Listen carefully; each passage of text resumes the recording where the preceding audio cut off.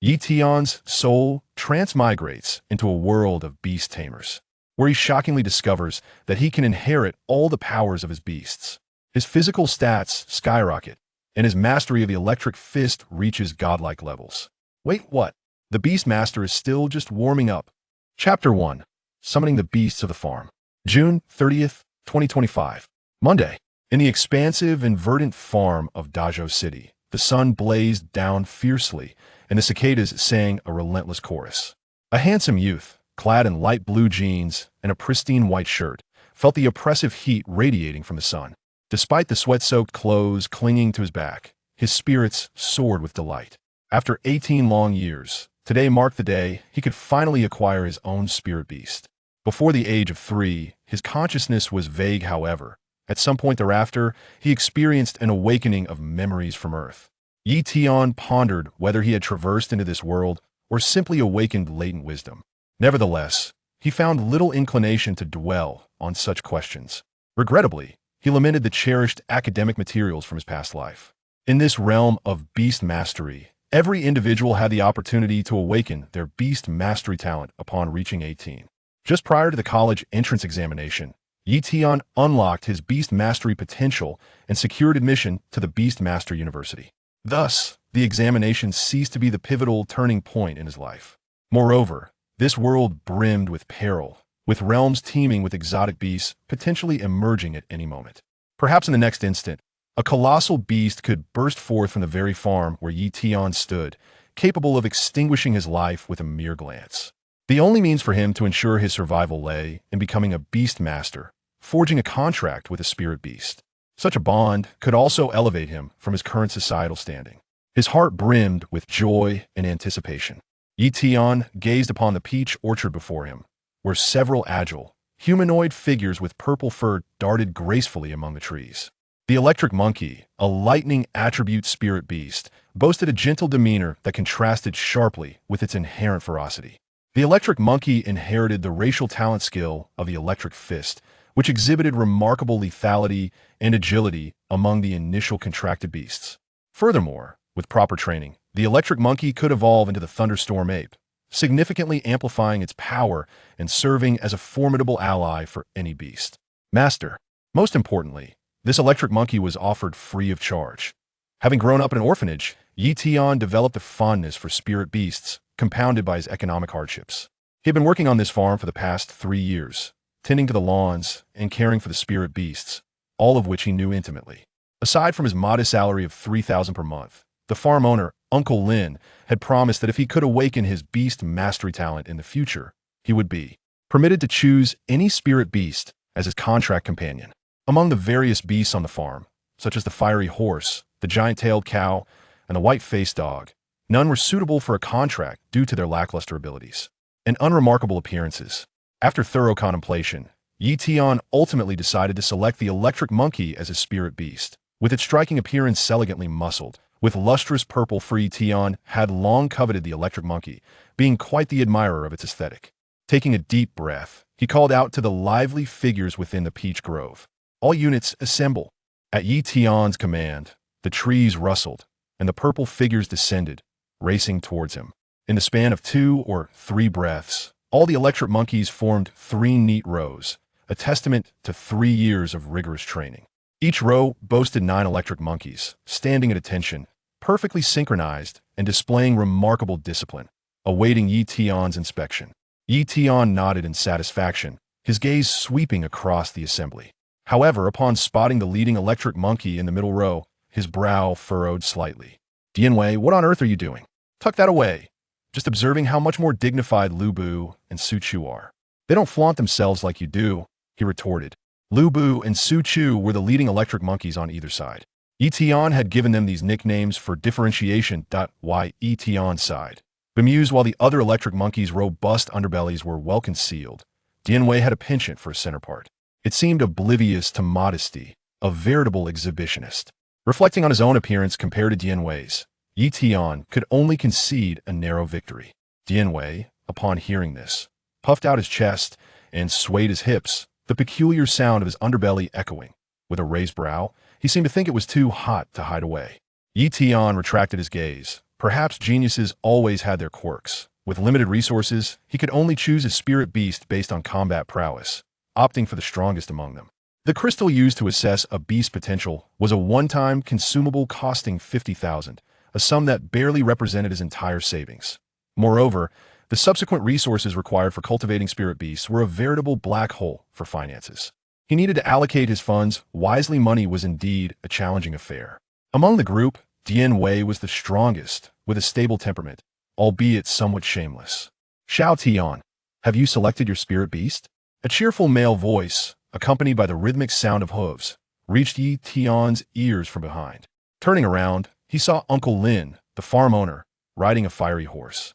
It was not merely his age that warranted the title of uncle, but rather, it was indeed his name. Yi Tian stepped forward to assist Uncle Lin dismounting, saying, "I've made my decision. Uncle Lin, I've chosen Tian as my spirit beast." Uncle Lin's eyes sparkled with approval as he regarded Yi Tian. He was well acquainted with the names Yi Tian had given the electric monkeys and recognized which one Tian was. This particular electric monkey, with its glossy fur, robust physique, and resolute gaze, stood out among its peers as a beast master himself. Uncle Lin would have selected this electric monkey as Yi Tian's initial spirit beast if given the choice. In the absence of definitive means to assess a spirit beast's potential, evaluating their appearance and strength served as a sound method of selection. Placing his arm around Yi Tian's shoulder, Uncle Lin commended, "You've got an eye for talent, my boy. Now that you've made your choice, I shan't keep it from you any longer. Take a look at this." With a smile, Uncle Lin revealed a vibrant crystal, roughly the size of a quail egg, which shimmered with a kaleidoscope of colors. Yi Tian's eyes widened in astonishment. "Uncle Lin, is that not a crystal for testing a spirit beast's potential? Such a gesture is unnecessary. Uncle Lin, you've already done so much for me. I cannot accept this crystal." Uncle Lin, feigning confusion, replied playfully, "Who said this crystal is for you? I merely wish to test my own spirit beast's potential. Until you form a contract with Tian, it remains my farm's spirit beast. This crystal is for my own use." "Oh, come on, Uncle Lin, let's not beat around the bush. If that's how it is, it'll keep my 50,000 in my pocket. I still need to eat well and enjoy life, haha." Yi Tian, grinning, decided to accept the offer. However, Uncle Lin's expression turned serious as he lowered his voice. "Yi Tian, at your service." Yi Tian responded with equal vigor. Regardless of one's innate talents, whether in times of prosperity or adversity, in health or illness, in poverty or wealth, in honor or disgrace, are you willing to journey alongside your contracted beast, steadfast and unwavering, until the very end of your days? Uncle Lin's words carried an air of solemnity and reverence.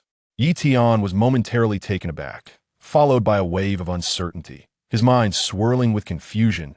Am I not preparing to form a contract with a beast? Is this akin to a marriage? Can one even obtain a certificate at the tender age of 18? Chapter 2. A Joyous Union. Yi Tian cast a glance at Tian, who was suspended in midair with a split monkey head mushroom, his expression contorted in anguish. Uncle Lin, originally solemn, followed Yi Tian's gaze, barely managing to maintain his composure as he closed his eyes tightly and took a deep breath. "Indeed, it was somewhat of an ordeal for you, but the essential rituals cannot be overlooked." Yi Tian struggled to swallow, his throat parched, and tremblingly uttered, "You should be willing, right?"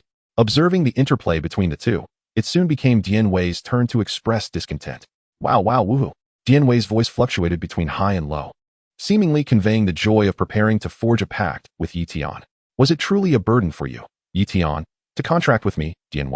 Yi Tian scratched his head in confusion, unable to decipher Tian's utterances. However, Uncle Lin nodded approvingly. Since Tian was also willing, the matter could proceed smoothly. Uncle Lin extended the colorful stone in his hand to Tian. As Tian reached out to grasp it, the stone erupted in 4 distinct hues: red, orange, yellow, and green, flashing in succession before ultimately stabilizing on the green glow. "A 4-star qualified spirit beast, not bad. You've struck gold, lad," Uncle Lin remarked with surprise. When Tian evolves in the future, its qualifications may enhance, potentially reaching 5 stars, although its ultimate fate remains uncertain. Uncle Lin continued, "It seems the other spirit beast prepared for Yi Tian may not be necessary after all." Yi Tian raised an eyebrow, astonished that Tian possessed a 4-star qualification. He had anticipated it would be 2 or 3 stars at best. The colorful stone evaluates the qualifications of spirit beasts, with its radiant displays arranged in the order of a rainbow: red, orange, yellow, green, blue, indigo, and violet. The fact that Dianwei concluded with a green glow indicated its 4-star qualification. The assessment divides spirit beast qualifications into 3 categories: 1 to 5 stars for ordinary spirit beasts, 6 stars for illusionary beasts, and 7 stars for sacred beasts. Beyond those, there are higher-tier spirit beasts, which neither the colorful stone can measure nor are they within Yi Tian's current reach. Uncle Lin regarded Dianwei with a hint of satisfaction. Even his own contracted spirit beast, the first he ever bound, had not surpassed 3 stars, while Dianwei was poised to become a 5-star spirit beast. Nevertheless, since Uncle Lin had promised Yi Tian he could freely select a spirit beast from the farm, he would not go back on his word. After the colorful stone had burst forth with its brilliance, it dimmed, its surface cracking and shattering, rendering it utterly useless. The dazzling display attracted the attention of numerous spirit beasts nearby, with several fiery steeds and mighty-tailed oxen gathering around. The electric monkey, positioned behind and beside Dianwei, gazed on with envy. As spirit beasts, their intellect was not lacking. They understood that Dianwei was preparing to become a contracted spirit beast for a beast master, and thus, their paths would diverge. Dianwei would be an esteemed beast master's monkey, while they remained empty-handed. Yi Tian, it's time to ascend, Uncle Lin reminded. Yi Tian nodded, and with a mere thought, a resplendent white halo adorned with intricate patterns appeared above his right hand. The awakening of a beast master's talent is signified by their connection to the beast master space as the first step.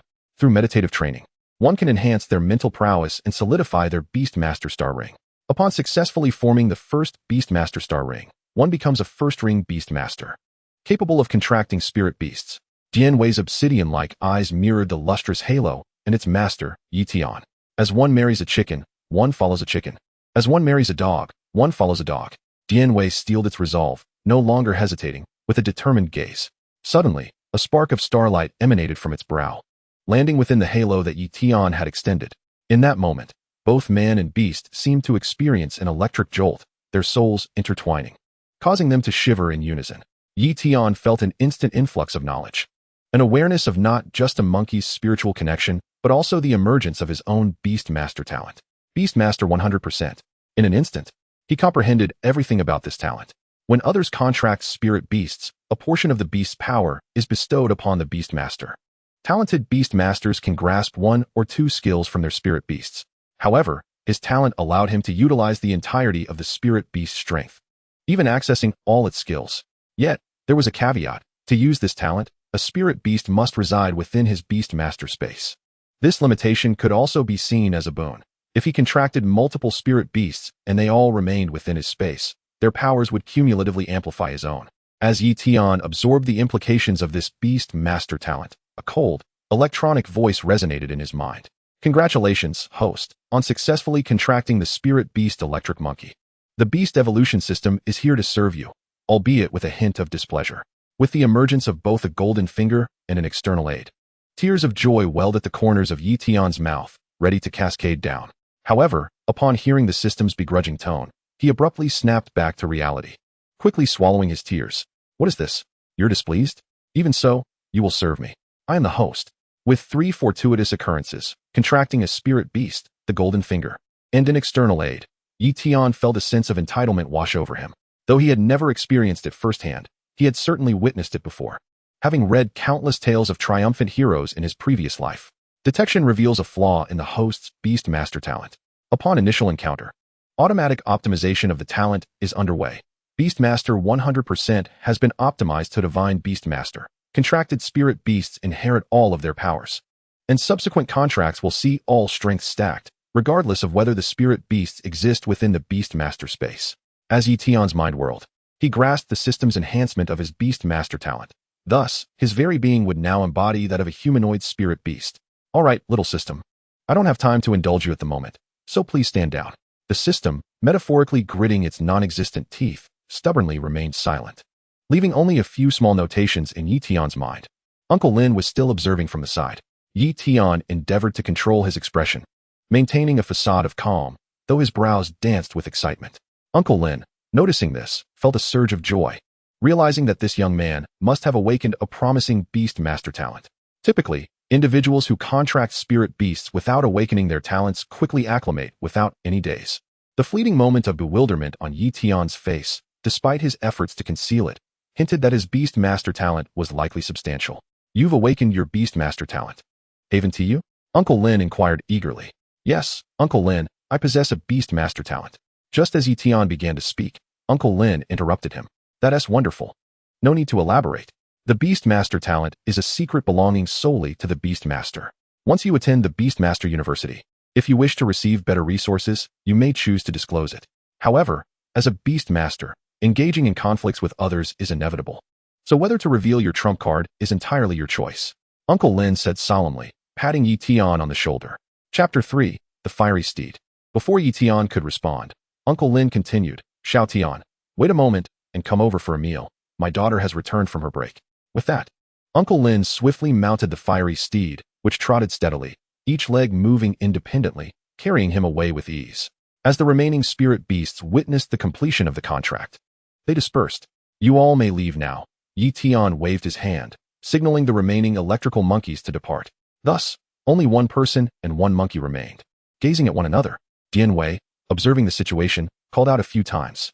With the contract now established, Yi Tian found himself understanding Dian Wei's words. Essentially, it was a query, what are you looking at? Yi Tian chuckled softly, shaking his head, it's nothing, merely a peculiar sensation. After all, you are my first contracted beast, and I harbor an indescribable feeling towards you. Wah.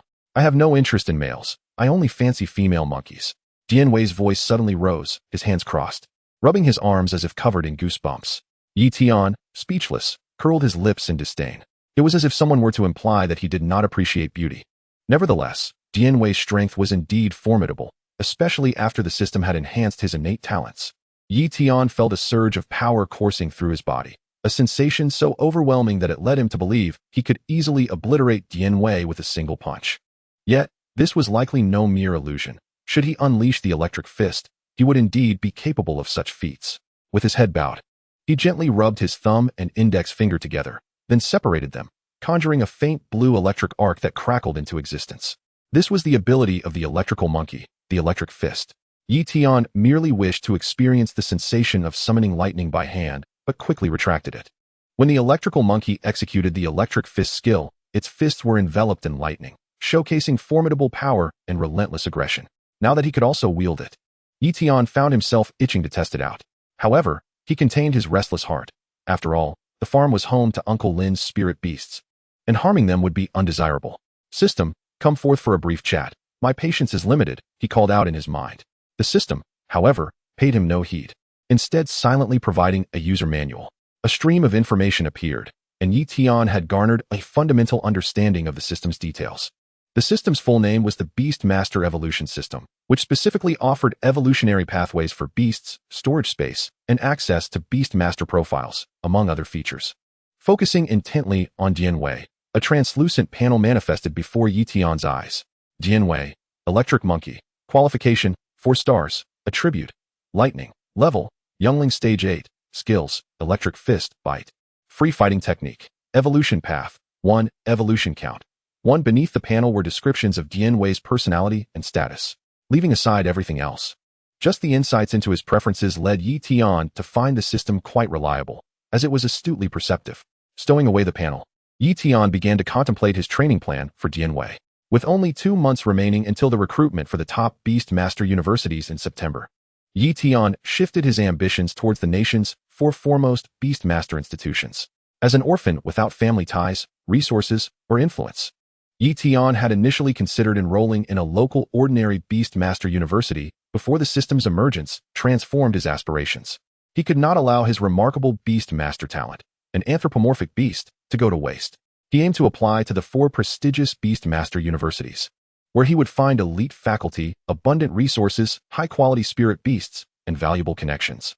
At that moment, a spirited horse galloped towards him, extending its moist tongue to lick Yi Tian's face, interrupting his daydream. Hey, stop it, you spirited horse. Why the rush? Yi Tian pushed the horse away with disdain, only then recalling that he had yet to complete his tasks for the day. The spirited horse was a dwarf breed, its back reaching only to Yi Tian's waist. With a thought, he summoned Dian Wei into the mental beast space beside him. Subsequently, Yi Tian mounted the horse with a nimble side leap. The spirited horse, with its white coat and red mane, possessed lively eyes. As Yi Tian squeezed its flank with his legs, the horse took off, galloping through the farm. The workload on the farm was not particularly heavy, The peach grove inhabited by the electrical monkeys was now laden with fruit, requiring no feeding. Thus, Tian only needed to fill the troughs in the stable with fodder. Arriving at the storeroom, he found that the once heavy sack of fodder could now be lifted with one hand. Under the blazing sun, Tian wielded a wooden-handled steel fork, scattering the fodder across the feeding area. As he worked, a figure suddenly appeared against the calm sky in the distance. The being soared through the air, its wings spanning 7 to 8 meters, with feathers of a green hue that gleamed like steel, sharp as blades. Upon the back of the Qingfeng bird stood a young girl, her black floral dress billowing in the brisk wind. The exaggerated curvature of her figure was accentuated by the gusts, as if the wind itself had taken form. Lin Xinya gently caressed the soft feathers of the Qingfeng bird's neck, speaking softly, "Little Qing, have you seen Tian? Please land over by the stable." The Qingfeng bird let out a resonant cry, its keen eyes locking onto the young man clad in white with denim pants, holding a steel fork. Tian, bent over tending to the fodder, suddenly felt a shadow obscure the once scorching sunlight. The ensuing gust of wind signaled the descent of the Qingfeng bird, scattering the fodder in disarray. In that moment, Tian's blood pressure surged, turning to face the source. He barely had time to express his discontent before he was greeted with a cool voice, unable to suppress her excitement. Tian. A cascade of purple waves and a stunning figure in a black floral dress, fair-skinned and long-legged, barreled toward him like a freight train. Despite Tian's enhanced physical prowess from contracting the electrical monkey, he could not withstand the impact of the newcomer. He stumbled back several steps, struggling to regain his balance. At 18, he was at the peak of his physical vitality, and the sensation of her remarkable softness pressed against his hardened chest was overwhelming. The fragrance of her hair tantalized his senses, causing his blood to rush to places it should not. "Yi, please loosen your grip." Tian strained in an attempt to pry open Lin Xinya's arms encircling his waist, yet his strength proved insufficient. His face flushed crimson. If Lin Xinya did not release him soon, he would find himself in an embarrassing predicament. "Tian, it's been so long since we last met. I've missed you dearly." Lin Xinya did not relinquish her hold on Tian. Instead, she tightened her embrace and whispered sweetly in his ear, "Oh dear, I'm all sweaty. I hope I don't dirty you." Feeling the warmth of her breath, Tian shivered, responding with a wry smile, "Even if you do, I wouldn't mind." Lin Xinya playfully wrestled with him for a moment before finally releasing him with reluctance. Chapter 4. Together with the fork. Lin Xinya cupped Tian's face in her hands, tilting it side to side as she pouted, "It's only been a short while since we last met. Tian, why have you lost so much weight?" Tian swatted her hands away. "Yi, you say that every time you come back. By the way, I have good news. I have become a beast master." Lin Xinya remained noncommittal. The moment he enveloped Tian in his embrace, she had already discerned the remarkable physical resilience of his body, along with the subtle fluctuations of his mental energy. Nonetheless, Lin Xinya feigned surprise, exclaiming, "Tian, you are simply extraordinary. Awaken your beast-taming talent. It is only natural that you would become a beast master. I have also prepared a gift for you upon my return." With a flourish of her right hand, as if performing a magic trick, she produced a jar from thin air.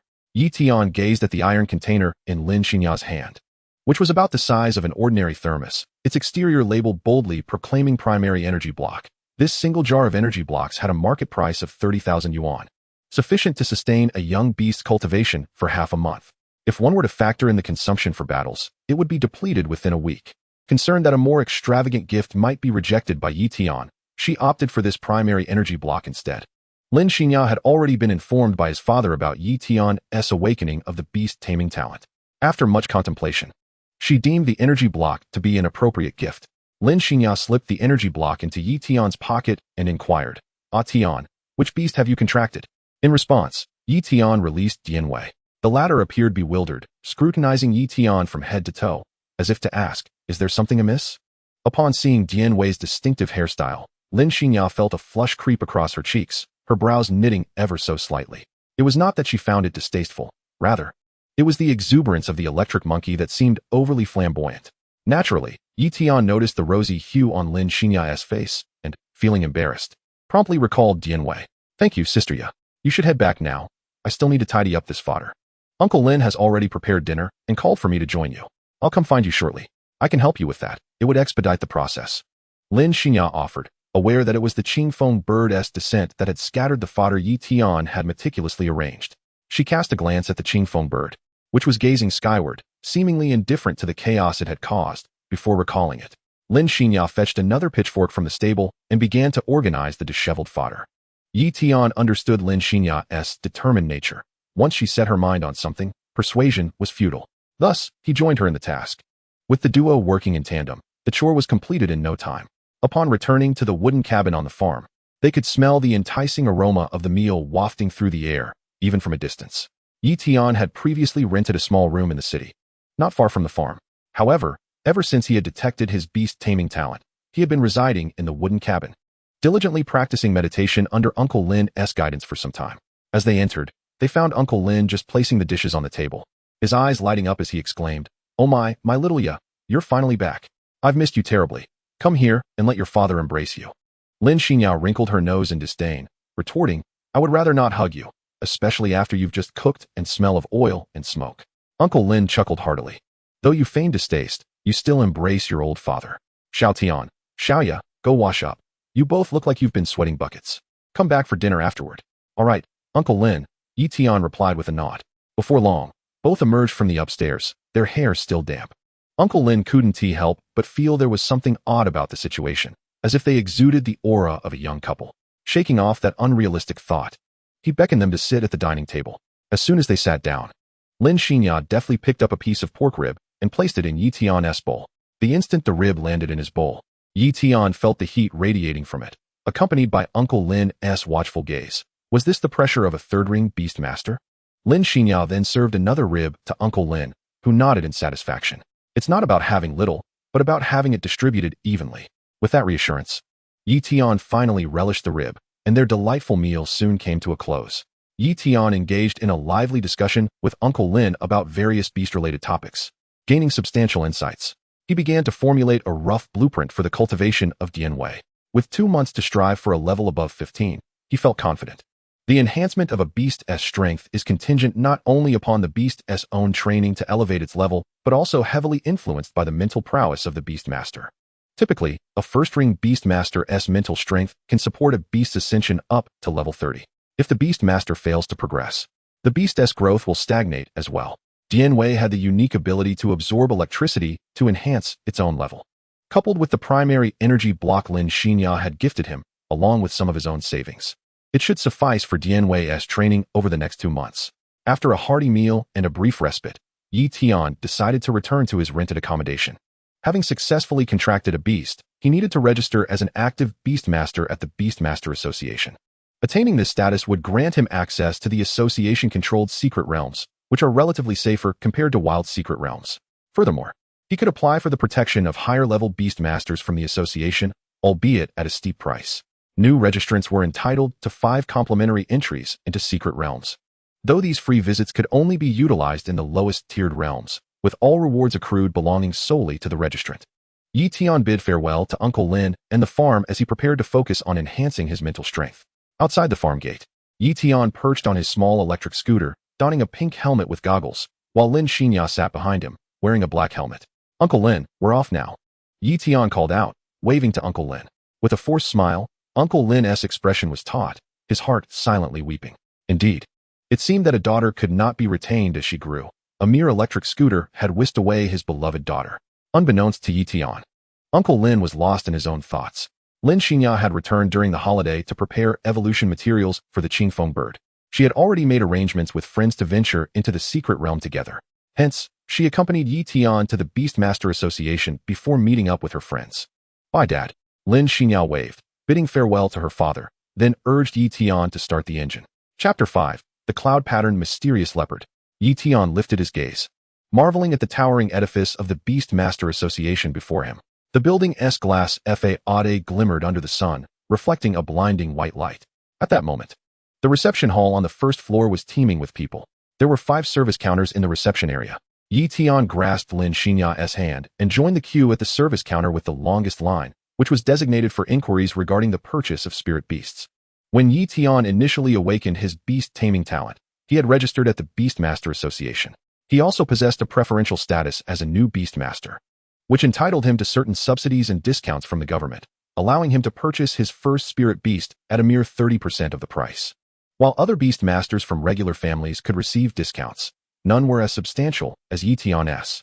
The price range for spirit beasts with 1 to 5-star qualifications varied between 500,000 and 5 million. Thus, Yi Tian decided to borrow money from Lin Xinya to take advantage of this discount, with the intention of reselling the spirit beast afterward. As the line gradually dwindled, it soon became Yi Tian's turn. Yi Tian produced his identification, and the staff at the service desk swiftly completed the verification process. Once confirmed, the attendant handed a white card to Yi Tian. Greetings, future Beastmaster. This is your preferential treatment card, which grants you a 30% discount on your selection of spirit beasts from the 2nd to the 10th floor. Thank you, Yi Tian replied softly, accepting the card with a nod. Clutching the preferential card in his hand, a myriad of emotions surged within him. Predominantly a sense of joy at the prospect of earning money. Isolated and without support, he was hesitant to spend the little money he had, for it was the very foundation of his existence in this world. The efforts he had expended to obtain this card, submitting numerous documents, confirming his identity, proving the death of his parents, and providing evidence of his upbringing in an orphanage, were not insubstantial. It was only through the companionship of Lin Xinya that he had mustered the audacity to pursue such a bold idea. Upon hearing the attendant mention the 30% discount, several individuals in line cast curious glances at Yi Tian. Their expressions varied. Some harbored envy, others pity, while a few reflected jealousy. It was evident that they understood the prerequisites for obtaining such a discount card, being an orphan.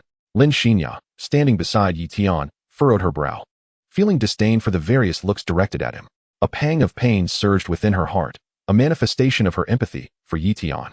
Stepping closer, Lin Xinya linked her arm with Yi Tian's, seemingly declaring to those around them that he was not alone, she was by his side. This gesture only intensified the discomfort of those who were already envious of Yi Tian. The thought that he would incur minimal costs for summoning a spirit beast while accompanied by a stunning beauty was unbearable for some. Others sinisterly speculated that this young man was being exploited or perhaps even kept. Yi Tian was well aware of the scrutinizing gazes surrounding him, yet he chose to ignore them. However, Lin Xinya's proximity made him somewhat uneasy. It was not that he harbored any inappropriate thoughts, but the hormones of his age were undeniably potent and beyond his control. Reluctantly, he grasped Lin Xinya's hand and hurriedly made his way upstairs to select a spirit beast. As they ascended, the quality of the spirit beasts improved with each floor. Thus, Yi Tian and Lin Xinya took the elevator directly to the 10th floor. Higher levels housed spirit beasts of 6-star quality, but the 30% card could only be applied to those of 5 stars or below. Moreover, 6-star spirit beasts were rare and highly sought after, let alone those of 7-star divine beast quality. Upon arriving on the 10th floor, they found no modern decorations. Instead, the space simulated a natural environment, complete with soil, streams, and flora. Transparent glass allowed a view of the bustling city outside, crafted specifically to withstand the youthful spirit beasts without fear of damage. Several staff members were present, introducing various spirit beasts to prospective buyers. As Yi Tian and Lin Xinya entered the 10th floor, they attracted many curious glances. The combination of a handsome young man and a beautiful woman was naturally eye-catching. A young male staff member approached them, his professionalism preventing him from lingering too long on Lin Xinya, though he regarded Yi Tian with an expression of admiration. Yi Tian quickly surveyed all the spirit beasts on display, each one boasting 5-star quality. Good day, sir and madam. All the spirit beasts here have undergone gemstone testing and possess 5-star qualifications. Are there any that catch your eye? The staff member, wearing a name tag that read Yang Yi, bowed slightly and spoke in a gentle tone. We'll take a look ourselves and call for you if we need assistance. Lin Xinya replied coolly. Very well, madam, Yang Yi acknowledged, stepping back with understanding. Lin Xinya had her own plans in mind as she began to observe the spirit beasts with Yi Tian. Tian, that cloud-patterned Xian leopard and the water shield turtle both look promising, she exclaimed, her eyes sparkling with excitement as she turned to Yi Tian. Her fervent gaze nearly overwhelmed him. Yi Tian's heart skipped a beat as he turned to regard the cloud-patterned Xian leopard, its sleek ebony body adorned with pristine white cloud patterns on its limbs. This spirit beast, at its juvenile stage, was level 10, possessing skills such as Cloud Chase, Wind Blade, Pounce, and Rending Claw Strike. It was slightly larger than an average tiger, its retractable claws extending several centimeters like sharp daggers. The Water Shield Turtle, on the other hand, was at level 8 and exhibited skills like Water Shield, Water Bullet, and Drowsiness. It lay there like a calf, seemingly lost in slumber. As initial spirit beasts, both options were indeed commendable. Yi Tian, a connoisseur of beauty, found himself particularly drawn to the cloud-patterned Xian leopard. Acquiring it and reselling it could yield a significant profit. How about we choose this cloud-patterned Xian leopard? Its appearance is exceptional, and its innate skill, Cloud Chase, is incredibly powerful, he pondered aloud. Most individuals would naturally seek a spirit beast with offensive capabilities as their first choice, essential for hunting exotic beasts in secret realms. Lin Xinya was aware that Yi Tian's contracted spirit beast was the lightning monkey. Her intention was for him to purchase the water shield turtle and place it within her spirit beast ball. The lightning monkey was sufficiently powerful, and when Yi Tian advanced to a second-tier beastmaster, he could contract a second spirit beast, at which point she would present him with a surprise. A 5-star water shield turtle would be an ideal second spirit beast for Yi Tian, complementing offense with defense. As for the fabricated profits from reselling spirit beasts, she would simply draw from her own savings to assist him. To keep Yi Tian oblivious to her intentions, Lin Xinya decided to proceed with purchasing the cloud pattern Xian leopard first. Chapter 6. Registering as a beastmaster, Lin Xinya waved to summon Yang Yi. We've made our choice. We wish to buy this cloud pattern Xian leopard. Very well, madam. The price for the cloud pattern Xian leopard is 5 million. Will you be paying by card? And do you require a room for the contract? Yang Yi inquired, directing his gaze toward Yi Tian, who appeared to be the beneficiary of the beautiful woman's patronage. At that moment, Yi Tian produced the 30% discount card. Yang Yi's eyes widened as he noticed the orphan card in Yi Tian's hand, then glanced at Lin Xinya. Is this voluntary? She hasn't coerced you, has she? He asked, his tone laced with skepticism. Yi Tian first shook his head, then nodded. No coercion, it was voluntary. Realizing the situation, Yang Yi turned to Lin Xinya. Madam, I will need you to present your identification. The Beastmaster Association does not explicitly prohibit the private sale of spirit beasts, but to prevent any exploitation of orphans, verification was deemed necessary. The government was resolute in combating the dark forces within the Beastmaster community. A single phone call could summon specialized personnel. Yang Yi was not concerned that Yi Tian was under duress, but proper procedures were essential to ensure everything was above board. Here is my identification, along with my student ID from the magical capital Beastmaster University. You may verify them. We will wait here.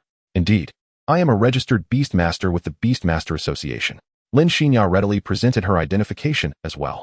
Yang Yi accepted the document with both hands before turning to leave. Shortly thereafter, he returned, equipped with a card reader. Your identity checks out, and this gentleman is also here of his own accord. To ensure there is no coercion involved, please sign this agreement. Once payment is made, you may take the cloud pattern Xian leopard with you, or you can complete the contract here. Take it away. I have a universal beast ball.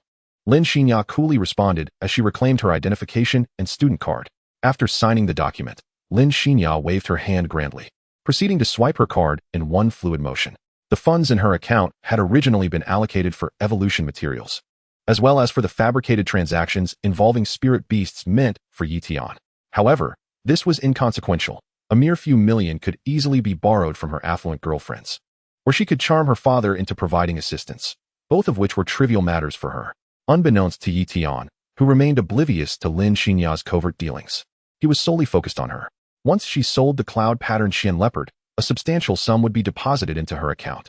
He need not worry about nurturing the electric monkey in the early stages, especially as he lacked a beast ball to transport the cloud pattern Xian leopard for sale in the black market. His meager little electric scooter could hardly accommodate such a large creature. Thus, he entrusted the task of trading the spirit beast to Lin Xinya. With her spatial equipment, Lin Xinya conjured a black and white spherical beast ball, a universal storage tool capable of containing spirit beasts. For beastmasters venturing into secret realms to hunt exotic creatures, such a beast ball is indispensable, as a beastmaster's spiritual space can only accommodate the spirit beasts they have contracted. After purchasing the spirit beast, Lin Xinya bid farewell to Yi Tian on the first floor, as she had to meet with her girlfriends. While Yi Tian needed to complete his registration as a beastmaster, Yi Tian queued once more at the registration desk, finally receiving his number before ascending to the 30th floor. Under the guidance of the staff, he summoned Tian, who retained his signature middle parting. The staff member examining his spirit beast happened to be a young lady. However, Tian displayed no sense of modesty or shame, strutting confidently as ever. The young lady became intrigued, having never encountered such an entertaining electric monkey. Tian, indifferent to his beastmaster's dignity, continued to frolic about. Following a thorough examination, the lady confirmed that everything was in order.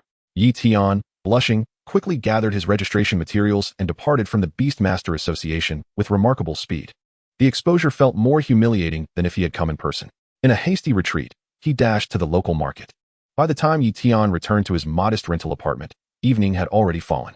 The apartment, approximately 30 square meters, was not particularly spacious, but he had rented it for convenience while attending school. Despite its small size, it was well equipped with necessary amenities, and Yi Tian maintained it in a clean and orderly manner. As he released Tian, The electric monkey surveyed the cramped living space with curious eyes, realizing that his beast master resided in such a diminutive dwelling. Tian regarded Yi Tian with a hint of disdain. Feeling that this living condition was inferior to its own peach grove, it felt as though it had boarded a pirate ship. However, Tian dismissed such thoughts. Even dogs do not scorn the poverty of their homes, and he, Tian was not the type to curry favor with the affluent. Yi Tian, sensing the disdainful glances from Tian understood its thoughts well. He returned to his room to fetch a comb, intending to tidy Tian middle part to keep it covered. Yet, before the comb could even touch Tian it erupted in protest, vehemently refusing to let Yi Tian approach. "Come here. Don't make me resort to force," Yi Tian growled through clenched teeth, fully aware of the psychological pressure he had endured in front of the young lady at the association. Wow, what are you capable of? Using force against me?" Tian Yi Tian comprehended Tian words, a cryptic smile forming on his face as he thought of demonstrating the prowess of his genius beast master skills. "Taste my divine beast technique, and you shall submit." In the next moment, a crackling sound filled the air as blue lightning enveloped Yi Tian's hands, illuminating the astonished face of Tian "Wait, are you really going to use my own skills against me?" Upon recovering from his shock, Tian refused to be outdone, summoning lightning to envelop his fists. "What nonsense! A true beast master should respect the quirks and habits of every spirit beast, you scoundrel." Quietly reciting this in his heart, Tian let out a battle cry, charging at Yi Tian with reckless abandon. He knew that beast masters were typically frail, and his display was merely for show. However, Yi Tian held a different perspective, fearing that Tian would damage the furniture in his home. "Don't you dare fight in the house," Yi Tian shouted, delivering a swift chop of thunder to Tian head. Suddenly, the world seemed vast to Tian as clarity washed over him, extinguishing his inner turmoil. He collapsed onto the floor, surrounded by floating stars in his vision. Chapter 7. Ignorance of the world in their cramped rental apartment. One man and one monkey seemed oblivious to the world around them. A full month passed, with Yi Tian and Tian immersed in their training. Yi Tian even forsook cooking, opting instead for takeout for all 3 meals a day, determined to maximize his time for meditation and enhance his spiritual cultivation. Meanwhile, Tian consumed energy blocks daily and plugged his fingers into the power outlet whenever possible to absorb electricity. As a result, Tian's level skyrocketed, increasing by 5 levels in just 1 month. He now stood at level 13. Though the nearly 1,000 yuan electricity bill left Yi Tian feeling a pang of regret, he had truly become weary of being poor. During this period, Lin Xingya transferred 3.5 million yuan to Yi Tian's bank card. In both his past and present life, he had never possessed such wealth.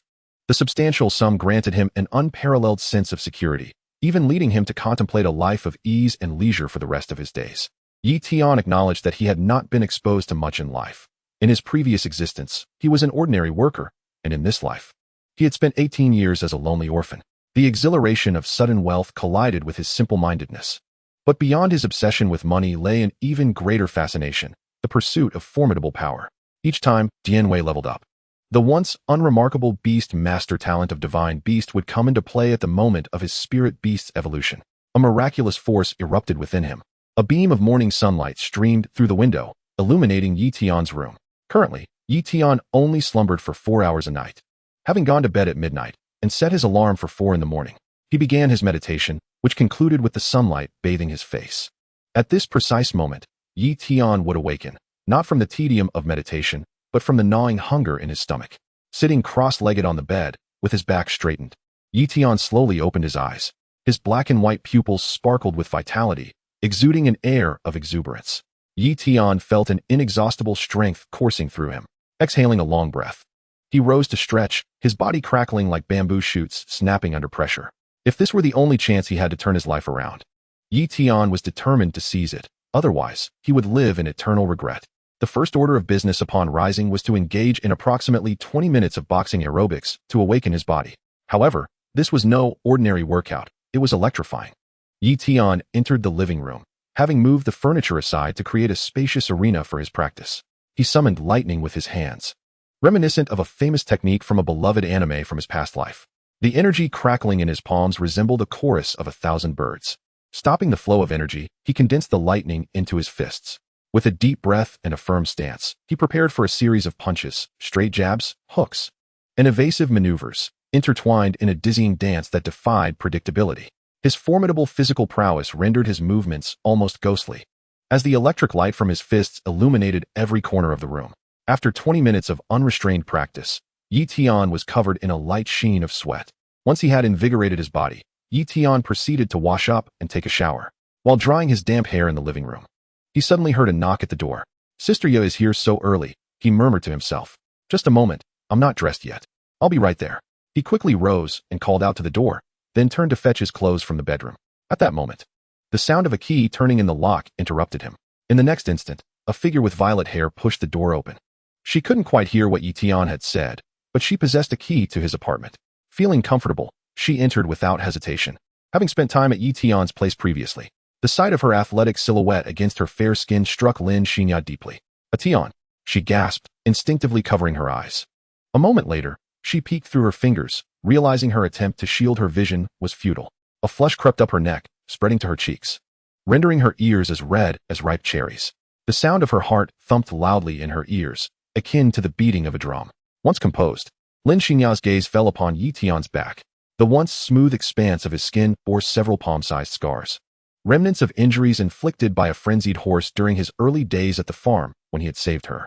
At that time, she had yet to attend Beastmaster University, often helping out at the farm. In a sudden frenzy, a wild horse had charged toward her, and Tian had pushed her out of harm's way, resulting in him being thrown several meters away and trampled in the process. It had nearly cost him his life. Fortunately, other horses had intervened in time to rescue him. Lin Xingya had been beside herself with worry, cradling the battered Tian as she wept. Her mind flooded with memories of his cautious approach when he sought a job with her father. The fear of losing him overwhelmed her as she recalled the scars on his back, and tears brimmed in her eyes. No, it feels as if I've been exposed, thought Tian, caught off guard by Lin Xingya's tears.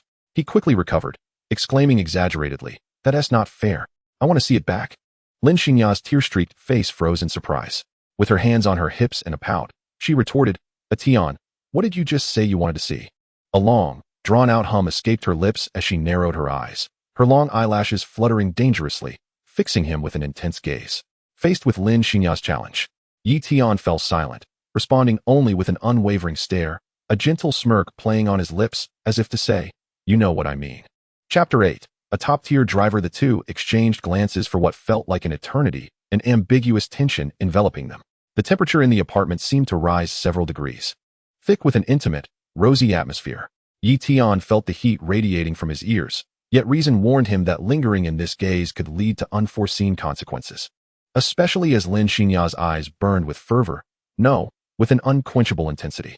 Just as her lips parted to speak, Tian cleared his throat twice, interrupting, Sister Ya, I'm feeling a bit cold. I'll go get dressed." Sensing the atmosphere shift abruptly, Lin Xingya felt a flash of irritation, her cheeks still flushed. She silently encouraged herself, vowing to find the courage to speak her mind next time. Gasping for breath, Tian retreated to his room, inhaling sharply. If he continued to gaze at her, he feared he would succumb to the tumultuous feelings surging within him. With nothing to his name, oh, not quite, he was devoid of wealth and power. The notion of being penniless and yet daring to capture a lady's heart lingered in his thoughts. Lin Xingya was not just a second-tier Beastmaster. She was also a top student at the prestigious Beastmaster University in the Magic City. Though the allure of a soft life was tempting, it was not what Tian desired.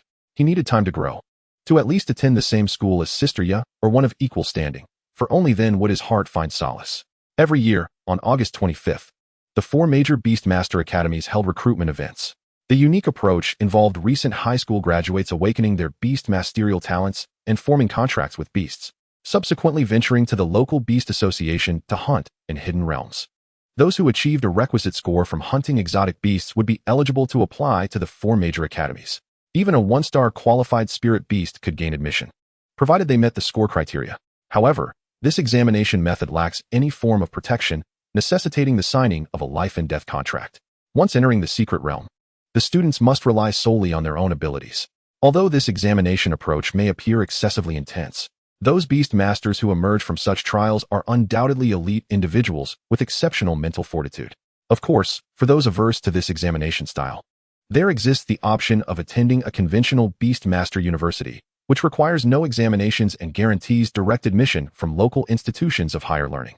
This time, Lin Xingya sought him out to accompany her to the Beastmaster Association to register for the recruitment examination of the 4 major universities. Additionally, he was to enter the secret realm with Jian Wei, engaging in rigorous training and combat to prepare for the forthcoming examination. Xingya, let's go, Tian said as he donned his attire and emerged, a well-packed backpack slung over his shoulder, containing a few changes of clothing. On this venture into the secret realm, Lin Xingya would accompany him. She gazed at Tian with satisfaction, nodding. Her outfit was as neat and stylish as ever, a white t-shirt paired with blue jeans. To be fair, a man's wardrobe often consists of several identical outfits. Lin Xingya wore a similar ensemble, though her top was a fitted black short-sleeve shirt, creating an appearance reminiscent of a couple's attire. She stowed Tian's backpack into her storage space. They hopped onto a classic small electric scooter, albeit with a change in the driver's seat this time. Standing nearly 6 feet tall, Tian barely fit on the back seat of the scooter. Fortunately, Lin Xingya had tied her long hair up. Otherwise, he would have been met with an unwelcome slap to the face. Her voluminous purple waves had transformed into a high ponytail. Observing her slender waist in front, Tian felt too bashful to embrace her, settling instead for a gentle grasp of her shirt's hem. However, Lin Xingya's driving was rather reckless, compelling him to wrap his arms around her waist for support. "Watch out for cars, slow down," Tian exclaimed. "Why not just crash me if you have the guts?" Lin Xingya retorted. "Xingya, check behind for any vehicles. We're about to turn," Tian urged. "No cars, turn, turn," he called out. "Whoa, there are red and blue flashing lights ahead," Lin Xingya exclaimed. "Seriously, there really are? Quick, make a U-turn," Tian shouted. "Hold on tight," Lin Xingya commanded as she executed a sudden brake, pivoting the scooter gracefully on her left foot and swiftly accelerating away. "Impressive, you're a top-notch driver," Tian complimented. "Of course," Lin Xingya replied with a hint of pride. Just as they believed they could escape unscathed, a tall figure clad in a vest leapt from the bushes. "Stop the vehicle, turn off the engine, helmet on." Lin Xingya feigned ignorance, remaining silent as she executed a swift maneuver. The figure in the vest could only watch them depart in style.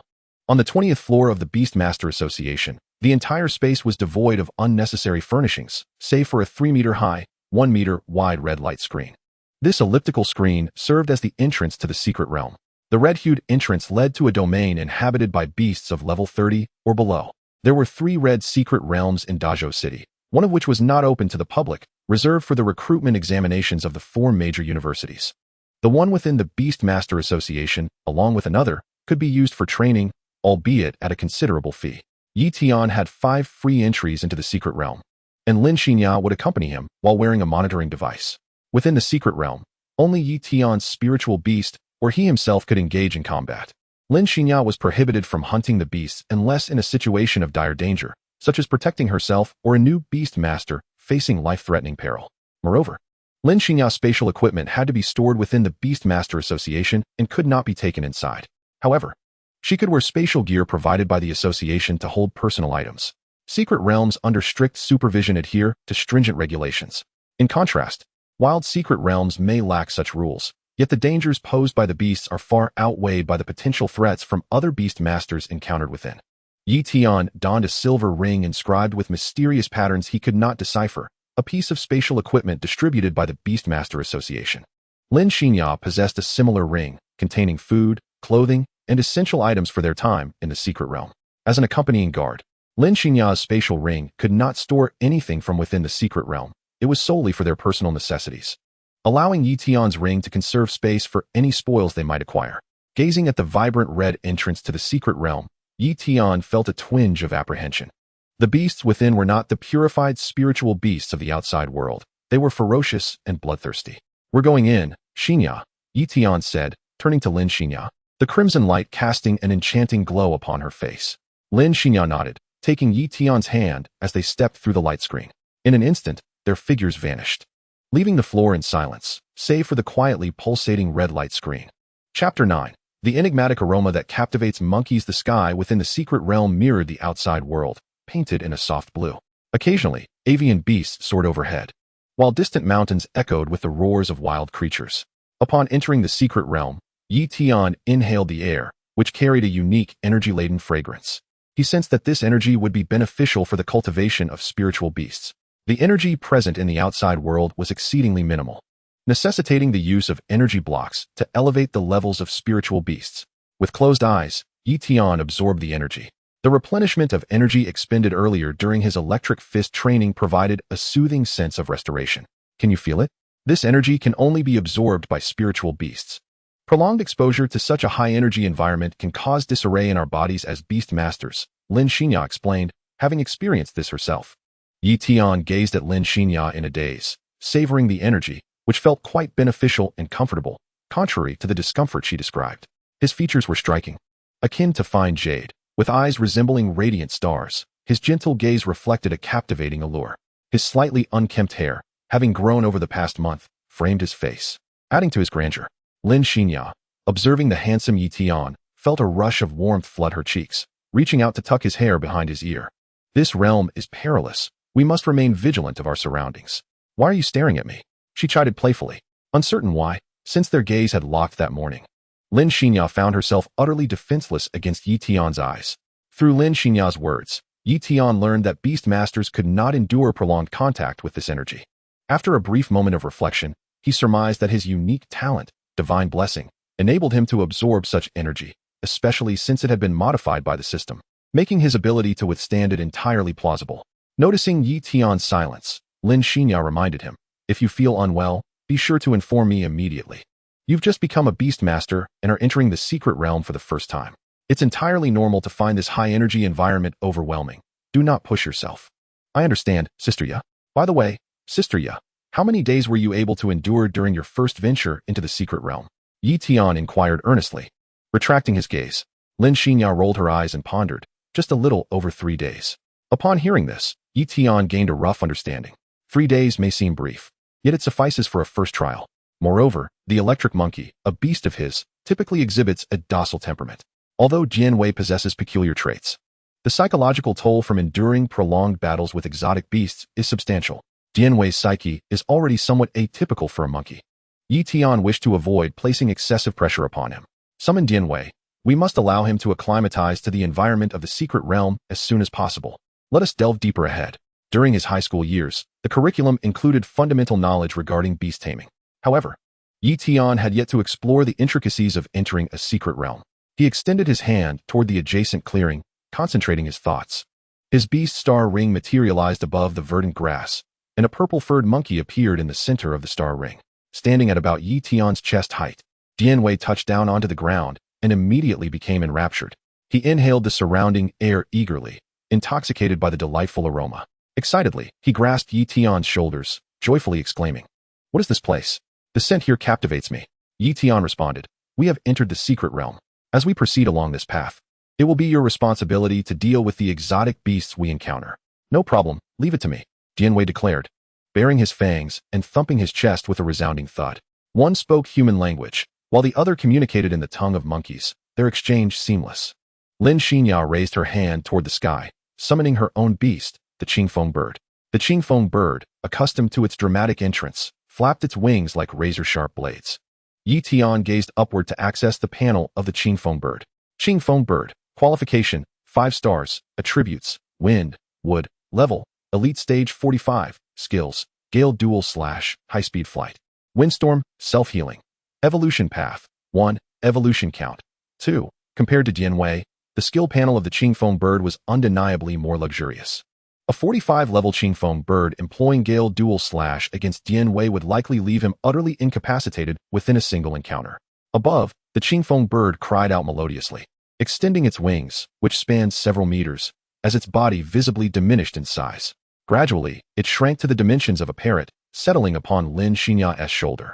After forming a contract with a spirit beast, not only does its growth rate accelerate, but it also acquires the ability to adjust its size at will.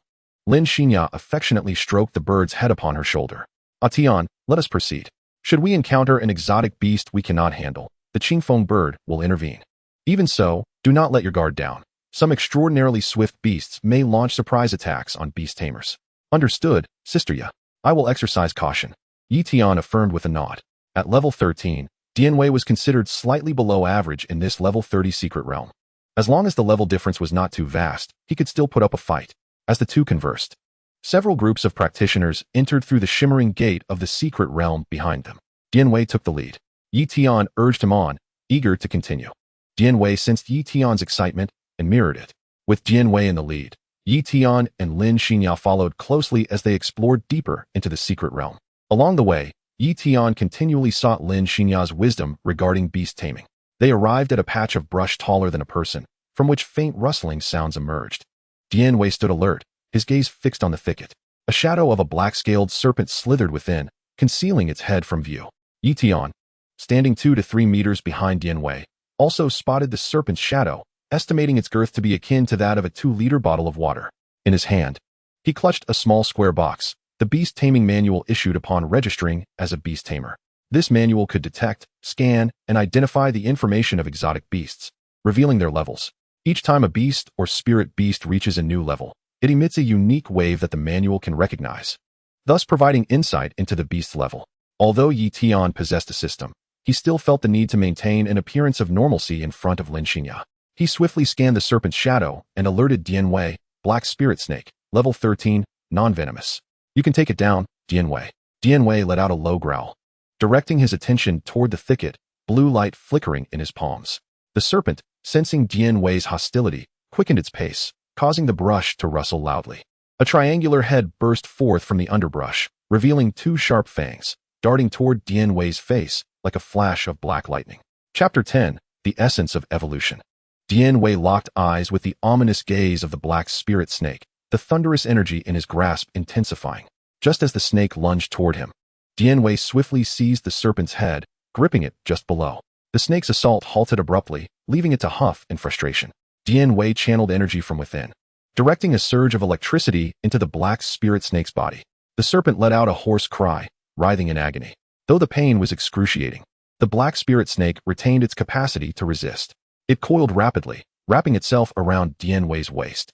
The constricting force made it difficult for Dian Wei to breathe, prompting him to instinctively increase the electrical output. With a fierce bite, he tore into the creature's neck. Observing Dian Wei's struggle against the constricting serpent, Yi Tian quickly commanded, "Dian Wei, show no mercy." With a ferocious expression, Dian Wei revealed his sharp fangs, hoisting the snake's head upwards with both hands. His fangs pierced through the serpent's pale underbelly, blood streaming from the corners of his mouth. Dian Wei forcefully shook his head, tearing away a substantial portion of the Black Spirit Snake. Its gaping wound gushed blood. Seizing the opportunity, Dian Wei thrust his fingers into the serpent's massive wound. A violent burst of electricity seared the Black Spirit Snake, charring the injury. Given the proximity of the wound to the serpent's head, this jolt sent a shockwave directly to its brain, rendering it incapable of further resistance. The serpent's body, once coiled around Dian Wei's midsection, slackened and fell away. Dian Wei released his grip on the Black Spirit Snake, which thudded heavily to the ground. He emitted a series of grunts, spitting on the serpent's lifeless body. Earlier, while biting into the Black Spirit Snake, he had inadvertently swallowed some of its blood, which left a foul taste in his mouth. "Well done, Dian Wei." Yi Tian clapped his hands, loudly praising Dian Wei. Simultaneously, an electronic voice resonated in Yi Tian's mind from the system. He had successfully slain an aberrant beast, a level 13 Black Spirit Snake, and obtained a fragment of evolution essence. The evolution essence is a substance capable of enhancing the aptitude and evolution of spirit beasts. However, this minuscule amount, derived from a level 13 Black Spirit Snake, is insufficient for any meaningful evolution. This small portion of evolution essence was stored within Yi Tian's system space, appearing as a tiny milky white orb of light. As for the quantity required for a spirit beast's evolution, that would await the system's notification. Yi Tian merely needed to continue hunting aberrant beasts to synthesize evolution light from the essence. From the corpse of the deceased Black Spirit Snake, a red orb of light floated above, which served as one of the materials for crafting energy blocks. Due to the lingering resentment left behind by the aberrant beast upon its demise, it was generally inadvisable for spirit beasts to directly absorb this orb, as it could result in violent tendencies, even leading to attacks against their masters. No wonder girls are enamored with such whimsical objects. Yi Tian found himself equally captivated. For the orb floating atop the Black Spirit Snake represented a fortune. Moreover, the Spirit Association would also reclaim the scales of the Black Spirit Snake. Yi Tian tossed an energy block to Dian Wei and then drew a dagger to strip the scales from the Black Spirit Snake. Even the smallest mosquito is still meat. Yi Tian mused, refusing to let any opportunity for profit slip away. Lin Xinya squatted nearby, observing Yi Tian's diligent demeanor, finding him utterly endearing, like an industrious little bee. Under Lin Xinya's watchful gaze, Yi Tian swiftly processed the scales of the Black Spirit Snake, storing both the scales and the orb into his storage ring. Subsequently, Lin Xinya proposed a strategy to use the flesh and blood of the Black Spirit Snake as bait to lure other aberrant beasts for Dian Wei to practice against. Yi Tian glanced at the Qingfeng bird perched on Lin Xinya's shoulder and deemed the plan feasible. He had previously witnessed the Qingfeng bird unleash its swift dual slashes on the farm. A boulder the size of a car was effortlessly cleaved as if it were mere tofu beneath its iron wings. With the Qingfeng bird present, there was little fear of being overwhelmed. Without hesitation, Yi Tian began to butcher the snake, preparing the flesh and blood. They then identified a location with signs of aberrant beast activity and ample visibility. They commenced to spread the black spirit snake's blood and flesh as bait. With the bait set, Yi Tian and Jian Wei did not remain idle. Lin Xinya kept watch over the situation. Yi Tian found a tree to sit beneath, closing his eyes to meditate and cultivate his mental energy, while Jian Wei digested the recently consumed energy block. Approximately half an hour later, a soft-bone rabbit, hopping energetically, approached their location. Curiously, despite being a rabbit, it was a carnivorous aberrant beast. The soft-bone rabbit eagerly nibbled at the blood and flesh Yi Tian had cut into small pieces, its scarlet eyes fixated solely on the food. Oblivious to the monkey's shadow lurking beneath the tree, Jian Wei gently tapped Yi Tian's shoulder with his index finger. Yi Tian opened his eyes, retrieved his bestiary, and scanned it. Level 8 soft-bone rabbit, then checked its qualifications in the system. 1 star, skills, frenzy, and leg kick. Level 8 soft-bone rabbit. Let's hold back a bit when we strike. I'm rather hungry and would like some roasted rabbit legs, Yi Tian remarked. Jian Wei responded with an approving gesture. It approached the soft-bone rabbit and kicked aside the piece of meat in front of it. The morsel flew away, leaving the rabbit momentarily stunned. In its brief contemplation, the half-meter-tall soft-bone rabbit, with its white fur faintly glowing red, seethed with rage at the monkey that had disrupted its meal. The soft-bone rabbit activated its frenzy skill and launched itself at Jian Wei with a powerful kick.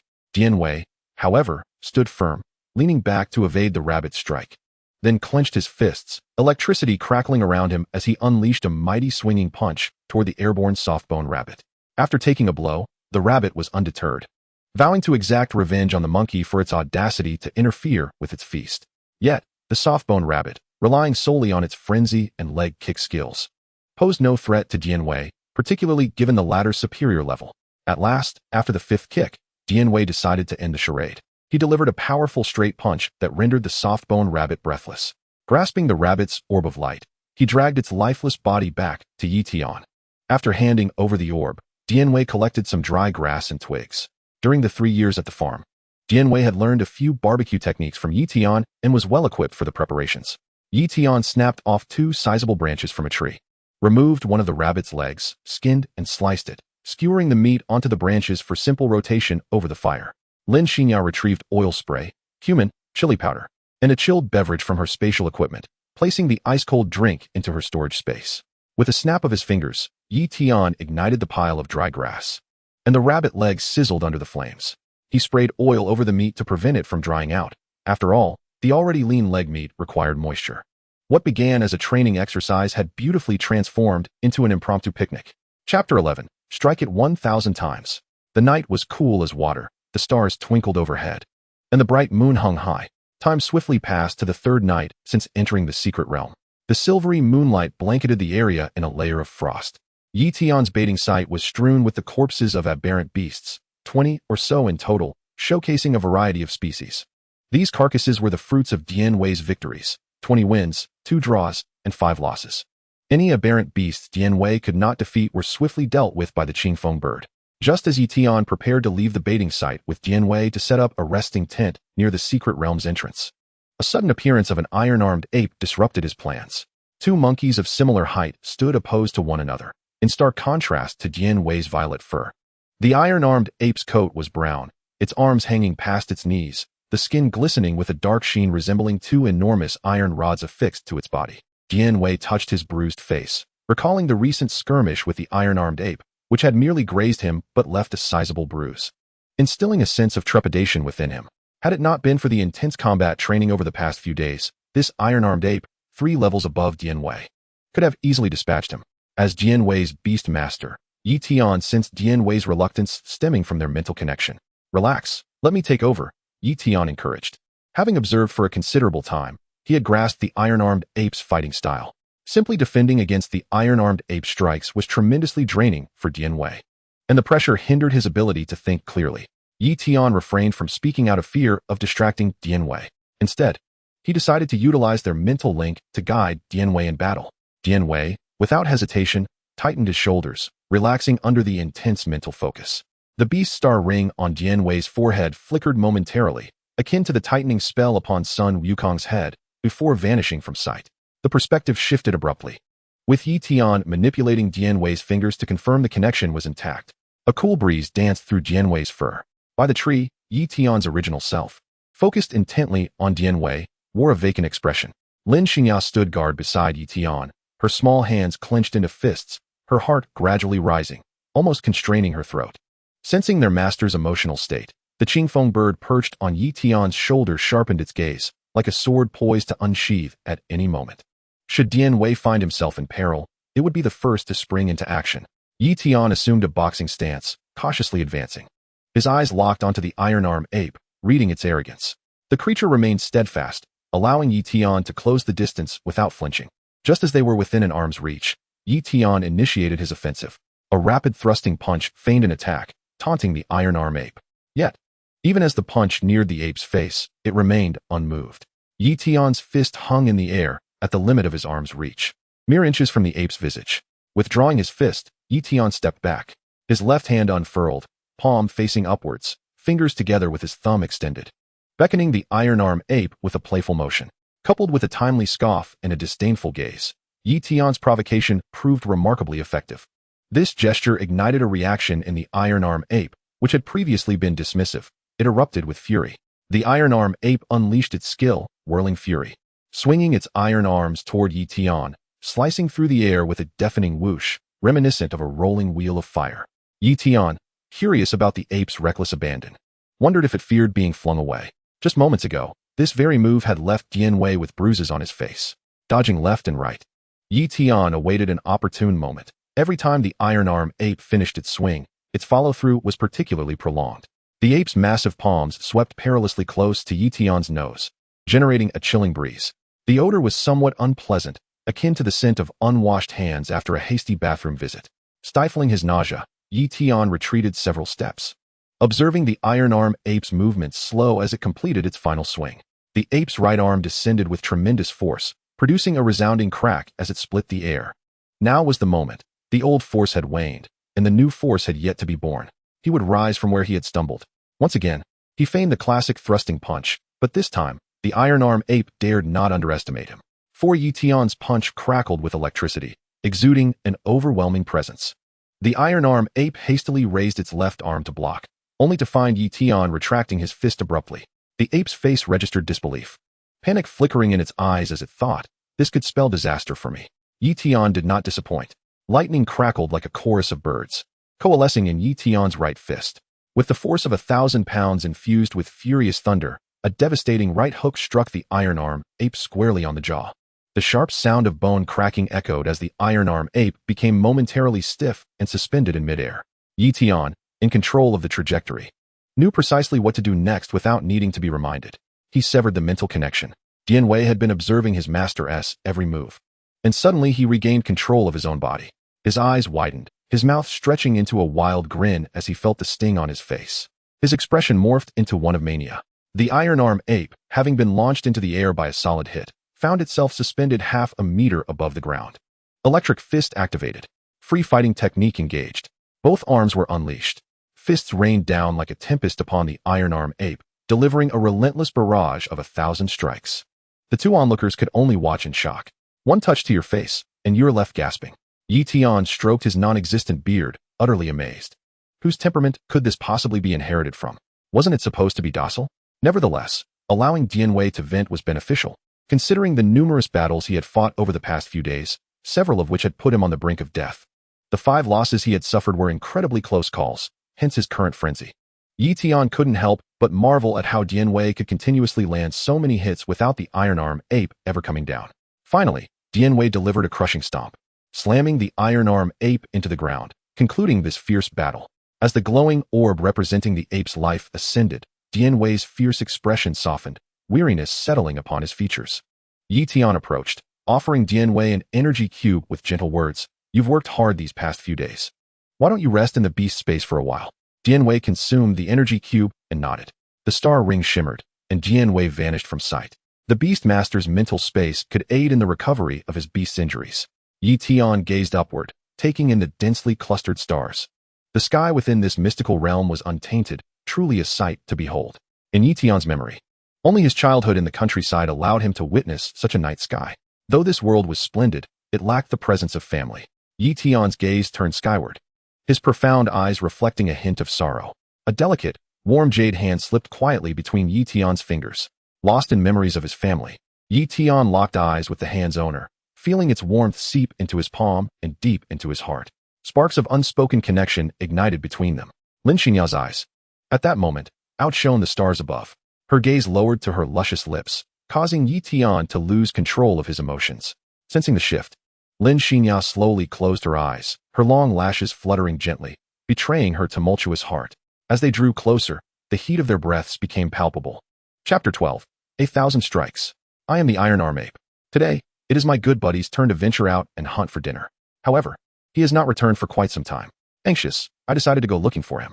As I followed the trail of my buddy's unmistakable scent, I stumbled upon an overwhelming stench of blood that masked his familiar odor.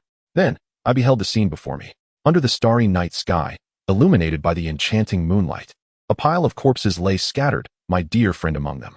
Though his body appeared somewhat bloated, I recognized him instantly. 2 humans were positioned beside my friend's corpse. I could vaguely surmise that this was a prelude to mating. I had once attempted this with my buddy as well. The 2 humans were drawing close, their lips on the verge of touching. But I would not allow this. My dear buddy, Just as Yi Tian was about to brush against that alluring warmth, a piercing howl erupted, startling the 2 lost in their intimacy. They both jolted, their bodies stiffening, turning their heads with mechanical precision as murderous intent crystallized in their gazes, their eyes practically glowing red with fury. Yi Tian's temples throbbed, veins bulging. As rage ignited his reason, Lin Xinya gritted her silver teeth tightly, the sound echoing ominously. The iron-armed gorilla ceased its howling. Sensing that the atmosphere had taken a turn for the worse, a chill ran down its spine, and the fur on its body bristled. My comrade is dead. It was certainly your doing, wasn't it? What kind of look is that in your eyes? The air around Lin Xinya stirred, clearly indicating her comprehension of the Qingfeng bird's abilities. However, Yi Tian was quicker on the draw. He no longer concealed his intentions and dashed forth in a single, swift motion. Iron-armed gorilla. Qualification, 3 stars. Level, juvenile level 12. Skills, iron arm, frenzied dance, swift steps. Evolution path, none, though filled with fury.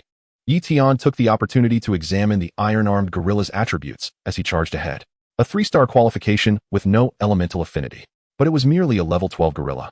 Yi Tian had previously commanded Dianwei and vanquished foes of even greater levels. After 3 days of intense combat, Dianwei had risen to level 14 since they entered the secret realm. Having inherited all of Dianwei's formidable prowess, Yi Tian also matched this level. Facing Yi Tian's impending approach, the iron-armed gorilla refused to back down. With its companion deceased, it was no longer interested in cries. It solely desired to eliminate the human before it. Activating both its iron arm and frenzied dance skills, the iron-armed gorilla charged at Yi Tian. This time, Yi Tian did not wait for the gorilla's post-skill stiffness. Seizing the moment, he leapt forward, propelling himself with a surge of kinetic energy combined with his lightning attributes. He executed a flying kick. Just as Yi Tian's kick was about to land, a blade of wind surged from behind, interrupting the iron-armed gorilla's frenzied assault.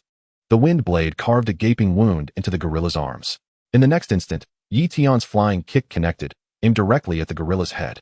The gorilla's face twisted, several yellowed teeth flying forth, and it was sent sprawling several meters away before crashing to the ground, tumbling multiple times before finally coming to rest. Yi Tian was not inclined to let it off so easily. That damned monkey had ruined his first kiss. He advanced, seizing the iron-armed gorilla's arm, and swung it like a hammer, raining down blows as if he could strike it 1,000 times. If not for his physical limits, he would have wished to strike it 10,000 times. Ultimately, it was Lin Xinya who intervened. Tian, that's enough. It's already dead. Beating it further won't bring it back. Lin Xinya felt a pang of regret as well, wishing she had a contracted beast with healing abilities. Otherwise, the iron-armed gorilla would not have departed so easily. Breathing heavily, Yi Tian's chest heaved with exertion. He felt that killing the monkey 100 times would not suffice to alleviate his anger.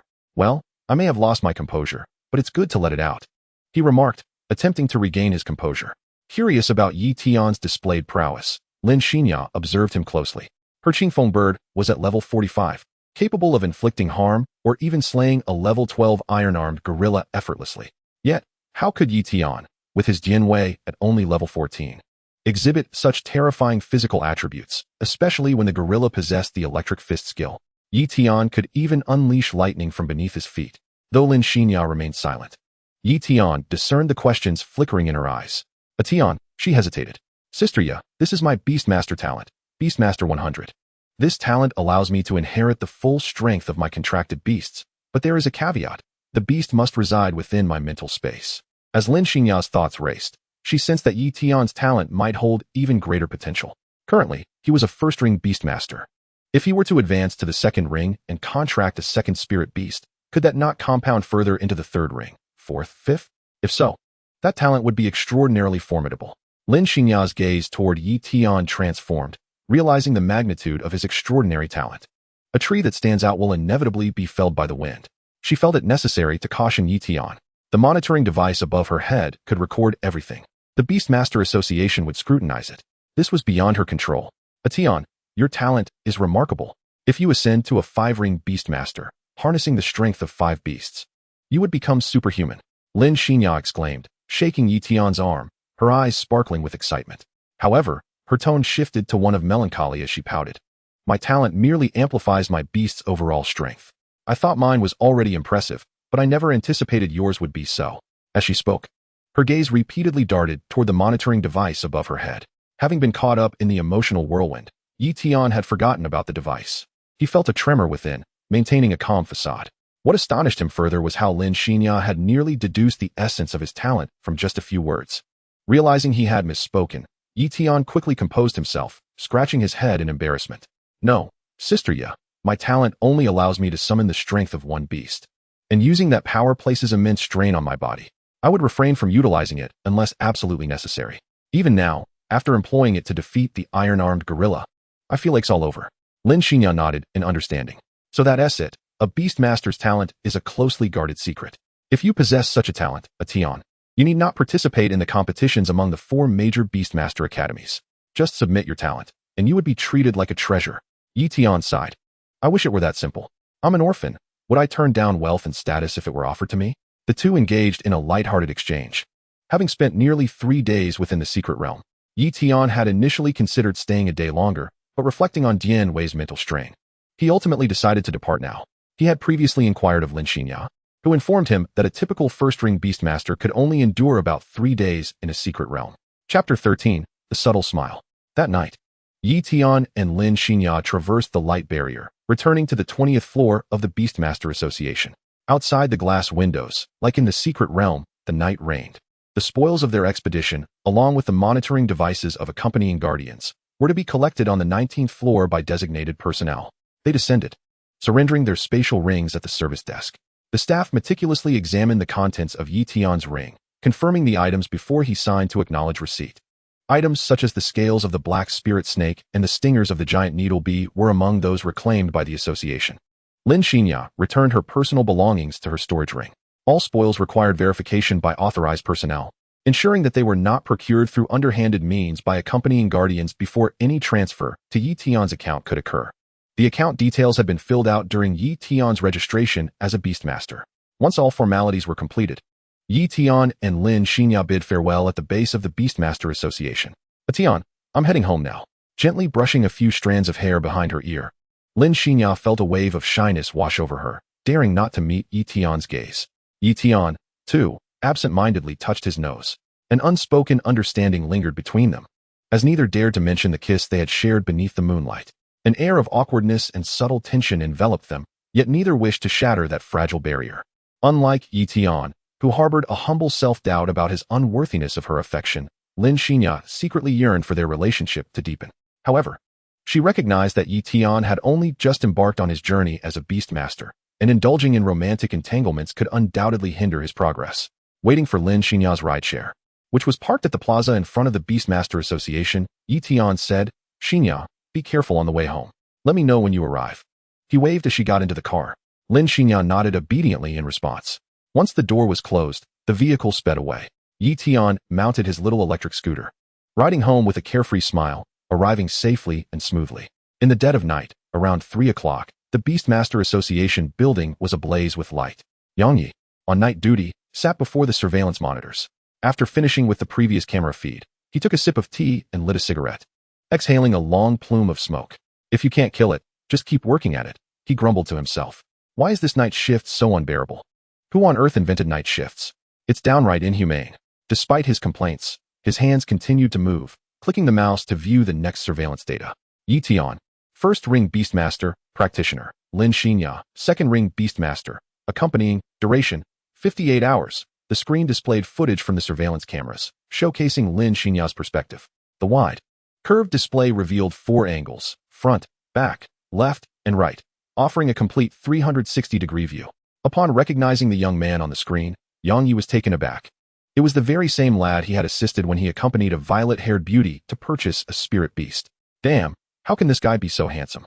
He mused, captivated by the flawless angles presented in the footage. As he sped up the playback, Yang Yi was astonished to see that Yi Tian's spirit beast was not the expected cloud-patterned black leopard, but rather a thunder monkey. Adhering to the principle of avoiding unnecessary complications, Yang Yi decided to overlook it, considering Yi Tian had already signed the documentation. He continued watching, focusing intently on the scenes of battles against exotic beasts. The earlier footage seemed unremarkable. He ticked off each encounter on his checklist. Impressive, my monkey, he exclaimed as he watched the thunder monkey, Dian Wei, unleash a flurry of strikes against a steel-armed gibbon, slapping the table in delight. The progress bar indicated that the video was nearing its conclusion. Just as Yang Yi prepared to fast-forward again, he suddenly stumbled upon some rather inappropriate footage. Instinctively, he glanced at the door. Good, it was securely shut. Lowering the volume, he watched as Yi Tian's rosy lips drew nearer on the screen. A warmth surged within him, and he cursed himself for feeling an unexpected thrill. No way, he is just too handsome. Yang Yi slapped himself hard, hoping to dispel such unrealistic thoughts from his mind. He hastily pressed the right arrow key several times, and the footage jolted forward, revealing even more sensational scenes. Yi Tian's thunderous kick left Yang Yi utterly speechless. Bro, are you even human? A first-ring Beastmaster daring to confront exotic beasts. His jaw dropped in astonishment. As the battle concluded and the two engaged in conversation about Beastmaster talents, Yang Yi perked up, his ears keenly attuned. 100% Beastmaster? He thought, realization dawning upon him. No wonder this lad had the audacity to take on exotic beasts. A first-ring Beastmaster can contract 1 spirit beast, while a second ring can command 2. What about the 5th ring? When the female voice in the video spoke of the stacking concept, Yang Ye's mind was utterly shaken. He pulled out his phone, believing he had uncovered an extraordinary secret worthy of reporting to the Beastmaster Association. As an orphan, he felt it was imperative that such a prodigious talent not fall into the hands of rival factions. If all contracted spirit beasts possessed sacred qualities, their combined strength would elevate one individual to unimaginable heights. Would untold fortunes finally grace his life? Yang Ye's heart raced at the thought of how the association might reward him for this discovery. Wealth, beauty, and a life of indulgence loomed on the horizon. Just then, his phone rang. The director, preparing to study English in bed, answered. Perfect timing. I can stall until the medication kicks in. Yang Yi. Why are you calling at this hour? Hello, director. You won't believe what I've discovered. Yang Yi was about to report his findings when Yi Tian's voice echoed from the video, dousing his excitement like a splash of cold water. Take it easy, Yang. Just tell me slowly. I'm listening. Well, director, it's nothing important. Just thought I should check if you needed to get up for a bathroom break since it's late. The director's blood pressure skyrocketed. What kind of dedicated employee calls their boss in the middle of the night about bathroom breaks? Am I suffering from nocturia or something? Yang Yi, you can take all the night shifts this month, the director roared, prompting Yang Yi to pull the phone away from his ear. His expression soured, resembling a bitter melon. All right, thank you for the arrangement, director. After all, if such an unbeatable talent truly existed, wouldn't he seek out the top 4 universities himself? Lost in thought, Yang Yi couldn't help but slap himself again. Why the rush? He mused, gazing at the footage of Yi Tian's earnest demeanor. Good buddy, if you truly possess such talent, I would be genuinely happy for you. Yet, it seems there are drawbacks. In a nondescript rental room within a village in the city, a dashing young man sat cross-legged on the bed, deep in meditation. Achoo! A sudden sneeze interrupted Yi Tian's focus, causing him to frown in confusion. The air conditioner is set to 25 degrees. How could it be chilly enough to sneeze? Could it be that Xinya was thinking of him? The thought brought a sweet smile to his face. Regaining his composure, Yi Tian resumed his meditation, filled with renewed determination. He planned to arrive early at the Beastmaster Association the next day to purchase some universal skills for Dian Wei to comprehend and master. Chapter 14, Skill Orbs. At the plaza of the Beastmaster Association stood a colossal stone sculpture of the winged goat by Zay, resplendent in white, adorned with horns and a goat's beard. Its back graced with majestic wings. An artificial fountain surrounded the statue, and due to the winged goat by Zay, the city was colloquially known as Goat City or Bleat City. Standing before the statue, Tian gazed down at his phone, reading the number 375567353. If it weren't for the 2 decimal places, one might mistake it for a mere verification code. Disregarding the 2 decimal places, this string of numbers can be interpreted as a verification code, albeit with an additional digit. It is evident that this represents Yi Tian's bank card balance. Aside from the funds transferred by Lin Xinya for the resale of the cloud-patterned mysterious leopard, the earnings from his ventures into the secret realm have just been credited this morning, amounting to nearly 300,000. This revelation prompts Yi Tian to reflect on the lucrative nature of being a beast master. In a mere 3 days, he has amassed a fortune of 300,000. To put it into perspective, his monthly salary from the farm is merely 3,000.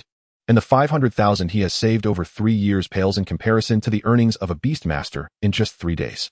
In the span of 2 months, elevating Jianwei's level is his primary objective, followed closely by enhancing his combat capabilities and subsequently grasping new skills.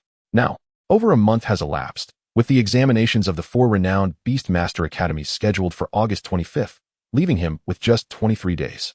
Today, Yi Tian intends to procure skill orbs and various resources for beast cultivation. With a capital exceeding 3 million, he feels a strong sense of confidence.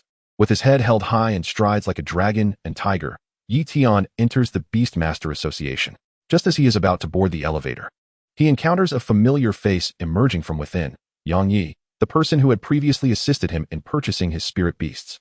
Despite Yang Ye's previously commendable service, his expression now betrays a sense of grievance, compelling Yi Tian to forego greeting him. Having worked a night shift, Yang Ye's mood is as heavy as a specter's. The sight of Yi Tian, who appears to have prospered, only exacerbates his discontent, causing him to feel a sudden warmth in his lower abdomen. A remnant of yesterday's surveillance review. In an unexpected turn of events, Yang Yi greets the approaching Yi Tian, feigning contemplation before suddenly exclaiming, "Ah, it's you, young handsome. Hello there, are you alone today?" Upon uttering these words, Yang Yi experiences an inexplicable wave of bashfulness. Impossible. Absolutely impossible. I am a steadfast man. How could I feel shy around another man?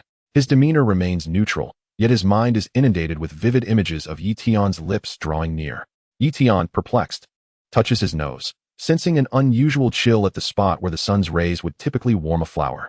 The peculiar behavior of Yang Yi sends a shiver down his spine. Struggling to find words, Yi Tian resorts to jesting. "Ah, sir, you possess a delightful sense of humor. Welcome to the Beastmaster Association. How may I assist you?" Yang Yi chuckles, deciding to extend his shift voluntarily, intending to serve Yi Tian before clocking out. "I am here to purchase materials for beast cultivation," Yi Tian replies calmly. "Then please, follow me," Yang Yi responds with a smile, gesturing for him to proceed. Yi Tian nods and steps into the elevator, which ascends directly to the 19th floor, the same level designated for purchasing materials and settling accounts for exotic beasts. Without accompanying guardians, the harvests of beast masters entering the secret realm must be counted and settled on site. People, once they possess a bit of wealth, often find their hands itching to spend. Thus, the design of the Beastmaster Association's resource area on this floor is a well-considered strategy. Money once pocketed can feel too warm to keep, prompting one to withdraw it again. As the two converse, the elevator glides smoothly upward. Upon reaching the 19th floor, they step onto a vibrant red carpet adorned with intricate golden patterns. The cool air conditioning alleviates the irritations brought on by the sweltering weather. Under Yang Ye's guidance, Yi Tian enters a serene private room, where ink-wash paintings adorn the walls, a delicate tea table awaits, and the air is suffused with the fragrance of sandalwood. Yi Tian cannot help but marvel at the disparity between extracting money from others and placing it into their pockets. "Mr. Yi, please have a seat. Allow me to introduce you." Yang Yi attentively pulls out a chair for Yi Tian and sets a tablet on a stand, opening the shopping list. Typically, Yang Yi would swiftly employ his sales techniques to expedite the transaction. However, considering Yi Tian's status as an orphan and his striking appearance, as well as his own dwindling conscience, Yang Yi decides to afford Yi Tian ample time for contemplation. "Mr. Yi, being a young man, you are likely proficient with electronic devices. This is our association's shopping software. You must be a first-tier Beastmaster, correct? You can directly select the first-tier Beastmaster options, which include pre-planned resources. For instance, universal beginner skills, energy blocks, accelerated training potions, beast rations, and essential items for entering the secret realm. Alternatively, you may search for the name of the beast species you have contracted, which will yield suitable skill combinations and periodic training resource allocations. You may explore in detail and choose whether to place an order with one click or mix and match at your leisure. Seated opposite Yi Tian, Yang Yi skillfully brews tea while elaborating on the details. All right, Yi Tian responds, selecting the first-tier Beastmaster option and scanning the price list. Noting that all items fall within the range of 5 to 6 digits, well within his budget, he then inputs Electric Monkey into the search bar, revealing a detailed allocation of resources for 1, 2, and 3 months. For a 1-month resource allocation, the costs are as follows: 33,000 for beginner energy blocks, 102,000 for high-speed growth potions, and 15,000 for peach-flavored beast rations, totaling 340,000. The 3-month allocation amounts to 1,020,000. Yi Tian also reviews the recommended skills, including Lightning Strike, Electric Sphere, Thunderbolt, Electric Shock, Energy Absorption, Flash Step, and Shadow Step, with prices ranging from 200,000 to 500,000. Moreover, skill orbs are not guaranteed to be learned by the beasts upon receiving them. Those with higher comprehension may succeed with 1 orb, while others might require 3, 5, or even more. Initially confident in his financial standing, Yi Tian feels as though the 300,000 he has accumulated is insignificant against this insatiable financial abyss. The thought of tossing that sum into the ocean would barely produce a ripple. Even before making any purchases, a pang of anxiety grips Yi Tian's heart. My little money is about to fly into someone else's pocket. Noticing Yi Tian's hesitation, Yang Yi gently reassures him. It's perfectly alright if the prices don't meet your expectations. Mr. Yi, please enjoy your tea. There's no rush to purchase until you feel comfortable. Chapter 15, Thunderbolt Skill Orb. Yang Ye's kindness and lack of condescension elevate Yi Tian's appreciation for him. His expression, marked by concern for his dwindling funds, reveals his internal struggle. Yang Yi, perhaps misunderstanding Yi Tian's financial situation, not only refrains from judgment, but also provides him with an easy exit. Taking a sip of the tea, Yi Tian notes its high quality, smooth and fragrant on the palate. After a few taps on the screen, he finalizes his desired purchases. Here you go. Yi Tian flips the tablet towards Yang Yi. 3 Thunderbolt Skill Orbs and 3 Flash Step Skill Orbs. Is that correct? Yang Yi receives the tablet and confirms the quantities with Yi Tian. Indeed, that's right. Mr. Yi, you have an eye for quality. Although these 2 skills are slightly lower in price compared to similar ones, their effectiveness is unparalleled. The lower price is merely due to their higher difficulty in comprehension. As Yang Yi input his employee ID on the tablet to place an order, he elucidated to Yi Tian the rationale behind the pricing of these 2 skills. Surprisingly, despite their subpar sales figures, Yi Tian firmly believed that these 2 skills were the most effective among the offerings, yet their prices did not reflect that superiority. Each tablet in the room bore a unique number corresponding to its location, and upon placing an order, a dedicated staff member would deliver the purchased items. The atmosphere remained lively as Yang Yi spoke eloquently, making time seem to fly by for Yi Tian. Shortly thereafter, a knock echoed through the room. Please enter. Yang Yi called out. A staff member adorned in a delicate pink qipao, embellished with vibrant floral patterns, gracefully stepped inside.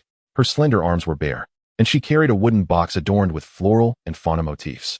With a gentle touch, she smoothed the fabric of her qipao, half squatting to reveal her curves as she placed the box down and opened it. 6 skill orbs were nestled securely in a black cotton cushion, exuding a sense of stability.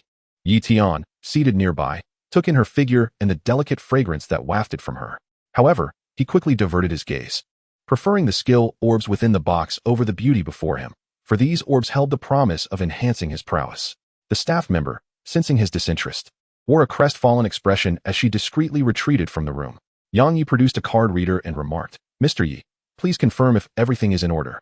Utilizing the system's appraisal feature, Yi Tian verified the absence of any issues and nodded in affirmation. He swiped his card and entered his password in one fluid motion. Okay, my friends, he mused, reflecting on how he had transformed into someone he once despised, frivolously spending money as if it were nothing. With a staggering sum of 180,000 spent in a mere flick of his fingers. Each orb cost 300,000, totaling 180,000 for the 6. Mr. Yi, would you like me to prepare a skill comprehension room for you? It is complimentary and has no time restrictions. Yang Yi inquired. Certainly, let us proceed there at once, Yi Tian replied, not one to decline a free offer. Under Yang Yi's guidance, Yi Tian entered the skill comprehension room, after which Yang Yi hurriedly left. Indeed, once the payment was made, the dynamic shifted. Tian silently shook his head, unaware that the enchanting staff member had cast him a flirtatious glance, and that Yang Yi felt a twinge of jealousy, fearing he might lose control of his emotions if he lingered too long in Tian's presence.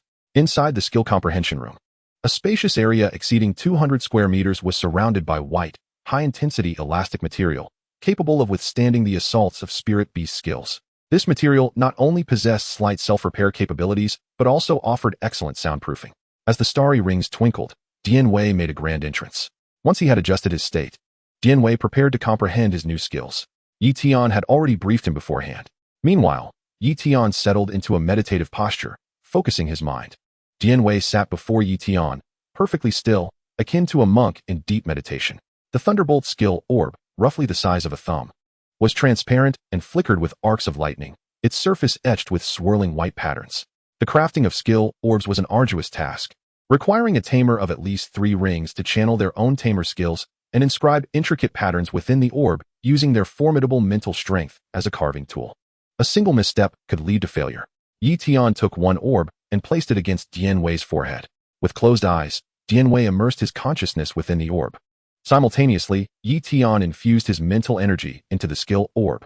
The white patterns inside the orb, reminiscent of a firecracker's fuse, ignited as Tian's mental energy, served as the spark. Prior to this moment, Tian had consulted Lin Xinya on the proper technique for absorbing skill orbs. The patterns began to release their insights. This process could only be grasped intuitively, eluding verbal description. The chaotic patterns gradually faded as Dian Wei digested the skills within. However, midway through, a vague sense of obstruction emerged, causing the once slowly releasing patterns to accelerate abruptly and extinguish. Both Tian and Dian Wei's consciousnesses were jolted back from the orb. Tian's features contorted in dismay, akin to mourning a great loss. As this failure cost him 30,000, Dian Wei extended a finger, scratching at his temple, feeling an itch that suggested something was attempting to penetrate his mind, which had caused him to falter earlier. Tian cupped Dian Wei's face, speaking earnestly. Dian Wei, my dear, if you feel any discomfort, please communicate it promptly. You are aware of the environment we are in. We cannot afford to waste time. Suddenly, Dian Wei swatted Tian's hands away with a sharp clap. A scraggly, unattractive white monkey cradling your face in a manner akin to a confession was simply unbearable. Wow, wow, wow. Dian Wei silently lamented. You are too hasty. I cannot endure this. We must take it slow. Yet, he sighed inwardly, accustomed to the peculiarities of his tamer. All right, I shall be more attentive this time. Tian promised. After readjusting his state, Tian commenced the second attempt at absorption. Compared to the first, this time proved much smoother and more fluid. As Dian Wei absorbed the skill insights, that prickling sensation returned. However, the thought of facing Tian's unattractive visage again drove him to suppress it. The patterns within the Thunderbolt skill orb slowly released until the final moment, culminating in a successful absorption. With determination, Tian retrieved the third Thunderbolt skill orb and embarked on yet another absorption attempt. Successive absorptions could be likened to leveling up through financial investment. The mental energy required for skill comprehension was immense, causing beads of sweat to form on Tian's forehead. With 3 more flash step skill orbs to absorb, he entered a meditative state to recover his mental energy. The patterns of the flash step skill orbs were decidedly more intricate than those of the Thunderbolt. However, thanks to their prior cooperation and Dian Wei's resolute spirit, Tian, with careful and steady control, successfully absorbed the flash step skill orb on the first attempt. Eager for more, he swiftly completed the absorption of the remaining 3 flash step skill orbs in one go. Dian Wei, seated on the ground, gradually rose. His palm cupped as his fingers formed into a claw. A fist-sized orb of Thunderbolt energy coalesced within, aimed at the wall before erupting forth. In the next instant, he took a step, and his form vanished, reappearing more than a meter away. Both skills were mastered successfully by Dian Wei. Tian's mind expanded with new knowledge. What Dian Wei could achieve, he too must master. Chapter 16. The Carving of Dragons and Phoenixes. Tian observed Dian Wei's newfound ability to flash. A wave of excitement washing over him. The expenditure had proven worthwhile.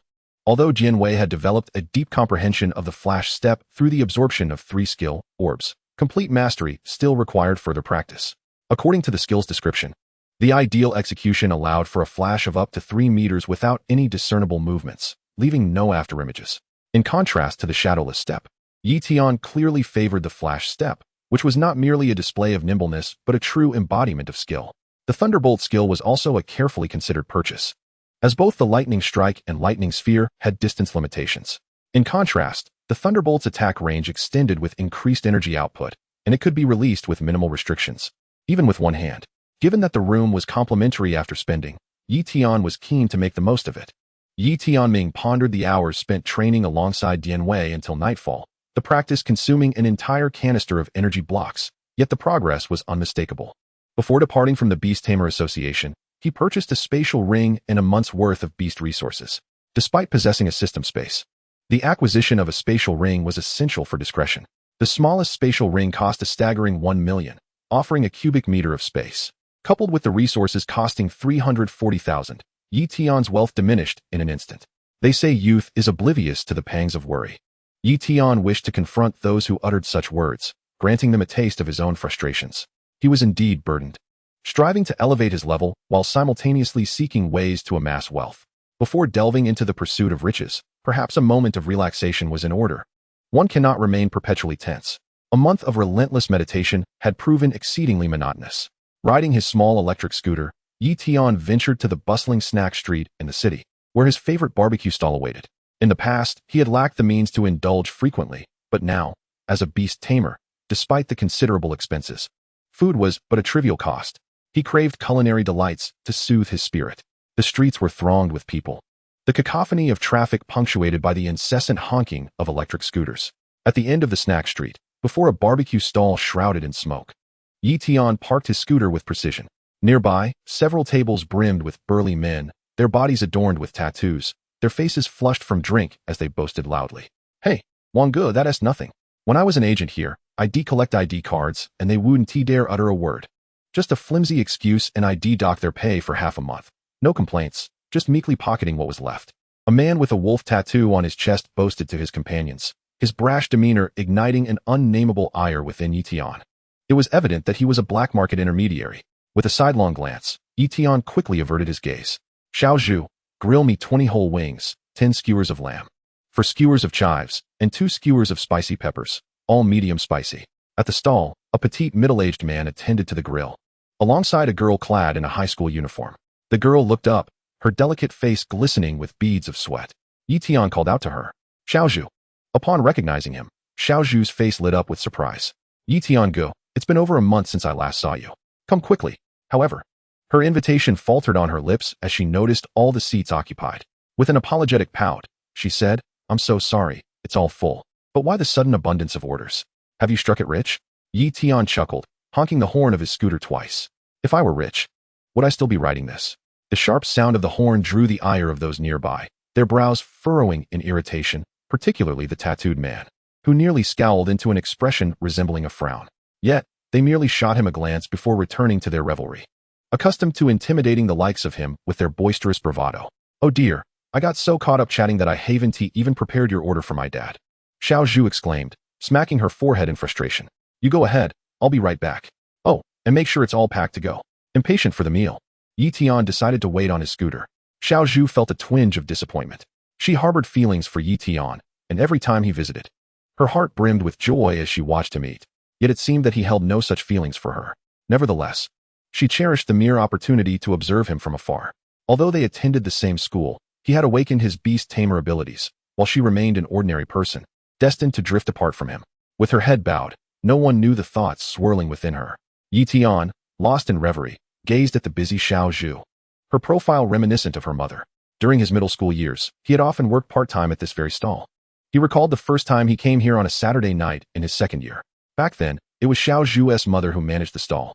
After a grueling shift, he had been ravenous, his body aching from exhaustion, a mere 30 kilograms of 14-year-old weight. Xiao Zhu's mother had noticed his weariness and the dirt that clung to him. Unable to resist his hunger, he ordered a whole grilled wing.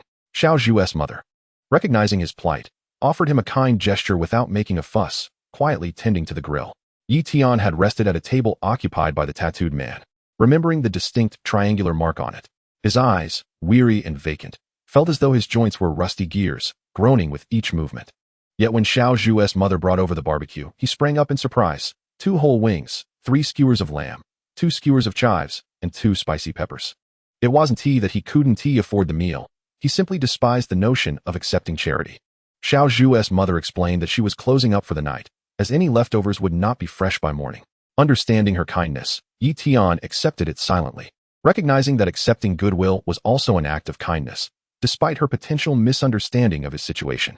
Over time, a loyal customer emerged, one who frequented the stall only after long intervals.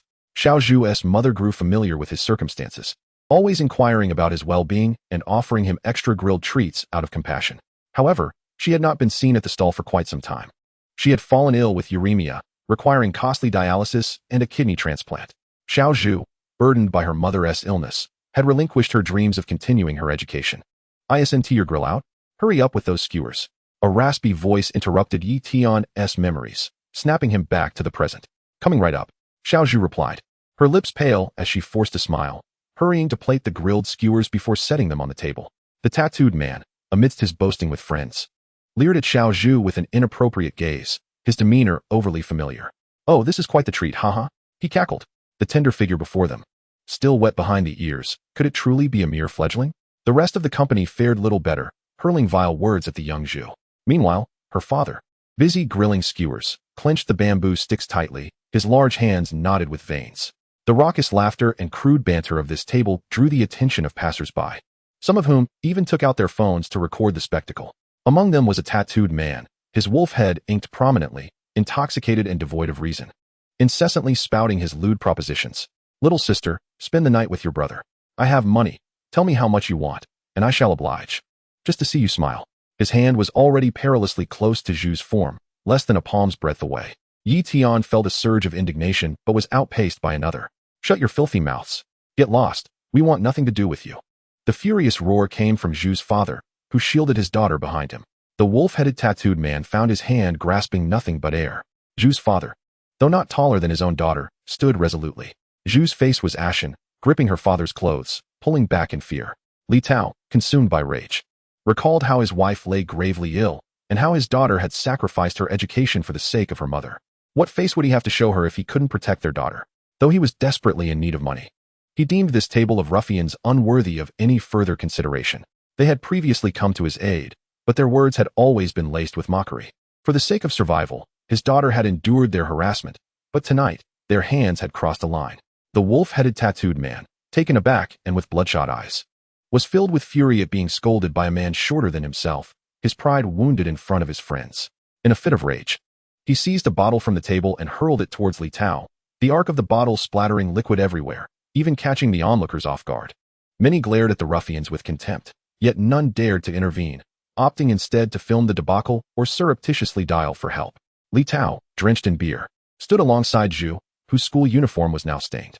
Tian, standing nearby, was not spared either, his shirt, gifted by Lin Xinya, now sullied. He had been frowning since the incident began, aware of Zhu's earlier grievances regarding this very matter. Knowing he could not remain here indefinitely, and lacking direct witness to the unfolding chaos, all Tian could do was offer words of comfort to Zhu. The wolf-headed tattooed man, still unsatisfied, switched the bottle to his other hand, gripping it tightly, and aimed for Li Tao's head, ready to strike. The crowd gasped in unison, some unable to watch, tightly closing their eyes. With a swift motion, Tian lowered the stand of his electric scooter, grounding himself firmly. In an instant, he vanished from sight, leaving only a fleeting impression of his presence. The descending bottle was abruptly caught in a large, calloused hand, suspended in midair. The tattooed man, in his drunken stupor, failed to notice Tian's sudden approach. The sudden halt of the bottle sent a jolt of pain through his shoulder, awakening his senses. "You little pretty boy, are you trying to play the hero?" he snarled. Tian raised another hand, aiming it at the tattooed man's head. A crackling bolt of energy poised to strike, his gaze piercing and menacing. The tattooed man's mouth was effectively silenced by the force of the impending blow.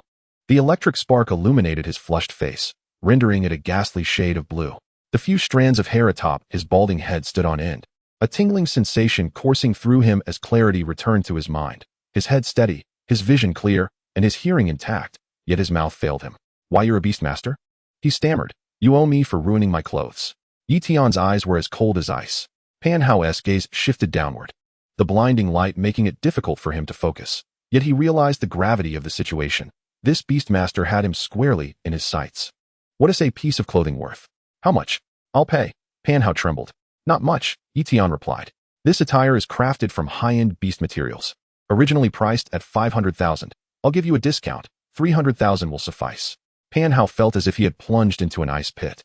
His body seized by cold. He had never imagined a Beastmaster's clothing could be so exorbitant. His legs buckled, and he stumbled backward. Tian pulled out his phone, crouching next to Pan Hao, presenting a congenial smile. Scan here.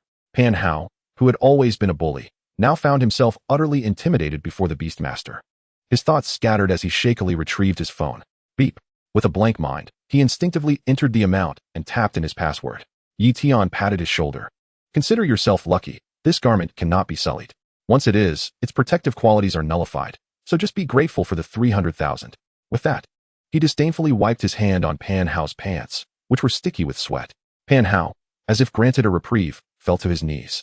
Thank you. I am grateful for your mercy, esteemed Beastmaster. The rowdy companions who had once sat with Pan Hao were nowhere to be seen, having fled at the sight of the Beastmaster's wrath. It was no surprise that Pan Hao reacted thus. The Beastmaster held the highest status in this world, and ordinary enforcers had no authority over them, let alone someone as insignificant as Pan Hao. At that moment, the crowd that had been paralyzed in shock suddenly parted to reveal a path, behind which stood a law enforcement vehicle flashing red and blue lights. Two stern-faced enforcers approached, demanding to know who was causing the disturbance. Pan Hao, spotting the enforcers, furrowed his brow and instinctively shielded Tian. Settling matters with monetary compensation was one thing, but being caught by the enforcers could lead to far worse consequences than mere imprisonment. Chapter 18. The Thunderbolt Battle Garb. Pan Hao continued to shrink behind Tian. As the crowd heard the enforcers seeking the instigators, they began to point at Pan Hao. It's that tattooed man behind the handsome fellow. Officers, I have a recording of the incident. Someone exclaimed. Look, that tattooed man is trying to flee. Seeing the crowd turning against him, Pan Hao bolted. The narrow alleys near the food street provided ample escape routes, and as long as he was not caught, he was confident he could evade capture. Observing Pan Hao's flight, Tian felt something amiss. Surely, provoking women and drunken disturbances wouldn't warrant such a hasty retreat. Moreover, having just compensated him 300,000, he should be seeking the enforcers' help, not running from them. Could it be that he had committed other offenses? Tian's gaze flickered as he followed Pan Hao, who hadn't managed to escape far. With a burst of speed, he pursued him. As for the money he had just acquired, the enforcers had no jurisdiction over Beastmasters. Tian, being a Beastmaster himself, asserted that the garment was crafted from the materials of a rare beast. If the tattooed man rendered it ineffective, then it was indeed rendered ineffective.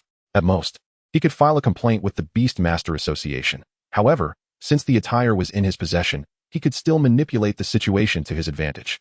Yet, the furtive demeanor of the fleeing individual led Tian to conclude that he was guilty of other offenses. To prevent Xiao Zhu from being harassed by such individuals in the future, and to avert any potential retaliation, Tian resolved to apprehend this man and allow Uncle Hat to conduct a thorough investigation. Tian swiftly pursued Pan Hao, who was left vulnerable with his bare torso. Grasping the waistband of Pan Hao's trousers, he lifted him off the ground. Two Uncle Hats closely followed, hastily approaching to restrain Pan Hao and secure him with handcuffs. These seasoned officers were well acquainted with the ways of troublemakers. After all, how could an ordinary person escape so quickly? What is your name? Present your identification, questioned the younger of the two officers, directing his inquiry at Pan Hao. The elder officer, sporting a beard and appearing somewhat more seasoned, approached Tian and extended his hand politely, thanking him for his gallant intervention as a Beastmaster.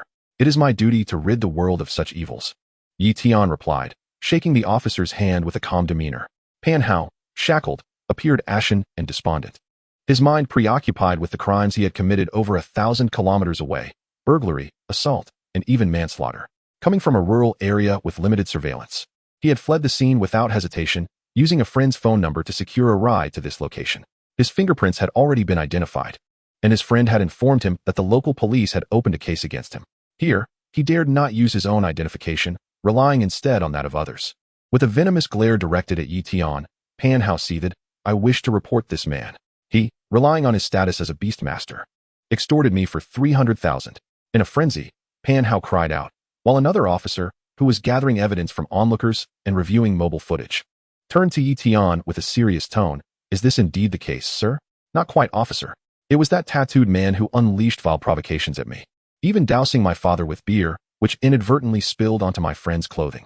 My friend is a Beastmaster, and the attire is made from premium materials derived from rare beasts. It is a valuable item, not an act of extortion, Xiao Zhu interjected, eager to corroborate Tian's account. Tian, maintaining a composed demeanor, nodded in agreement. As this young lady has asserted, my attire is known as the Thunder Battle Garb. Intricately woven from the fur of an electric monkey, it becomes ineffective when exposed to liquid. He solemnly explained the origins of his garment to the officers, simultaneously channeling energy that sparked arcs of electricity. Officer, observe. My Thunder Battle Garb is malfunctioning due to the electric discharge. I must step back, otherwise I may inadvertently harm you. Tian exaggeratedly retreated a few steps, eliciting alarm from the officers, who were mere civilians. Especially concerning was the fact that Tian had just pursued Pan Hao with remarkable agility. The officers found themselves questioning whether their own equipment could subdue such a formidable beast master, particularly given their lack of enforcement authority over him. After viewing the footage provided by the onlookers, the officer clearly observed that the video focused on Tian, confirming that beer had indeed splattered onto his clothing. The sight of Tian's garment intermittently discharging electricity posed a dilemma for the officers. After a brief moment of contemplation, the older officer turned to Pan Hao and stated, "This beast master has presented clear evidence that your actions have damaged the Thunder Battle Garb, resulting in its erratic discharges. Should you find the compensation unreasonable, you may file a complaint with the Beastmaster Association.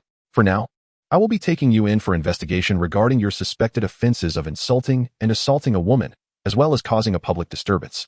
Furthermore, you and your father will accompany us for questioning."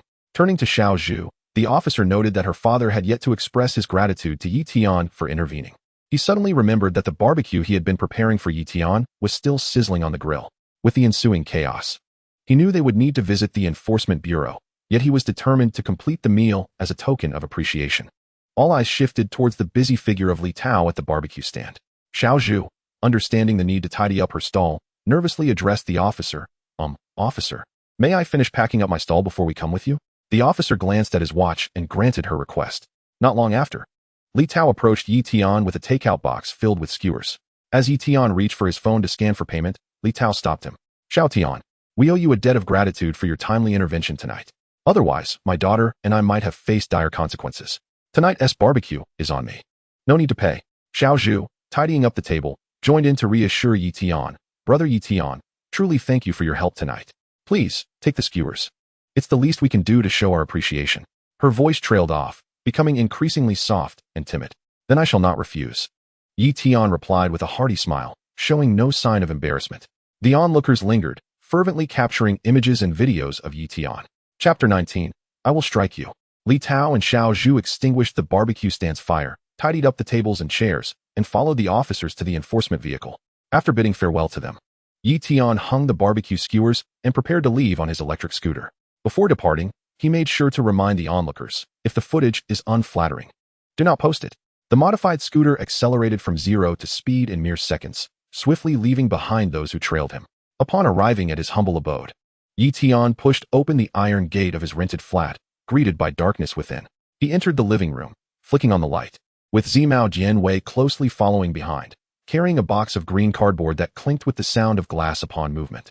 Before indulging in a meal, Tian felt the need for a refreshing shower, as the sweat and grime accumulated from a day outdoors left him feeling uncomfortable. His room lacked a wardrobe. Instead, there was a metal rack standing on the floor, adorned with seasonal clothing. In truth, the city had only 2 seasons, winter and summer, with no spring or autumn to speak of. The ill-fitting clothes he had acquired were still hung on the rack. It was only after entering high school that he began working at Uncle Lin's farm. Prior to that, many garments had been gifted to him by Xiao Zhu's mother, Zhu Xiuli, during festive occasions and birthdays, often under the pretext of having bought too many clothes for Xiao Zhu. Tian understood her intentions, yet he often wondered how she could misjudge the styles. Zhu Xiuli was one of the few individuals in this world who warmed his heart. Uremia is a condition that, if one can adhere to proper dialysis, allows for a significantly prolonged life. Furthermore, should a suitable kidney donor be found, a transplant may be performed. Tian unlocked his phone and opened the Zafubo app. He navigated to the transfer interface, entered Xiao Zhu's phone number, and specified a sum of 350,000. Resolute and unwavering, he thought, abandoning my studies to save my mother. Xiao Zhu, you are truly an admirable girl. The hardships and injustices you have endured, swallowing your pain like broken teeth, are not in vain. Take this money, but do not neglect your education. If your mother finds a suitable kidney source for transplantation, inform me. You need not worry about finances. As a beastmaster, earning money comes easily to me, and you should feel no pressure. However, to be honest, The act of earning does carry its own burdens. When you complete your studies, remember to repay me, for you are well aware of my methods. I am indeed a beastmaster. Tian completed the transfer and left a message for Xiao Zhu before blocking her Zafubo account to prevent her from using the same means to transfer money back to him. Although nurturing beasts requires financial resources, wealth can be acquired gradually. The 300,000 from the tattooed man would serve as compensation for the torment he inflicted upon Xiao Zhu, supplemented by his own 50,000. This total of 350,000 would suffice for Xiao Zhu's education and to sustain her mother's treatment for a considerable time. For those who have warmed his heart, like his mother, Tian believed that any expenditure was worthwhile. Meanwhile, Xiao Zhu, who was waiting to give a statement with her father, was startled by the notification sound from her phone. Upon hearing of the transfer of 350,000, she was momentarily at a loss. She hurriedly opened her phone to check, and as she read Tian's message, her nose tinged with warmth, and tears streamed down her cheeks as she leaned against her father, Li Tao, quietly sobbing. Li Tao also heard the transfer notification and, upon seeing the message, felt moved and ashamed for having previously scolded his wife for buying clothes for Tian. Gritting his teeth, he looked up to stifle his own tears while comforting his daughter. Xiao Zhu, regaining her composure, wished to return the money to Tian, but found it impossible. Opening the green bubble, she gazed at Tian's profile frame. She attempted to type a message but realized she was at a loss for words. After several futile attempts, deleting and rewriting her messages, she lingered in confusion about how to repay such a significant kindness. Ultimately, she sent Tian a simple message. Thank you, brother Tian. Those who speak of great righteousness often waver in the moment of truth. Xiao Zhu was not one to make lofty promises. She would silently remember and wait patiently for the opportunity to reciprocate. In a rented room within the urban village, Tian remained oblivious to his phone. 7 once. Tian exclaimed, his face flushed as he glanced at the dice, holding a roasted chicken wing and shouting at Dianwei. Dianwei, similarly indulging in the roasted wings, lifted the dice cup, peering inside with suspicion at the numbers. 4, 3, 5, 5, 6. Doubt filled his mind. He questioned whether his master was boasting, as he had rolled no ones among his 5 dice. Call quickly, don't dawdle. If you don't call, you'll drink, Tian taunted. I bet you're just bluffing. I truly do not believe you rolled that many ones. Ugh, I'll chop you. Roll 7 to face me. Countering, Tian stood up to chop. Dianwei jumped up, continuously whining. I'll chop again. Can you take it? Tian said nothing, silently lifting the dice cup. 5 dice lay uniformly at the bottom of the cup, all showing a single red dot. All dice add up to 2. Hurry and drink. Tian pointed at Dianwei, then retrieved a bottle from the box. After a few rounds of chopping, this time Dianwei had to drink 2 bottles in succession. Counting on his fingers, Dianwei confirmed, 1, 2, 3, 4, 5. All 5 are correct. All dice add 1, the surrounding dice add 2. He was well aware of the rules. With no longing for victory left, he accepted his fate with calmness. Dianwei grabbed 2 bottles of liquor and drank them in haste. Tian furrowed his brow, sensing that matters were not as simple as they seemed. You must be thirsty. The grain-based beverage invigorated Dianwei, filling him with a refreshing vitality akin to nourishing rain revitalizing the earth, captivating him deeply. Having tasted such exquisite nectar, Dianwei felt as if his existence had truly come alive. After indulging in food and drink, Tian, feeling dizzy, returned to his bed and fell into a deep slumber. While Dianwei tidied up, he noticed his beastmaster asleep. With a look of disbelief, he thought, where am I supposed to sleep? There's only one bed. After a brief moment of contemplation, Dianwei stretched out his foot and kicked Tian to the side against the wall before comfortably lying down. The night passed in silence, with only their silhouettes entwined in the darkness. No, Sister Xianya, not there, it's unclean. In a dream, Tian embraced a captivating figure, reaching a critical moment when he suddenly jolted awake. Chapter 20, Huang Jinhua, awakening from a beautiful dream. Tian felt an overwhelming sense of regret, yet remained with his eyes closed, savoring the lingering sensations of the embrace he had shared with Sister Ya. The tactile memory felt strikingly real, as if it had truly occurred. Upon waking, he was astonished to find the sensation still present. Something felt amiss. Wait, I'm awake. Yet there is still a feeling? A ridiculous thought took root in Tian's mind. Could it be? He slid his arms around what he held, feeling soft, fluffy fur that was both comforting and smooth. Tian tightly shut his eyes, fearing that opening them would reveal a monkey's face. If that were the case, every morning thereafter would be shadowed by dread. One hand covered his eyes while the other braced his body as he sat up straight. Taking a deep breath, he released his grip and opened his eyes. His legs were tangled with 4 others, and Dianwei's monkey head rested upon them. a sight he could scarcely bear to look at. Tian swore this was the fastest he had ever felt goosebumps. Every pore on his body erupting in a flurry of tiny bumps. In a flash, he returned Dian Wei to the Beastmaster space. After a quick wash-up, Tian began his warm-up exercises in the living room. However, this time, he chose not to warm up using Dian Wei's free-fighting skills. He assumed the stance of Hong Quan, his movements powerful and vigorous, as if an endless stream of energy surged forth. As he practiced, Tian realized he had grown somewhat rusty after years without training. Since entering high school, the pressures of academia and life had compelled him to temporarily set aside this martial art. With some time left before the exams, Tian had no intention of descending into the secret realm. He wished for Dian Wei to focus on absorbing energy and leveling up. He had already chosen the place for further study, returning to the orphanage, where he would allow Dian Wei to learn Hong Quan from the kind-hearted headmaster.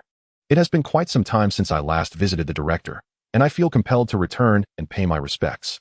This time, Tian chose not to ride his small electric scooter. Instead, he summoned a car and took the opportunity to stop by the supermarket to procure a variety of items: rice, flour, cooking oil, an assortment of snacks, and the director's favorite Huazi cigarettes. The orphanage is situated on the outskirts of the city. Since attending boarding school in middle and high school, coupled with the distance, Tian seldom makes the journey back. Upon arriving, he pushed open the iron gates, adorned with a semicircular black sign that read Sunshine Orphanage. Beyond the gates lay a spacious activity area, equipped with several exercise facilities.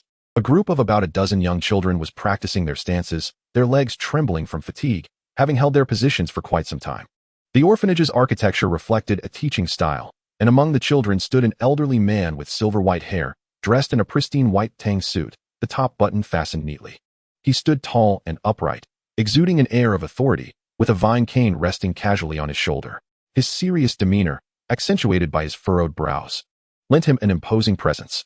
As Tian stepped out of the car, he raised a genuine smile towards the elderly man through the iron gate. However, upon noticing the vine cane on the man's back, a twinge of pain flickered in his palm. The elder, Huang Jinhua, also caught sight of Tian, who was standing outside with two large bags in hand.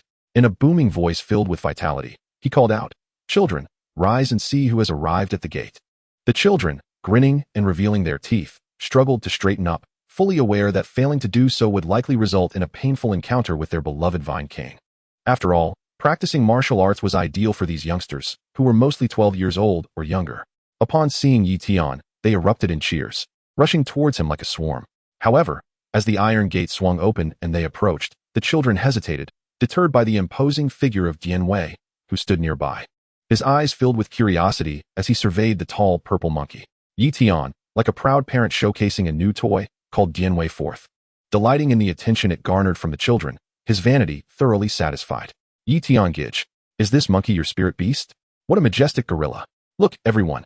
It's wearing monkey head mushrooms," exclaimed one astute child, immediately noticing the peculiar adornment on Dian Wei, prompting a lively discussion among the group. Tian could hardly suppress his laughter, reveling in the moment as he teased, "See, you little rascal, this is what happens when you neglect your grooming."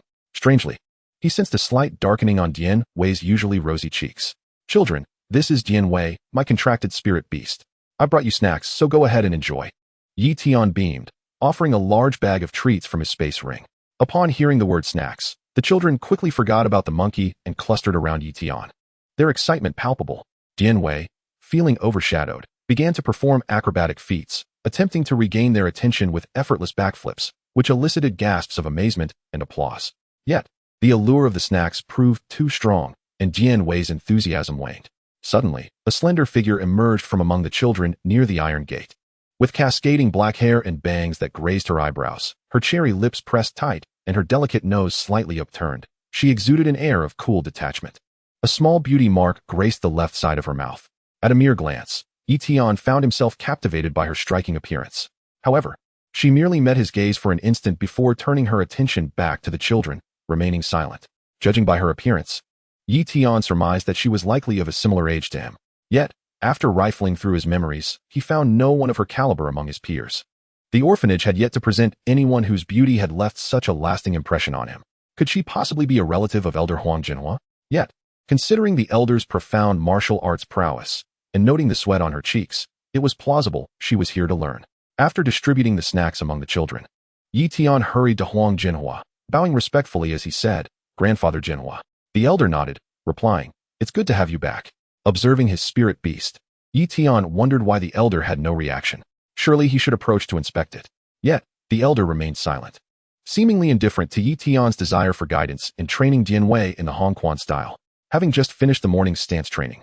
The afternoon would be dedicated to the Hongquan techniques. Tian was not in a rush, however, as he cheerfully retrieved 2 packs of Huazi from his space ring. Surely this display of a spirit beast master's spatial abilities would elicit some astonishment. Elder Huang Jinhua, wise to Tian's intentions, found humor in the situation and replied nonchalantly, "You've put in thought. Just place them in my room. Why can't you express any emotional value? What's wrong with this old man?" Tian thought to himself, "Huang Jinhua, I've made progress and become a spirit beast master, yet you show no joy for my achievement." The elder, taken aback, exclaimed, "You little rascal. What does becoming a spirit beast master matter? Shouldn't you be calling me grandfather now? Besides, there is someone even more formidable nearby." He gestured subtly towards the cool, black-haired beauty. "Who is she? Your relative?" Tian whispered, filled with curiosity. "Sort of. Her spirit beast is far more powerful than your foolish monkey," Huang Jinhua replied cryptically. Tian cast another glance at the striking young woman, noting her status as a first-ring spirit beast master, with her spirit beast being the fire spirit Ji. However, without summoning her spirit beast, he couldn't ascertain its level or qualifications. As Huang Yilian played with the children, she sensed something amiss and turned to meet Tian's gaze. Her brows furrowed slightly. She was displeased by his earlier reference to her grandfather by name. Tian, oblivious to where he had offended her, felt a hint of disdain in her eyes. Not wishing to provoke her further, he averted his gaze, eager to avoid any unpleasantness. "After all, I've only been a spirit beast master for a month. I barely qualify as a novice. It was merely luck and the help of a benefactor that allowed me to contract a 4-star quality electric monkey. Otherwise, as a mere orphan, I wouldn't have been able to afford even the lowest quality spirit beast with my meager part-time earnings." Tian mused, his tone devoid of complaint, merely stating facts. If it weren't for his sister Xin Yu assisting him in leveraging his orphan card to sell the cloud pattern black leopard, he wouldn't even have had the chance to compete for entry into one of the 4 major spirit beast academies. Studying? What a waste of time. If not for the desire to acquire high-quality spirit beasts and participate in the internal competitions held by the 4 major academies, I would have continued to linger in the secret realms, living as a wild spirit beast master. Huang Jinhua sighed quietly, harboring affection for Tian. He admired the boy's diligence, kind heart, and filial piety, though he sometimes found him a bit too impetuous. The boy had contracted his spirit beast too early, otherwise, he might have been able to lend a hand. Huang Jinhua had not received timely news of Tian's awakening spirit beast talent, as he had been in the secret realm at the time. By the time he emerged, Tian had already formed a contract. "What's your plan moving forward?" Huang Jinhua asked, patting Tian on the shoulder. "In pursuit of wealth and strength, I have resolved to participate in the examinations of the 4 great beast master academies." Tian's gaze turned resolute in an instant. "You have already encountered your competitors ahead of time. That girl is also a candidate for the 4 great beast master academies," Huang Jinhua remarked with narrowed eyes. By his standards, he hardly qualifies as a rival. Huang Yilian, who had been eavesdropping nearby, cast a disdainful glance at Tian. "Oh, so you consider yourself quite capable?" she taunted. Unfazed by her condescension, Tian replied, "You may think so. Capability is not merely spoken of, it is demonstrated through strength. Each person possesses their own level of skill. Your attire and demeanor suggest a privileged background, likely endowing you with exceptional aptitude for contracting beasts. As for me, I am but an orphan, with a mere ordinary electric monkey as my contracted beast. In terms of contracted beasts, I concede that I am inferior. Since you have come here to learn Hongquan, why not engage in a sparring match?" Despite his lack of anger, Tian felt a simmering displeasure within. What of being born with a silver spoon? If I cannot defeat your beast, I can still best you in combat. With the examination looming, he was determined not to let Dianwei falter, jeopardizing his cultivation. Tian was not foolish enough to exploit an opponent's weaknesses while exposing his own. Ordinary beast masters can only inherit 1/10 of their spirit beast strength as an initial tier beast master. Even a fully leveled 30-tier young spirit beast would yield only a fraction of its prowess. It was foolish to provoke when one knew they could not prevail. Huang Yilian harbored a deep disdain for the arrogant youth before her.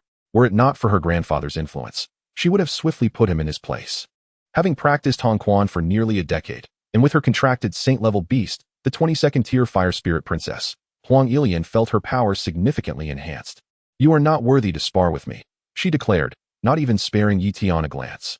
Yi Tian glanced at Huang Jinhua, noting that she was a relative, and her actions would reflect on her grandfather's stance. Huang Jinhua, still smiling, seemed to relish the unfolding drama. Your excuse for backing down is quite unique. You could simply admit your fear, and I would not think less of you, Yi Tian replied nonchalantly. Huang Ilian's expression turned icy, and she cast a glance at her grandfather. Cough. As martial artists, it is only natural to engage in friendly sparring. Let us not disrupt the harmony, Huang Jinhua interjected, eager to see the two engage. Huang Ilian, silent, strode to the vacant area where she had previously practiced her stance.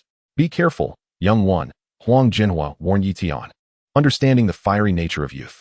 Old man, do you presume I will lose to her? Yi Tian quipped, raising an eyebrow. It's not that I presume your loss. Rather, you lack significant advantages, Huang Jinhua responded candidly, aware of his granddaughter's strength. In that case, should I prevail, you will teach my spirit beast the ways of Hong Quan. If I lose, I shall massage you until the examination begins, Yi Tian proposed, scratching his nose. Your victory or defeat holds no consequence for me. Let's see how it unfolds, Huang Jinhua replied ambiguously. Yi Tian nodded, choosing not to press further, and stepped forward to face Huang Ilian at a short distance. Children, fetch your grandfather a bottle of cola. A spectacle is about to unfold, Huang Jinhua called out. A throng of eager children surrounded him, offering snacks and drinks. Jian Wei, munching on a bag of chips, wore an expression of anticipation. In the expansive courtyard, the two stood facing one another. Yi Tian regarded the ethereal beauty across from him, envisioning a dramatic clash reminiscent of legendary warriors in the imperial city. Shaking his head, he dispelled that fanciful image. Let us exchange formal greetings before we commence, Huang Jinhua proclaimed. Yi Tian and Huang Ilian exchanged respectful bows. Huang Ilian then advanced, assuming a horse stance and preparing her tiger claw. With numerous branches within Hong Quan, such as the iron wire fist and the tiger crane double form, Huang Ilian had developed her own unique sequence of moves. She charged towards Yi Tian. Wait, I have something to say. Yi Tian raised his hand to halt her.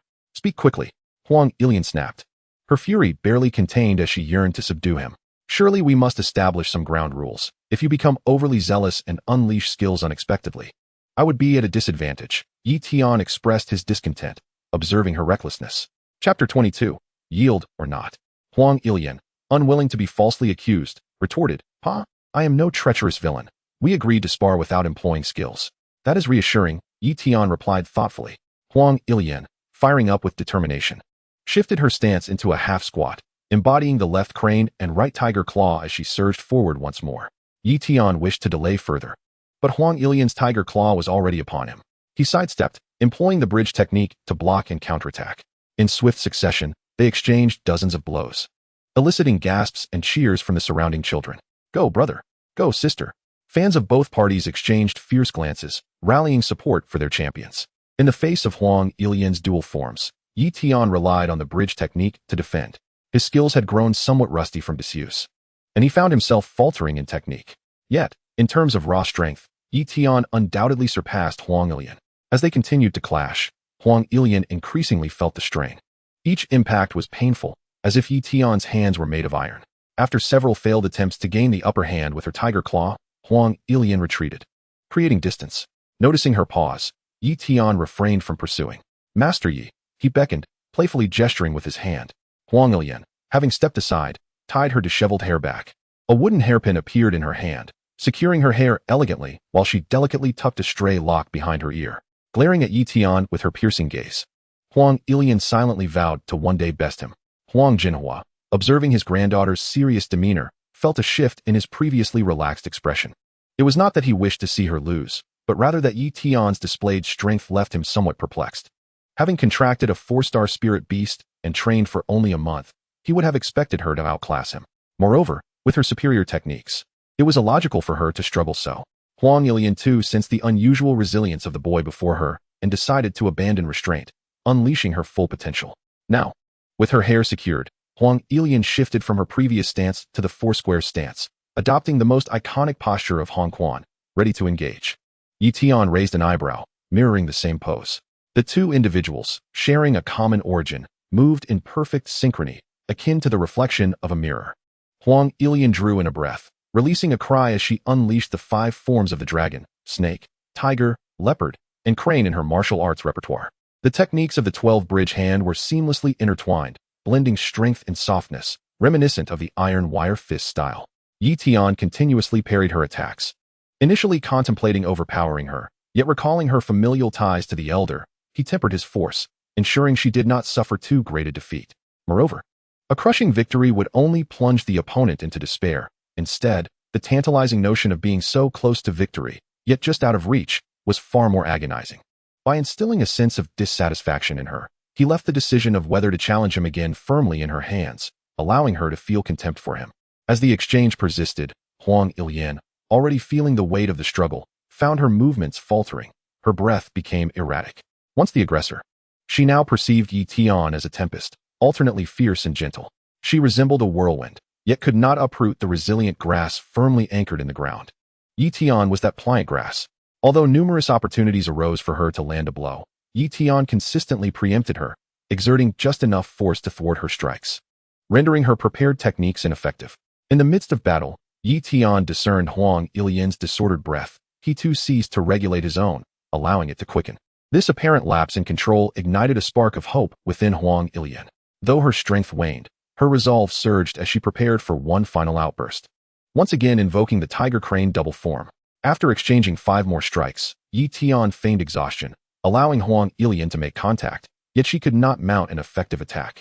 This only fueled her frustration as her stamina dwindled.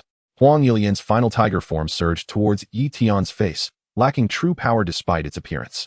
In a moment of panic, Yi Tian instinctively reversed his hand, laboriously seizing Huang Ilian's wrist, while breathlessly stating, "You've lost." With a swift motion, he swept her to the ground. Yet he did not relent. He quickly restrained her hands behind her back, pressing a knee against the back of her legs, using his weight to pin her down. "How do you like that? You look down on me," he said with a weak smile, feigning exhaustion, though he possessed ample strength and skill to continue.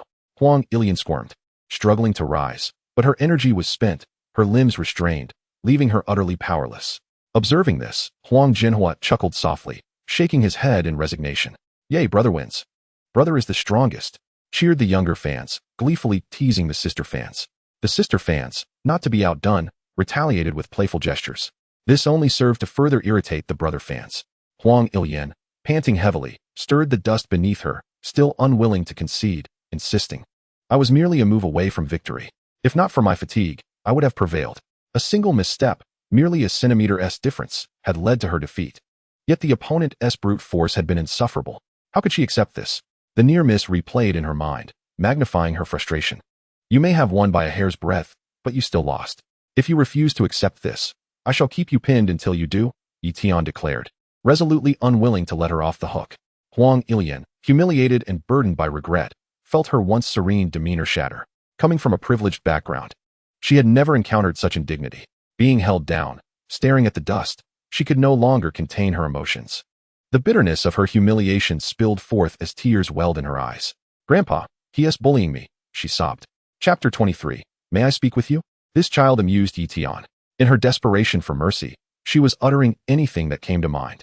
If she simply admitted defeat, he would no longer have to restrain her. Yet now, even her grandfather was invoked in her pleas, an amusing leap in familial hierarchy. "You better not miscall me. I have not bullied you," Yi Tian began, but his voice faltered, as if caught in his throat. Surely, she couldn't be referring to that elderly gentleman with white hair. "Huang Jinhua, you scoundrel, is your granddaughter merely a relative to you?" Yi Tian cast a questioning glance at Huang Jinhua. Huang Jinhua nodded knowingly, offering a look that implied, "Handle it as you see fit." With this confirmation, Yi Tian sprang into action. This time, he was the one in a panic. The esteemed director was someone he respected, and he had just made his granddaughter cry. What a predicament!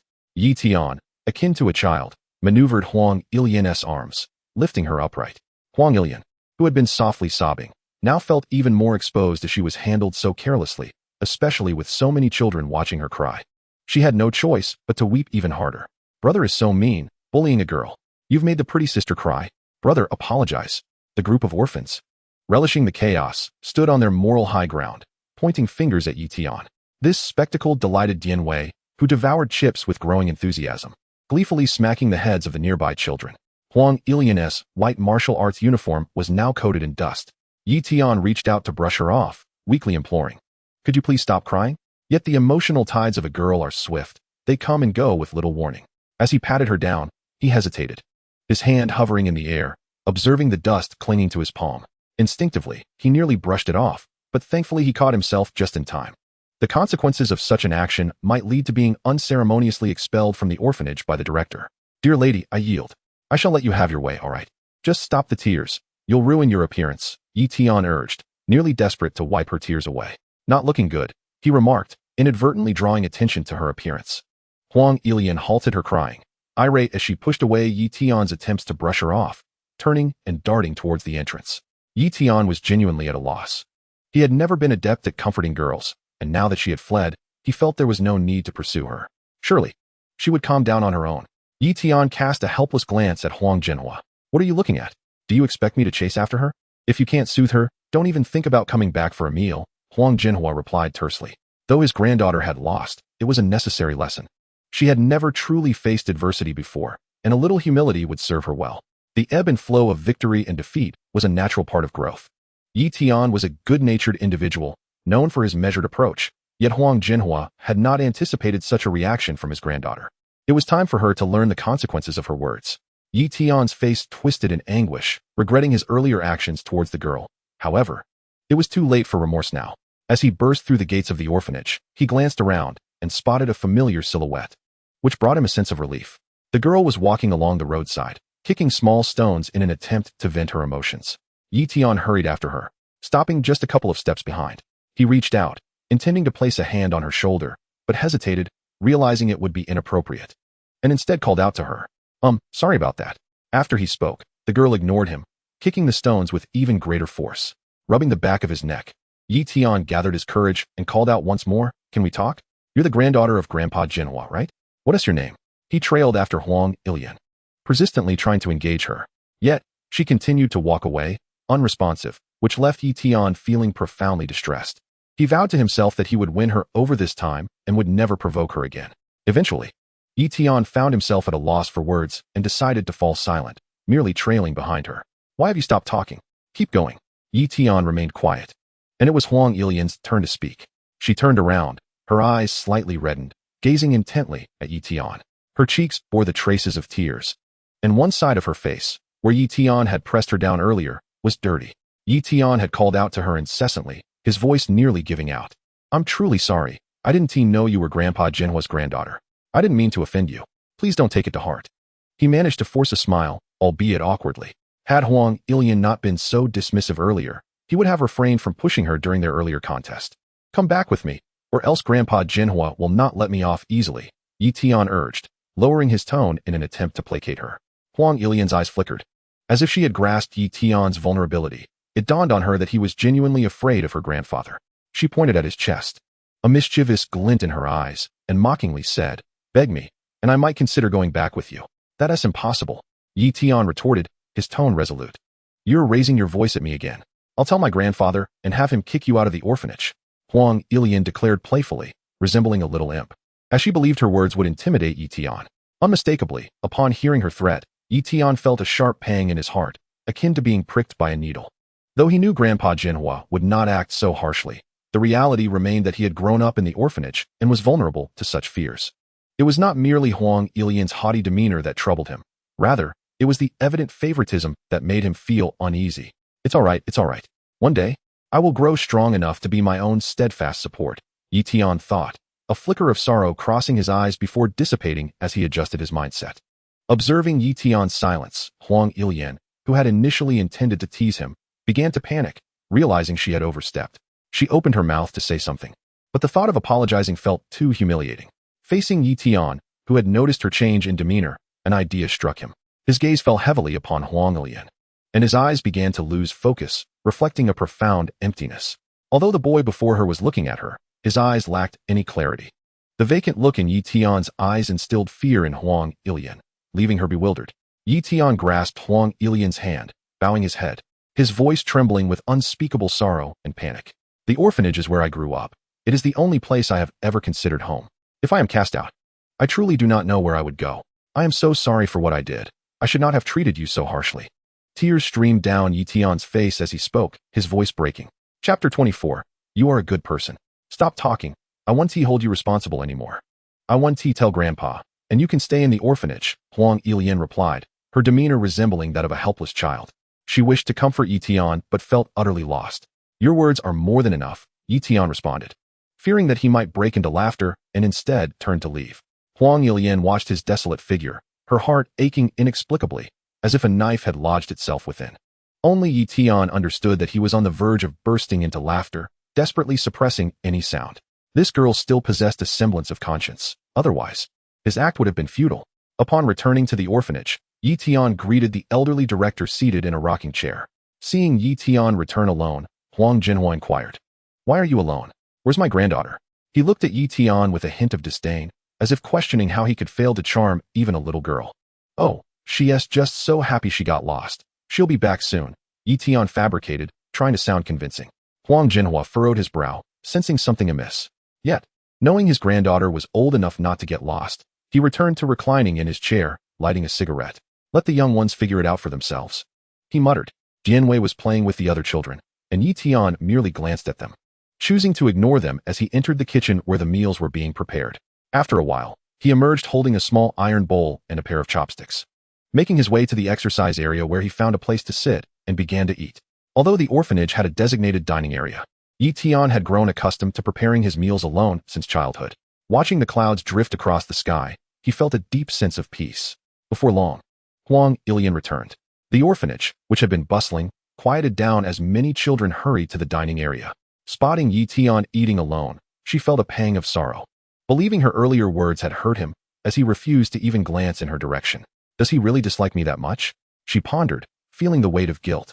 With no reason to approach him, she decided to seek out her grandfather instead. "Grandpa," she muttered, her head bowed, a frown etched on her face. "Welcome back. Go eat something," Huang Jinhua replied lightly upon seeing his granddaughter return. Huang Yilian remained silent, her head hung low. Noticing her demeanor, Huang Jinhua sought to comfort her. "Winning or losing is all part of the game, especially since you are a beastmaster. You will inevitably face battles. The outcome is not what matters, but rather maintaining humility in victory and resilience in defeat." "It's not that, Grandpa. I just. Huang Yilian struggled to express her feelings, unable to articulate what she had said to Tian earlier. "It's all right, Yilian. If you don't win this time, you can try again next time. If you still can't win, then keep trying until you do," Huang Jinhua encouraged, observing his granddaughter's unease. Huang Yilian watched her grandfather's self-assured demeanor with a sense of helplessness, ultimately nodding in agreement. Tian, not far away, overheard their conversation, gripping his bowl of rice, his body shaking with suppressed laughter. He was nearly unable to contain himself.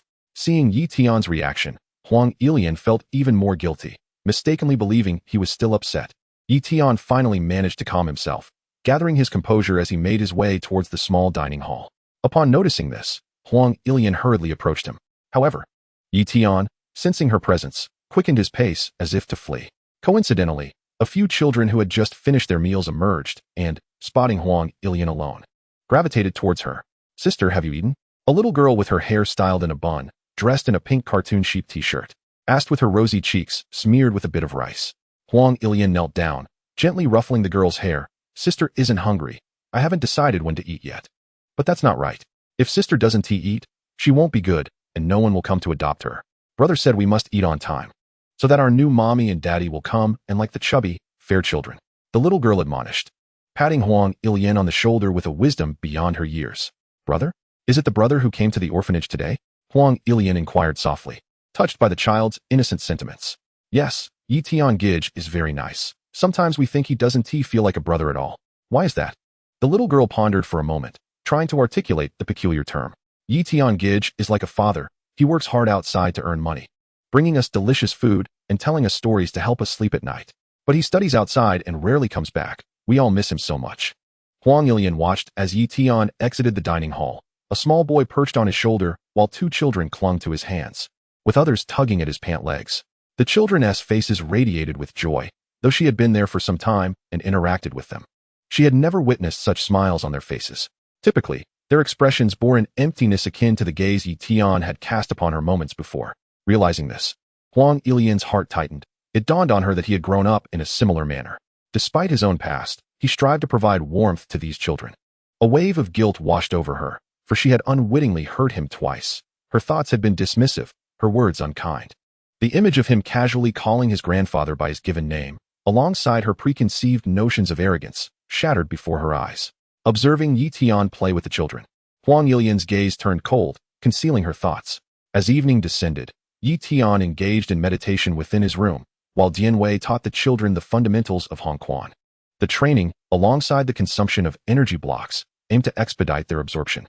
Yi Tian, too, remained diligent, seizing every opportunity to enhance his spiritual cultivation.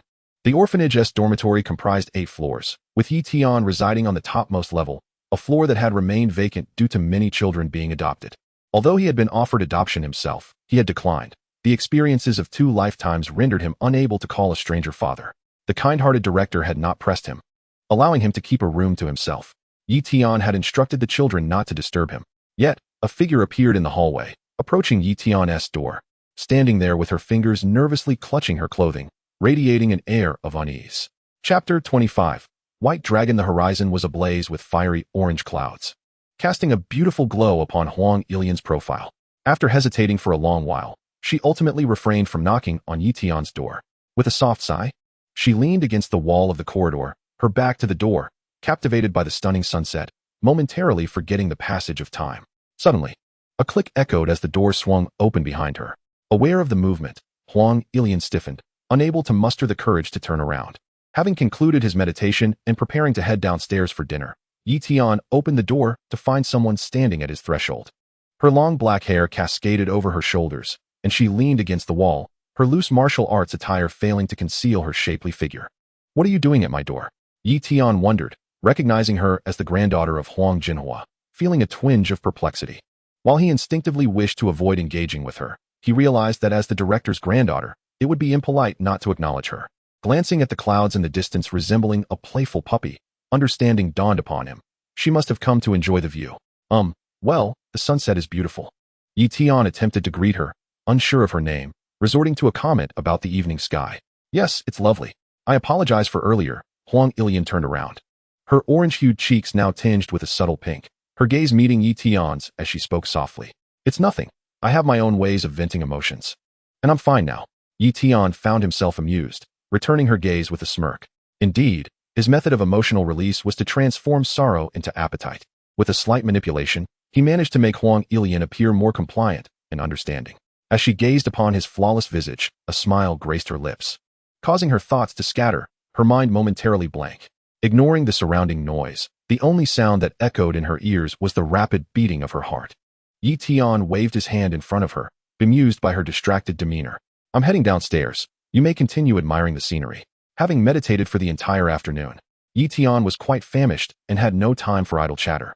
Upon descending, he was greeted by a lively scene. Dian Wei had somehow engaged in playful antics with the children, chasing them around the orphanage. He had toppled one child to the ground, and it was the same little girl who had spoken with Huang Yilian earlier.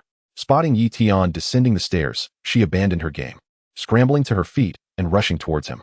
With arms outstretched, the petite girl, barely 2/3 the height of Yi Tian, leaped towards him, seeking a hug. Yi Tian crouched down, resembling a doting father, lifting her up and gently brushing off the dust from her clothes. Despite the heat, the little girl nestled her head against Yi Tian's shoulder. "Brother, how many days will you stay this time?" Her voice was tinged with uncertainty. Fearing he might announce his departure the very next day, Yi Tian noted her sensitivity. Previously, he had only stayed for a day or 2, but this time he intended to linger longer. However, he refrained from disclosing this, knowing that if he mentioned it, she would count the days, leading to an internal struggle and melancholy. Ruffling her nose playfully, he replied, "I'm not good at math. I don't remember how many days I'll stay, but it will be a lot." The little girl began counting on her fingers, growing impatient as she struggled to grasp the meaning of a lot. Ultimately throwing her arms around Yi Tian's neck. "You're a liar, brother," she exclaimed in her sweet, childish voice. Yi Tian couldn't help but chuckle. "Time to put you down, little one. But I haven't eaten yet, and I can't carry you while I do. No, just a little longer in my embrace. Xiaowang, hurry and fetch some food for your brother." Xiaoya, suspended in midair, displayed her reluctance. She then called out to a chubby little boy nearby. "Oh, all right." The boy named Xiao Wang darted off to the dining hall in a flash. "Brother, look. That beautiful sister is watching you from behind." Xiaoya, still held aloft, extended her finger towards Yi Tian's back. Yi Tian, however, chose not to turn around, for Xiao Wang had already brought the meal, and eating was of utmost importance. The rocking chair occupied by the headmaster sat empty at that moment. Elder Jinhua was nowhere to be found. Yi Tian settled into the rocking chair, adjusted its backrest, and began to enjoy his meal with delight. In the depths of night, a dense layer of clouds hung over the orphanage, contrasting starkly with the pitch-black surroundings below. Above the clouds, an ethereal brightness illuminated the serene full moon. Huang Jinhua sat cross-legged atop the clouds, his complexion not as vibrant as usual, with unhealthy flushes on his cheeks. He had received word of a powerful energy surge and spatial fluctuations near the coastal waters of the great city. As the guardian beast master of the great city, Huang Jinhua rushed to the scene without delay. A white dragon, measuring several dozen meters in length, stirred the tempestuous seas nearby, causing the waves to surge and flood the land, resulting in significant losses of life and property. Under the moonlight, the dragon's scales shimmered with a soft, phosphorescent glow, resembling a piece of white jade, proud, mystical, and strikingly handsome, yet devoid of claws beneath its belly. Huang Jinhua summoned his beasts and engaged in fierce combat with the dragon. However, the initial stage king-level white dragon, utilizing its bizarre spatial abilities, managed to withstand the combined assault of his 4 king-level beasts, unable to control or strike it. His black, king-awakened lion was grievously injured by the dragon's spatial tearing skill. Fortunately, reinforcements from other king-level beast masters arrived in time. 3 celestial beast masters, wielding a total of 12 king-level beasts, battled from dusk until deep into the night. Had it not been for one beast master's spatial confinement ability, the white dragon might have escaped unscathed. But reality holds no what-ifs. Exhausted and besieged, the white dragon, consuming its own essence to tear open a rift in space, vanished without a trace. With its grievously wounded body, it could not have escaped far. The great city's Beastmaster Association had already issued a citywide lockdown to search for the dragon. The association was not merely interested in the king-level materials the white dragon possessed, but rather in its ability to speak human language and its divine tier potential. Aside from specialized detection artifacts that could ascertain divine attributes, the ability to articulate human speech was another method of validating a divine beast. Furthermore, the dragon, with its initial stage king-level strength, had fought against 12 foes and still carved out a path for itself, indicating its exceptional potential among divine beasts. The Beastmaster Association's compendium did not even contain records of this extraordinary creature. Yet, its formidable spatial attributes and potential were enough to drive all beast masters into a frenzy. Had it not been for the imminent danger faced by the black, king-awakened lion, Huang Jinhua would not have returned to the orphanage, but would have continued his search for the white dragon. Should a Beastmaster contracted beast die from external harm rather than natural causes, the resulting destruction of the Beast Star Ring would irreparably harm the Beastmaster. The Star Ring of a Beastmaster and the spiritual bond with their beast is a manifestation of regulatory power. Once a contract is established, it cannot be relinquished lightly unless the Beastmaster is willing to bear the consequences of abandoning the contract. Contracting the white dragon was not beyond Huang Jinhua's capabilities, yet it remained a regrettable lost opportunity. Huang Jinhua continuously concentrated his mental energy to heal the black, king-awakened lioness wounds. As the night wore on, the lion's condition finally stabilized. Tian awoke early, and with the prolonged meditation sessions, he had noticed an increase in mental energy.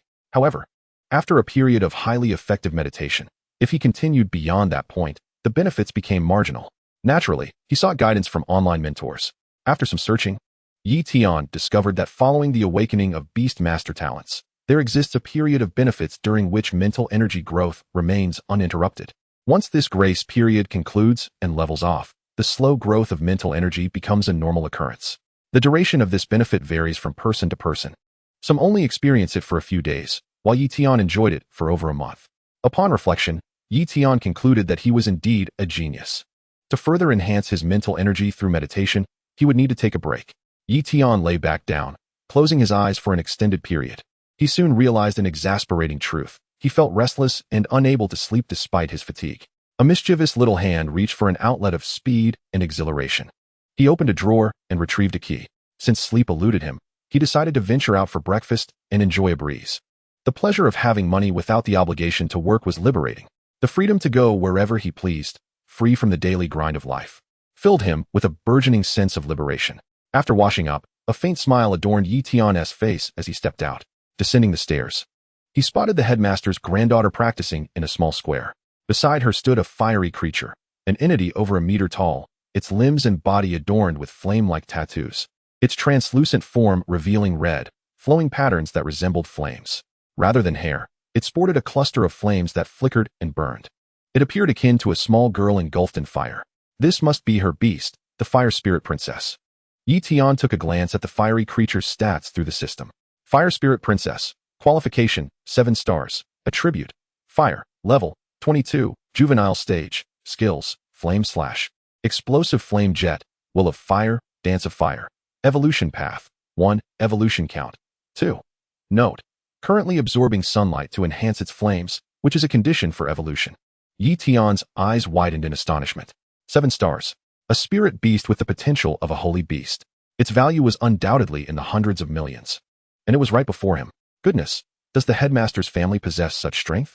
Or is it that running an orphanage allows for such wealth? Yi Tian mused darkly, feeling a surge of envy rising within him. Thank goodness he hadn't battled her beast earlier, otherwise, Dian Wei would have been reduced to cinders. While others trained alongside their beasts, Yi Tian refrained from interrupting. Near the sports facilities, he noticed a blue iron shed housing several two-wheeled vehicles, including bicycles, electric scooters, and ladies' bikes, all impeccably clean.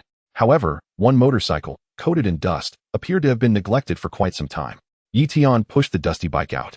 Connecting a hose to the faucet, he gripped the end tightly, allowing the water to wash away the grime, revealing its true form, a red fuel tank, a black seat, and a gleaming silver frame. The CG-125 male motorcycle, his trusty ride from middle school, had cost him 1,200 yuan as a second-hand purchase. As the dirt fell away, the pristine motorcycle exuded a refreshing aura. The mist emanating from the hose, graced by the sunlight, refracts into a delicate rainbow beside the vehicle's body.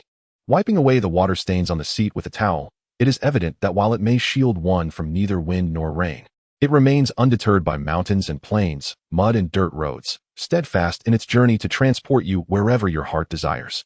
Yi Tian lifted his leg, settled into the seat, inserted the key, gripped the clutch, and pressed the ignition down forcefully. The engine roared to life, causing the vehicle to vibrate beneath him. That long-lost sensation returned once more. Revving the throttle, the engine bellowed with a deep rumble. Huang Ilian watched Yi Tian, busy washing and wiping the vehicle, choosing not to interrupt him. However, as he prepared to start the engine, she could no longer contain herself and innocently inquired, "Where are you headed?" "To earn some money. Without funds, how can one nurture their beasts?" "Oh, understood." It then dawned on Huang Ilian that Yi Tian was an orphan, and raising beasts indeed required considerable financial investment. "Are you going to the village entrance to haul dung for 51 days? Will you join?" Observing Huang Ilian, who appeared markedly more obedient than the previous day, Yi Tian chuckled to himself and replied with a playful fabrication. With that, he shifted gears and slowly set off. How could this young lady possibly ride on his humble motorcycle, let alone engage in such a laborious task as dung hauling? It was a wonder she hadn't chastised him for it. "Wait, I'll come along." Having completed the photosynthesis of her fire spirit, Huang Ilian hastily stowed it away and called out anxiously. Yi Tian halted, incredulous that this poised beauty would even consider accompanying him to the village entrance for such a task. Huang Ilian, slightly shorter than Yi Tian, leaned on his shoulder, effortlessly swinging her long legs over the seat. "Will it be very smelly?" "Not at all. It actually has a pleasant aroma." "Really?" Huang Ilian pondered, feeling somewhat concerned about the impending task, wondering if he would be tempted to indulge in something inappropriate. Upon arriving at the rice noodle shop, the customers, initially engrossed in their meals, were drawn to the striking couple that had just entered, their heads turning in curiosity. A male customer, seeing Yi Tian riding with a stunning beauty, felt a pang of envy. However, once he caught a glimpse of Yi Tian's face, that feeling dissipated. 3 servings of egg rice noodles, no scallions, with a bit of spice. Order anything else you desire. The latter remark was directed at Huang Ilian. "Aren't we supposed to be working? I mean, hauling dung?" Huang Ilian murmured softly, too shy to speak any louder, inching closer to Yi Tian. "What do you mean hauling this and that? It's dung, and heavy labor requires a hearty meal first, otherwise. Do you wish to faint from low blood sugar in the dung pit?" Yi Tian casually found a seat, unreserved as ever. Discussing such base matters in a breakfast establishment drew disapproving glances from many patrons who frowned at him. Yet, when they learned that he intended to take the beautiful woman with him to haul dung, their desire to criticize vanished, replaced instead by an eagerness to eavesdrop on their conversation. Was this the new trend among the youth? Huang Ilian nodded in realization. She too felt a bit peckish after awakening that morning, having not yet eaten breakfast. "Then I shall indulge a bit more." Subsequently, she ordered 2 servings of beef rice noodles. "You seem quite familiar with this process. Do you often engage in such work? Doesn't $50 a day seem rather low?" Huang Ilian frowned, clearly displeased. To toil an entire day for merely $50 was beneath her. She spent far more than that in a single day. "It's not low, Miss Huang. If you're willing, consider whether others would accept you as well." Yi Tian smirked. recalling how challenging it had been to find a part-time job as a miner. Observing her earnestness, he hesitated, contemplating whether to invite her for a day as work to experience the harsh realities of life. After all, meditating upon return would significantly enhance his mental fortitude. A man in a suit, having eavesdropped for quite some time, adjusted his black-rimmed glasses, seemingly piecing together the situation. This handsome man appeared to be a pauper, while the woman was evidently smitten by his looks, drawn into his schemes to secure her participation in menial work. In this world, nothing is insurmountable, provided one has the funds. The suited man approached Tian, lowering his voice. "Brother, are you short on cash?" Tian regarded the newcomer with indifference. Scanning him from head to toe, the system offered no alerts, indicating he was merely an ordinary person. Though conversing with Tian, the suited man's gaze remained fixated on Huang Ilian, his faux seriousness failing to mask a lewd glimmer in his eyes. The drunken man's intentions lie not in the wine. It was abundantly clear that he held Tian in contempt. "Brother Kenai, you've discerned my identity as a killer. So what is it?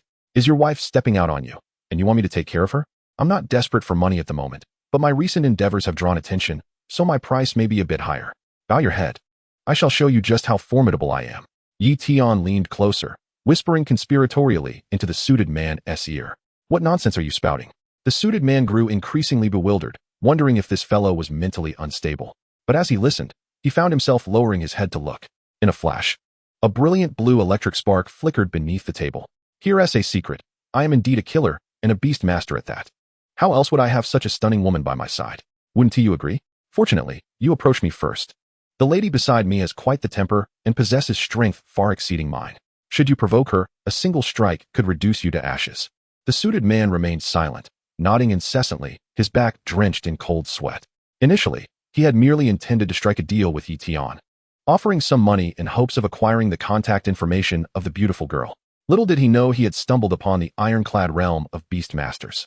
Now, seated uncomfortably, his legs weakened, he found himself unable to rise, desperately pinching his thigh to regain some strength, but to no avail. Seeing the suited man visibly shaken, Tian decided to spare him further torment, waving him off. "I wouldn't want to dirty my hands by striking you."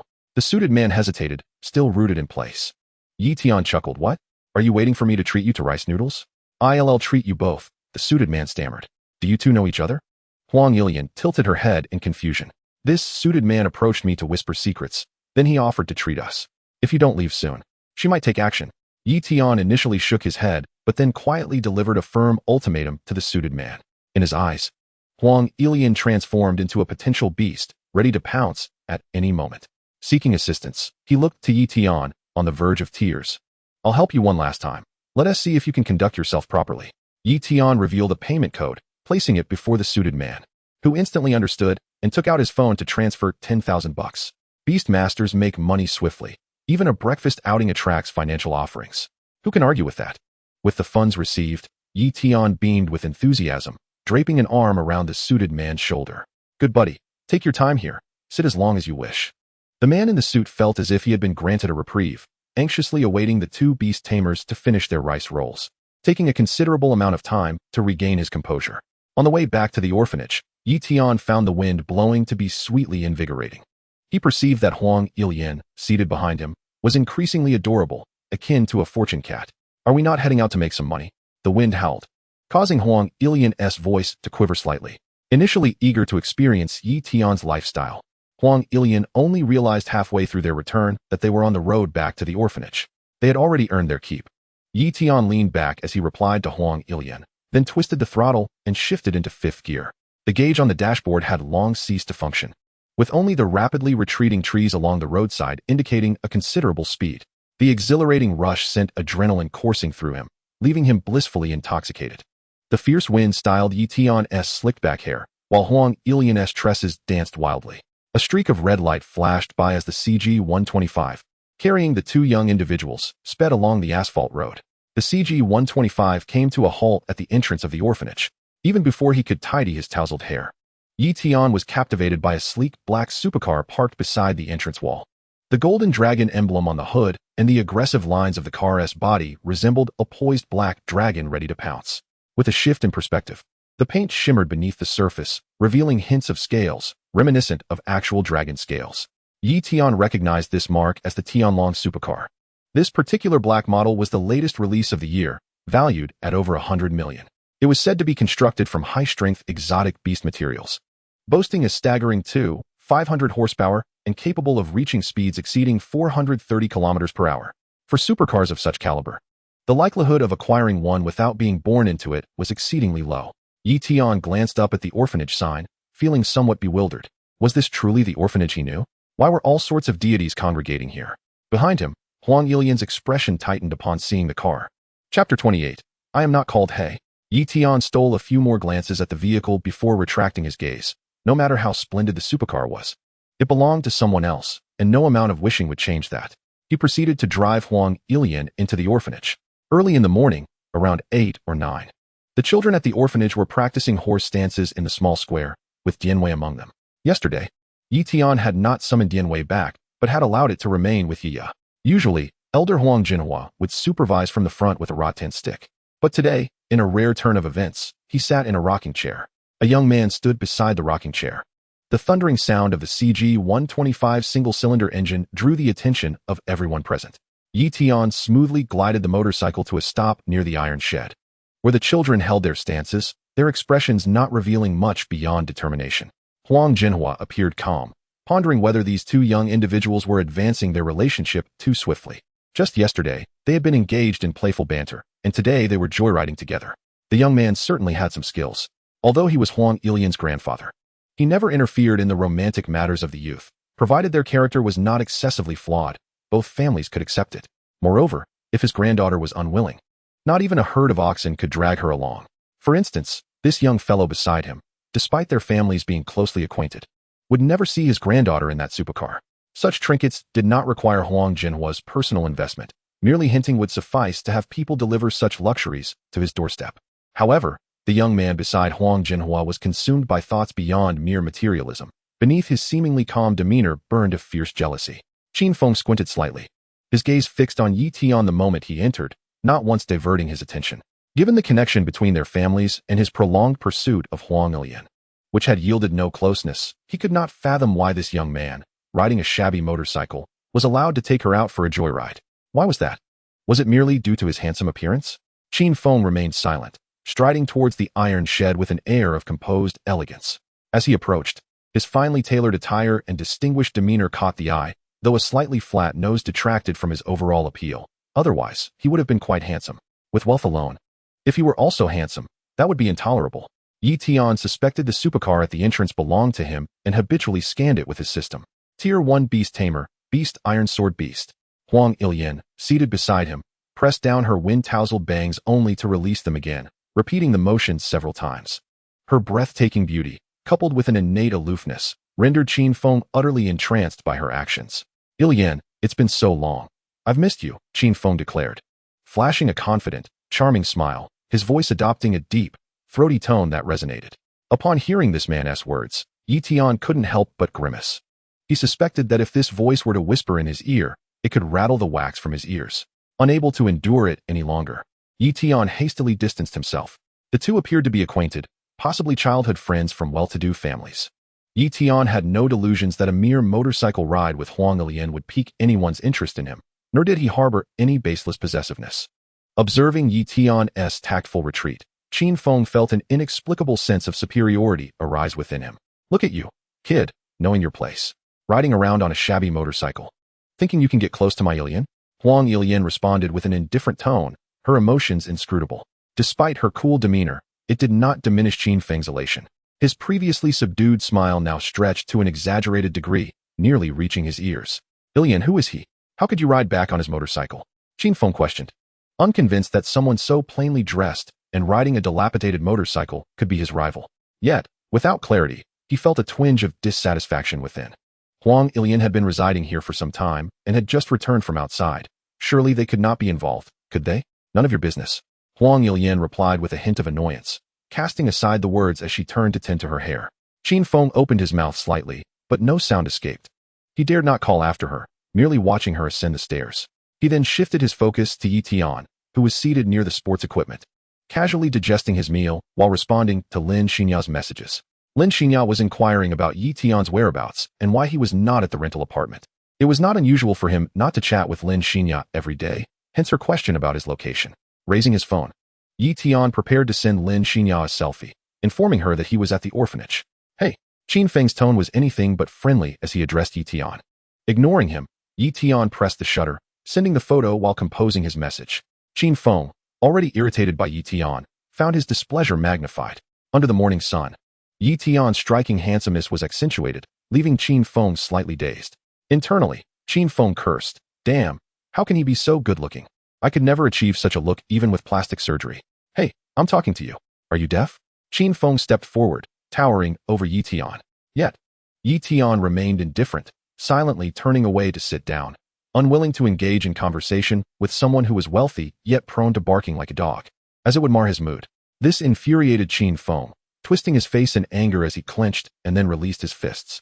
In a bid to quell the turmoil within, Qin Feng patiently approached Yi Tian from the other side. Yi Tian, engrossed in his phone, cast a sidelong glance at the pristine leather loafers he wore, decorated with shimmering rhinestones. How irritating. Was this person akin to a fly? If he wanted to pursue Miss Huang, he should do so without bothering him, pretending to be a clumsy elephant. Yi Tian rose to face Qin Feng, who was half a head shorter. First, I do not respond to hey. Second, my name is Yi Tian. Third, I have nothing to discuss with you, so please take your leave. Thank you. Yi Tian articulated each word with clarity. Qin Feng seethed with rage, his teeth grinding audibly. No one had ever dared to speak to him in such a manner, not even his father. With a fierce glare, he fought the urge to throw a punch. Whatever transpired between them and Huang Ilian was known only to her and this person before him. He dared not inquire of Huang Ilian, not out of fear, but because she would never divulge anything to him. 30,000. Answer me one question, Qin Feng said dismissively, convinced that Yi Tian could not refuse such an offer. When he had first arrived, he had spotted a low-tier electric monkey, but that could not possibly belong to Huang Zhenhua. Thus, he had inquired about Yi Tian and learned that he was a poor orphan. 30,000 would suffice to purchase a bottle of beginner-level energy blocks. Observing his impoverished appearance, Qin Feng surmised he had likely never used one. Chapter 29, Your Name. Yi Tian found the situation utterly absurd. Why was it that after becoming a beast master, there were always individuals eager to throw money at him? Such luck had eluded him during his most challenging times. Now that he possessed the means to earn, it seemed as if wealth had inexplicably gravitated towards him. Though Yi Tian had a fondness for money, Qin Feng's attitude was decidedly off-putting. After all, not everyone was worthy of such extravagance. It's not a matter of money, Yi Tian stated. 50,000, Qin Feng retorted. I already said it's not about the money. Qin Feng's forehead throbbed with fury. Was it possible he had engaged in some illicit, unspeakable activity? 100,000. Qin Feng bit out through clenched teeth, his lips barely parting to spit out those words. I'll give you 200,000. Just stop asking, all right? I'm a bit tired. Please let me be quiet. Yi Tian spread his fingers wide, gesturing dismissively into the empty air, his tone dripping with impatience. Meditating was already a tedious and exhausting endeavor, and now a fly had buzzed in to disturb him. Is being wealthy truly so impressive? Tired? He claims to be tired? What were they doing all night? The mere thought of it made Qin Feng's heart race. Moreover, where would he, a pauper, find the money? Was it possible that Huang Ilian had rewarded him with 1 million? I'll give you 1 million. Just tell me what you two did. He howled in agony. Qin Feng seized Yi Tian by the collar, his eyes wild with rage. He longed to unleash his fury, but before Huang Zhenhua, he could not afford to lose his composure. What's your problem, man? Yi Tian, perplexed by this wealthy young man's obsession, was equally baffled by his questions. Why not simply state them? Just one question, why the need to throw money at him? Am I the type to be swayed by money? If you ask me a question, I might just answer it without the need for such theatrics. Since Qin Feng was so insistent, Yi Tian decided to oblige. He opened his phone and displayed the payment code, curious to see what question could possibly warrant 1 million. With bloodshot eyes, Qin Feng watched as Yi Tian held up the payment code, releasing his grip on Yi Tian's collar, pulling out his phone to scan it while muttering in frustration. You're something else, very bold. Tell me your name. As Qin Feng entered his payment password, 1 million was transferred to Yi Tian's phone the next moment. Bold was an understatement, Yi Tian mused. But the question Qin Feng posed left him baffled. Was he truly willing to pay 1 million just to learn his name? Was he simply burning through money as if it were nothing? This time, Yi Tian felt a twinge of uncertainty. His name hardly seemed worth such a sum. Surely, it wasn't some kind of trap. After much contemplation, he finally replied, My name is Yi Tian, Yi as in leaf, Anton as in sky. Do not worry about having no friends on the road ahead. Who in the world does not know you? To underscore the worth of the million, Yi Tian even conjured a poetic line to accompany his name, lending it an air of sophistication. I've answered your question. I'm keeping the million, my good fellow. If you want to be friends, Just say so. No need for such extravagance. Yi Tian grinned broadly, throwing an arm around Qin Feng's shoulders. He noted how genuine this person seemed, a truly prime candidate for friendship, albeit occasionally prone to fits of rage. Did I ask you anything just now? Qin Feng erupted in ironic laughter, shrugging off Yi Tian's arm and seizing his collar once more. You did ask me for my name, and you can't backtrack now. I won't be returning the money. That doesn't count. Qin Feng gritted his teeth, incredulous that Yi Tian would consider his name worth $1 million. What do you mean it doesn't count? A man's word is his bond. You must be joking, right? Yi Tian yanked free from Qin Feng's grasp. Now, he was the one displeased. He had answered the question, and to claim it did not count was utterly preposterous. What are you doing, Qin Feng? Huang Ilian descended the stairs, spotting Qin Feng gripping Yi Tian's collar. Both wore agitated expressions. Then, Yi Tian forcefully broke free, and it appeared to anyone watching that Qin Feng was bullying him. Ah, Ilian, Qin Feng stammered, unsure how to explain himself to Huang Ilian, casting a glance at Yi Tian. Yet, Yi Tian quickly turned his head away, avoiding any eye contact with Qin Feng. Yi Tian harbored serious doubts about Qin Feng's intentions. Who in their right mind would offer $1 million to ask a question only to dismiss it afterward? It was evident he was simply a fool with more money than sense. I was just having a bit of fun with him, huh? You see, this guy is quite handsome, and I enjoy making friends with people like him. Qin Feng laughed heartily, attempting to feign camaraderie as he draped an arm over Yi Tian's shoulders, walking a few steps away. Leaning in, he whispered in a tone only Yi Tian could hear. Let us go along with this. I won't hold you accountable for that $1 million. I refuse. Your attitude is far too abrasive, Yi Tian retorted. Wholly uninterested in his proposal, it was rightfully his $1 million. I'll add another 500,000. How about that? Will you cooperate? Apologize, or no amount of money will suffice. Fine. I'm sorry. Once the words escaped Qin Feng's lips, he felt utterly drained, genuinely at a loss, his animosity towards Yi Tian simmering beneath the surface. Yi Tian, relishing his victory, once more produced the payment code. Qin Feng inhaled deeply several times to suppress the fiery emotions within him, reluctantly transferring the money to Tian. At that moment, Yi Tian revealed a beaming smile and patted Qin Feng on the shoulder. As brothers at heart, I am determined to keep you as a friend. I have some matters to attend to, so I shall head upstairs first. You all carry on with your conversation. The matters at hand, of course, involved retreating to his bed, covering his face, and indulging in some secret delight for a while, for Yi Tian could hardly contain himself any longer. As Qin Feng observed Yi Tian's receding figure, he couldn't help but mentally give him a thumbs up. You truly understand, my friend, he thought, feeling that the 150,000 spent was indeed worth it. Qin Feng, with a somewhat shameless demeanor, implored, look at me. Leave. Huang Ilian replied with a dispassionate expression, uttering a single word before turning to join the group practicing horse stance, leaving Qin Feng in a state of utter confusion. What am I doing? This singular thought occupied Qin Feng's mind as he stood there, lost in reverie. He replayed the earlier events in his mind, spending 150,000 for 3 words, $1 million to inquire about a name, and 50,000 to receive a curt dismissal. It seemed he had willingly offered all of it, with no one coercing him. Thus, Qin Feng felt as though he had just consumed 10 pounds of bitter medicine. It felt as if he hadn't even asked the questions that truly mattered. With Huang Jinhua present, he dared not cause a scene. Desperate to cool his temper, Qin Feng hurriedly exited, the roar of his sports car echoing as he sped away. Chapter 30, Boxing. Within the opulent confines of a lavish hotel, in a luxurious suite, a tall and attractive woman bore her grievances silently. However, having encountered all manners of peculiarities, she resolved to endure, for money is hard to earn, and one must swallow their pride.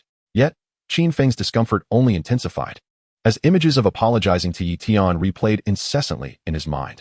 He felt he might explode if he continued to dwell on it. The sky darkened as he returned to the orphanage. Upon seeing his good friend, Yi Tian, practicing Hung Gar in the small square, he immediately recognized him. The roaring of the sports car had been too loud to miss. As Qin Feng entered, he instantly spotted Yi Tian. However, he had no intention of confronting him at that moment. At this point, Qin Feng's mindset was as serene as that of a Buddha, clear and profoundly tranquil, albeit his steps felt somewhat unsteady and his complexion pale. Huang Ilian, noticing Qin Feng's demeanor, was well aware of what he had been up to during his absence. Having known each other since childhood, their relationship had soured as they progressed into high school, with Qin Feng increasingly drawn into troubling matters, leading to a growing disdain from Huang Ilian. Ignoring everyone else present, Qin Feng made his way directly to Huang Jinhua. He had nearly forgotten about the urgent matter at hand after Yi Tian's interruption. Huang Jinhua had sustained injuries from the White Dragon, and aside from offering his condolences and expressing concern, he sought to inquire about the white dragon situation. After all, Huang Jinhua was the first to engage the creature and should possess some understanding of its abilities. Following his father's instructions, he hoped to glean any useful information. Despite the Beastmaster Association's strict warnings regarding the white dragon, only a select few knew of its divine beast status. Old Master Huang, he began, the white dragon.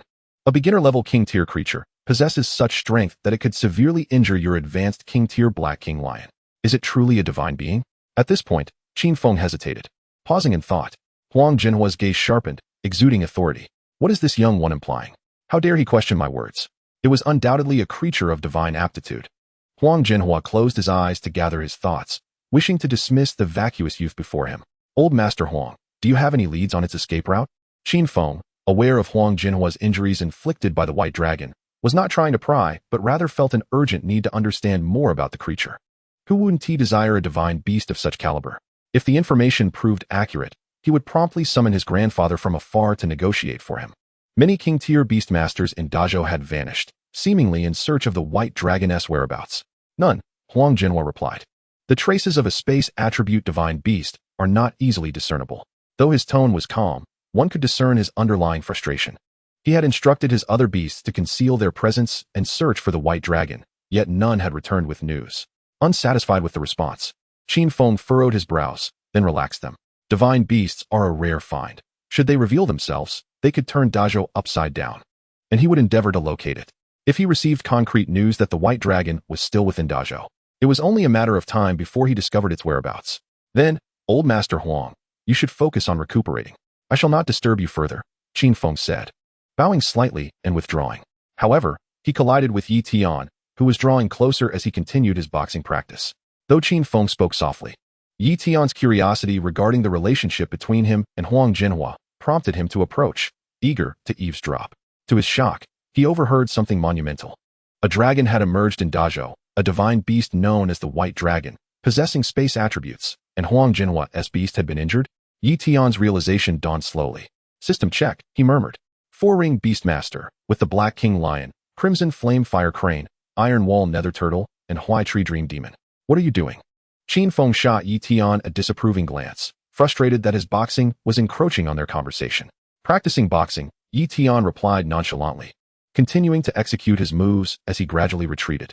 Watching Yi Tian box, Qin Feng felt a surge of unbridled ire rise within him. He glanced at Huang Ilian, aware that lingering here would bring him no closer to her. Rather than engage in fruitless waiting, he resolved to seek out the White Dragon. If he could forge a contract with it, he could secure Huang Ilian's hand in marriage with ease. Becoming a beastmaster of a divine beast would undoubtedly make it easier for his grandfather to propose. Even before sleep claimed him, Qin Feng's mind was already drifting into dreams. Yet, he would not let Yi Tian off easily. During his absence from the orphanage, he had already sent someone to uncover Yi Tian's secrets. When Yi Tian eventually left the orphanage, it would be time to settle the score, for Qin Feng's money was not easily taken. Sooner or later, he would make him pay it back. As Yi Tian watched his good friend depart, a wave of reluctance washed over him. Such a generous person was hard to come by. Why not stay a few more days? After completing his final stance, Yi Tian exhaled deeply and approached Huang Jinhua. Old master, you are a beastmaster? How come I never heard you mention it before? You heard everything, didn't you? You should know that I will always be your elder. Huang Jinhua replied. You'd best be cautious. You've crossed Qin Feng. While he may spare your life out of consideration for me, with his family's influence in Dazhou, dealing with you would be child's play. Huang Jinhua opened his eyes, warning Yi Tian. Given his prowess, the events of the morning would not have escaped his notice. This young man feigned ignorance while having taken 150,000 from Qin Feng. Huang Jinhua was well aware. Earning money through one's own efforts is commendable. Yet Huang Jinhua could only offer a warning to Yi Tian. That lad, Qin Feng, must have lost his senses, utterly consumed by his infatuation. The saying that wealth does not last beyond 3 generations holds true, after all. If this continues, the Qin family will inevitably be dragged down by Qin Feng. Yi Tian chuckled. He had no intention of offending anyone, yet this brazen fool had sealed his fate the moment he escorted Huang Ilian through the gates. This money was an opportunity not to be missed. You, so formidable, why do you not seek wealth with righteousness, using your strength to oppress the weak? What brings you to this remote orphanage to serve as its director? With responsibilities weighing upon me, I am tasked with guarding this coastal region. Should a high-level aberrant beast attack, I must respond immediately. Do you truly believe that being a director is such an easy endeavor? Huang Jinhua replied, exasperated. As the impudent boy continued to babble, the orphanage is merely a side position, a place where I can pass the time, and in my leisure, I can teach these children martial arts to strengthen their bodies.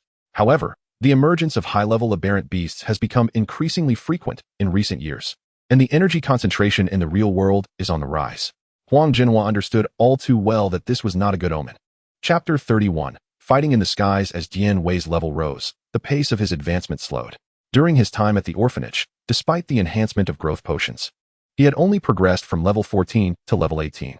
After days of diligent practice in Hongquan, Tian Wei had independently comprehended a skill, the heart of martial arts. This skill accelerated one's understanding of martial arts.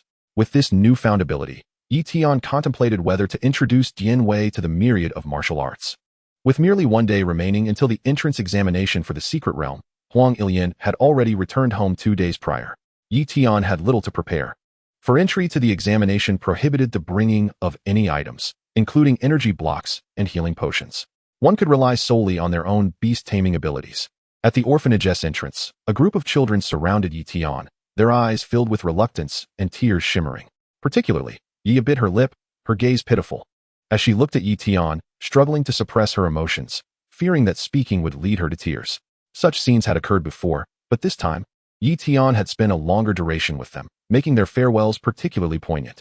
Tian summoned a rideshare vehicle that came to a halt at the entrance. Children, I must leave for a while to take part in a very important examination. You must cheer for me. Tian smiled, waving farewell. Cheer on, big brother. We will miss you. Yes, brother is the best. Goodbye, big brother. Little Ye's eyes blinked like twinkling stars. Huang Jinhua stood behind the children, offering a slight nod to Tian. You all must listen to your grandpa. Farewell. Tian returned the gesture, opened the door, and got in the car, uttering one last phrase. The journey was silent. The rideshare vehicle carrying Tian stopped before a farm gate. Tomorrow was the examination, and Uncle Lin had invited him to dine at the farm and stay for the night, promising to take him to the exam in the morning. The warm hospitality left no room for Tian to decline, thus he called for a car to the farm. The moment he approached, the invigorating scent of lush greenery wafted towards him, refreshing his spirit. Tian pushed open the slightly ajar gate of the farm. Tian, Lin Xinya, who had been waiting behind the door for quite some time, suddenly jumped out, calling out loudly. Caught off guard, Tian's heart skipped a beat, and he turned sharply, relaxing only upon recognizing Lin Xinya, exclaiming, Sister Ya, you startled me. Have you been waiting long? Dressed in a white sundress, Lin Xinya stood with her hands behind her back, delighting in her successful scare of Tian, and she shook her head with a grin. I just arrived. And then you appeared. Tian was not convinced by her words. The beads of sweat on her neck betrayed her, indicating she had been waiting for a while. Before Tian could respond, Lin Xinya took his hand and briskly led him toward the farmhouse. Tian gazed at her familiar purple-haired silhouette, her alluring scent, and her exuberant demeanor brought him comfort, causing his lips to involuntarily curl into a charming smile.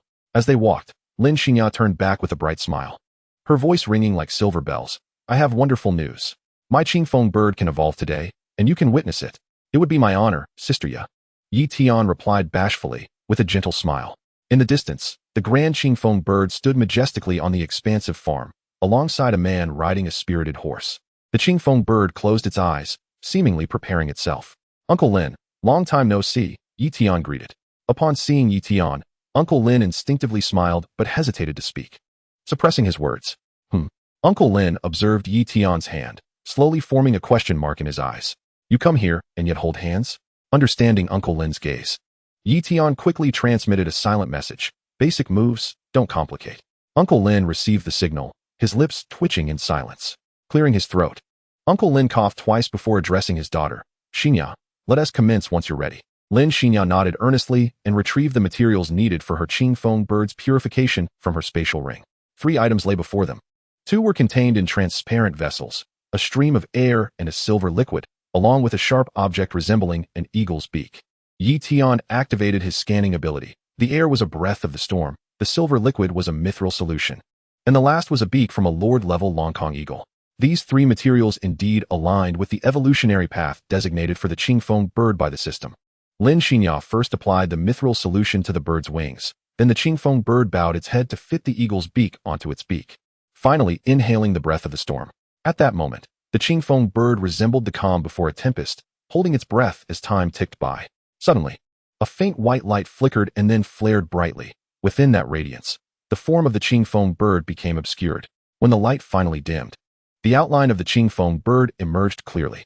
The once straight, sharp beak had transformed into a hooked shape, its wings gleaming silver, and the once gentle azure feathers had become wild and vibrant, its demeanor markedly transformed, exuding an air of pride. Remarkable, Tian mused silently, examining the panel of the evolved Qingfeng bird. Silver-winged Gale Eagle. Quality, 6-star Phantom Beast. Attributes, Wind, Wood. Level, Elite Period, Level 47. Skills, Gale Severing Slash. Swift Gale Dual Slash. Secrets of the Sky. Eagle's Eye, High-Speed Flight. Wind Sweeping Clouds, Self-Heal. Evolution Path, 1. Evolution Count, 1. Excellent. Tian marveled at the panel of the silver-winged Gale Eagle, noting that its original 5-star quality had been elevated to 6 stars. This evolution had been exceptionally successful, and it had even comprehended new skills. Hooray! We succeeded!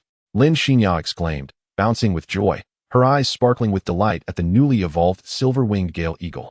Congratulations! Sister Ya. Tian stepped forward to offer his well wishes.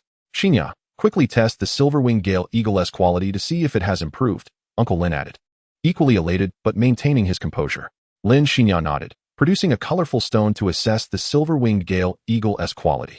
The stone glowed, and after a brief flicker, it revealed the indigo hue characteristic of a 6-star Phantom Beast. Lin Xinya covered her mouth in astonishment, rendered speechless.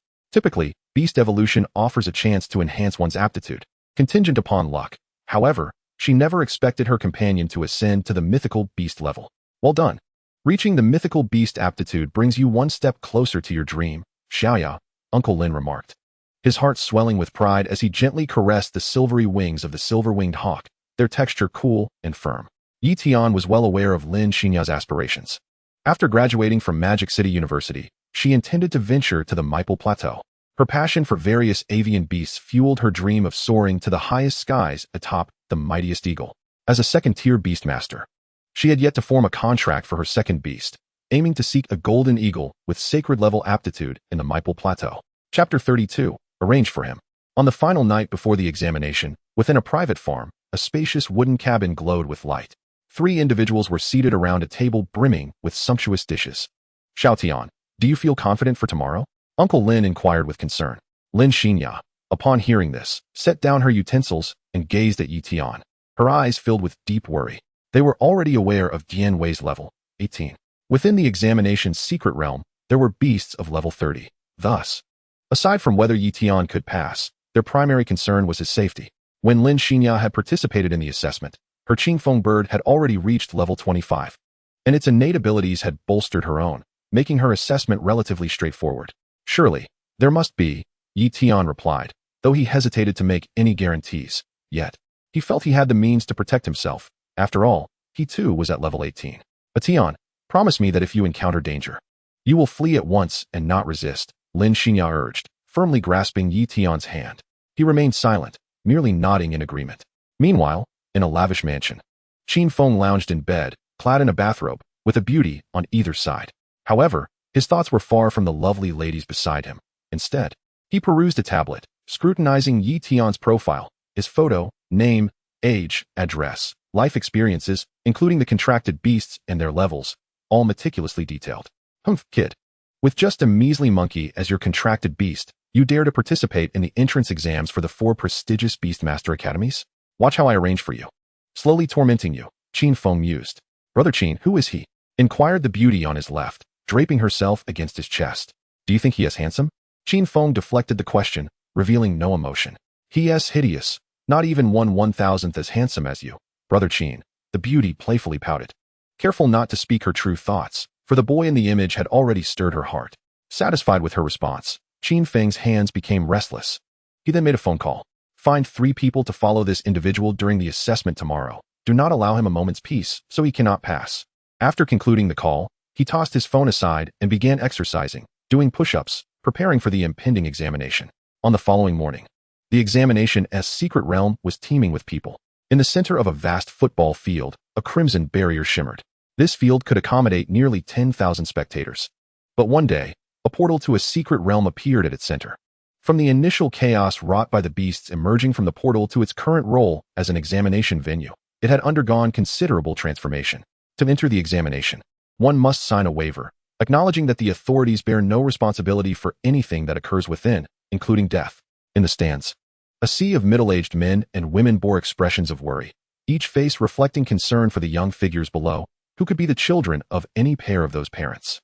Yet, among the crowd stood Uncle Lin and Lin Xinya, gazing down. One had once been Yi Tian's employer, while the other was his daughter. However, like all the other parents accompanying their children for the examination, their hearts were laden with anxiety and hope. Amidst the serpentine queue enclosed by iron railings, Yi Tian blended in, occasionally shifting forward, casting glances at the two figures in the stands above. As the line approached the secret realm entrance, staff members flanked both sides, one distributing spatial rings, the other handing out monitoring devices. Yi Tian estimated that nearly 500 individuals were queuing, a mere fraction of the newly awakened Beast Masters from the city. The vast majority aimed for ordinary Beast Master academies, slowly and safely accumulating resources to later contract high-quality spirit beasts. Yi Tian found this pace unbearably slow, akin to a monotonous assembly line worker tightening screws for meager wages. Barely enough to sustain a living, pondering when he might amass sufficient capital. He grew weary of such a mundane existence. The awakening of his beast mastery talent and the Dianwei gifted by Uncle Lin had propelled him forward, yet it was insufficient. He needed to run and catch up. Nurturing beasts required resources, and contracting new, high-quality spirit beasts demanded even greater capital. He had ambitions to chase and people he yearned to pursue. With a burning desire for strength and to reach the pinnacle, he recalled the enchanting figure in the stands. The line slithered forward as he gazed at the crimson portal, his heart tranquil as a still lake. Yi Tian accepted the spatial ring and monitoring device. He looked up at the stands, waving to the two above. Uncle Lin and Lin Xinya had not taken their eyes off him. Upon seeing him wave as he prepared to enter the secret realm, they reciprocated the gesture. With their acknowledgement, Yi Tian stepped forward, his strides resolute as he entered the portal, vanishing from sight. As soon as he crossed the threshold, a voice called out beside him, "Stand in the far left queue." Yi Tian glanced at the male staff member who had given the instruction. "Understood," he replied, moving toward the far left. Inside the secret realm, those who had entered ahead of him were already waiting. 15 individuals lined up, each led by a staff member at the forefront. In no time, Yi Tian reached his designated line, which consisted of 3 individuals. He intuitively positioned himself behind the third person. Just as he settled in, the individual in front suddenly turned to him. Yi Tian remained unflustered, casually meeting the gaze of the man, stifling a yawn. The buzz-cut man in a tank top had frequently glanced back during the exterior queue, and Yi Tian had initially thought he was merely observing his family in the stands. However, now within the secret realm, he recognized that the man's gaze seemed fixated on him, as if fearful of losing track of his target. The tank top man visibly relaxed upon spotting Yi Tian. After a moment of contemplation, Yi Tian realized he did not recognize this individual at all. Yet, it was clear that the tank top man was familiar with him. A first-tier beast master, contracted with a shadow cat. Yi Tian examined the man's profile. It was puzzling. Why would anyone target him without provocation? Upon reflection on recent events, particularly regarding the establishment of a close friendship at the orphanage, it seems rather petty to orchestrate an ambush against me during the examination. Chapter 33, The Second Generation. My good friend Qin Feng must have entered the secret realm quite some time ago.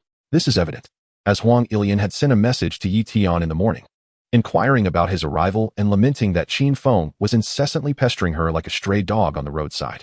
During their time at the orphanage, Yi Tian and Huang Ilian gradually grew familiar with one another.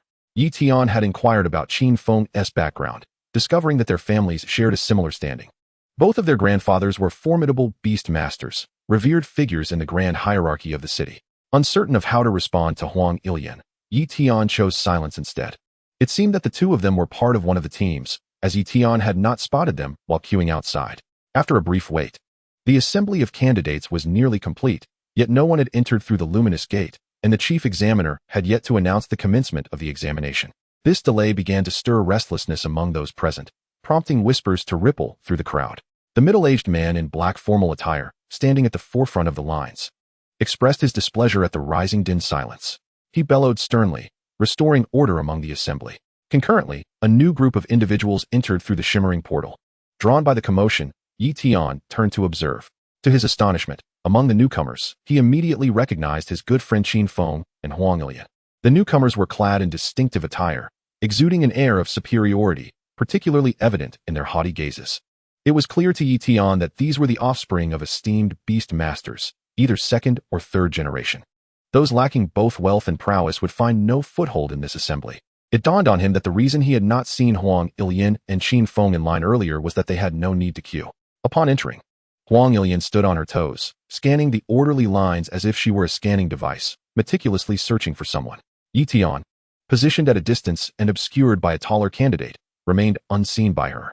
Qin Feng's gaze was fixed upon Huang Ilian, fully aware of her search, and he clenched his teeth in frustration. Ilian, let us join the queue, he murmured softly. Following the staff's guidance, Huang Ilian, after a brief fruitless search, complied and moved to line up. Although she found Qin Feng bothersome, she could not ignore him in such a public setting.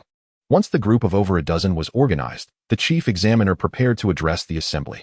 After clearing his throat, he paused for a moment before beginning to speak. You are all undoubtedly familiar with the examination rules. The spatial rings are distributed temporarily, containing only a timer, drinking water, and provisions. The examination lasts for 48 hours, 2 full days. Should you fail to return here for assembly 15 minutes before the time is up, it will be considered a failure. Additionally, any loss or damage to the monitoring device resulting in missing recordings or intentional obstructions will also be deemed a failure. Now, please don your monitoring devices and check that the recording functions operate correctly, along with the timers. With that, the chief examiner ceased speaking, and the candidates in line began to move. Tian retrieved a device resembling an electronic watch from his spatial ring and donned it. The monitoring device was a flat, black circle about an inch wide, equipped with cameras on all sides, meant to be worn on the head. Tian recalled using a similar device with Lin Xinya during their first descent into the secret realm. It could capture a full 360 degrees without blind spots, and the audio recording was remarkably clear. He adjusted the monitoring device to fit snugly on his head, securing it above his ears. The staff members in front of each line held tablets, inputting the corresponding monitoring device numbers and adjusting the visuals. Tian's monitoring device was numbered 167. The staff displayed the first-person perspective on their tablets, showcasing Tian's view. The status bar indicated that the monitoring device was fully charged. After confirming that everything was functioning properly, Tian nodded, signaling for the staff to proceed to the next candidate. Once all candidates had been checked, the chief examiner, who also wore a timer akin to a watch, pressed a black button on the left side. Simultaneously, the timers in everyone's possession emitted a beep. Tian raised his hand, noticing that his timer displayed a countdown of 5 minutes. The chief examiner then spoke again. All candidates, remain in place. After 5 minutes, you may depart to explore. Those who rank in the top 50 for points earned from slaying beasts will pass the examination. Yes, a student responded loudly. During the wait, Tian squinted at the man in the vest ahead of him, who had just glanced back at him. If he was indeed an agent of Qin Feng, Tian would need to devise a plan. Scoring in the assessment required beast masters to engage in one-on-one combat. Only such encounters would count towards their scores. Any candidate who maliciously interfered with others or directed their beasts to ambush those in battle would be deemed to have failed the examination. Such actions could only be verified upon returning and submitting the monitoring device for review. Events occurring during the assessment could not be interfered with, as the secret realm was devoid of signal, and the monitoring device recorded footage internally with no means of transmission.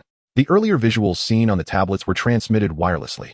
However, at a distance, the energy within the secret realm would disrupt such transmissions. Thus, the monitoring devices were of utmost importance. They could not be damaged. And if someone targeted Tian, he would have to wait until the assessment concluded for verification. Although self-defense was permissible, it would undoubtedly hinder his progress in hunting beasts. Glancing around, Tian sensed that Qin Feng had likely arranged for more than one individual to target him. After a moment of contemplation, an idea sparked in Tian's mind. The examination did not prohibit beast masters from teaming up. It merely stated that they could not command their beasts to engage in overwhelming numbers against a solitary opponent. Therefore, he could seek Huang Ilian's company, knowing that Qin Feng would inevitably follow. Should Qin Feng refuse to accompany them, Tian could stick with Huang Ilian for a while, shake off those pursuing him, and then venture out alone. Tian regarded the second-generation group with a profound gaze, lost in thought. Chapter 34. The Nuances of Human Relationships. 3, 2, 1, 0. The countdown concluded. Some impulsive candidates, unable to restrain themselves, hastily departed in their chosen directions. Others, more cautious and deliberative, remained in place, refraining from immediate departure. Those who stayed aligned with Tian's original intention. This secret realm was normally in a state of lockdown, meaning that the beasts within had not been cleared by any beast masters, thus presenting a high level of danger and abundance. One could easily find themselves surrounded if not careful. The might of one's fists pales in comparison to the strength of 4 hands. A Tier 3 Beastmaster commands but a single beast. Dispatching it to confront foes leaves the Beastmaster vulnerable and isolated. Upon entry, an agreement had been signed, stipulating that any demise would be in vain. Tian surveyed his surroundings, his peripheral gaze continually lingering on the man in the vest, a subtle smile gracing his lips.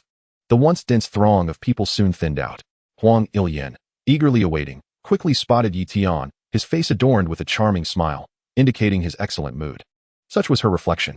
Qin Feng also noticed Tian, his smile a harbinger of impending tears for the latter. A sardonic grin crept onto Qin Feng's face, but as Tian approached, he was momentarily taken aback. Why, dear brother, are you not out slaying beasts but heading my way instead? TSK, he muttered under his breath. Observing Huang Ilian beside him, Qin Feng surmised Tian's intentions. What a coincidence, Huang Ilian. I didn't see you in line earlier. Oh, my good buddy, you're here too. Almost missed you, my apologies. Tian greeted her first, then mimicked the iconic gesture of a certain actor, his right hand raised high, his expression exaggerated. Qin Feng, maintaining a stern demeanor, suppressed his irritation. He had little desire to engage in frivolity. Tian, stepping closer, whispered to Qin Feng, "Good buddy, you're impressively formidable. Was this all you're doing?" The compliment elicited a proud look from Qin Feng, who, with a mocking glint in his eye, pushed Tian away disdainfully. Brushing off his attire. Don't ask so many questions, just enjoy the moment.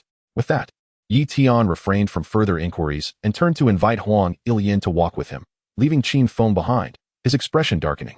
The man in the vest, keeping a close watch on Tian from a distance, grew perplexed upon witnessing the affectionate exchange between Tian and Qin Feng. It was evident that the latter had orchestrated a scheme against the handsome fellow, yet their camaraderie appeared strikingly intimate. Approaching Qin Feng, the man in the vest was followed by 2 others. Young Master Qin, shall we continue with the plan? He hesitated to ask. Infuriated, Qin Feng took a moment to compose himself before beckoning the trio closer to huddle and whisper conspiratorially. Yes, we shall pursue him, but do not disturb him. Just trail behind him for a couple of days.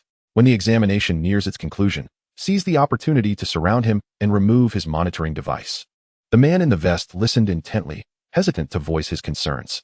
Sabotaging Tian's score merely disqualified him, but a malicious assault would incur penalties, risking the loss of their own Beastmaster status, which would be counterproductive. Noticing their reluctance, Qin Feng reassured them, "Fear not. My grandfather is a Tier 1 Beastmaster and holds a high position in the city's Beastmaster Association. I assure you, you will face no repercussions." After exchanging glances, the trio nodded reluctantly, aware that this was, in essence, a veiled threat. As the 4 remained stagnant, not only did the surrounding staff take note, but even the chief examiner's gaze deepened, though he focused solely on Qin Feng. As a Tier 3 Beastmaster, his mental acuity was formidable, further enhanced by the abilities of his 3 beasts. The whispers of Qin Feng's scheming fell upon his keen ears. The rivalry and jealousy among the young men and women became clear, shedding light on why Huang Jinhua had advised vigilance regarding the Qin family's younger generation. In the skies above, Beastmaster staff patrolled, not to rescue candidates, but to prevent minor beast waves from erupting. Should a second-generation candidate face dire threats, they would intervene. However, ordinary examinees were beyond their aid, as such matters fell outside their jurisdiction. Notably, second-generation Beastmasters, possessing high qualifications and levels, rarely required assistance. As Qin Feng observed the retreating figures of Tian and Huang Ilian, he gestured for his companions to follow while he chose a different path. Heading into the examination alone, with his 25th level Iron Sword Beast, a divine beast, he found it effortless to tackle the creatures within this secret realm. Tian, why didn't you reply to my message this morning? Huang Ilian's serene visage betrayed no emotion, yet her heart was tumultuous. After spending days in the orphanage, she had gradually succumbed to Tian's warmth and radiance, though beneath her composed exterior, her feelings wavered. Moreover, as they walked together, Tian cast his gaze backward repeatedly, leaving her feeling disheartened. Having always received whatever she desired from her family, she found herself at a loss when confronted with her feelings for him. "Oh, I was busy leaving this morning and didn't have time to check my phone." Tian offered a casual excuse, glancing back once more.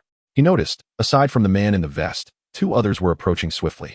The machinations of capital were at play, he realized, as the 3 figures drew nearer, understanding that his friends were indeed scheming against him. Realizing he could no longer linger, Tian recognized the need to abandon their playful charade. While Huang Ilian could rely on her family to secure her a high-quality beast even if she failed to enter the top 4 Beastmaster academies, He would face a relentless string of secret realms, relying solely on his fists and his beast, Tian. Using Huang Ilian, he aimed to evade Qin Feng's 3 henchmen. Though it pained him to exploit her, he resolved to explain everything after the examination's conclusion. At level 18, he harbored little doubt that the trio would struggle to keep pace with him. Let us part ways here for now. Best of luck with the examination. I wish you great success, Tian encouraged with a smile, addressing Huang Ilian. Without waiting for her response, he surged forward like a cannonball, propelling himself into the distance. Hey, Tian! Huang Ilian instinctively tried to chase after him, but after just a few steps, he vanished into the shadows of the trees. The sudden turn of events startled the trio of the man in the vest, who stood at a distance. The two behind him instinctively moved to pursue, only to be halted by his grip. Have you both lost your minds? This is a secret realm. We haven't even released our beasts. And you dare to chase after him? His words jolted the would-be pursuers back to their senses. Damn it, when did he discover us? One of them muttered in frustration. What should we do now? The other asked, sensing the urgency as Tian disappeared from sight. Let us proceed cautiously. We'll explore ahead. The man in the vest replied, concealing his true thoughts. That handsome fellow clearly had ties to Qin Feng. Associating with such a prominent second-generation beastmaster indicated he possessed considerable strength. As the thought of confrontation crossed his mind, the man in the vest cast a silent gaze at the two individuals beside him. Their only course of action was to gradually search in the direction where the other had departed. Should their efforts prove futile, they could bide their time until the assessment neared its conclusion, hoping to ambush him along the way. Failing to complete Qin Feng's task would merely necessitate a refund. But to be targeted by the beasts of the secret realm would truly be a matter of life and death.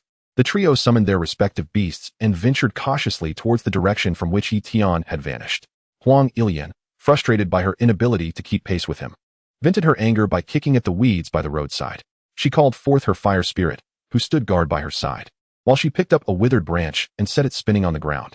When the branch finally came to a halt, it fortuitously pointed towards the path Tian had taken. Satisfied with this outcome, Huang Ilian nodded to herself. Linger, let us proceed in this direction. She softly instructed her fire spirit. The fire spirit nodded, its demeanor alert, as it forged a path ahead for Huang Ilian, with steady breaths accompanying the howling winds. Tian continued to run for 10 minutes.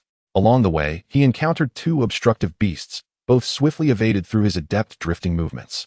It was no exaggeration to assert that these level 10 beasts posed no threat to him. He could dispatch them effortlessly.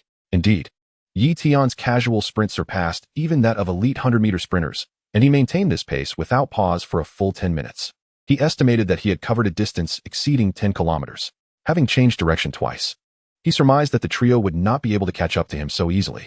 Summoning Dian, he embarked on his monster hunting expedition. Only the top 50 candidates would be deemed successful in the assessment, with no leaderboard to indicate their standings. The only recourse was to slay as many beasts as possible.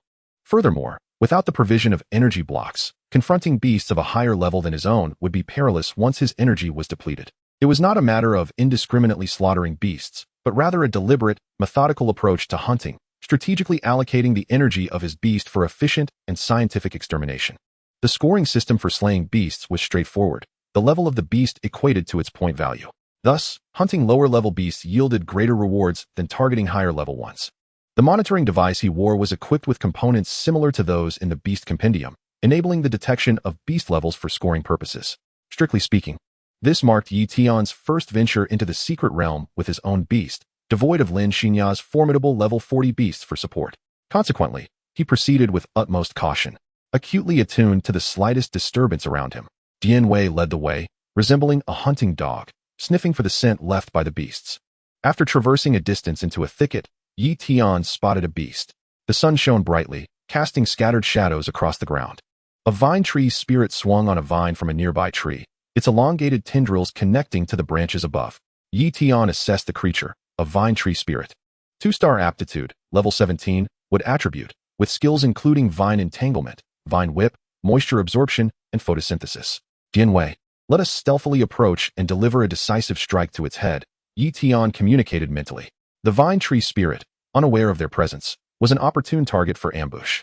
Dian nodded subtly, and together, they crept closer, halting approximately 20 steps away. Dian raised his hand, fingers poised, thumb elevated, and with narrowed eyes. He aimed at the swaying vine tree spirit. Once he had a good aim, he concentrated and launched a fist-sized lightning orb, which shot forth with a swift whoosh. The orb struck true, detonating against the back of the vine tree spirit's head. The explosion of energy shattered the creature's wooden cranium, splattering dark green, charred sap. Remarkably, the vine tree spirit emitted no cry of anguish, succumbing peacefully to the force of the lightning orb, swaying gently on its vine swing before gradually coming to a halt. Tian refrained from rushing forward immediately, opting to wait a while longer to ensure no other vine tree spirits lingered nearby. These creatures typically lived in groups within dense forests, preferring solitude and exhibiting low aggression. However, if provoked, they could become relentless. Having spent days at the orphanage, Tian had diligently gathered information about beasts from Lin Xinya, which encompassed comprehensive materials integral to her first-year courses. These resources were thorough and systematic. Unlike the fragmented knowledge obtained from the internet, Tian had committed significant effort to memorizing them. At the center of the vine tree spirit's chest, he discovered a small orb, approximately 1 centimeter in diameter. This object was the essence of vegetation, capable of healing his beast. During the assessment, materials obtained from slain beasts could be utilized as supplies or stored in spatial rings, converting to currency following the assessment's conclusion. Chapter 36, like a thorn in one's side. Though it was an ambush, it was still a fair one-on-one encounter, and the defeat of the level 17 vine tree spirit netted him 17 points. The evaluation of a beast's or spirit's power is determined not only by level, but also by attack skills, attributes, defense, and speed. Jianwei, with his lightning attribute and formidable attack prowess, posed a challenge for any beast of equal level, particularly those lacking in defensive capabilities.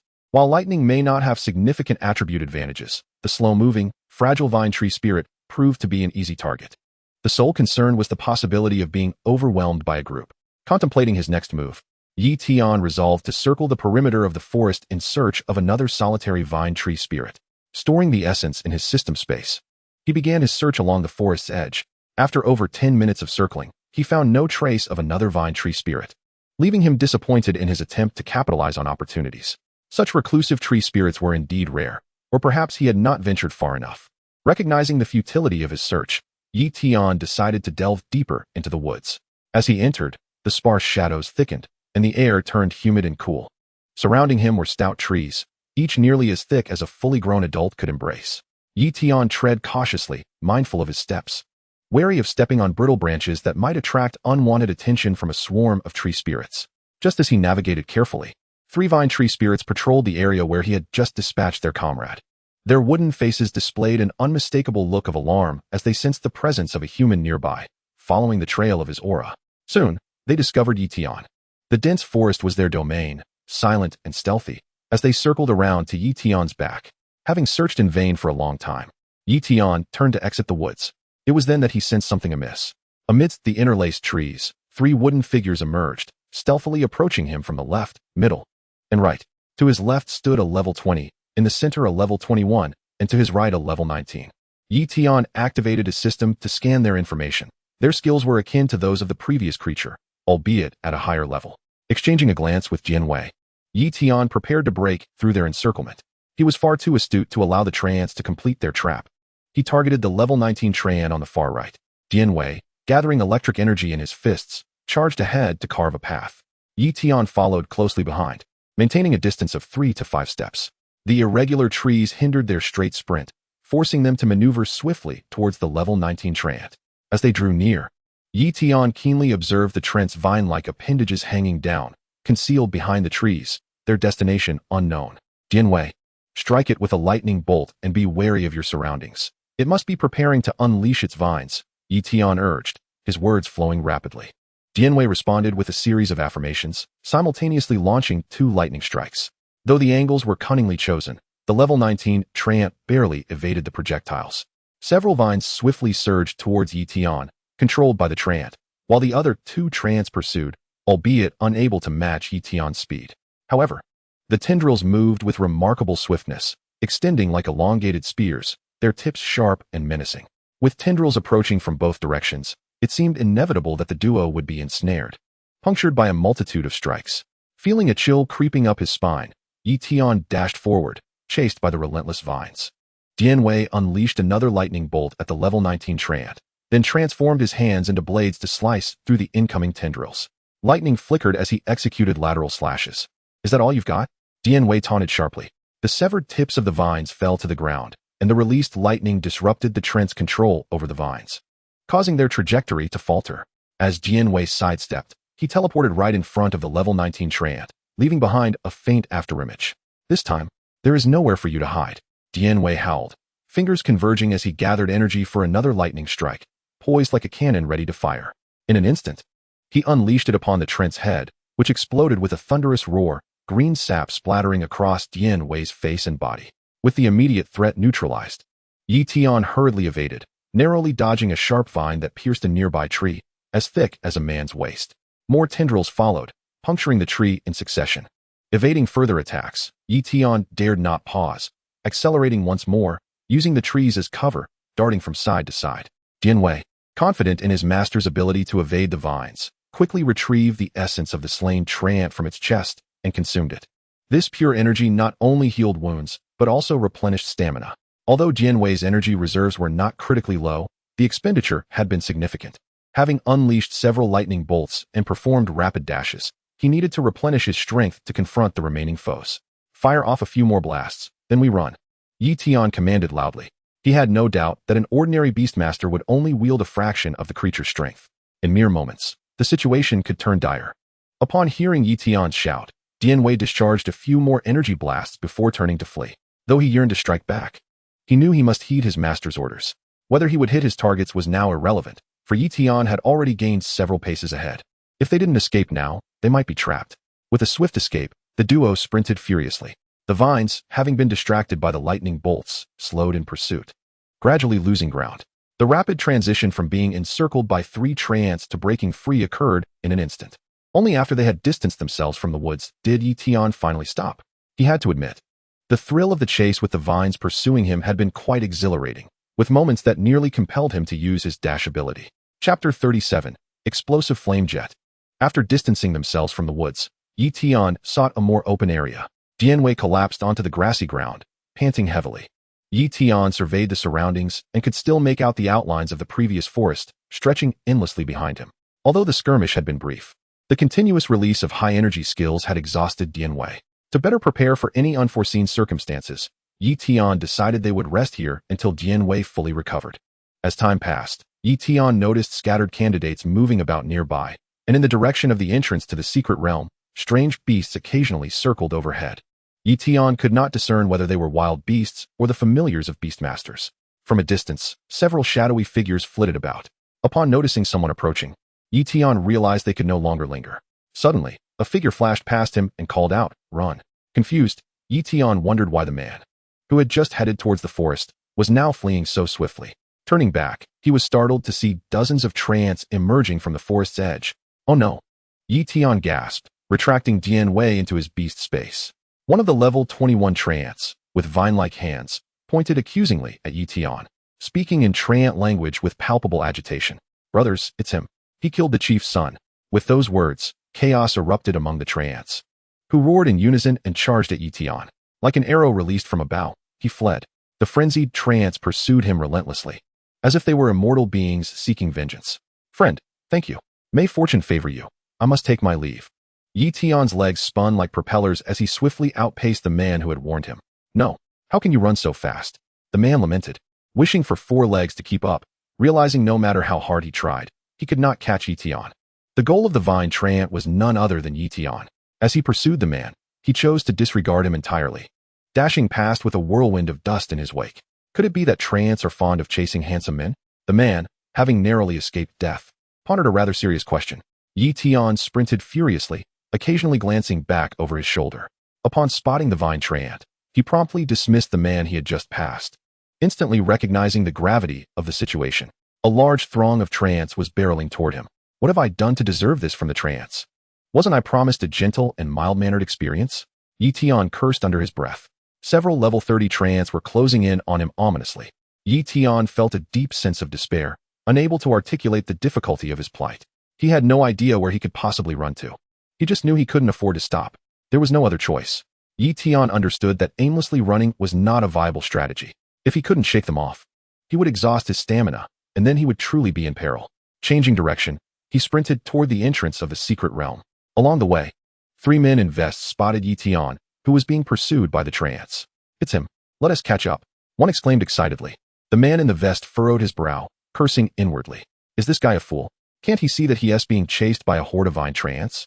If he wants to die, it doesn't have to be so complicated. Tian noticed the trio as well and ran directly toward their position. He wanted to make it clear to them that earning money was not as easy as it seemed. This will scare them to death. The man in the vest sensed something was amiss and took off running. The other two exchanged confused glances, and one of them, reacting swiftly, shouted, "Run." They joined the man in the vest, sprinting together. However, how could the three of them outrun Tian? He accelerated, catching up to the man in the vest and aligning himself with him. You three are arranged by Qin Feng, aren't you? How do you know that? The dull-witted one exclaimed in surprise. The man in the vest wished he could kick that fool right into the pursuing vine trants. Seeing the man in the vest remain silent, merely running for his life, Tian spoke again. Playing coy, are we? You've been watching me the whole time in line. To be honest, Qin Feng is my buddy. We were just having some fun. But now that we're all in trouble, we must band together to fend off the trants behind us. I'll have Qin Feng give you double the reward once we're back. Not a chance, the man in the vest replied coldly. Although he had no idea what animosity existed between Tian and Qin Feng, he could tell they were not on amicable terms, nor would there be any double reward. How about we help? The dim-witted one suggested weakly. He had witnessed Tian embracing Qin Feng and believed what Tian said. The thought of a doubled reward was too enticing to ignore. But before he could finish, he was interrupted. Help? Are you kidding me? The man in the vest could no longer contain his frustration and lashed out at the other man. Tian couldn't help but chuckle, increasing the distance between them. I could easily escape, but you might not be so lucky. Don't be foolish. I'm trying to help you. The man in the vest watched as Tian widened the gap, while the vine trants drew ever closer. He couldn't help but curse under his breath. Now he finally understood why Qin Feng had sent people to disrupt his exam. It was utterly infuriating. The other two, hearing Tian's words, hesitated, waiting for the man in the vest to make a decision. Just as he contemplated whether to stop and confront the vine trants, a clear, cold female voice rang out. Linger unleashed the blazing flame. The half-height fire spirit princess took a deep breath and released a fine, high-energy flame beam from her mouth. As the beam traveled further, it expanded into a massive pillar of flame, sweeping toward the vine trants behind Tian. The flames exploded upon contact with the trants. The leading level 30 vine trants were obliterated in an instant. This was Tian's first experience witnessing the exhilarating sensation of attribute advantage coupled with overwhelming numerical superiority. The level 30 vine trants, which had been relentlessly pursuing him, were extinguished in a single encounter with Huang Ilian's fire spirit princess. Who didn't even give them a chance to unleash their signature vine tendrils? Even if they had, they would likely have been reduced to mere kindling. The remaining vine trants, witnessing the inferno engulfing their fallen comrades, momentarily halted their advance. They were instinctively filled with dread and fear at the sight of the flames. Huang Ilian's expression was resolute as she stood her ground alongside the fire spirit princess, facing off against the trants. The man in the vest also came to a stop, captivated by the astonishing display of power from the fire spirit princess. Tian was no exception. Only the man in the vest quietly retreated. Chapter 38, Dance of Fire. What is this kid plotting? Tian noticed the man in the vest's subtle movements, casting a sidelong glance in his direction while quietly assessing him. He then summoned Dian Wei, instructing, keep an eye on him. Dian Wei thumped his chest, his gaze unwaveringly fixed on the man in the vest. The man in the vest had initially intended to summon his beast, Shadow Cat, to stealthily ambush Tian and disable his monitoring device. After all, relying on those two fools was uncertain. It was better to take a risk and remove the monitoring device, thus disqualifying Tian from the exam. However, Tian's keen awareness prompted him to summon his beast in advance. The man in the vest met Dian Wei's dark, penetrating gaze, abandoning any rash intentions. The slower vine trants gradually congregated, facing the fierce flames with palpable anxiety. Yet, they huddled together, showing no signs of retreat. The fire spirit princess stood alone against dozens of trants, her gaze disdainful, seemingly unperturbed by their presence. Linger, can you do it? Huang Ilian asked. Though she was aware of her beast's formidable abilities, she still felt uncertain facing so many trants. Ling Ling Ling, watch my performance, master. The fire spirit princess turned to give Huang Ilian an assuring glance. One spirit stands guard, none shall pass. She stepped forward, ready to confront the impending battle head-on. Tian approached Huang Ilian, inquiring, is your beast really preparing for a direct confrontation? Huang Ilian's beautiful eyes met Tian's, her gaze evasive, her ears flushed. Linger possessed exceptional qualities, abundant energy, and was inherently advantageous against the vine trants. Let us allow it to give it a try, Huang Ilian replied nonchalantly. She was not recklessly sending the Fire Spirit Princess into a one-on-many scenario without consideration. She had thoroughly evaluated the situation and knew her Fire Spirit Princess had a skill that would allow for an escape if the battle turned dire. Tian's eyes deepened as he studied Huang Ilian's profile, rendered speechless, genuinely at a loss for what to do. A beast with holy level aptitude could easily dispatch these treants, allowing them to simply wait at the entrance of the secret realm for the conclusion of the ordeal. Moreover, there are 3 timed explosives within oneself, poised to detonate at any moment. The focus shifts to the combat between the two sides. Although it is unnecessary for Tian to worry, Huang Ilian has nonetheless alleviated a significant burden for herself. Should she find herself in peril, she may yet call upon Dianwei for assistance. At the very least, she must not be allowed to fall into danger. The verdant treants align in formation, resembling an army of trees prepared for a charge. Linger, activate the will of fire and unleash a flame slash to disrupt their formation, then advance with a fire dance. Remember to exercise caution, Huang Ilian commands the Fire Spirit Princess. In the heat of battle, Huang Ilian undergoes a transformation, shedding the shyness typical of a young lady and adopting an extraordinary composure. Tian gazes intently at the diminutive Fire Spirit Princess, barely half his height. He observes the flickering flames resembling hair atop her head. In the next instant, her firepower intensifies, surging forth with a torrent. It resembles the modest flame of an ordinary lighter transformed into the gusty blaze of a windproof lighter, roaring fiercely. The fiery tattoos adorning her body pulsate with crystalline energy, quickening in flow. Even from a distance, Tian can feel the intense heat radiating from her. This active amplification skill must indeed be the will of fire. The Fire Spirit Princess dashes forward, charging while brandishing her arms. Broad arcs of flame hurtle toward the treants. The vigilant treants do not remain passive. The vine-like arms of the frontline treants swiftly extend into the earth, akin to countless ethereal serpents gliding underground. They entwine forward, then ascend, forming a square shield. Boom. The flame slash crashes against the treant shield, resulting in a resounding explosion and rolling waves of fire. Although they withstand the flame slash, the ensuing conflagration clings to the vine tendrils, igniting them like maggots on flesh, causing the frontline treants to emit continuous cries of anguish. Linger, increase the firepower and continue the charge. Huang Ilian cups her hands to amplify her voice. Each treant can disperse 10 vine tendrils. While the front line withstands the flame slash, the treants behind are not idle. Vines radiate outward, hundreds of tendrils surging forth like tidal waves. A soft azure glow of energy illuminates each tendril, each appearing to possess a will of its own. They coil and twist into 5 robust wooden serpents, each as thick as a barrel. Some remain scattered, acting as guardians in the vicinity. The 5 vine serpents launch a coordinated attack, using the skill Azure Vine Whip against the Fire Spirit Princess. The dense offensive forces her to evade incessantly. The remaining scattered tendrils also strike at her, forcing her into a frantic retreat. The Fire Spirit Princess moves with an almost boneless grace, employing a myriad of bizarre maneuvers to evade all assaults. She dances like a flame sprite atop the 5 vine serpents, which emanate a blue luminescence, making it difficult for her flames to adhere. The 2 combatants become ensnared in a brief skirmish, with neither able to gain the upper hand. The frontline treants resolutely shatter their flaming arms, sacrificing themselves in the process. Yet, new vine tendrils emerge, entwining at the severed points to form new arms. However, they choose not to attack, but instead weave several shields to protect the treants, establishing mobile defense. The balance of offense and defense remains tightly controlled. Tian contemplates how the Fire Spirit Princess might overcome the treants. He wonders if he should summon Dianwei, unsure of how long he could endure. His gaze shifts to Dianwei, who seems to grasp his intention, raising 3 fingers. I'm not boasting. If I can hold out for 3 seconds, consider it a victory. He muses that any one of those wooden serpents, should it strike him, would leave him glued to the ground. Tian raises an eyebrow, turning his attention back to the battlefield. The 5 wooden serpents become entangled by the Fire Spirit Princess's agile movements, their mutual friction hindering their movement. The Fire Spirit Princess charges toward the retreating treants. The treants realize they are in a predicament. The 5 serpents disband into hundreds of scattered vines attempting to retreat. With no foothold beneath her, the Fire Spirit Princess finds herself momentarily suspended, poised to be struck and pierced by the surrounding tendrils. Linger, fire dance.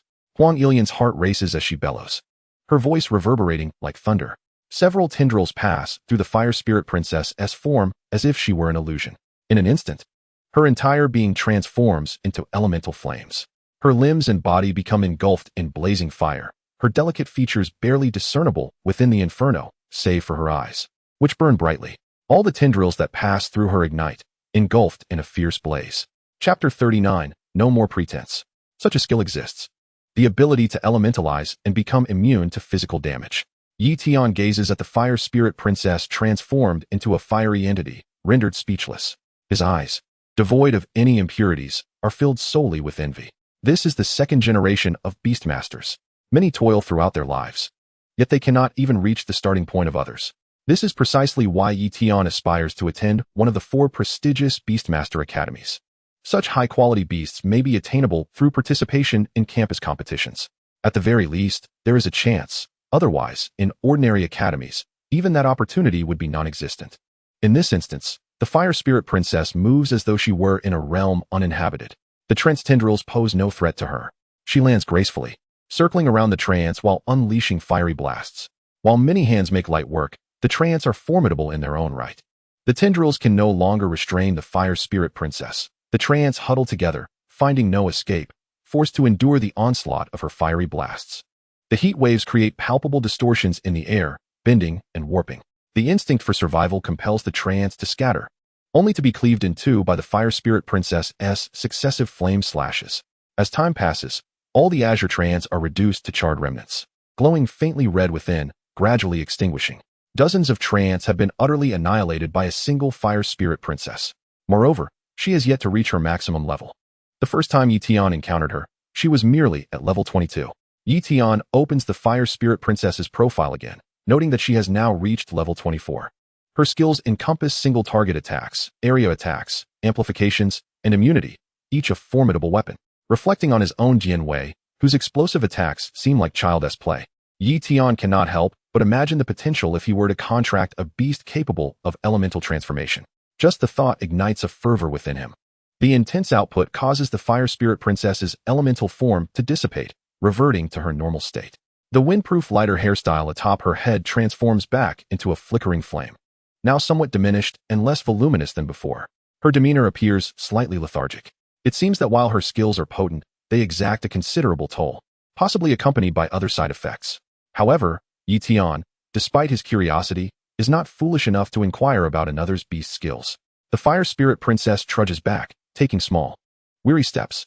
A fatigued visage could not conceal the pride reflected in one's gaze. Your familiar is remarkably powerful. Tian gazed in awe at the petite figure of the fire spirit princess, marveling at her prowess. With the defeat of this wave of trance, Huang Ilian was already on the verge of graduating from her examinations, and this was merely the beginning of the assessment. Hearing Tian's praise of her familiar filled Huang Ilian with elation, though her expression betrayed a hint of shyness. Well, it's not too bad. However, the skill fire dance is still beyond the capabilities of Linger in her juvenile stage. She cannot sustain it for long and requires an extensive recovery period before she can employ it again. It seems your familiar will need quite some time to regain its energy. Yes, it is nearly depleted.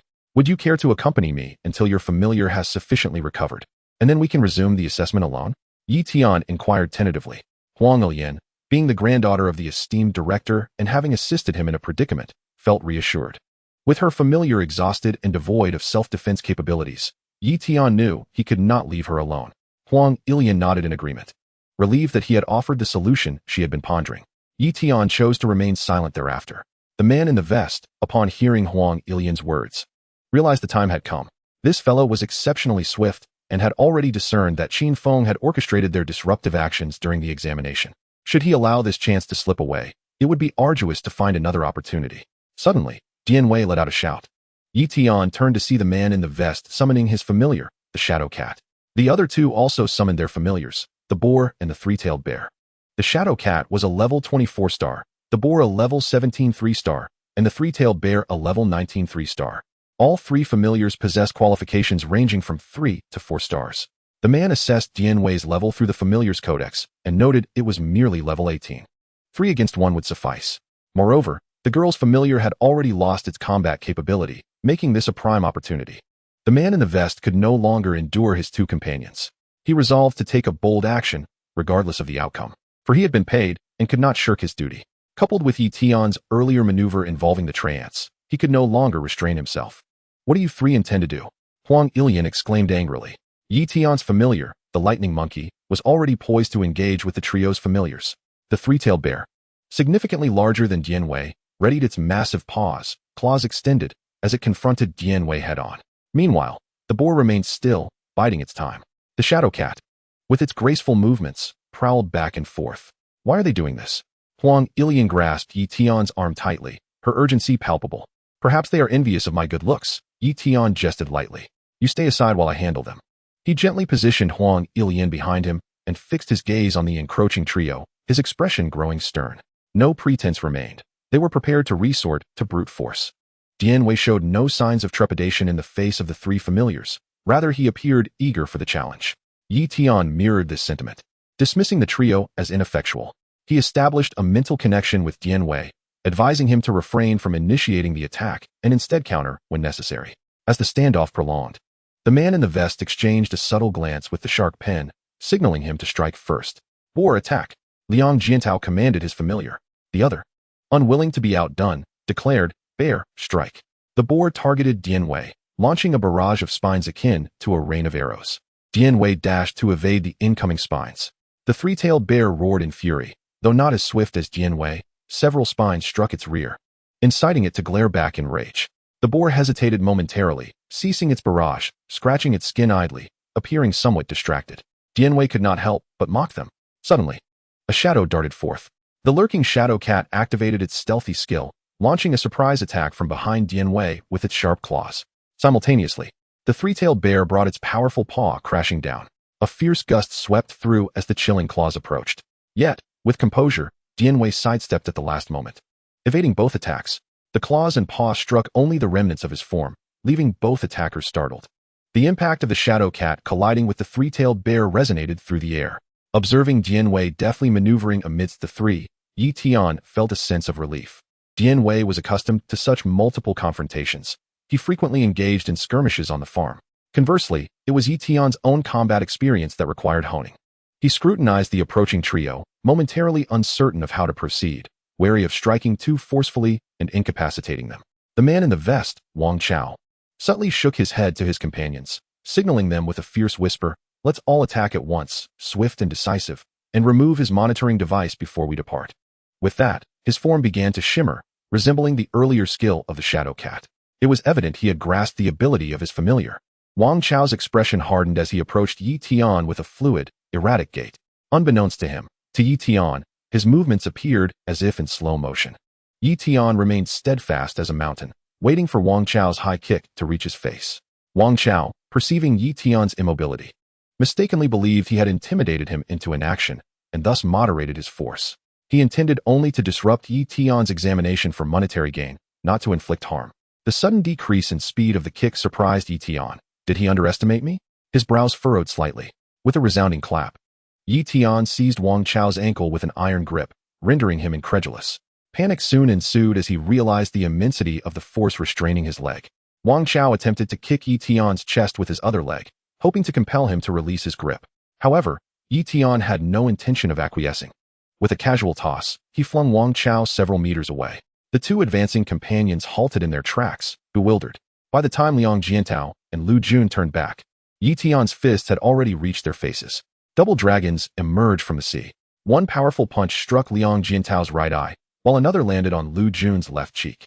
Ouch! Both cried out simultaneously, clutching their faces and crouching down in agony.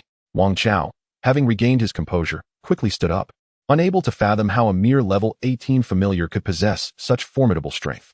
Moreover, even with the enhanced speed from the Shadow Cat skill, Yi Tian had outpaced him.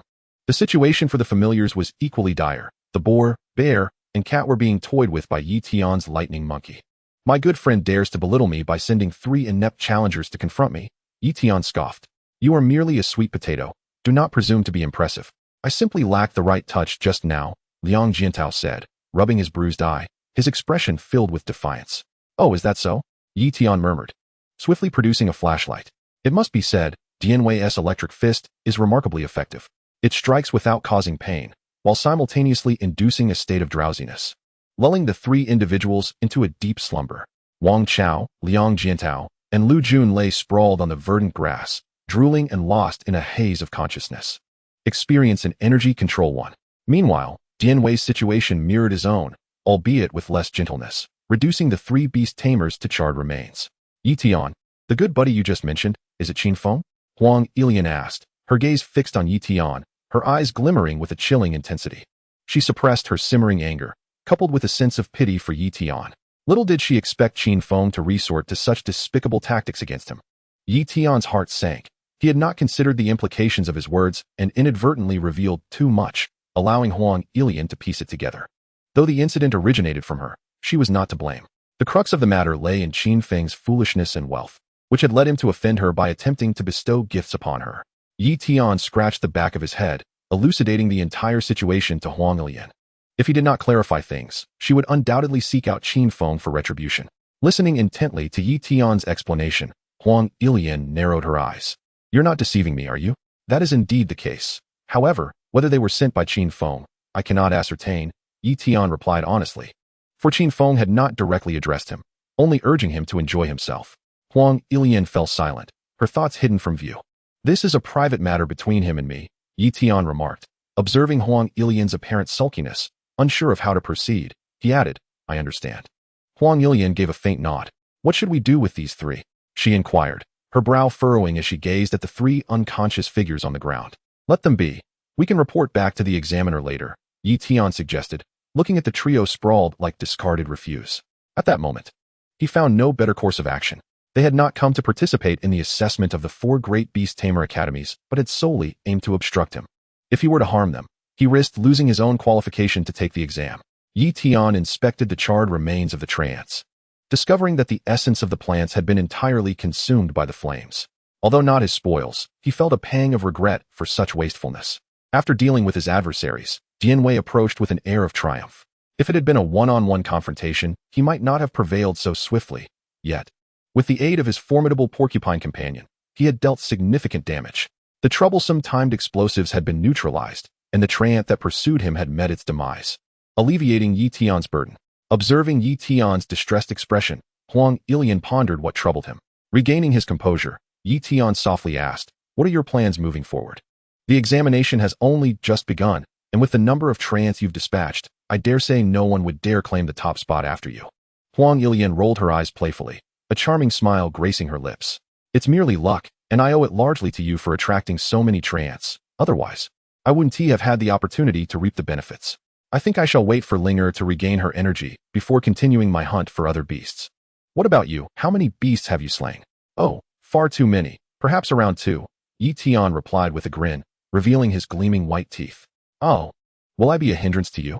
Huang Ilian murmured, her head bowed, her voice barely audible.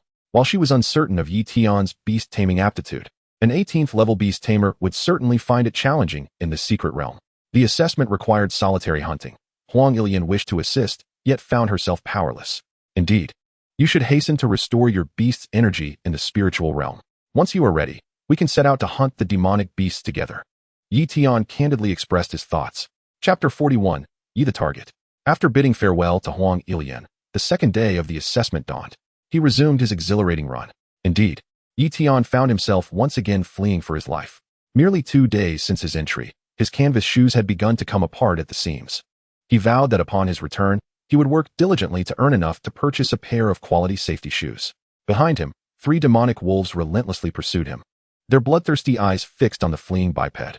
In addition to his compromised shoes, Yi Tian bore the marks of battle, 2 long claw marks etched across his chest. Though thankfully, they were not too deep.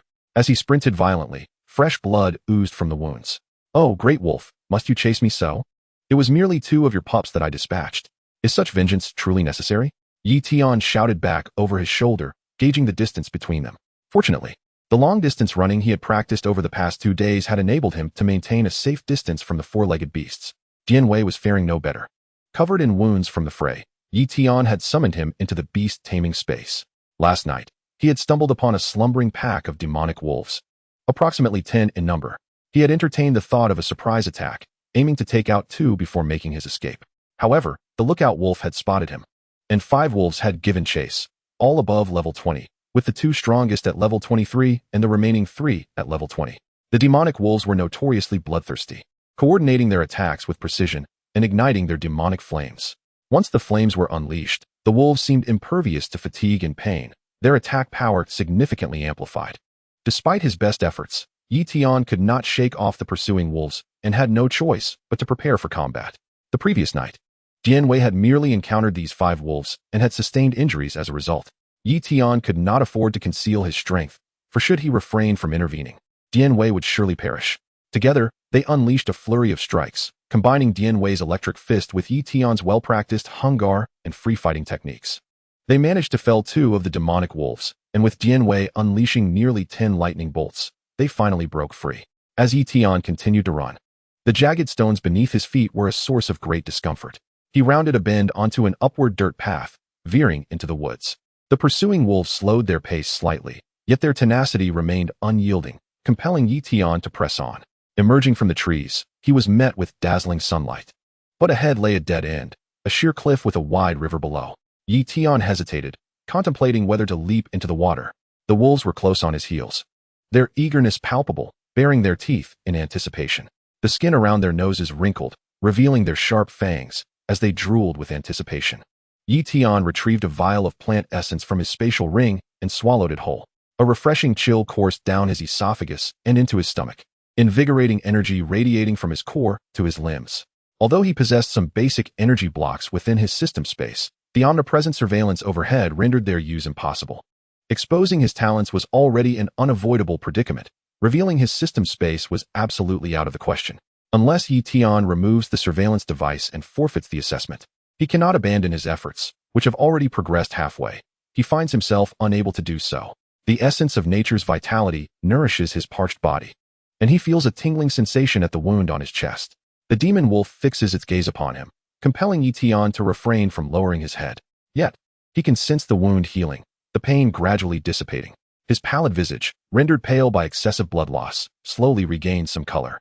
The scent of blood tantalizes the demon wolf's keen senses, and at last, it can no longer restrain itself, launching an assault on Yi Tian. 3 demon wolves, with 6 eyes gleaming with a cunning that betrays their human-like intelligence, do not charge directly to tear him apart. Instead, one opens its cavernous maw and conjures a blood-red fireball. The sly creature does not attack in unison. Rather, they strike one at a time. The leftmost demon wolf takes aim and fires at Yi Tian. He sidesteps just in time, feeling the searing heat pass closely by. Seizing the moment of evasion, the central wolf unleashes another fireball in rapid succession. The timing is so precise that it arrives almost instantaneously as Yi Tian shifts. He bends backward, propping himself on the ground, as the fireball narrowly misses his abdomen. A third fireball follows, and this time, Yi Tian is entirely reactive, with no place to hide. Still in his backward arch, he hastily raises his hand to conjure a lightning bolt, hurling it toward the oncoming fireball. The explosion rocks the air beside him, sending shockwaves that propel Yi Tian perilously close to the edge of the cliff, tumbling several times before managing to come to a halt. The left demon wolf begins to gather a 4th fireball, poised to unleash it, but is suddenly halted by the central wolf's interference. "How will you eat if I burn you? Redstone, perhaps?" one wolf inquires. "Indeed, that's right," agrees the 3rd wolf. Thus, the creature that had been targeted as prey is spared, for their gluttony has inadvertently saved Yi Tian's life. The violent shock leaves his head spinning, rendering him momentarily disoriented. The world around him spins, and the 3 brown-gray figures blur into a multitude of overlapping shadows. The demon wolves draw ever closer, their padded feet making not a sound as they approach. The central wolf extends its tongue, licking the blood from Yi Tian's chest. The warm, moist sensation sends a surge of urgency through Yi Tian. Lying spread-eagle, he grapples with the terrifying dizziness that continues to plague him, his eyes struggling to focus. An instinct for survival ignites within him, and hidden beneath the belly of the demon wolf, one of his hands suddenly flickers with a glimmer of lightning. A refreshing coolness courses through him, invigorating his mind. It is indeed the essence of nature. The dizziness recedes significantly as the brilliant lightning flickers beneath the demon wolf's abdomen, accompanied by a sizzling sound. The abrupt turn of events startles the wolf poised to sever Yi Tian's windpipe. He releases the lightning bolt, which strikes the wolf's belly. Upon contact, the bolt detonates with a thunderous roar, enveloping the wolf in a maelstrom of crackling energy. Having completed this, Yi Tian dares not linger. Rolling his body over the precipice, after a somersault, his left shoulder dangles precariously in the air. He summons his strength, exerting force through his shoulder and scapula, leading to a sensation of freefall. In this moment of weightlessness, Yi Tian feels a tightening in his core, as if a great stone has plummeted within him. In midair, he draws a deep breath, praying for fortune to favor him. He plunges approximately 10 meters down the cliff, splashing into the water below with a resounding thud. The river is not particularly turbulent, and its crystalline depths reveal the stones beneath. Yielding to gravity, Tian sinks into the river, maneuvering his limbs to adjust his position before propelling himself upward. As he breaks the surface, gasping for fresh air, he glances upward to see two demon wolves peering over the edge of the cliff, their entire heads visible. They too realize that Tian still lives. With a swift opening of their mouths, they conjure fireballs.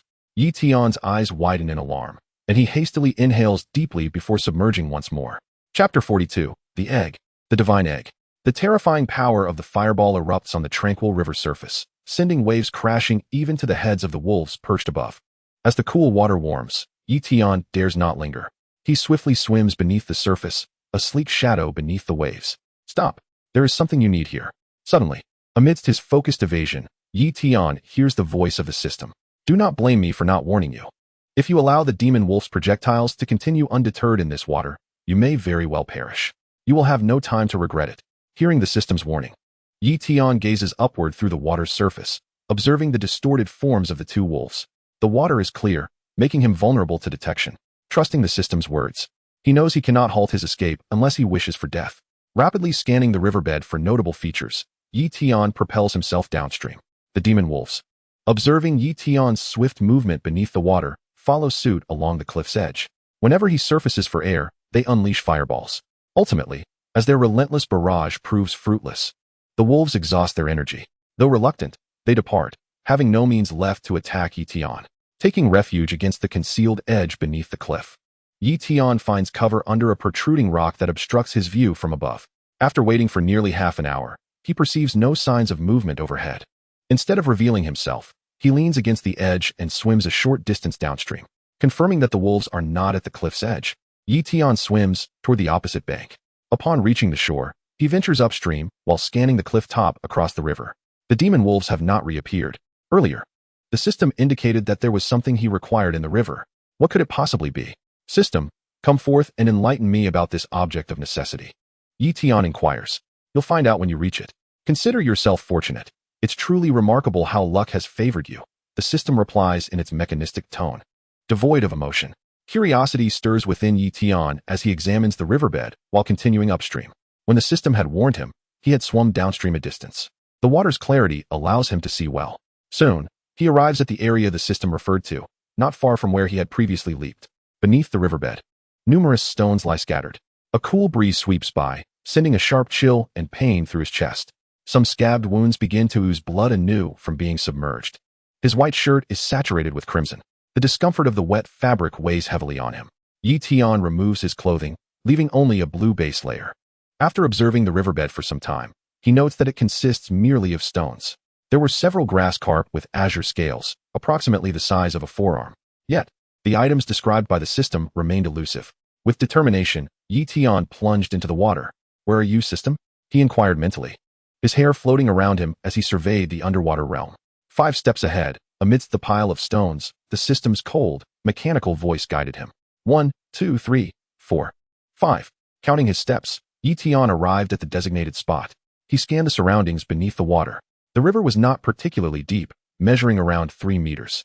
Fortunately, the water was crystal clear, allowing him to be vigilant of his surroundings. Otherwise, he would not have dared to dive.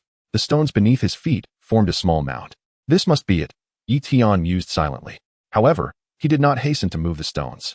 Instead, he floated to the surface for a breath of air before commencing his task. Submerging again, he crouched down, methodically removing the stones one by one. Large stones, medium stones, small stones, merely stones, all of them. After several ascents for air, he finally cleared the stone mound. Now, Tian could see the muddy riverbed. Apart from the stones, there was nothing else. Just this pile of stones, relocated, with no other changes in sight. No way, you wretched system, are you toying with me? I'm about to drown here. Where's the item you promised? Tian mentally questioned the system. Dig deeper, the system suggested. Trusting it once more, Tian began to gently sift through the underwater sediment. The moment he dug down, he sensed something was amiss. What is this? He thought, feeling something hard beneath the silt. The texture was not that of rough stones. Rather, it was smooth and slick. The muddy sediment was quite soft. And Tian followed the smooth, curved sensation downwards. After a couple of palms depth, his fingertips brushed against something. Could it be an egg? based solely on tactile sensation. He could discern its shape. With a firm tug, he unearthed the object, revealing its true form. It was pointed at one end, wider in the middle, and round. This was indeed an egg, albeit rather large. The eggshell gleamed white like fine jade, emanating a soft glow, and it was transparent, revealing something within, swimming slowly. This egg must be what the system referred to as the item he needed. Just to be cautious, Tian dug further beneath the egg to ensure there were no other surprises lurking. Satisfied that nothing else was present, he cradled the egg and swam back to the surface. Emerging from the water, Tian gently placed the egg on his clothing. This object appears to glow. It must be quite precious. Instinctively, he sought something to cushion it rather than placing it directly on the ground. However, unbeknownst to him, the unseen side of the egg made contact with the blood-red hue on his clothing, subtly soaking into the shell. System, what kind of egg is this? Tian, perplexed, inquired. Divine egg. What egg? A divine egg, quite literally. If you don't understand, perhaps it's time to revisit elementary school, the system replied. Tian raised an eyebrow at this. Oh, divine. A divine egg. Only then did he grasp the significance of the system's words. A divine egg? You mean, it's the egg of a divine beast? Tian exclaimed in anxious disbelief. Yet the system remained silent, enveloped in a profound stillness. After a prolonged wait, the only response to Tian's mounting excitement was the thunderous beat of his own heart. So, the system has seen through my desires, allowing me to stumble upon the egg of a divine beast. I adore you, system. My dear system, I love you immensely. Tian internally shouted, wishing fervently that the system were corporeal so he could embrace it. His heart raced like a drum, thumping incessantly. Calm down, heart. What are you so agitated about? Chapter 43, Retracing the Path. With exhilaration coursing through him, Tian lifted the egg from the ground, scrutinizing it closely. A divine egg. This implied that the creature within, resembling a small serpent, was indeed a divine beast. Yet why did it swim so lethargically, as if on the brink of collapse? Oh. He recalled the system's warning. If the fire egg of the demonic wolf disturbed the waters, it would perish. Could it be a case of premature birth? Moreover, why was it alone in the water? Was it perhaps an orphan? Despite his excitement, Tian's mind remained clear, conjuring a narrative. This divine beast egg, upon its birth, was deemed frail and sickly by its mother, inferior to its siblings, and thus abandoned. With this reasoning, Tian found the egg's presence here to be entirely logical. Furthermore, he believed that his own survival signified future blessings. The egg was cast aside by its mother, yet it now represented his good fortune. Everything that transpired felt justified. Tian utilized the system to scan the solitary egg. Source Void Dragon. Qualification, Ultra Divine. Attributes, Space, Spirit, Water. Level, 0. Skills, Source Space, Hyperspeed Meditation, Levitation Technique. Water Gun Impact. Evolution Path, none. Evolution Count, none. Status, Burning Origin, Rebirth State, extremely fragile. Note, can use the host's own blood to replenish energy. Can integrate with the host's aura, and is compatible with the host. Ultra Divine Qualification? Tian pondered, recalling the ranks of qualifications above the saint level, semi-divine, divine, ultra divine. Thus, this Source Void Dragon possessed the highest caliber of beast taming qualification. Wow, he gasped, but then realized this creature required blood. Glancing down, he observed his chest wound, now pale from soaking. Wait a moment. Tian extended a finger, prying open the wound, and fresh blood began to ooze forth. He smeared the crimson liquid evenly over the surface of the eggshell, the sharp pain causing him to grimace. Yet it was all worthwhile. After repeatedly extracting several more drops of blood, Tian's complexion turned slightly pale. After absorbing the blood, the Source Void Dragon's movements became a touch more vigorous, at least showing some signs of life. For now, I shall set you aside, Tian decided, feeling a bit lightheaded. He then placed the solitary egg within the confines of the system's space. Once outside, I shall procure some red dates to replenish my vitality, and subsequently tend to my precious solitary egg. As for the surveillance device atop my head, Tian remained unperturbed, as if he had removed the binding spell that ensnared Sun Wukong, stowing it away within his system space. The reason for its absence could be trivial. He could simply claim it was misplaced.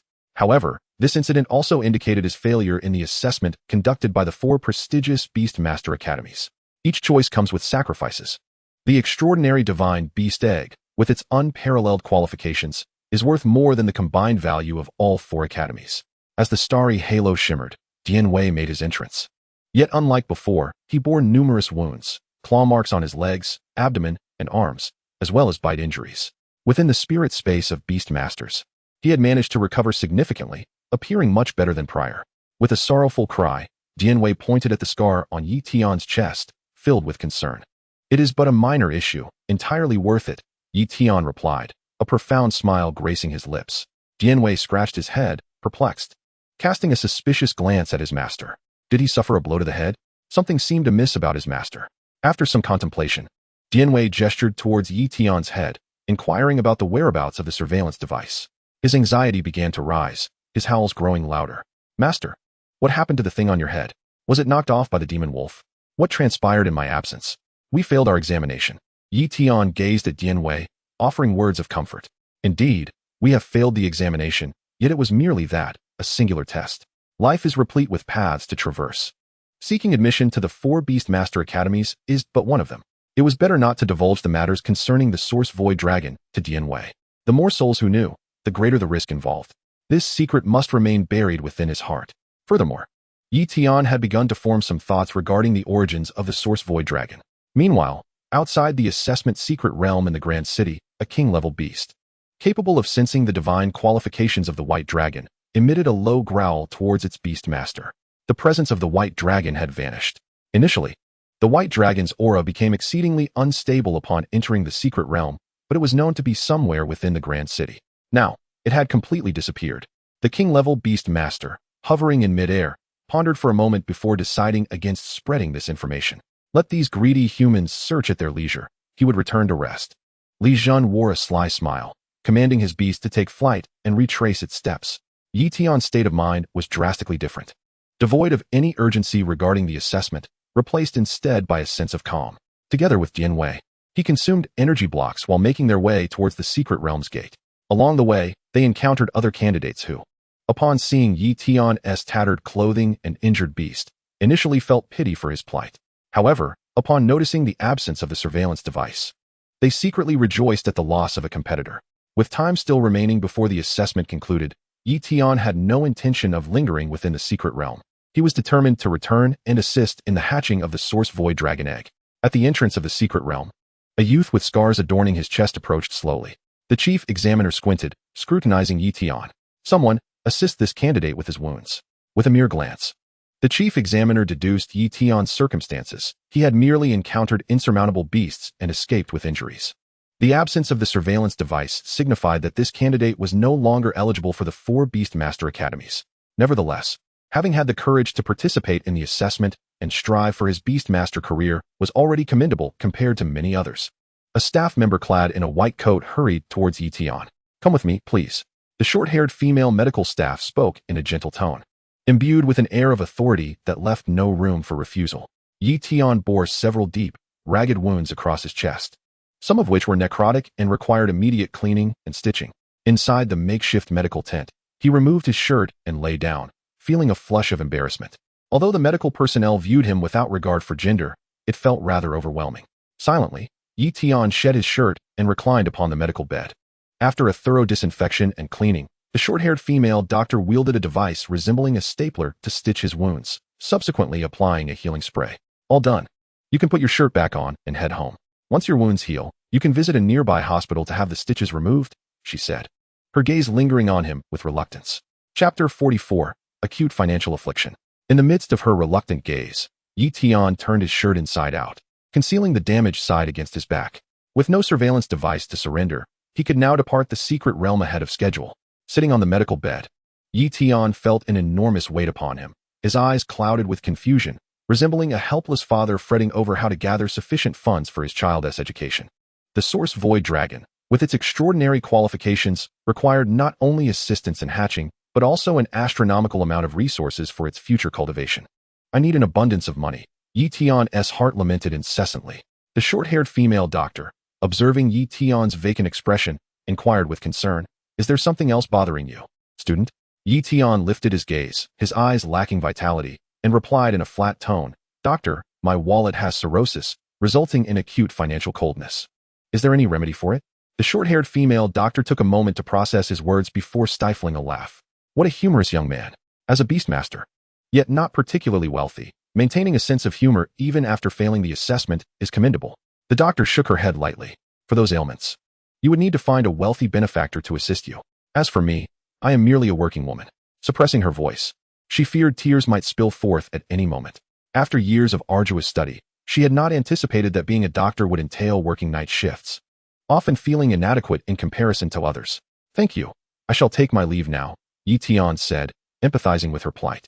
Exiting the makeshift medical tent, Tian intended to seek out the staff to return the spatial ring used for the assessment. However, a familiar figure emerged from a nearby medical tent. Clad in a casual tank top, his face bore the marks left by Tian, with dark circles under his eyes and swollen skin. Wang Chao felt a deep sense of bitterness. The task remained unfulfilled.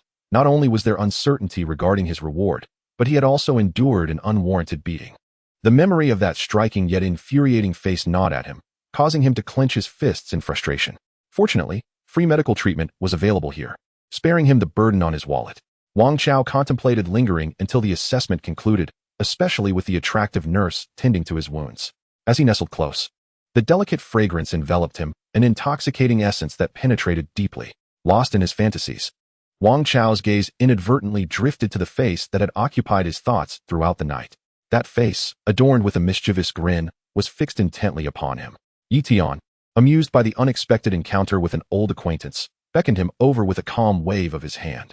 Wang Chao approached obediently, though his body recoiled slightly in trepidation. Unfazed, Tian casually draped an arm over Wang Chao's shoulder. "Brother, you struck a blow, and my mission has faltered. Will you not spare me?" Wang Chao pleaded, his demeanor reminiscent of a timid sparrow, eyes wide and pleading. Despite the presence of surveillance personnel, Tian held sway over him, for he possessed a secret that could turn the tide. Without uttering a word, Tian embraced Wang Chao and led him to a secluded grove not far from the camp. Wang Chao, perhaps mistakenly interpreting Tian's intentions, crouched down defensively, hands enveloping his head. "What are you doing? Stand up. I have something to discuss with you." Tian frowned, recognizing Wang Chao's awareness of the situation. However, he was not there to administer punishment. With no surveillance equipment on him, Wang Chao realized that returning to the camp seeking refuge would be tantamount to failing the assessment. Tian surveyed the surroundings to ensure their privacy, then gestured for Wang Chao to come closer. Anxiety gripped Wang Chao. He feared that Tian would threaten to expose his misdeeds. "Brother, let us speak here," he stammered, fidgeting nervously, indicating that this distance was sufficient. With an impatient click of his tongue, Tian compelled Wang Chao to draw nearer. He tightened his grip around Wang Chao, their bodies pressed together. Leaning in close to Wang Chao's ear, he whispered, "How much did Qin Feng offer you to thwart my assessment?" "Brother, I have not received a single penny." Wang Chao stammered, feeling the warmth of Tian's breath send shivers down his spine, sensing an impending shakedown. Tian's grip tightened around Wang Chao's neck, his tone menacing. "Speak, and reveal the price you were offered."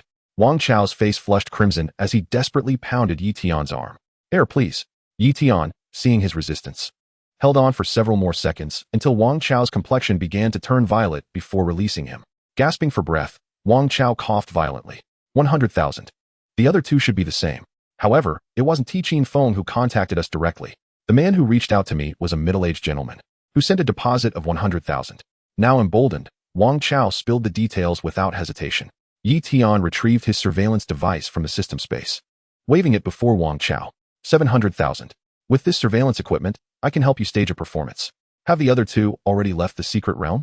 Tian inquired, laying out his plan. "All right, brother, I'll call them over immediately." Wang Chao, recognizing the implications of the surveillance device, raised his hand eagerly, affirming there would be no issue. He hurried back to the camp with urgency.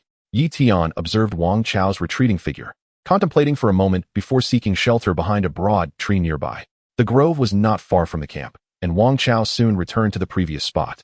Accompanied by his two guardians, Liang Jiantao and Lu Jun. Seeing Wang Chao halt, Liang Jiantao urged, "What are you waiting for? Didn't you say you found him?" Lu Jun, with a questioning gaze, sought clarification. "He's already here." Wang Chao snapped at Liang Jiantao, irritation flaring at the sight of him. Liang Jiantao shot a disdainful look in return, noting that the grove was devoid of life, save for the three of them. "Brother, no need to hide. It's just the three of us," Wang Chao called out. The two guardians scanned the surroundings, and upon confirming the absence of others, Tian emerged from the shadows.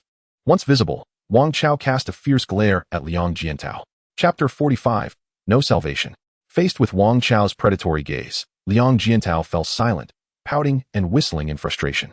"Brother, I've brought them," Wang Chao announced.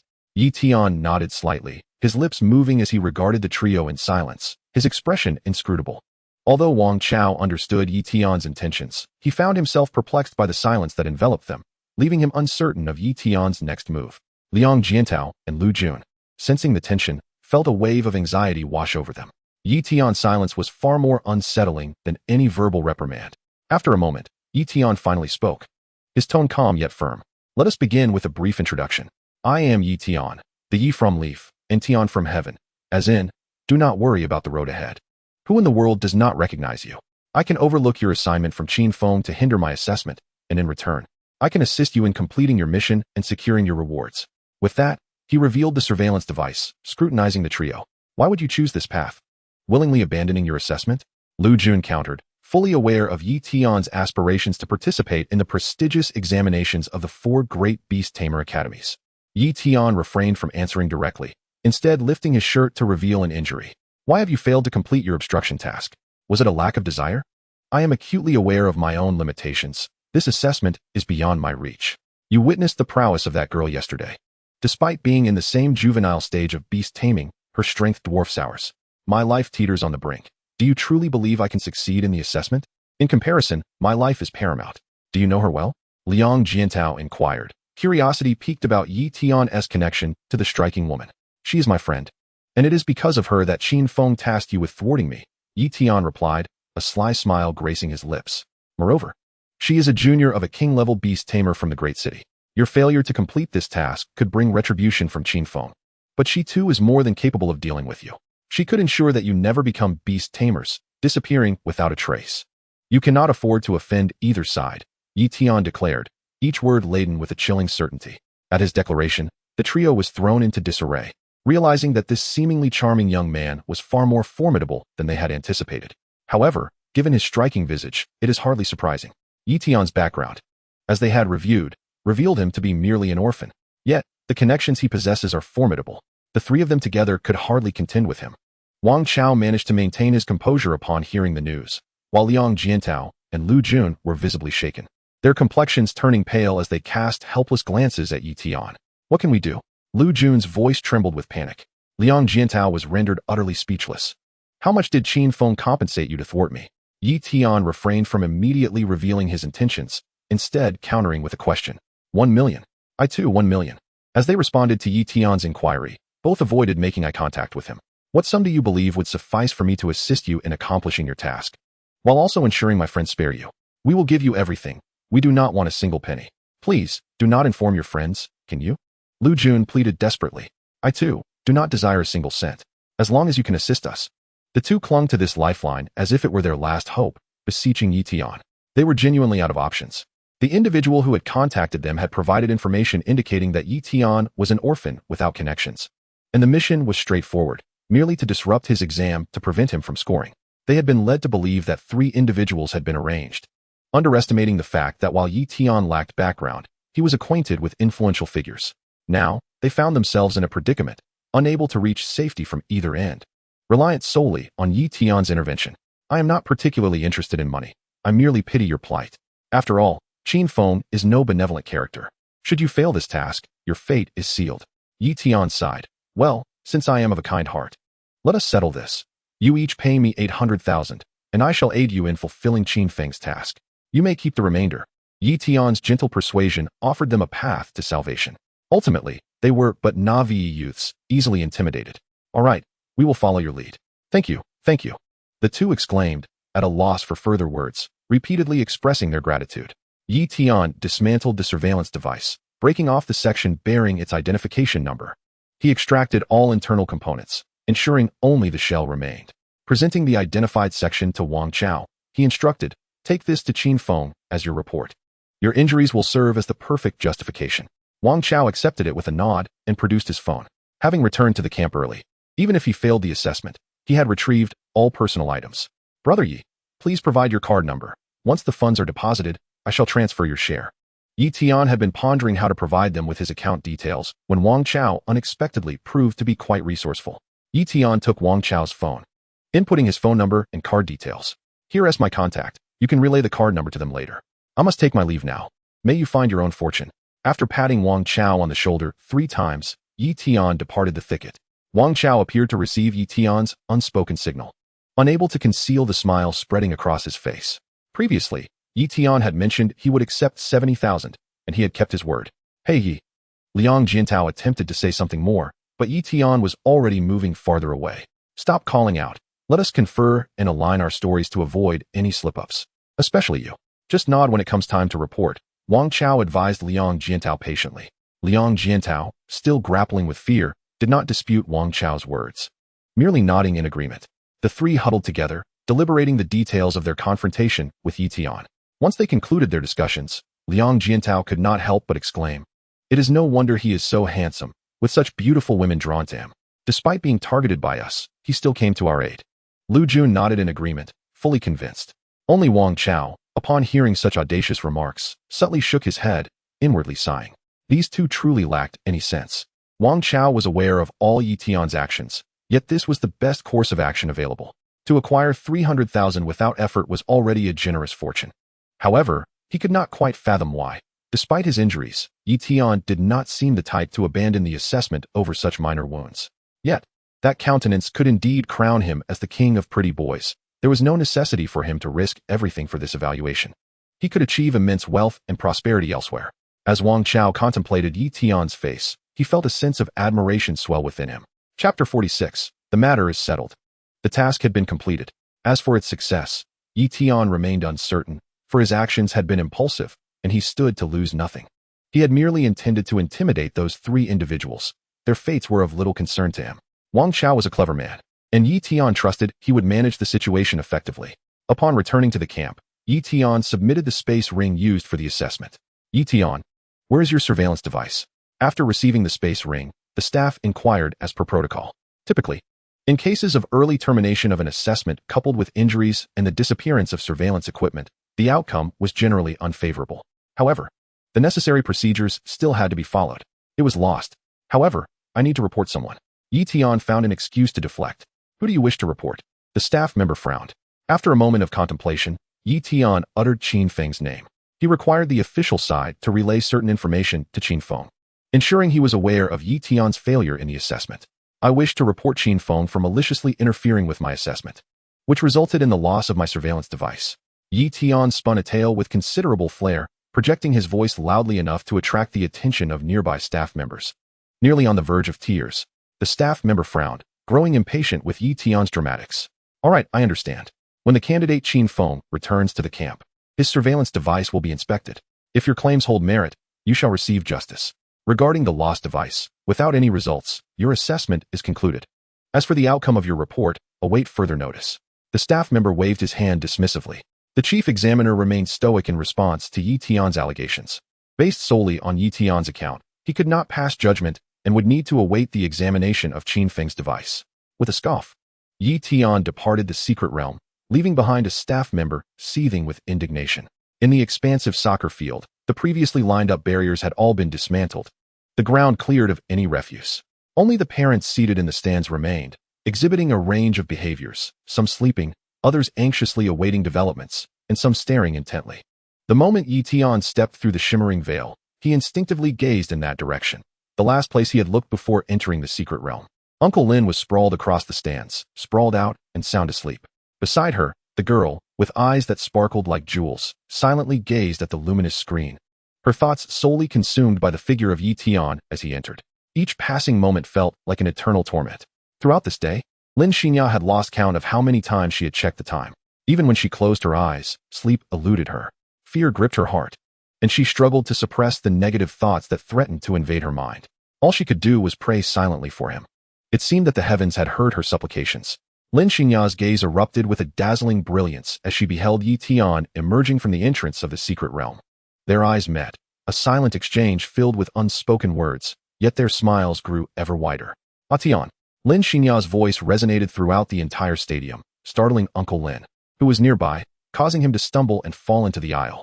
Many parents in the audience turned their attention toward Lin Xinya, bewildered. What's wrong, Xiaya? Is there an earthquake? Uncle Lin scrambled to his feet, rubbing his eyes, and hastily inquired. Lin Xinya did not respond, but leapt directly down from the front row of the stands, her light veil-like dress fluttering as she landed gracefully. She raced toward Tian, who also quickened his pace. As Lin Xinya dashed into his embrace, Tian was prepared this time, his feet firmly planted. The pain from his chest wound was engulfed by the fervor of their emotions.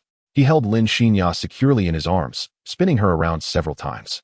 Her body felt soft, as if devoid of bones, making her a delight to hold, like cradling the entire world. Meanwhile, Uncle Lin observed with growing suspicion. Did I just doze off? How could he have come out so quickly? He pondered, noticing the several neat slashes on Yi Tian's shirt. The cuts were too precise to have been torn. They appeared as if made by a sharp blade. Strangely, there were no visible wounds on his back. Uncle Lin sprang into action, leaping onto the soft grass of the football field, which cushioned his landing.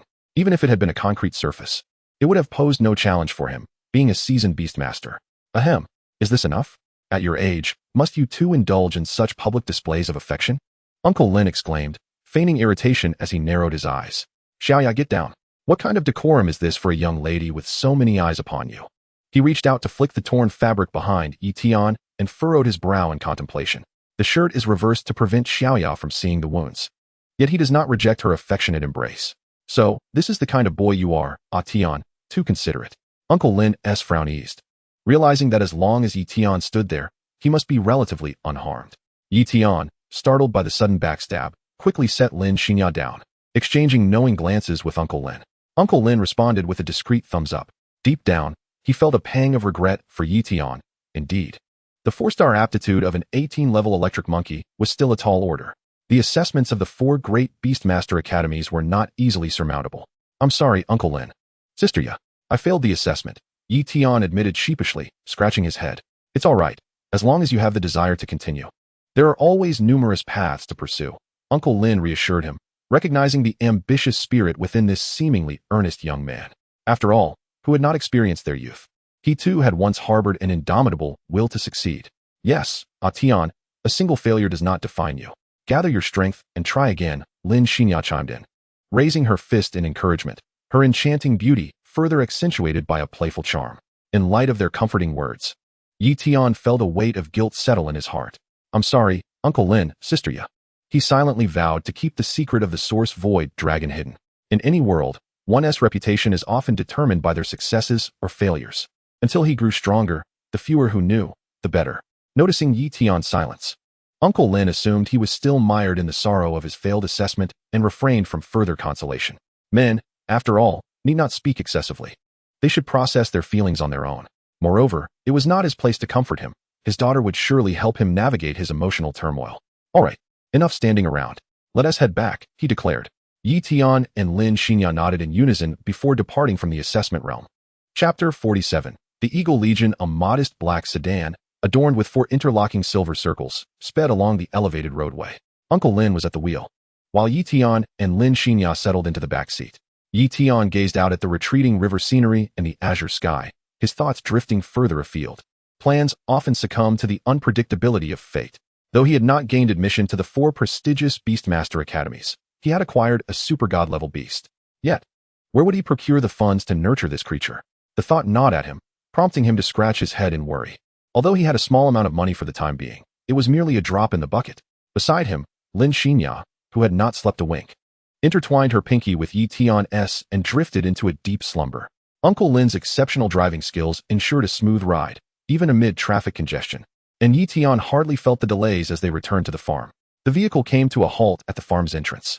After disembarking, Yi Tian made a conscious effort to keep his back hidden from Lin Xinya, gently guiding her ahead of him. Though Lin Xinya was curious about his behavior, she enjoyed it enough not to question him. Upon reaching the grassy area outside the wooden cabin on the farm, Yi Tian summoned Dian Wei and retrieved a bottle of healing ointment from the system's inventory. Sister Ya, could you help spray Dian Wei's wounds? I haven't bathed all day in the secret realm and am feeling rather grimy. Although Dian Wei had already received treatment for his injuries in the realm, the healing was not instantaneous, so Yi Tian sought an excuse for Lin Xinya to attend to him while he changed his clothes.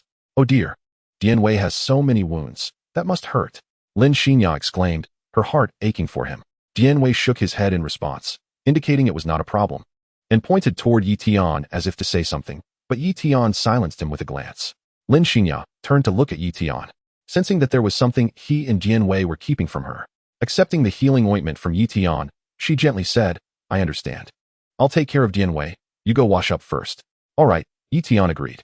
As Lin Xinya began tending to Dian Wei's wounds, he slipped back into the cabin. After washing up, he He descended the stairs with a white towel to dry his hair. Uncle Lin was seated at the tea table outside the cabin, brewing red tea, while Lin Xinya sat beside him, and Jianwei stood on a chair, animatedly recounting their adventures in the secret realm. Woo! In the blink of an eye, I found myself surrounded by 5 demonic wolves. With my left hand wielding the thunderbolt fist and my right hand launching lightning bombs, I swiftly dispatched all 5 demon wolves with a single photograph, delivering a resounding blow to those who had fallen from grace. Uncle Lin and Lin Xinya savored their tea, clearly engrossed in the tale. Meanwhile, Yi Tian's lips twitched, realizing that perhaps it was the two of them who resembled the proverbial drowning dogs.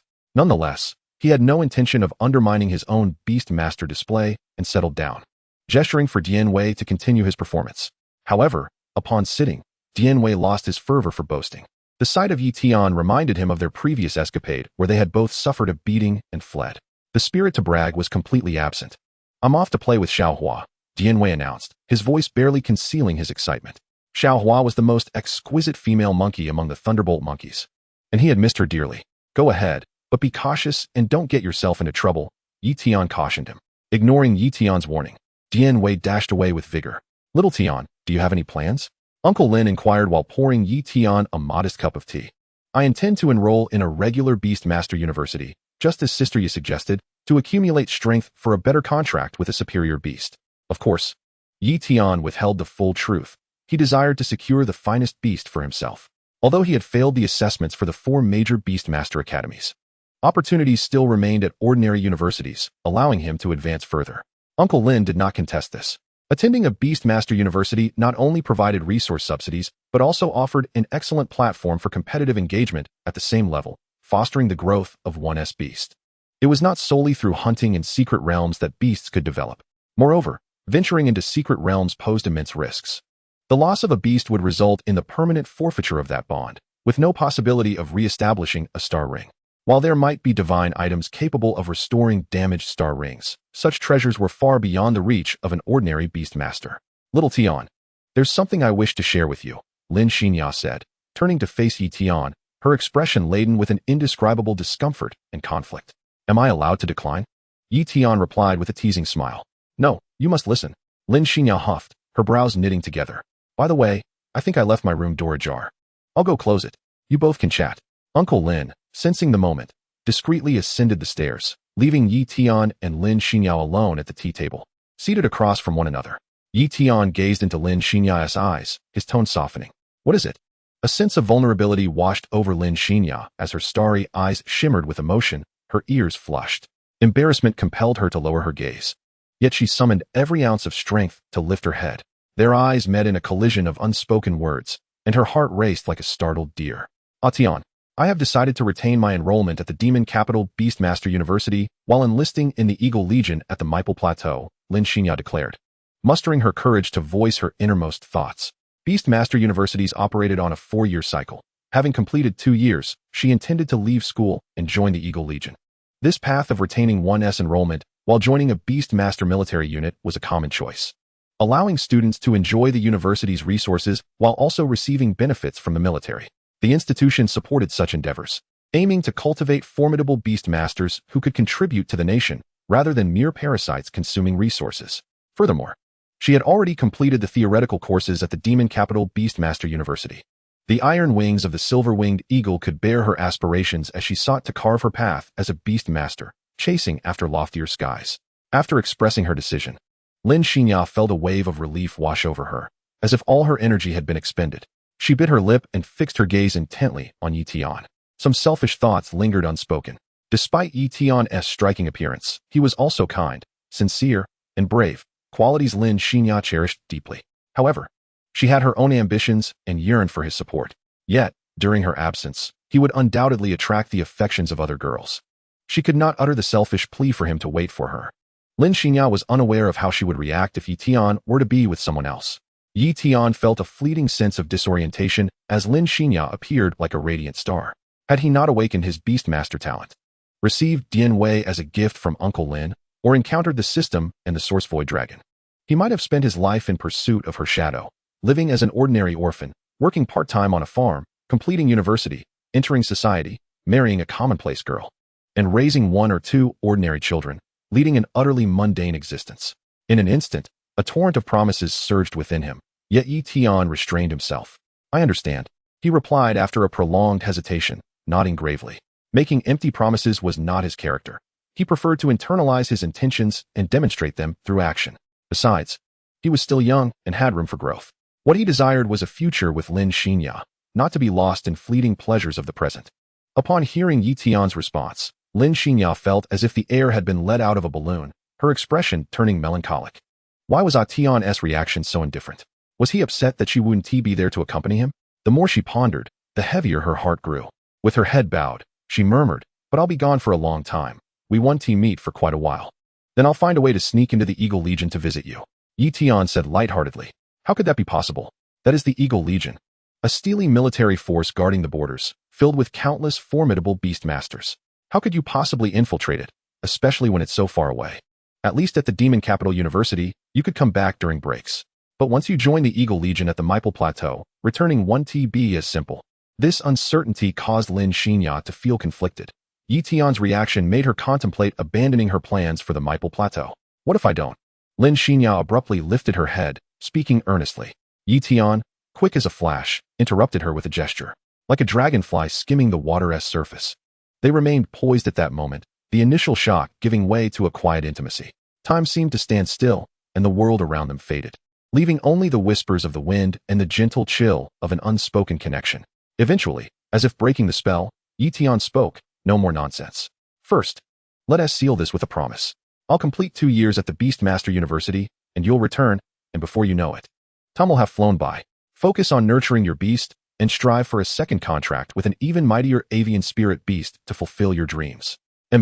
Lin Xinya's mind buzzed, barely registering Yi Tian's words as they echoed in her head. She grasped the delicate fabric of her long dress tightly, yearning to bury her head in her chest. Her mind was awash with the sensations from moments ago. It is often said that twilight, just before darkness descends, is at its most beautiful, and love, in its nascent form, is most enchanting. Yi Tian's fervent gaze remained fixated on Lin Xinya's crimson lips, unable to divert his attention. The two hovered on the precipice of a breakthrough, their hearts fluttering with a bittersweet mixture of longing and tenderness, an intoxicating sensation that left them both dizzy. "I feel a bit parched, Tian. I shall ascend to my room for a glass of water," Lin Xinya declared, rising unsteadily, as if fleeing. As she passed by Yi Tian, she left behind a lingering, refreshing fragrance. Yi Tian inhaled deeply, lifting his cup of tea to his lips and draining it in one swift motion. "You say you are thirsty, and I can comprehend that. But what then of the red tea in my hand?" Yet, Yi Tian understood her plight. After all, she was but an innocent girl, and he had perhaps been too forward. He chose not to ascend, opting instead for a solitary stroll through the farm, ultimately arriving at the Electric Monkey's peach orchard. He had squandered a day's worth of meditation on the Secret Realm assessment and was determined to reclaim that time. Meanwhile, Lin Xinya returned to her room, collapsing onto her bed, burying her face in the duvet. Her cheeks flushed a deep crimson. She had not anticipated that Yi Tian would be so direct, leaving her feeling exceedingly bashful. Nevertheless, she realized that Yi Tian was supportive of her. Yet, in merely 2 days, she would embark on her journey to the Maipar Plateau. It had been her intention to wait until Yi Tian completed his assessment before departing. The thought of leaving diminished her embarrassment somewhat. Lin Xinya rolled onto her back, her figure enticingly full. She stared vacantly at the ceiling, lost in her thoughts, her brow creased with a hint of sorrow at the impending farewell. In the peach orchard, branches that once bore an abundance of fruit now held only a few scattered peaches. As Yi Tian stepped into the orchard, several electric monkeys sprang forth, one of which presented him with a large peach. "Such thoughtfulness, Pan Feng," Yi Tian remarked, affectionately patting the monkey's head. This little one was obedient and pleasant, though somewhat lacking in talent, often bearing the brunt of the blows during the electric monkey martial arts tournaments, arriving home with bruises that Yi Tian had tended to with care. Over time, their bond had grown deep. He wiped the fuzz off the peach's skin and took a bite, finding it softer and less crisp than he had imagined, yet the flavor was rich and juicy. He wondered where Dian Wei had wandered off to, as he had yet to see him. After finishing the peach, Yi Tian sought out a larger peach tree, settling down cross-legged beneath it, eyes closed as he began his meditation. The other electric monkeys, imitating him, gathered around, attempting to learn the art of meditation. Initially, they managed to sit still, but after a few minutes, restlessness overcame them, and they began scratching and fidgeting, peeking open their eyes to survey their surroundings. Upon seeing Yi Tian deeply engrossed in his practice, they closed their eyes once more, Yet their resolve faltered quickly, and within mere seconds, they scattered, climbing the trees. Tian, however, remained seated, legs crossed, delving into his mental realm to refine his spiritual energy. He envisioned himself as a diligent laborer, gradually increasing his capacity from lifting 10 bricks at once to merely 3. The efficiency of his energy refinement waned before he finally opened his eyes, realizing that only 2 or 3 hours had passed. At that moment, Dianwei emerged from the orchard, looking disheveled, his eyelids drooping, and his steps unsteady. Tian soon comprehended that Dianwei had been engaging in battles against creatures with combat prowess exceeding several million. Yet, this was not his concern. It was Dianwei's personal escapade, and he felt a twinge of envy, as he himself had yet to face such formidable opponents. Feeling a sense of indignation, Tian playfully smacked the back of Dianwei's head. "You exhaust yourself, and then come back seeking sustenance," he chided, recalling him into his spiritual space. Tian could perceive his own spiritual energy depleting at an alarming rate, prompting an involuntary twitch of his lips. Supporting his head with his hand, he pondered what to say to the monkey. Back in the wooden cabin, Tian skillfully prepared their meal, feeling entirely at home in the kitchen. When it came time to dine, the gazes of Tian and Lin Xinya frequently collided, only to be swiftly averted, creating an air of awkwardness between them. They both seemed to be lost in the act of eating, as if savoring unspoken memories. Uncle Lin, caught in the middle, resembled a glowing humanoid entity, nearly burning out from the tension of the meal. The following day, within the secret realm of the 4 great Beastmaster Academies assessment, Wang Chao, Lu Jun, and Liang Jiantao remained in the medical tent, luxuriating in the services of the nurses. The moment of changing dressings was a pinnacle of pleasure for the trio. With merely 10 minutes remaining until the assessment concluded, most of the candidates had returned. Typically, at this juncture, few would dare to linger until the last moment. Arriving 15 minutes early or late was unacceptable, as they were required to enter the camp's perimeter within the stipulated time. Staff members vigilantly guarded the camp's boundary while a handful of candidates dashed back. The chief examiner scanned the returning candidates, noting those who had left early. He quickly spotted Qin Feng, who was currently ingratiating himself to Huang Ilyan, his demeanor one of excessive flattery. "Ilyan, how did the assessment go? How many exotic beasts did you slay?" Qin Feng gazed at Huang Ilyan with undisguised eagerness, oblivious to the fact that his attempts to sabotage Tian had been exposed. Huang Ilyan, who already bore a disdain for Qin Feng, now exhibited overt impatience, her strikingly beautiful visage displaying irritation without pretense. "Get lost," Huang Ilyan snapped coldly, her voice piercing enough to draw the attention of several onlookers. Unfazed by the stares, Qin Feng instead shouted back, "What are you all staring at?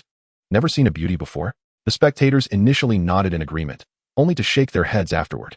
A beauty like Huang Ilyan, far surpassing even film stars in allure, was indeed a rarity. However, individuals like Qin Feng, who acted as sycophants, were all too common, both in reality and online. The chief examiner instructed the staff to organize the candidates and collect their monitoring devices.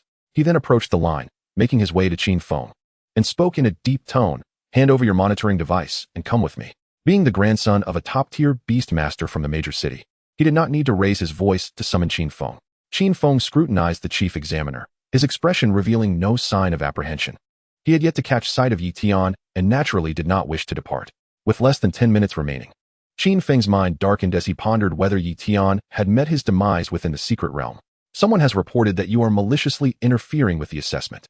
Let me reiterate, bring your monitoring device and come with me," the chief examiner stated, his tone markedly more severe than before. Upon hearing this, Qin Feng raised an eyebrow, fully aware of the circumstances surrounding his arrangement with Tian. Could it be that those 3 individuals had managed to deal with Tian, and that Tian, in a fit of anger, had reported him to the chief examiner? The mere thought conjured an image of Tian's furious expression in Qin Feng's mind. The previously sour disposition of Huang Ilyan towards him vanished in an instant, replaced by a beaming smile. Subsequently, Qin Feng followed the chief examiner.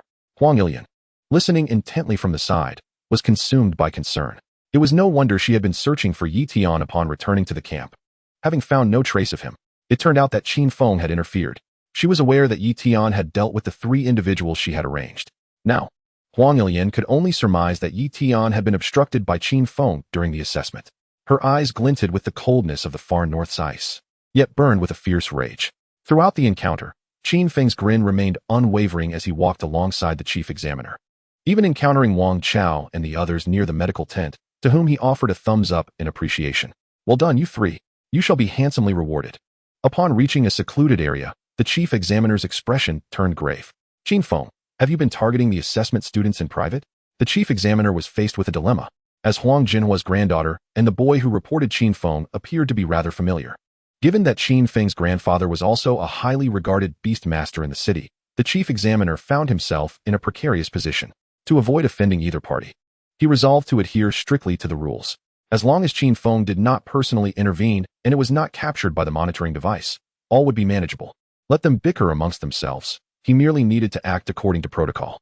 If there is evidence, arrest me directly.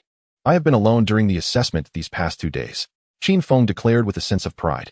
Although he had orchestrated the actions of others, he had not laid a hand on anyone himself, feeling no fear of scrutiny. I hope they investigate thoroughly. If they find nothing, they will come to understand my prowess. That insolent brat dared to covet the woman I have my eyes on. Humph. The chief examiner, hearing his words, realized the situation was secure. Very well. Return and submit your monitoring device. With a sigh of relief, he waved Qin Feng off. Upon returning to the group, Qin Feng handed in his monitoring device, only to discover that Huang Ilian had already left the secret realm. Reluctantly, he made his way to the medical tent to find Wang Chao and the others. The four exited the secret realm together, and as soon as they set foot on the grassy pitch outside, Qin Feng impatiently inquired, "So, did you three truly manage to remove that brat's monitoring device? Did you give him a good thrashing?"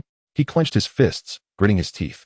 The trio exchanged glances before Wang Chao, clad in a sleeveless shirt, stepped forward respectfully, bowing his head. "Young Master Qin, with your intellect, you can surely deduce from our injuries what transpired. We followed him closely, first disrupting his scoring and then encircling him to destroy his monitoring device. Here is the fragment with his monitoring device number for your perusal." Wang Chao produced the small piece of evidence that Tian had given him, bearing the monitoring device's number. "Excellent. Ha! You three have done well. Await your reward upon our return," Qin Feng exclaimed, exuberantly clapping Wang Chao on the shoulder.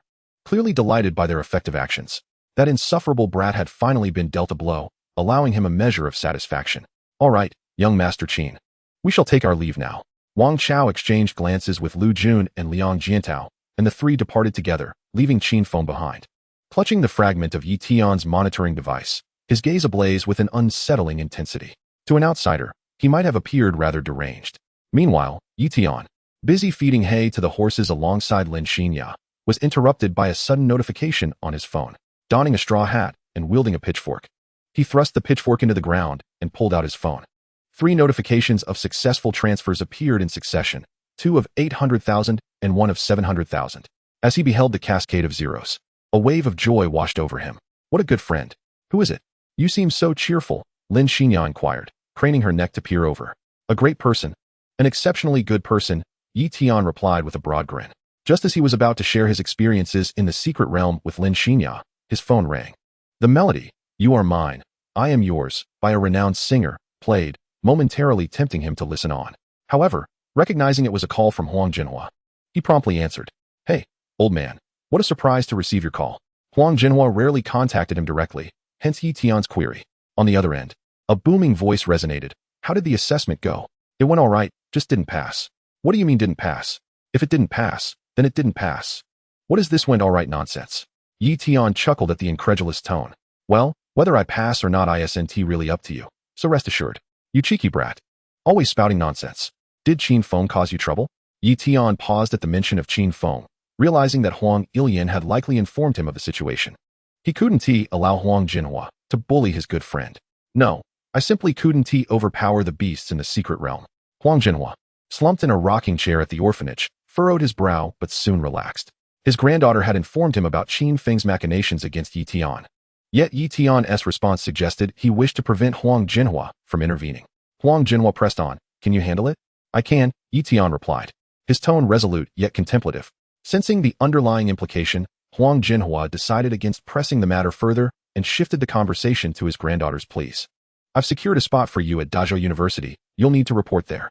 Dazzle University, along with Magic City, Shangjing, and Zhongyuan, was one of the 4 esteemed Beastmaster institutions. While Yi Tian was aware of Huang Jinhua's status as a king-level Beastmaster, he knew that securing a spot at one of the 4 institutions wasn't a simple task. If it were, why hold assessments at all? He could only wonder what price Huang Jinhua would have to pay. Without hesitation, Yi Tian declined. "Grandpa, please return that spot." Even if I can't attend one of the 4 major Beastmaster universities, I will still succeed. Just watch. I won't fall behind anyone. Yi Tian's bright eyes sparkled with a complex brilliance. The elder spoke lightly, but his words weighed heavily on Yi Tian's heart. As anticipated, Huang Jinhua had already predicted Yi Tian's refusal before he even opened his mouth. Given his nearly 10 years of dedicated service guarding the coastal waters of Dazhou City, securing another opportunity was certainly within his reach. While his granddaughter's pleas were one matter, Huang Jinhua genuinely wished to assist Yi Tian in obtaining this chance. However, Yi Tian had always been a stubborn individual. Otherwise, he would not have declined the offer of adoption and chosen to juggle part-time work to support his studies. Huang Jinhua felt a sense of relief at Yi Tian's rejection of the opportunity, taking pride in his refusal of unsolicited aid. Yet he also felt a pang of frustration at Yi Tian's unwillingness to embrace a more advantageous and expedited path for growth. As Yi Tian's words hung in the air, Huang Jinhua opened his mouth to persuade him once more, but the words caught in his throat, unable to escape. You should discuss this with my granddaughter. I, your elder, cannot charm her like you can. In a moment of bewilderment, Huang Jinhua abruptly hung up the phone. Although the call was not on speaker, the volume was loud enough for Lin Xinya, who was nearby, to overhear. Yi Tian found it impossible to conceal his discomfort. Lin Xinya narrowed her eyes, scrutinizing him. Whose lovely granddaughter is this, Yi Tian? Upon hearing Lin Xinya call his name directly, accompanied by that perilous gaze, Yi Tian felt a chill run down his spine. Stammering in response, a delicate hand casually crept around Yi Tian's waist, the sensation akin to a gun pressed against the back of his head. Surrendering, Yi Tian dropped the steel fork he was holding with a clatter. She is Huang Ilian, the granddaughter of the orphanage's elder, whom I met a while back. We're not particularly close. We've only exchanged a few words. She also participated in the assessment for the 4 prestigious Beastmaster universities. And during my encounter with the Qing Tongue Tree Beast, she saved me. I thanked her, and since then, we've had no further contact. Yi Tian spoke rapidly, driven by an intense will to survive, and by the end, he felt a slight dampness on his back. Upon hearing this, Lin Xinya's gaze returned to normal. Her expression inscrutable, yet she secretly harbored a burgeoning fondness for Huang Ilian. The hand resting on Yi Tian's waist began to glide slowly, her fingertip tracing gentle circles that sent tingling sensations through him, compelling Yi Tian to resist the urge to retreat, even as he found it somewhat pleasurable. Lin Xinya leaned closer, her voice a soft, alluring whisper in his ear. What does Huang Ilian look like, Tian? Lin Xinya's eyes sparkled like a cunning fox, intelligent and playful, as though she were toying with her prey.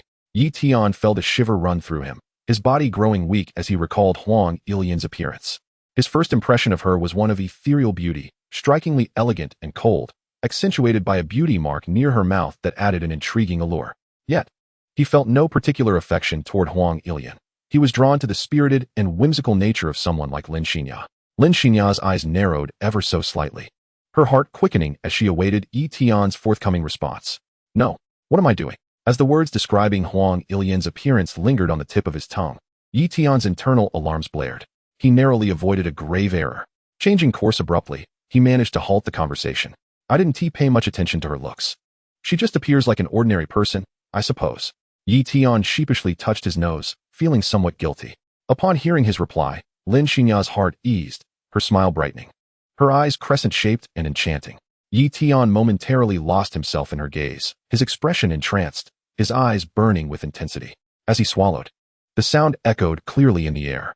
Lin Xinya felt the weight of his gaze, which seemed capable of melting her very being.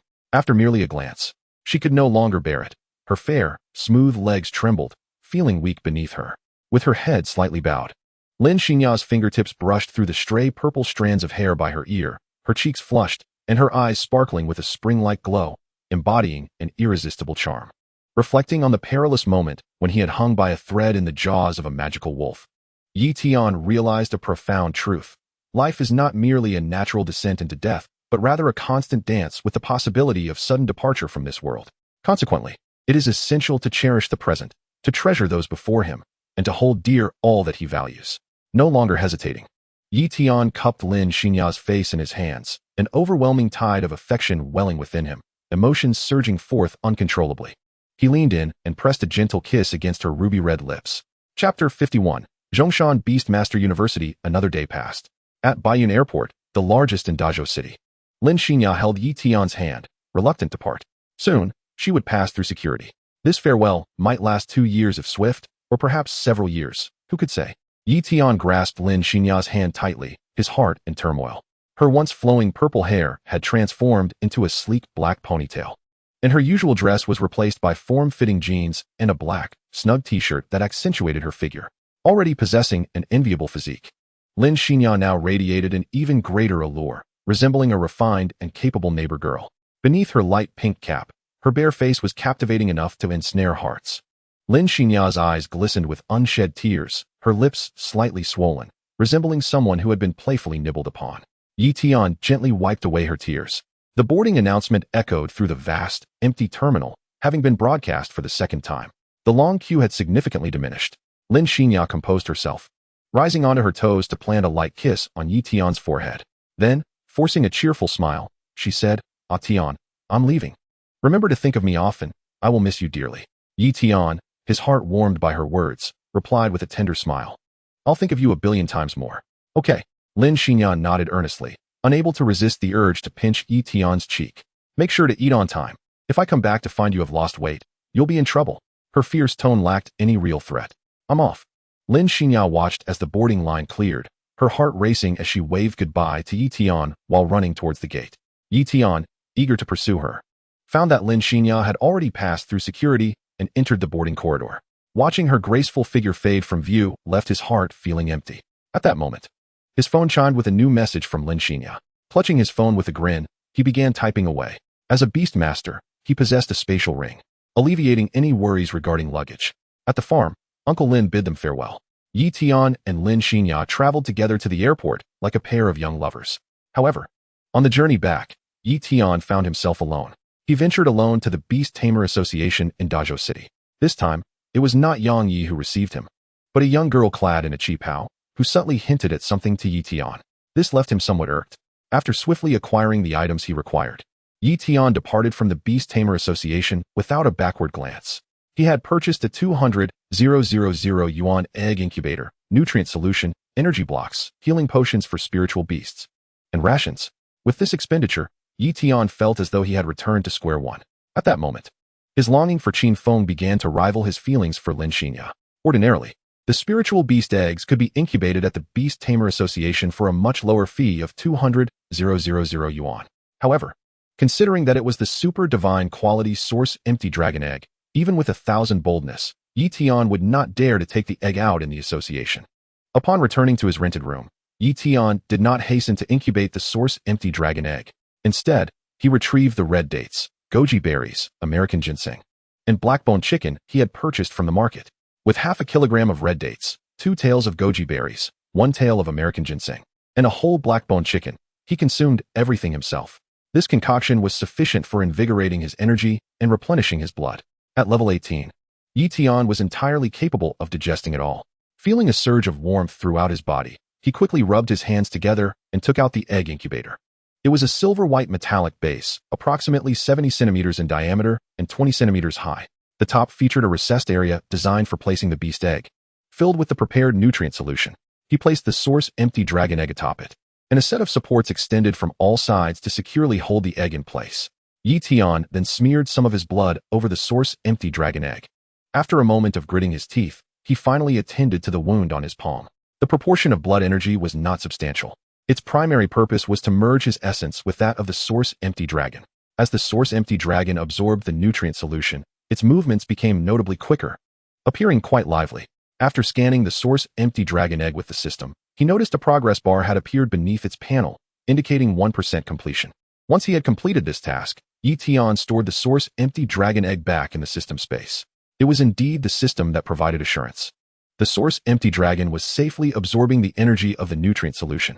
With only a few days remaining until the commencement of classes at the Beast Tamer University, Yi Tian had been accepted into a local beast taming high school. Before reporting, he made another visit to the orphanage, spending a few days with the old man and the children there. He did not have much baggage to pack, as everything he owned was stored in the system space. He had already vacated his rented room. On the day of registration at the Beast Taming High School, Yi Tian took the subway to the university town of Dazzle City. The university town was an island surrounded by water, home to 10 educational institutions, including Yi Tian's school, Zhongshan Beast Taming High School. The prestigious Dazzle University, one of the 4 top beast taming universities in the country, also resided on this island. Although all were beast taming schools, the resources and subsidies provided to students varied. As Tian emerged from the subway station, he ascended the escalator to find many youthful and fashionable boys and girls, all of whom were inevitably captivated by his appearance. Despite their own beauty, they seemed to pale in comparison to him, as if he had stepped out from an alternate dimension.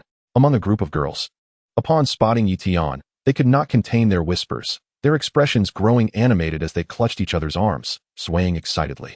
Some girls with boyfriends even cast envious glances at Tian, occasionally scrutinizing their partners with a hint of disdain. Tian, with an indifferent expression, had long since grown accustomed to such attention. Activating his system scan, he noted that most of the young individuals in Dajo were likely students of beast taming high schools, predominantly first and second ring beast tamers. Exiting the subway escalator, he found himself on a spacious platform. Students were summoning their beasts, birds, lions, tigers, leopards, insects, butterflies, and more. Those large enough to carry their riders were readily called forth. The campus island was vast, making it quite convenient to travel via summoned beasts. Tian was not surprised, as he had researched the Beast Taming University town prior to his arrival. He considered his own beast, Tian, and thought that it might not be quite fitting to ride him. Rubbing his cheek, he crossed the platform and reached the roadside. The road on the campus island was filled with luxury vehicles, sports cars, business cars, and sedans, many of which were parents escorting their children for registration.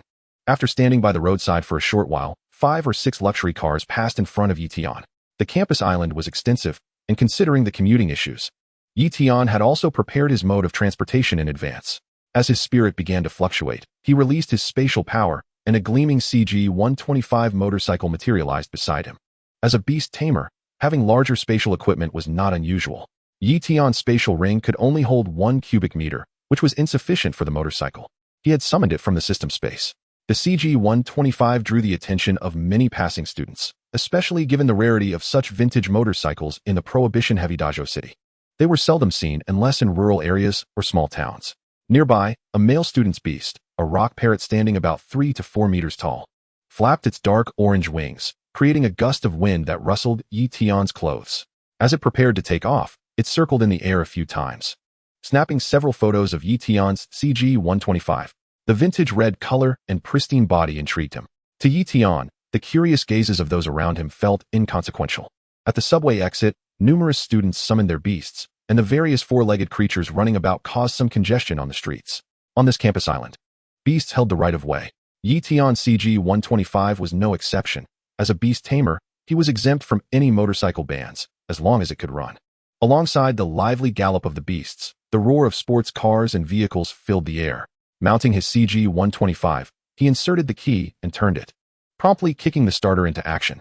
Unlike the deep growl of the sports cars, his CG-125 emitted a unique and crisp sound, resonating distinctly amidst the clamor. As Tian prepared to shift gears and rev the engine to set off, a sharp voice echoed from behind him. A figure approached his side, eyes gleaming with excitement, speaking in a distinct dialect-infused Mandarin. "Hey, nice motorcycle. I have one too, but it's too far from Dajo to bring it over. Which university are you from? Mind giving me a ride?" Turning his head, Tian noticed a young man with short, spiky yellow hair, slightly tanned skin, and ruggedly handsome features. A black circular earring dangled from his left ear. In his hand, he held a pack of white cigarettes adorned with a dragon motif. He pulled out 2 sticks, offering one to Tian with a warm smile. Seeing someone approach him with compliments about his ride and a friendly demeanor, Tian responded with a slight smile, casually glancing at the young man. An apprentice beastmaster with a 4-eyed wolfhound. "I'll take that white dragon, thanks." He accepted the cigarette and tucked it behind his ear. "Hop on. I'm headed to Zhongshan Beastmaster University. And you? Seems we're destined to meet."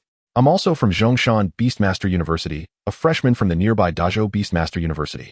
The yellow-haired youth chuckled mischievously from the back seat. Tian raised an eyebrow at this revelation, feeling a sudden urge to kick him off the bike.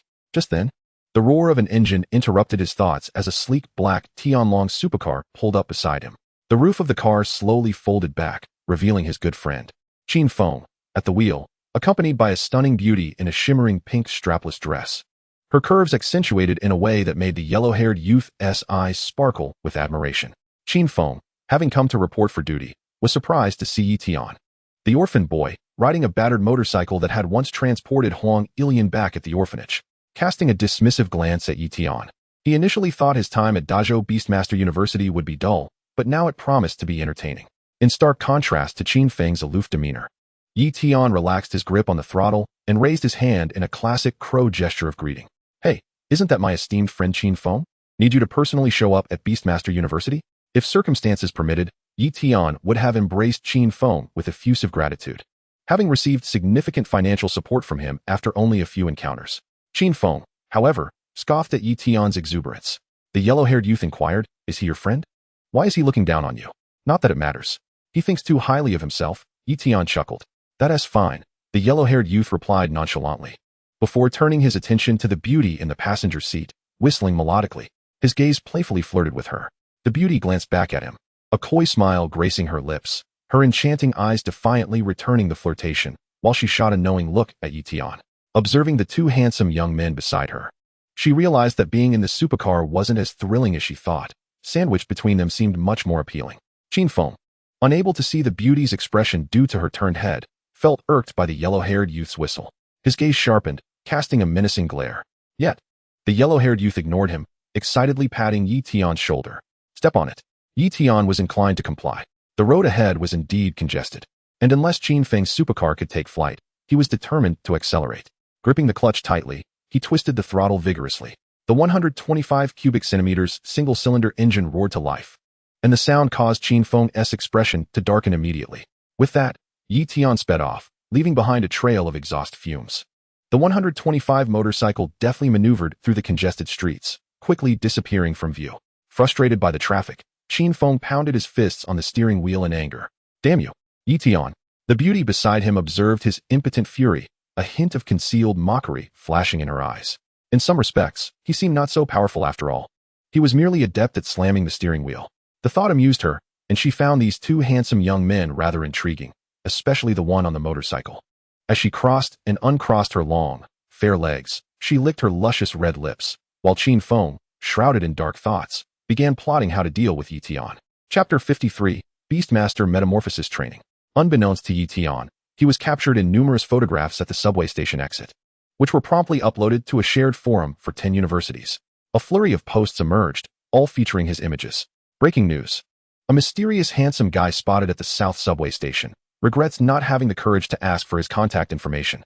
The ubiquitous forum buzzed with excitement, seeking this handsome newcomer, who was presumably a freshman. I want to bear him 100 children. The posts screamed with exaggerated enthusiasm.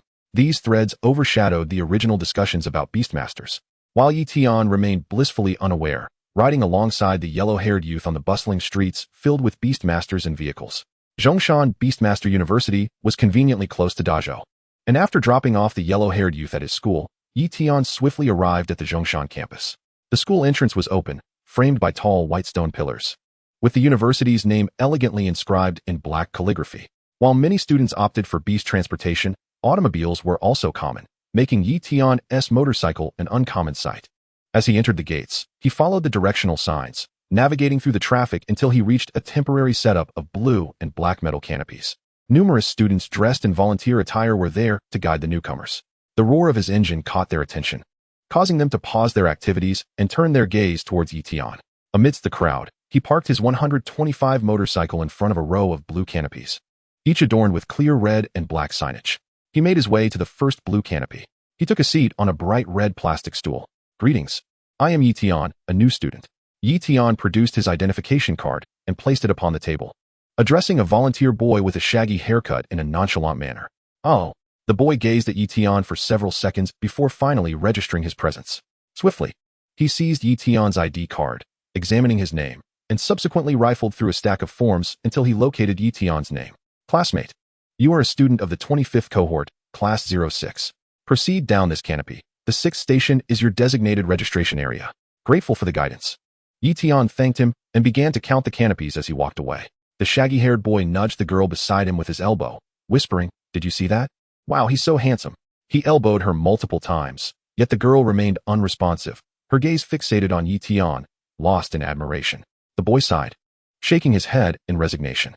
Yi Tian paused before arriving at the 6th blue canopy, where several rectangular folding tables were neatly aligned. A cluster of white cards and various small booklets adorned the tables. "Hello, are you a new student from Class 06? A petite girl with a Japanese-inspired short haircut, her eyes sparkling and voice bright, asked. Yi Tian nodded, handing over his ID card. The girl accepted it, her head bowed as she scrutinized the form. Speaking without looking up, "Please scan the code to join the class group and note your name." Tian used his phone to scan the QR code she displayed.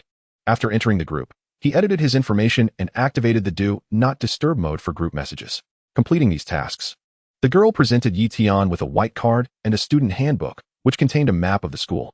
Noticing that Tian was alone without parental accompaniment, she pointed toward a direction bustling with students at leisure. "There are volunteers over there who can guide you around the campus, where you may explore on your own.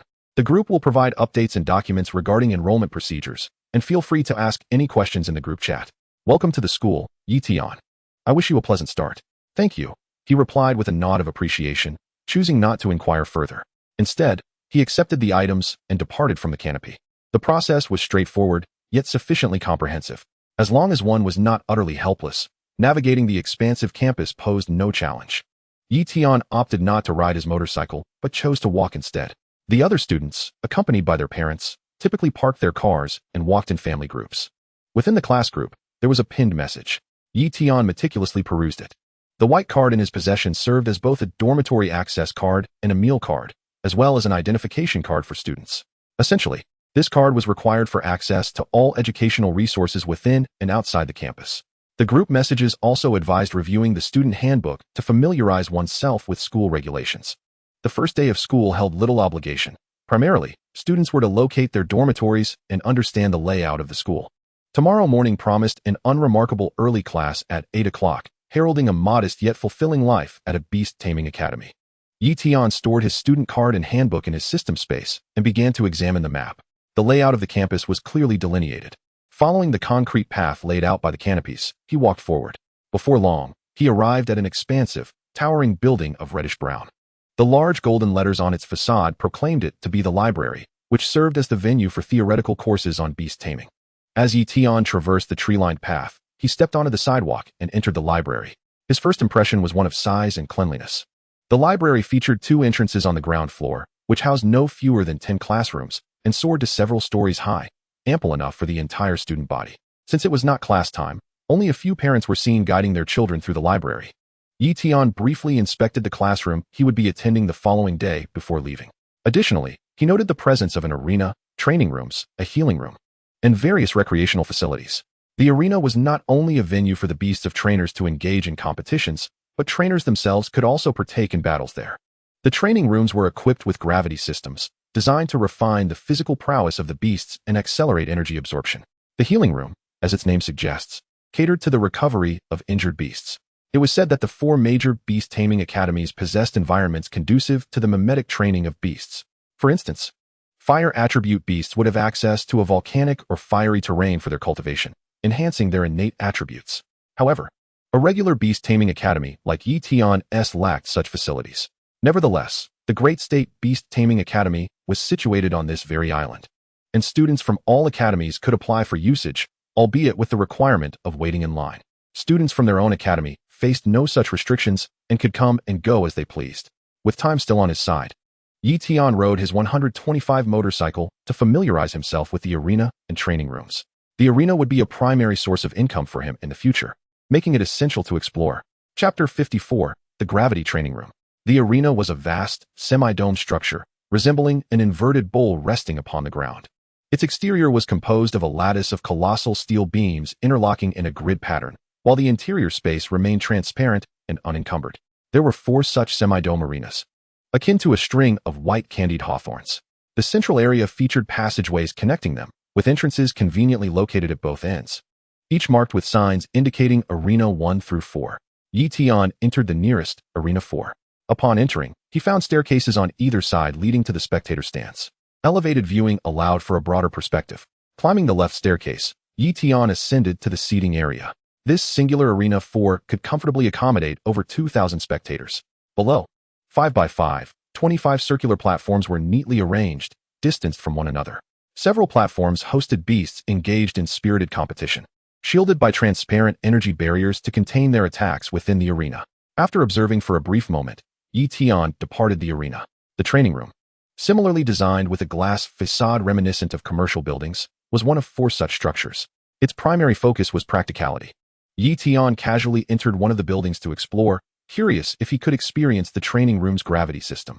He located a staff member on the first floor to gain insight into the operational procedures and important considerations of the training room before taking the elevator to the upper levels. It turned out that reservations for using the training room were made via a mini program on his phone. The staff informed Tian that during the juvenile phase of a beast's development, it is generally inadvisable to subject them to more than 5 times the normal gravitational force during training, as exceeding this limit could lead to irreversible damage. Additionally, the duration of such training should not surpass 1 hour. Each year, there are always newcomers who, in their overconfidence, set the gravitational multiplier too high, ultimately exhausting their beasts.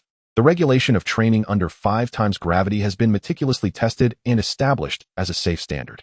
Upon entering the gravity training room, which spans approximately 50 square meters, Tian observed the walls crafted from an unknown golden metal.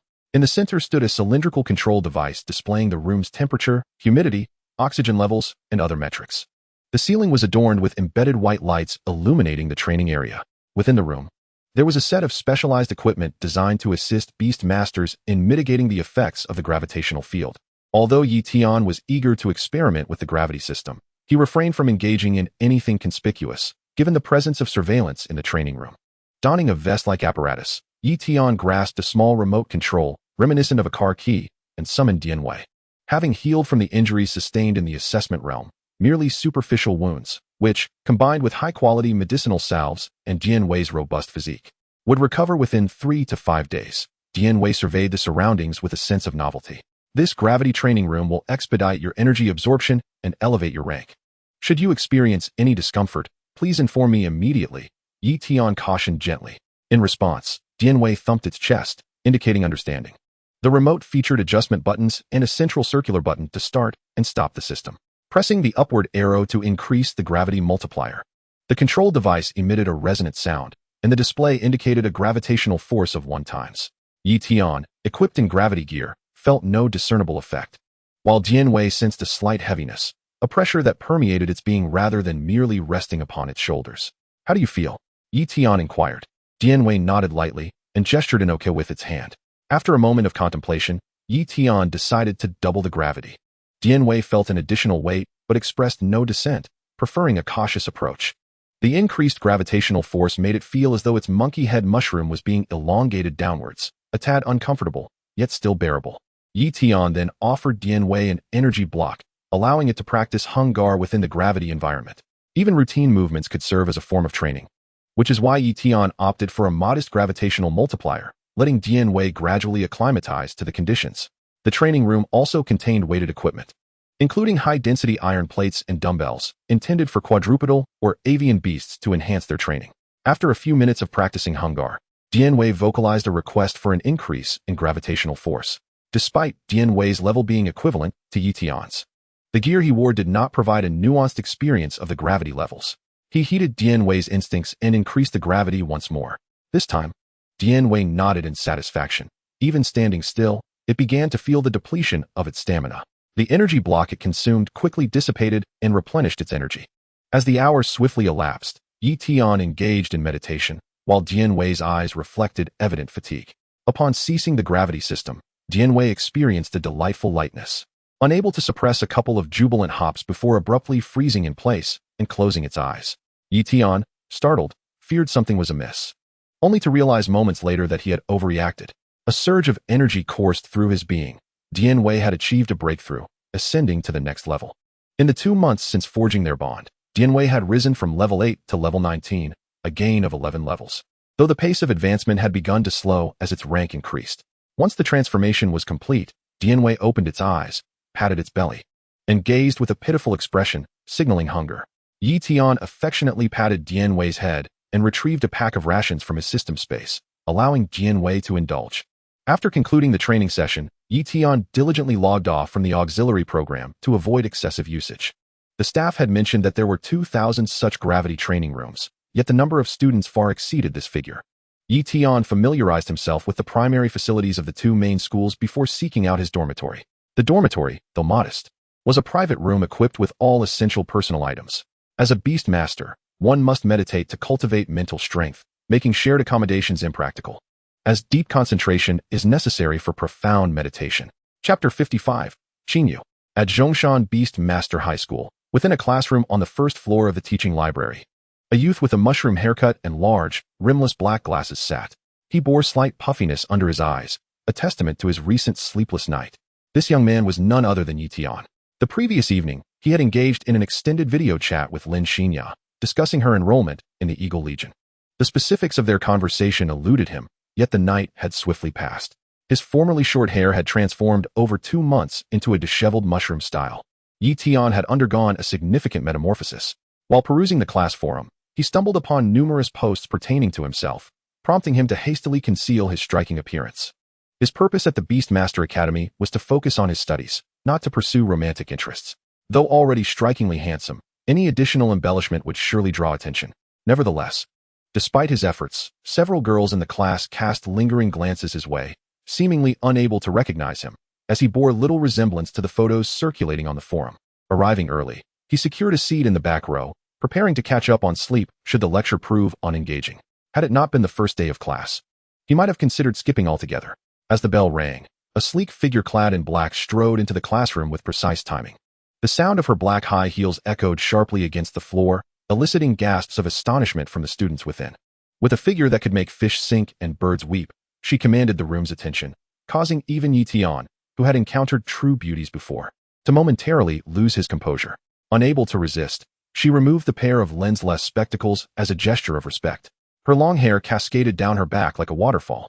Draped in a sleeveless, form-fitting black gown that accentuated her exquisite curves, her bare arms revealed a flawless, porcelain complexion. Although Yu had witnessed this scene numerous times before, she was invariably charmed by the students' reactions. Tian, half leaning on his desk, promptly straightened his posture, realizing that attending this class was indeed necessary. Upholding the virtue of respecting teachers and valuing education had always been part of his character. Yu ascended to the podium and cleared her throat lightly. "Allow me to introduce myself. My name is Yu, and I shall be your instructor on the knowledge of Beast Tamers for the next 2 years. You may address me as Teacher Qin." Her gentle, magnetic voice, coupled with her breathtaking beauty, left the youthful boys utterly spellbound. Their faces flushed as if they had lost their very souls. Tian, however, remained relatively composed, having developed some immunity after encountering stunning beauties like Lin Xinya. When Yu began her lecture, her demeanor shifted to one of solemnity and seriousness, devoid of the light-hearted expression she had worn upon entering. "I trust you are all somewhat familiar with the knowledge of Beast Tamers from your online explorations. In our first lesson, I will elucidate the classifications of the powers of Beast Tamers and their beasts. A Beast Tamer condenses the star rings of their beasts through mental strength, categorized into 5 tiers, with the highest being the 5th ring. A Beast Tamer may form contracts with a maximum of 5 beasts throughout their lifetime. The beasts themselves are classified into 3 stages: the juvenile stage, the elite stage, and the lord stage, corresponding to levels 0, 30, 60, and 90, respectively. The Beast Encyclopedia can determine their specific levels. Yu eloquently elaborated on the hierarchy of these levels before pausing to strike the blackboard. The students listened intently, holding their breath in a state of rapt fascination, akin to being entranced by celestial melodies. Beyond these 3 stages lies the king-level beasts, whose immense energy is so formidable it can be likened to a cataclysmic force. Thus, it is challenging to quantify them numerically. The Beast Encyclopedia merely provides indications of the initial, intermediate, and advanced king stages. Above that is the legendary beast, following the same grading principle. These 5 levels, from juvenile to legendary, correspond from low to high with the Beast Tamers' 1 to 5 rings. Now, does anyone know under what circumstances a 2nd ring Beast Tamer could triumph over a 3rd ring Beast Tamer? Tian surveyed the classroom, anticipating a quick response from an eager student. The premise was straightforward. The strength of a Beast Tamer hinges on the level and quality of the beasts they have contracted. If a Beast Tamer neglects to train their beasts and solely focuses on honing their mental prowess, even if they accumulate 5-star rings and contract 5 beasts, if all of them are below level 30 in the juvenile stage, they would still be deemed ineffective. As expected, a girl seated in the front row raised her hand and answered Yu's question with a clear and lively voice. Under Yu's gaze, the previously composed girl blushed fiercely, and despite sharing the same gender, she found herself captivated by Yu's allure. It was evident that Yu's beauty and poise were enchanting. In truth, beyond the legendary tier, there exists the realm of Beast Tamers. But that domain is too distant to be included in the classroom discourse.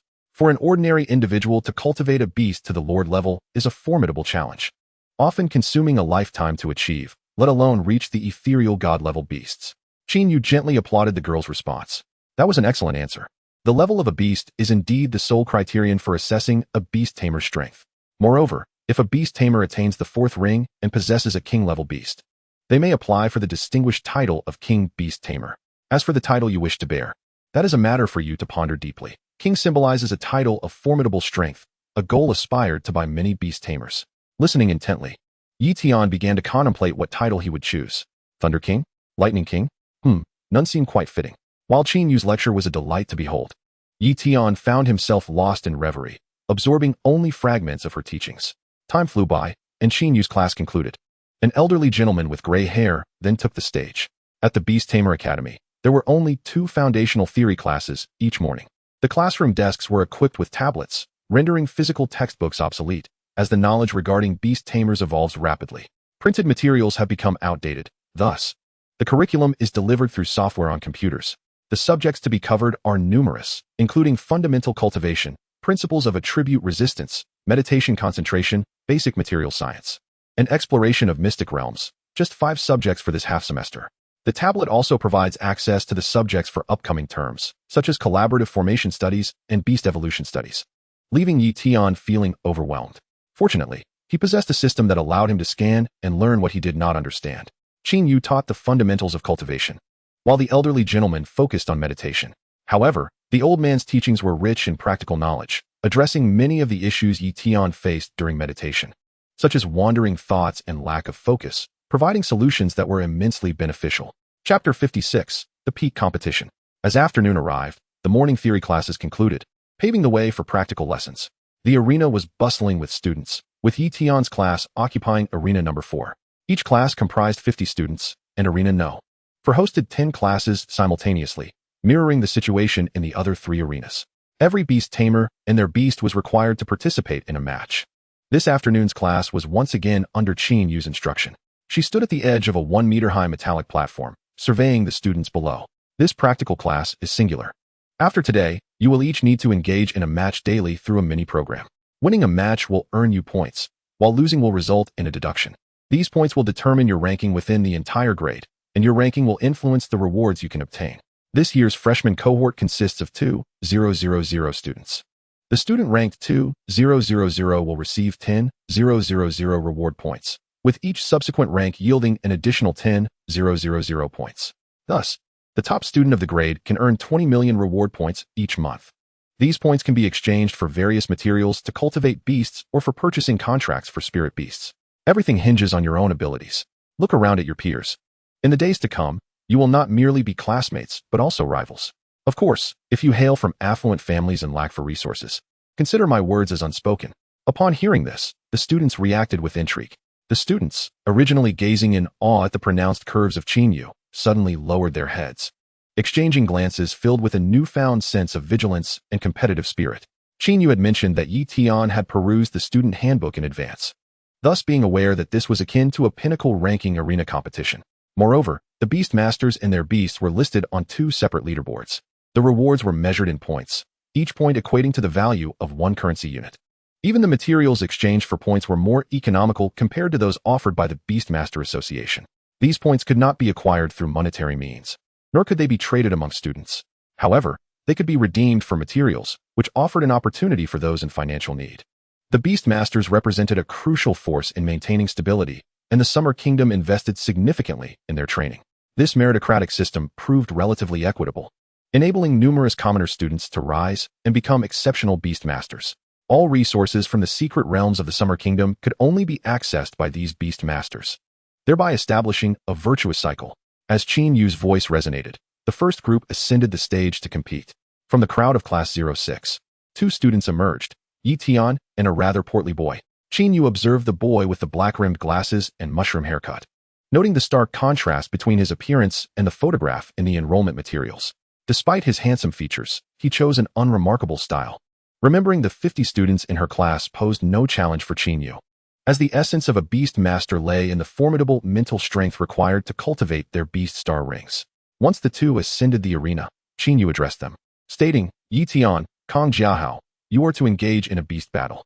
Remember, do not maliciously harm the life of your opponent's beast. Violations will be met with severe penalties. The victor will be determined by which side loses its combat capability. Do you understand? Understood, Yi Tian replied, while Kong Jiahao merely nodded in silence. Yi Tian gazed across at the burly Kong Jiahao, his eyes narrowing slightly, concealing any signs of emotion. This match also contributed to the point system, meaning that if he triumphed, he would earn 1 point. That single point could propel him to the rank of 1,000, effectively translating to a significant monetary gain. Among 2,000 competitors, there would inevitably be another 1,000 who would face defeat. It's up to you now, Dian Wei. Yi Tian mused internally before summoning Dian Wei. Kong Jiahao likewise summoned his beast, revealing a fire-red, 8-legged arachnid that matched his own size. The beast materialized within Kong Jiahao's beast star ring, identified as the Fire Burst Spider, level 20, 3 stars, fire attribute, possessing skills such as fire net binding, flame jet, rapid movement, and web weaving. After scanning the information, Yi Tian relayed the Fire Burst Spider's abilities to Dian Wei through mental communication. Dian Wei, fully aware, did not turn back, but instead locked eyes with the 4 large, dark orbs of the spider. Kong Jiahao, too, was not idle. He consulted his beast pictorial and recognized Dian Wei's level. Spider, that electric monkey is only at level 19, you have the advantage. Go and take it down. Kong Jiahao encouraged his fiery companion. As both sides prepared, Qin Yu signaled the beginning of the match. Let the competition commence. Upon hearing the announcement, some students below the stage felt even more anxious than those on it. However, others, displaying acumen, retrieved their beast pictorials to learn about both competitors' beasts, mindful that they might face a similar matchup in the future. Go, go. Students cheered, rallying support for both combatants. On the stage, Dian Wei made the first move, adhering to the principle that offense is the best defense. While condensing a thunderball in his left hand, his right remained hidden behind his back. Fully focused, Dian Wei charged towards the Fireburst Spider. The arena measured 20 meters in diameter, and Dian Wei's approach was not particularly swift. He remained vigilant to the spider's movements, ever ready to dodge an attack. The spider's 4 large black eyes reflected Dian Wei's advancing figure. Spider, use rapid movement to evade, Kong Jiahao urged. As Dian Wei drew nearer, he mentally instructed the Fireburst Spider on its offensive strategy. The spider unleashed a torrent of flames, which quickly expanded in the air, morphing into a fiery net aimed at enveloping Dian Wei. The Fireburst Spider's 8 long legs propelled it forward with astonishing speed, casting a colossal shadow over Dian Wei. Accelerating his steps, Dian Wei deftly evaded the attack just before the net could ensnare him. The net landed on the ground, igniting into flames.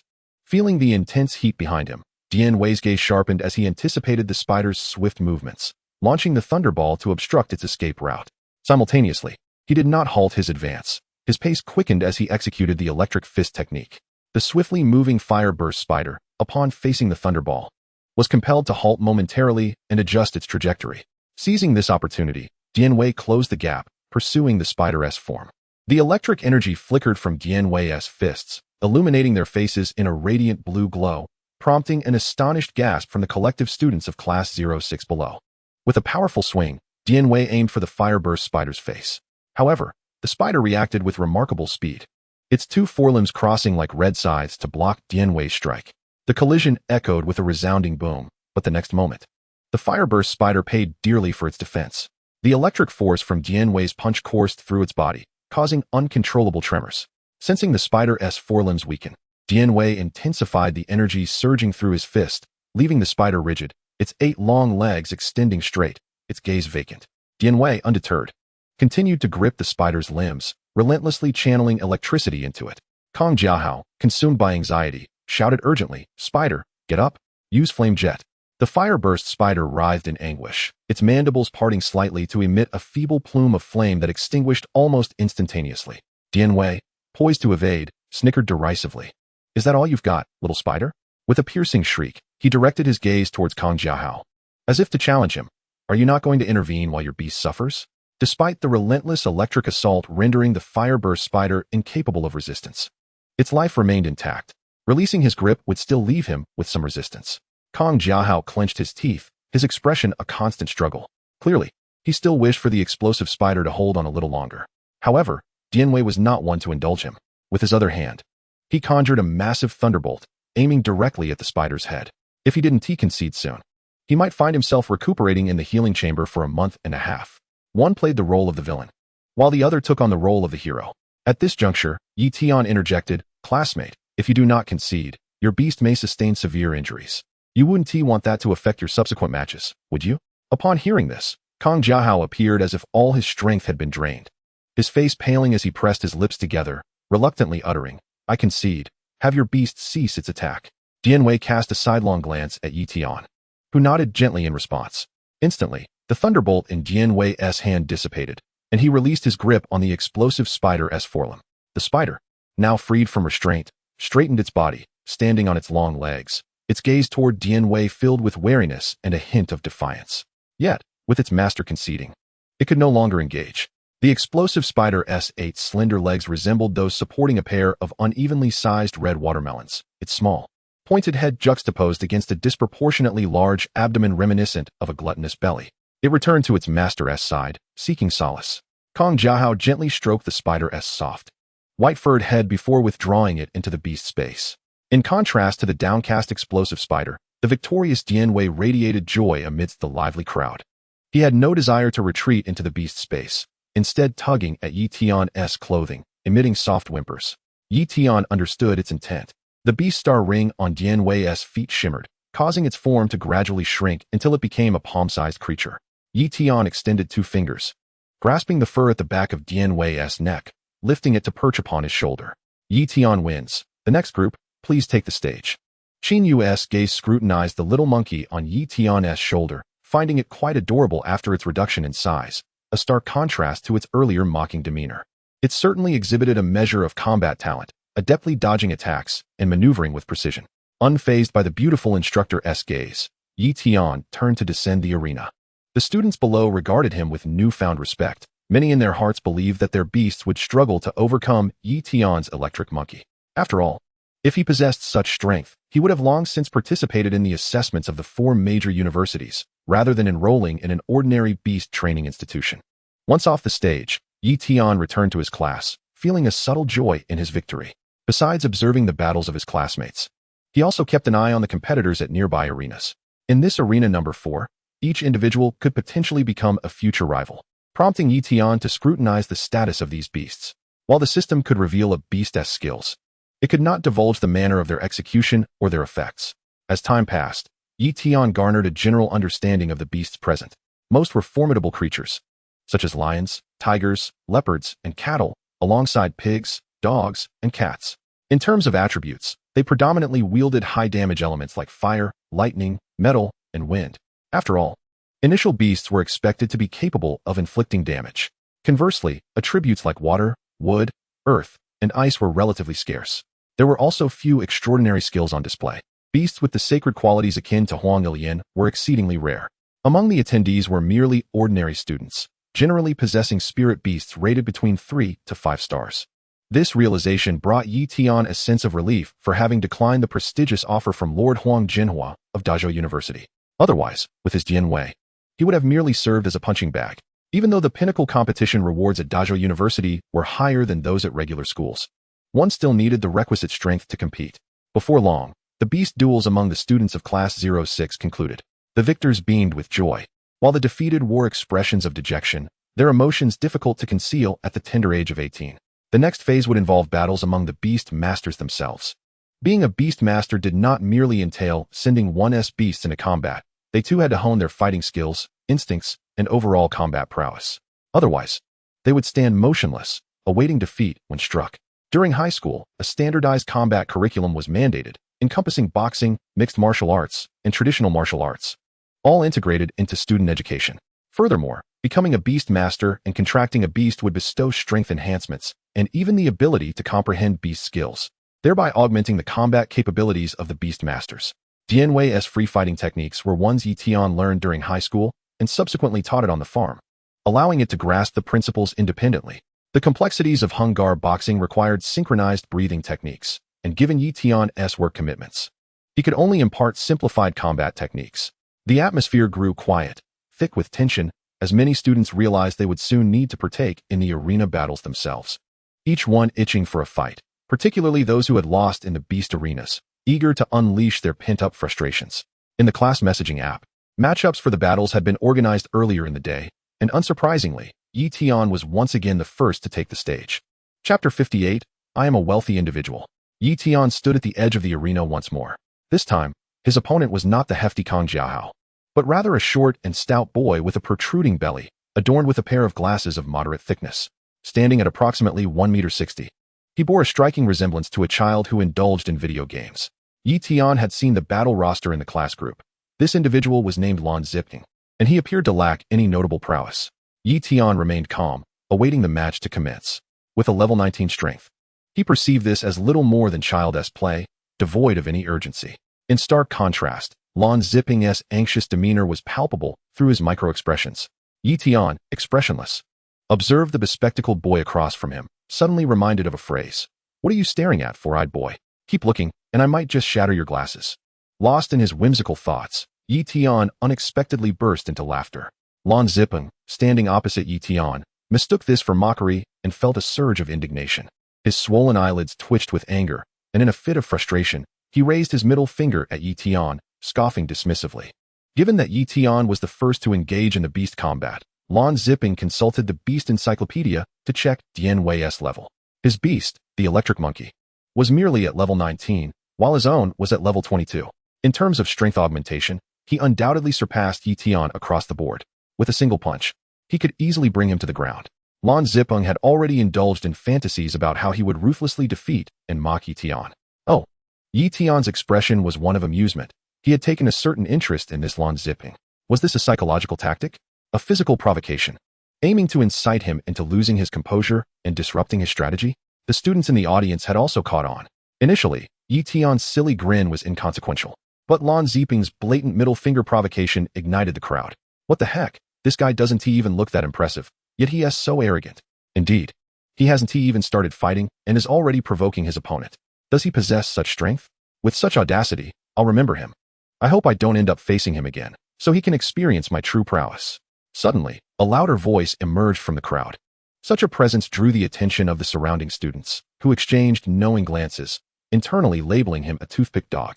The speaker was quite tall, albeit resembling a stick insect, with an elongated body and thin limbs. His voice boomed, catching the attention of students from the adjacent class, curious to discern the nature of the one spouting such bravado. Yi Tian was no exception, though he only managed a fleeting glance before Tian Yu's authoritative voice drew him back to the arena. As the match commenced, both Yi Tian and Lan Ziping approached the center of the ring. They extended their fists for a brief collision before stepping back slightly. Tian Yu stood between them, signaling for the duel to begin. She then retreated a few steps, granting them room to maneuver. Lan Ziping, adopting a fighting stance, bounced eagerly, brimming with a desire to attack. Yi Tian, in turn, awaited the rhythm of his movements. Seeing Yi Tian remain stationary, Lan Ziping couldn't contain his excitement. So, it turned out he was just a naive rookie. This kid was riddled with openings, a perfect opportunity to strike. Unable to restrain himself, Lan Ziping lunged forward, delivering a hook to Yi Tian's right lower rib. Yi Tian's brow furrowed. This kid was ruthless. Did he intend to go all out? Yi Tian pondered briefly. Had he done anything to deserve such animosity? With the absurd middle finger gesture and this fierce punch, who had he offended? A flicker of irritation ignited within Yi Tian, and he responded with swifter action. He executed a powerful sweeping kick, the big sweep, sending Lan Ziping soaring through the air, crashing to the ground. The sound of impact resonated, leaving Lan Ziping disoriented, unable to comprehend what had just transpired. Incredible. That sweeping kick was so fast, I barely saw it. And that chubby kid was already down. The students began to stir, whispering amongst themselves. Yi Tian crouched down, gripping Lan Ziping's collar. "Why did you give me the middle finger?" he inquired. Lan Ziping, covering one side of his mouth, mumbled incoherently. After a moment's thought, Yi Tian replied, "You misunderstood. I wasn't mocking you, just for calling something amusing." Gazing at Lan Ziping's swollen cheek, Yi Tian wore a dangerous smile. "Do you concede?" Lan Ziping nodded in a manner reminiscent of a chick pecking at grains. Yi Tian was quite pleased with the chubby kid's perceptiveness. Adjusting his black-rimmed glasses, he exchanged glances with Tian Yu. Tian Yu, tall and elegant, was only slightly shorter than Yi Tian, embodying the essence of long legs. She appeared surprised by Yi Tian's speed, though her expression remained composed. Her beautiful eyes held a scrutinizing gaze. Yi Tian wins. "Next group, you may leave," she announced, her eyes lingering on him. His bright gaze exuded vitality, leaving a lasting impression beyond his appearance in the admission photograph. "Understood, instructor," the diligent student Yi Tian replied, nodding slightly as he exited the arena. "Excellent, another victory secured." The leaderboard for the Beastmaster Peak competition received another point. On the first day of school, he had already eliminated 2,000 competitors. Tian knew he couldn't guarantee an unbroken winning streak in the Beastmaster duels, but in the realm of Beastmasters, he was confident. The rewards were equally substantial. If he could secure his position as the top freshman Beastmaster at Zhongshan Beastmaster University within the month, the 2 million reward points would be within his grasp. The reward points were calculated monthly, followed by a reset of rankings. The academic year at the Beastmaster University was divided into 2 semesters, autumn and summer, each lasting 4 months. This meant that achieving the top rank in the Beastmaster Peak competition over 8 months could yield an astounding 16 million reward points. Tian's second beast, the Source Sky Dragon, was poised for hatching. A single advanced nutrient solution cost 500,000, with each one only boosting the hatching speed by 1%. He would need to purchase 99 of them, totaling 50 million, to push the hatching progress to 100%. Previously, he had already spent a significant portion of his funds on the hatching device and various necessities, including Dianwei's energy blocks. Now, he was left with merely 100,000 to manage, just enough to buy 2 nutrient solutions, after which he would be completely broke. Tian felt a surge of resentment. He loathed the wealthy, and even more so, he resented the fact that he was not among them. On the first day of class, Qin Yu guided the students to familiarize themselves with the processes ahead. From now on, students would be required to match opponents daily for battles, with no allowance for excuses or avoidance of combat, even in cases of injury or loss of combat capability. If someone matched against you, they could opt to concede through the app, forfeiting peak points. The matching mechanism was meticulously designed. For instance, if 1,000 students emerged victorious today, Tian would be matched from that pool of 1,000 the following day. Likewise, those who lost would be matched against fellow losers. Those with similar or equal points would also be paired together to minimize instances of mismatched strength, preventing one-sided beatdowns. The curriculum included both theoretical lessons and practical combat sessions. On the very first day at Zhongshan Beastmaster University, he concluded with 2 triumphant victories. The remaining time was his to allocate as he pleased. Tian did not languish idly. He took Dianwei to the training room, completing an hour of gravity training. Coupled with rapid growth potions, the rate at which Dianwei consumed energy blocks began to escalate alarmingly, depleting a canister of basic energy blocks within 2 to 3 days. In the ensuing days, Tian settled into a routine of tranquility. His days typically consisted of morning theory classes and afternoon peak competitions, engaging in battles for both his beasts and himself. Before long, a month had slipped by. After a month of rigorous training, Dianwei had reached level 23. Throughout the month, Dianwei had consistently participated in peak competitions daily. Victory and defeat are both part of the game. At least, one does not suffer a losing record, placing him at the 300th position among the first-year students. However, Tian stands apart, having maintained an unblemished winning streak without a single loss.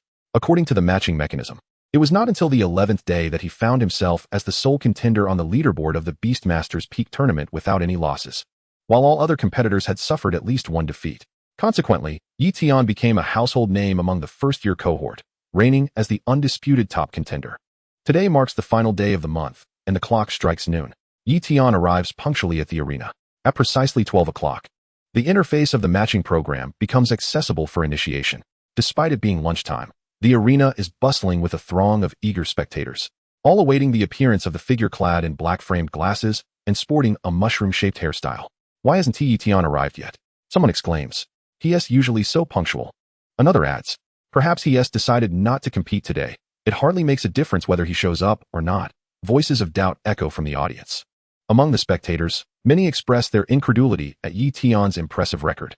The second-place contender is quite unfortunate. Despite being from a prestigious martial arts family, he has to face off against such a freak of nature as Tian. A fellow student nods in agreement. It's strange. Their techniques seem similar. Yet Tian always manages to win by a narrow margin. Look, Tian is here. A short-haired boy shouts, pointing toward the entrance of the arena. The audience, as if in a chain reaction, turns their gaze toward the door. Tian is unfazed by this scene. Since his string of victories and his consistent appearance at noon, the first-year students have taken to waiting until he concludes his matches before commencing their own peak tournaments. His opponents have become familiar faces, often matching against him in their quest for the last remaining victory. Inside the arena, all 25 platforms are vacant, save for the presence of the referee. Tian opens the matching program and clicks the button to begin. The matching interface swiftly scrolls before coming to a halt. 25th class, Tian versus 25th class. Shenhauern. Competitors for Arena 1, please proceed to the stage. At the moment of Yi Tian's successful match, his opponent, Chen Haoren, leans against the wall beneath the spectator seats, his phone chiming with the notification. A faint expression of resignation crosses his face. Such is the nature of the matching system. As the second-place contender, his only possible opponent is Yi Tian. The first stage of the arena is directly opposite the entrance where Yi Tian stands. As he strides toward the platform, Chen Haoren straightens himself and joins him. Yi Tian nods in greeting to his old rival, acknowledging the importance of decorum in their encounters. Despite Chen Haoren's irritation, he recognizes that he cannot match Yi Tian's prowess. He merely raises his hand in a half-hearted response. Both competitors ascend the stage, and the referee regards them with curiosity, eager to see how many techniques Yi Tian will employ before securing yet another victory. With the referee presiding over the proceedings, Yi Tian and Chen Haoren perform the customary pre-match fist bump. This time, Chen Haoren adopts a serious demeanor, taking his stance in the 8 extremes fist. Yi Tian, I am aware that your strength exceeds what I have encountered thus far. Allow me to witness your true power. Chen Haoren's gaze is intense, fixated on Yi Tian. He understands all too well that Yi Tian's strikes are formidable, beyond his capacity to counter. Gratitude wells up within Chen Haoren. His encounters with Yi Tian have greatly enriched his own skills, as the pressure Yi Tian exudes compels him to improve without being utterly defeated. Upon hearing Chen Haoren's request, Yi Tian remains silent, a faint smile gracing his lips as he assumes a horse stance, his hands adopting the posture of the Hong fist. A wave of despondency washes over Chen Haoren, as if an unrelenting tide of inadequacy has crashed upon him. This stance evokes memories of numerous past encounters where he fell short by a hair's breadth. The referee subtly sighs, sensing the lack of combat spirit. It is as if Chen Haoren has already lost before the battle even begins. With closed eyes and a deep breath, Chen Haoren strives to recalibrate his mindset. This isn't a transformation into invincibility. The match has commenced. He chastises himself inwardly for appearing oblivious to Yi Tian's presence. Yi Tian, expressionless, tiptoes quietly behind Chen Haoren, astonishing the audience into silence as they await the impending ambush. Even some curious second-year students who have gathered to observe are wide-eyed with disbelief at the abstract turn of events. Guess who I am? Yi Tian teases, his hands hovering just above Chen Haoren's eyes. Suddenly, Chen Haoren pivots, his eyes ablaze with determination.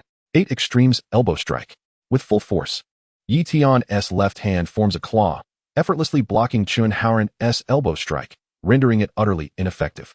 The next moment, a fierce gust of wind rushes toward Chen Haoren as Yi Tian's other claw looms above his face. Chen Haoren gazes at the enormous hand poised above him, the fingers hovering perilously close to his eyes, as if they might pluck them from their sockets at any moment. With a wry smile, Chen Haoren releases the pent-up frustration that had burdened him for so long. This is your true strength, isn't it? No matter how I struggle, it's futile. He shrugs, arms outstretched, conceding, I've lost. The audience is taken aback by Chen Haoren's swift admission of defeat. It took merely a single move. However, they are aware that victory was never within Chen Haoren's reach. Their anticipation had been for a thrilling exchange of blows between the two martial art styles, Hong Fist and 8 Extremes Fist, both showcasing the raw, exhilarating essence of combat. Chapter 60, Mentor Qin. As the clock approaches midnight, Yi Tian returns to the dormitory after a visit to the bustling food street, clutching a bag of fried chicken pieces. Perched upon his shoulder is Dian Wei, shrunk to the size of a small kitten, eagerly devouring the chicken morsels with delight. Upon reaching the entrance of the dormitory, Yi Tian is met with a disheartening sight. He questions whether a horde of zombies has invaded the campus. Couples are engaged in fervent embraces in every corner. And as Yi Tian walks through, he encounters countless pairs of lovers.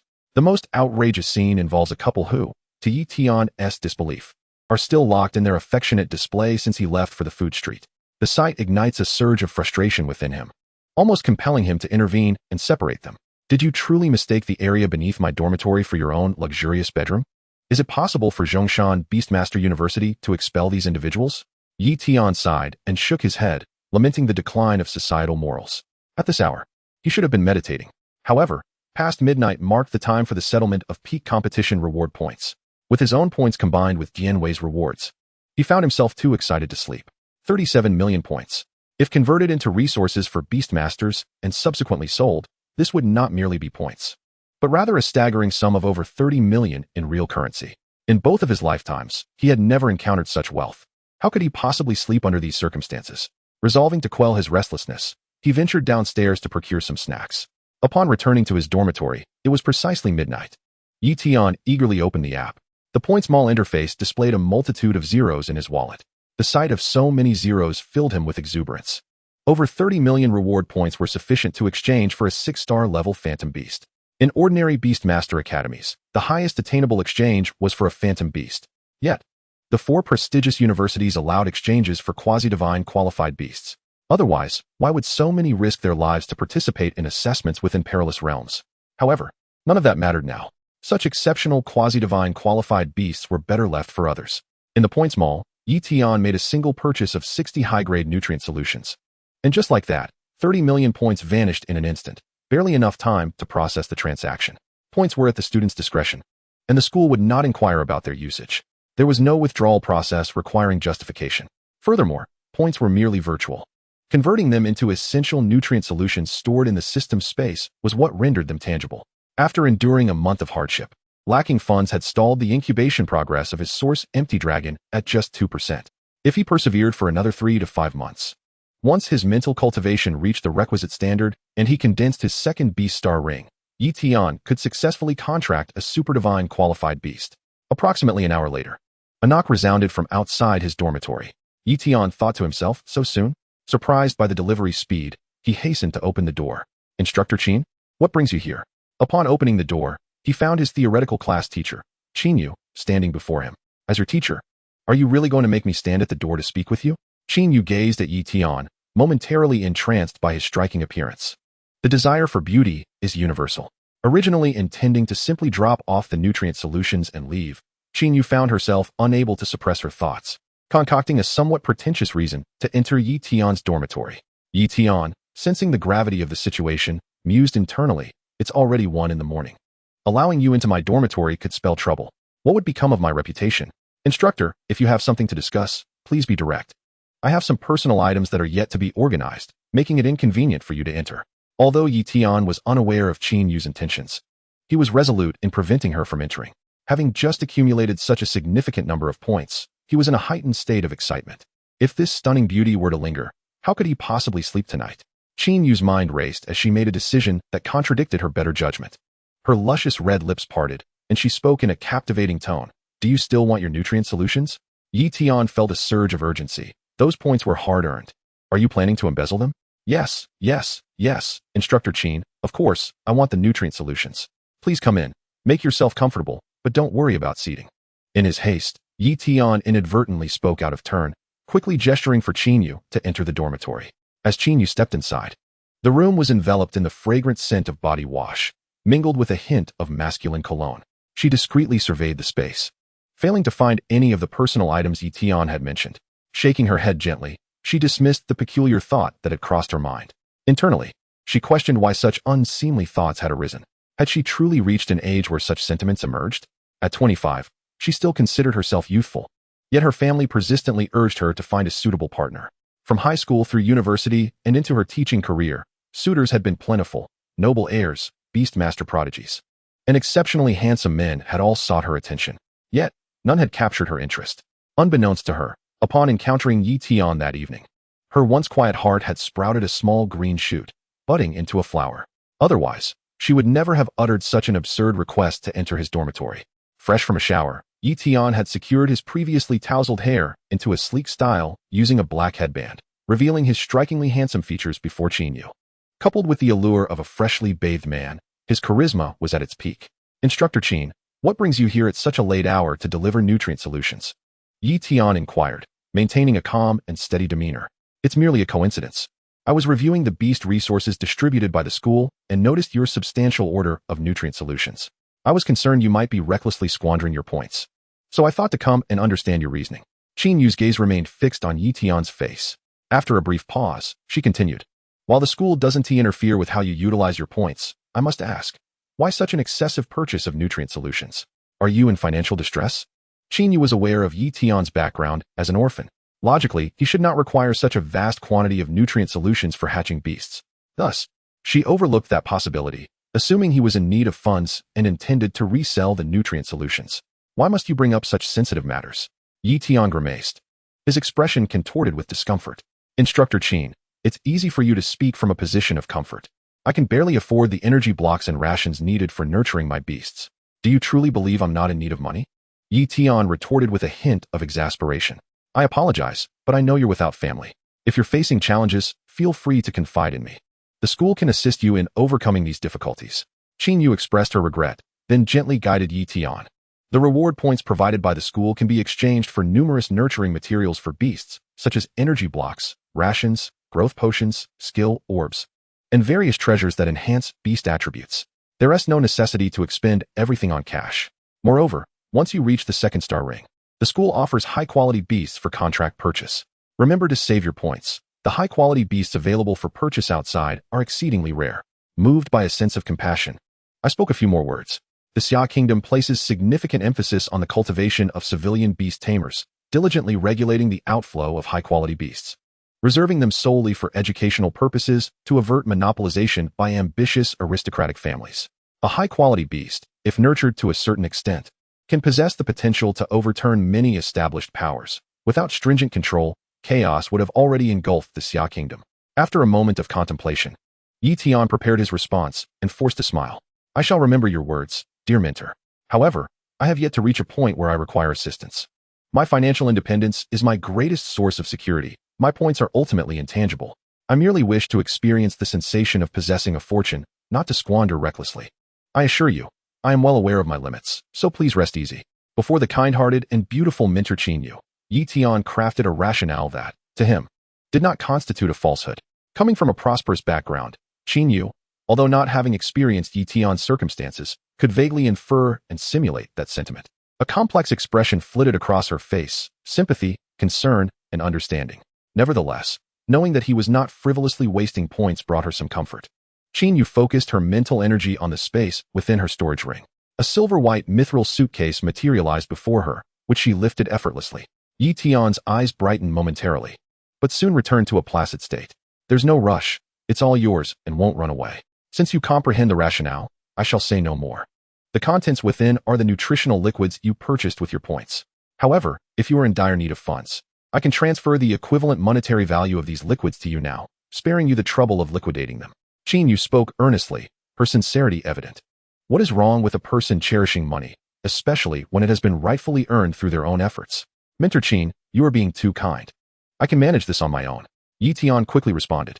Feeling that converting the liquids into cash and then purchasing from the Beast Tamer Association would be overly cumbersome, he preferred not to impose on this benevolent benefactor. Not a hassle at all. It's merely a matter of a few keystrokes. However, since you are reluctant, I will not press the issue further, she said, handing the suitcase over to him. Gratefully, Tian accepted the suitcase.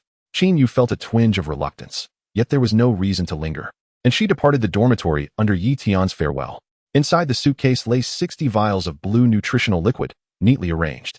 Tian extracted one, placing it into the incubator while also drawing a drop of his blood. The following afternoon, after completing a peak competition, Tian was preparing to exit the arena when he was suddenly called. Tian, hold on, I need to speak with you. Turning around, he recognized it was Chen Haoran. Due to a reshuffling of matchups at the beginning of the month, Chen Haoran had not been paired with Tian on the first day. What's the matter? Looking to improve? Tian assumed Chen Haoran sought a sparring session, his enthusiasm evident. Chen Haoran wiped non-existent sweat from his brow. I do want to improve, but not in the way you think.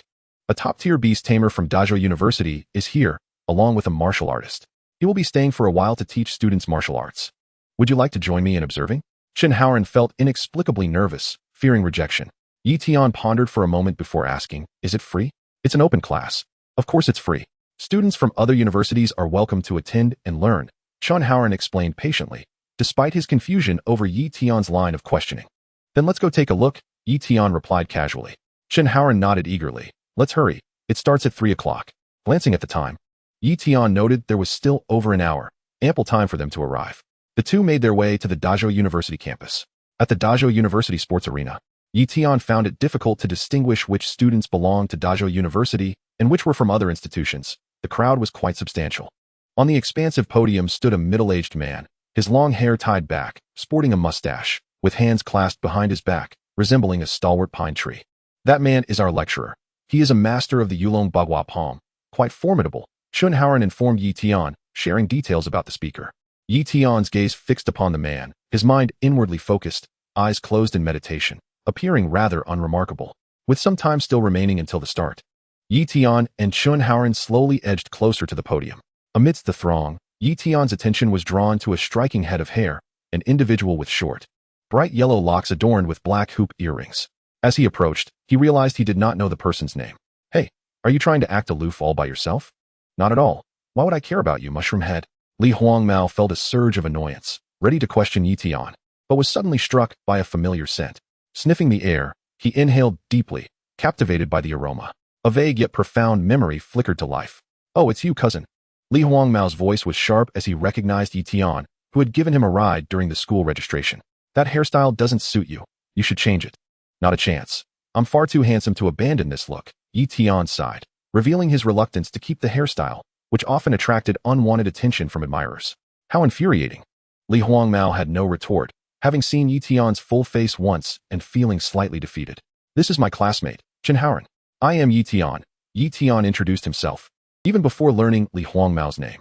I'm Li, you can read the rest, Li Huangmao said, pointing to his head. Chunhaoren hesitantly ventured, Li, big head? Get lost. If you can't guess from such an obvious hint, try again, Li Huangmao replied, exasperated. This banter elicited laughter from Tian. Is it Li Huangmao? Yes, Li Huangmao nodded, perplexed as to why his father had chosen such a name.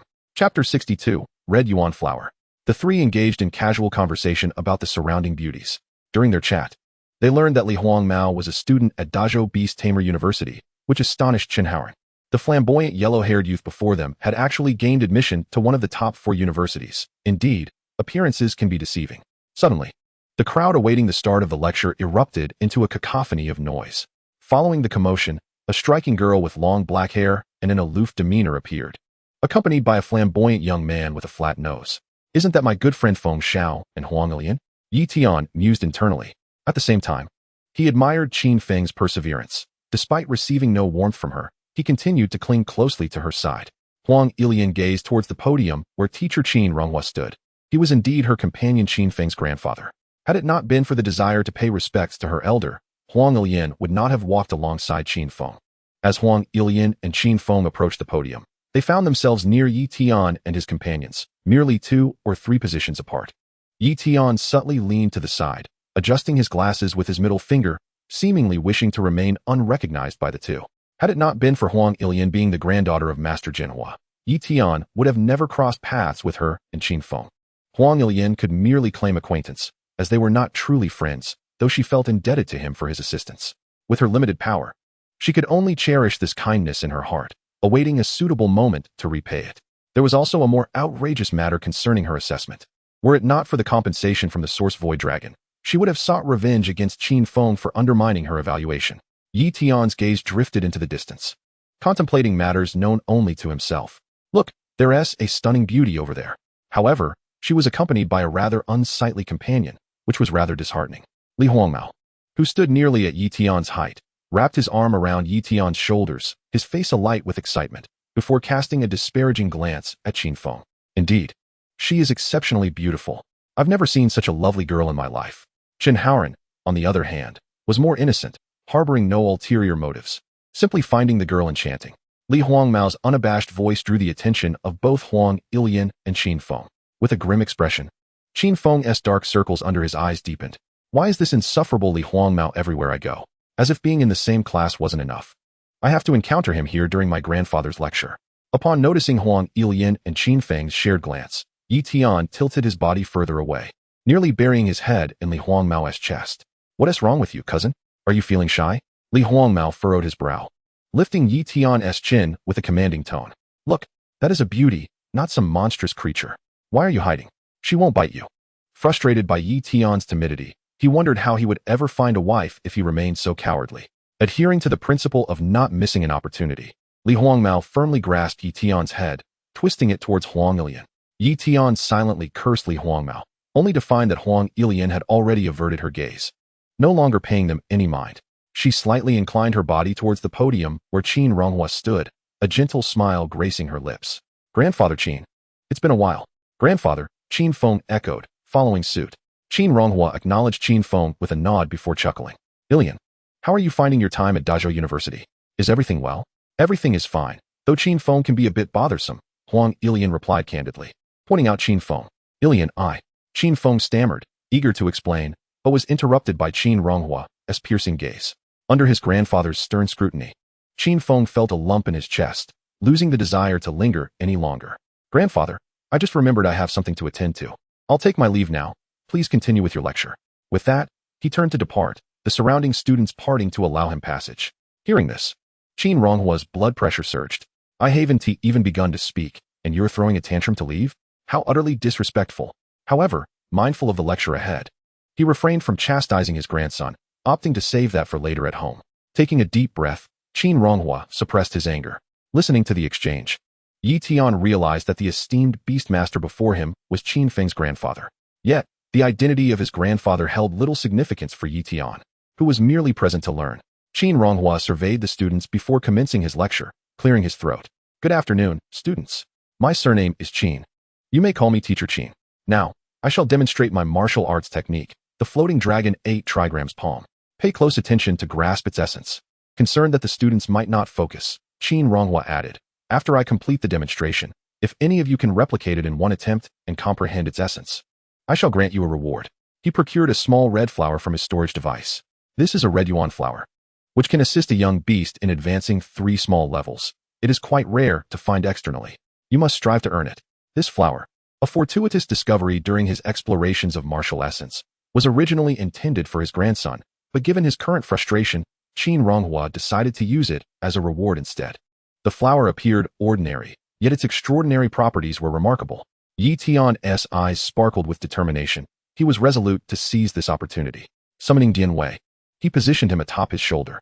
Previously, Dian Wei had grasped a skill pertaining to the heart of martial arts, demonstrating an exceptional understanding of martial disciplines, and thus accompanied Yi Tian to learn. Qin Ronghua assumed a stance, initiating the floating dragon 8 trigrams palm. His movements were fluid as he danced with grace. The sound of his strikes slicing through the air, his form reminiscent of a soaring dragon, sometimes swift as lightning, at other times gentle as petals drifting down.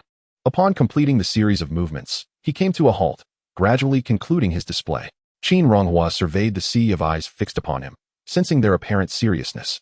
Though he suspected many were bewildered, notably, one student remained distinct. He stood with a small monkey perched on his shoulder, both of them with eyes tightly shut. For a first encounter, merely remembering the movements and executing them in full was already commendable. Qin Ronghua's voice softened as he inquired, "Is there a student willing to volunteer?" He held no fear of prior students having learned this technique, for the forms he had demonstrated were his own adaptations, infused with his unique insights, instilling confidence in him. Chapter 63. You shall exit horizontally. Though the students were envious of Qin Ronghua's reward, none dared to speak up. Huang Ilian, having learned some techniques from Qin Ronghua, refrained from vying for the reward, choosing instead to allow others a chance to shine. Such treasures capable of enhancing levels had already been consumed by her fire spirit queen, and further consumption would yield diminishing returns. Moreover, excessive indulgence in such rare items could destabilize a beast's foundation, hampering future growth. Seeing that no one responded, Qin Ronghua decided to grant the students additional time. You may first practice on your own. If you feel confident, approach me within 30 minutes, and the reward will still stand. After his announcement, the students dispersed slightly, recalling the movements demonstrated by Qin Ronghua, their bodies awkwardly mimicking the steps. Look at him, pretending to be profound with his eyes shut. Does he even know what he is doing? Li Huangmao jabbed Yi Tian in the side with his elbow.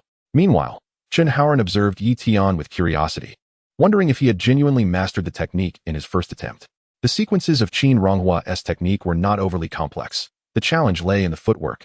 The students, endowed with strong mental faculties and the enhancement from their contracted beasts, found it feasible to remember and replicate the movements, requiring only diligent practice. Brother Huangmao, don't disturb Yi Tian, let him reflect.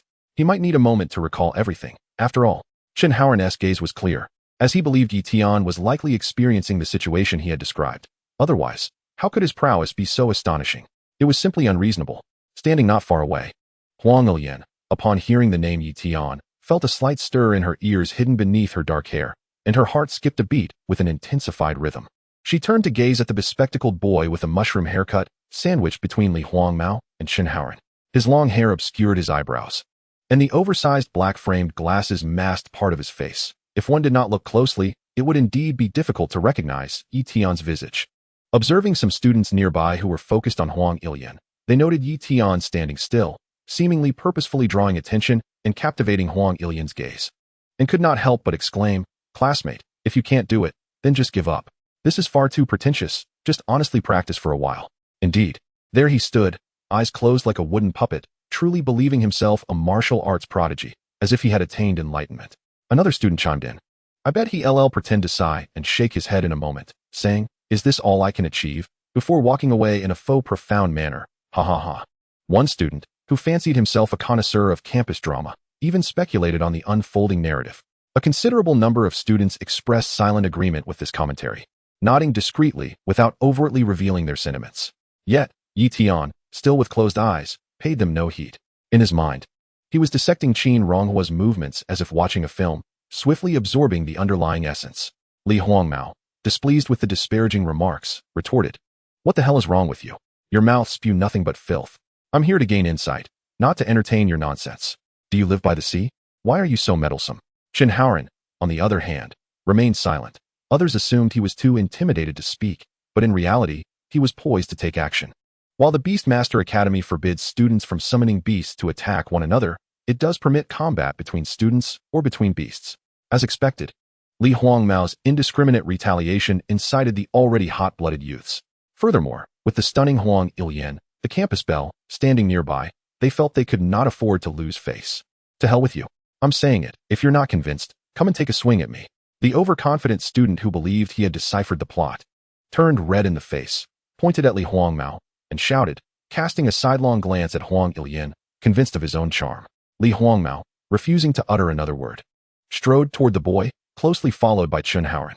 Suddenly, a force pulled them back.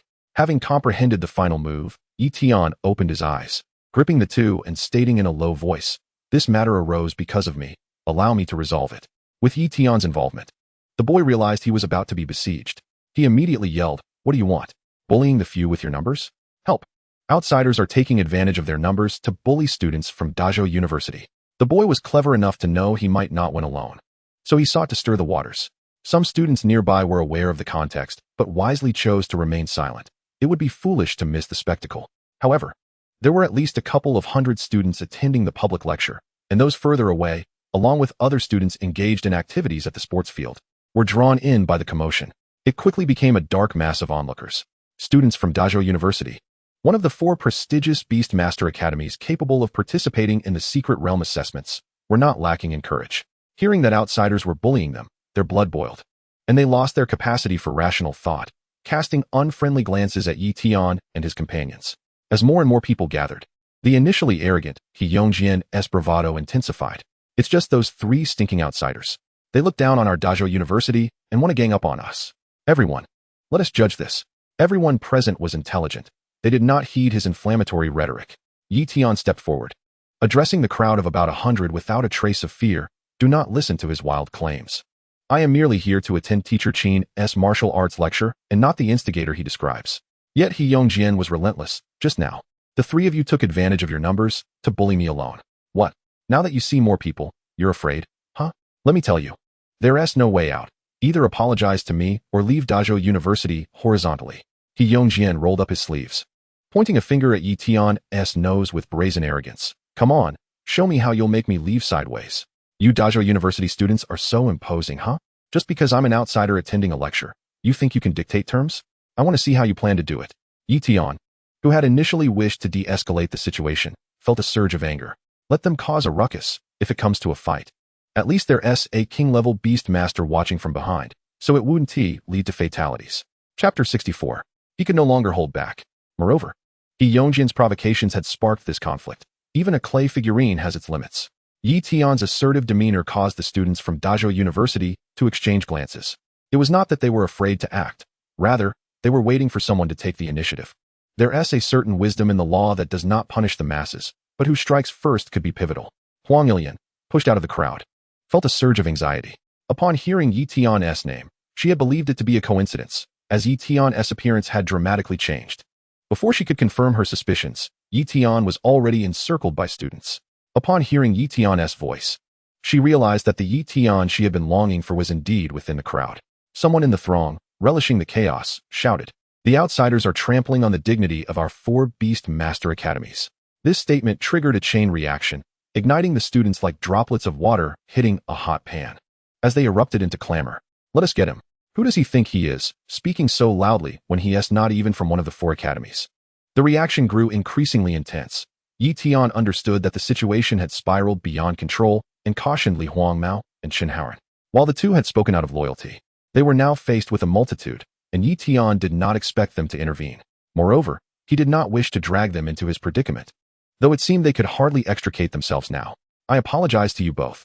This matter arose because of me, so let me bear the responsibility. I will draw their ire. You too, do your best to keep yourselves safe." The crowd surged with fervor, and continuing the dialogue would serve no purpose. It was better to let actions speak. Having been at the Beast Master Academy for some time, he had encountered many battles, yet he had never unleashed his true might. Since a one-on-one confrontation was unlikely to showcase his abilities, a brawl would suffice. "What is the point of this talk? Old buddy, I've never shied away from a fight. What is the big deal about numbers?" Li Huangmao's bravado shone through, his laughter masking his boldness. He was also a student from Dazzle University, but felt no need to explain himself. Qin Haoran, being more reserved, had already assumed a stance of Bejiquan, acknowledging his limited strength and preparing himself. "Let us go." It was unclear who was instigating the crowd from within. Back to back, Tian reacted with remarkable speed, shouting out as he felt the blood within him surge with fervor. Surrounding the trio were students from Dazzle University, encroaching like a tidal wave, delivering punches and kicks from all directions. However, constrained by the tight formation of the three, the sheer number of Dazzle University students was rendered ineffective. With only a few able to launch substantial attacks, it resembled one person fending off 3 or 4 assailants. Tian's hands moved like 2 doors, swiftly deflecting the barrage of fists and feet aimed at him. His legs alternated to maintain balance, his footwork transitioning rapidly, while parrying the onslaught. Tian retaliated with a punch for each aggressor, the crisp sound of impact followed by the dull thud of bodies hitting the ground, creating a growing pile at his feet. 3, 5, 7, 9. Those who instigated trouble, including He Yongjian, lay unconscious among the fallen. However, Li Huangmao and Qin Haoran were not so fortunate, lacking Tian's divine talent that allowed him to harness the full strength of his beast. They found themselves at a disadvantage. As fellow freshmen, the students from Dazzle University were generally stronger than those from ordinary institutions, while Li Huangmao managed to hold his ground. Qin Haoran's situation was more dire. He quickly bore the brunt of the assault, his clothing marred with bruises and even footprints. Gritting his teeth, he managed to stifle his cries of pain, still persevering.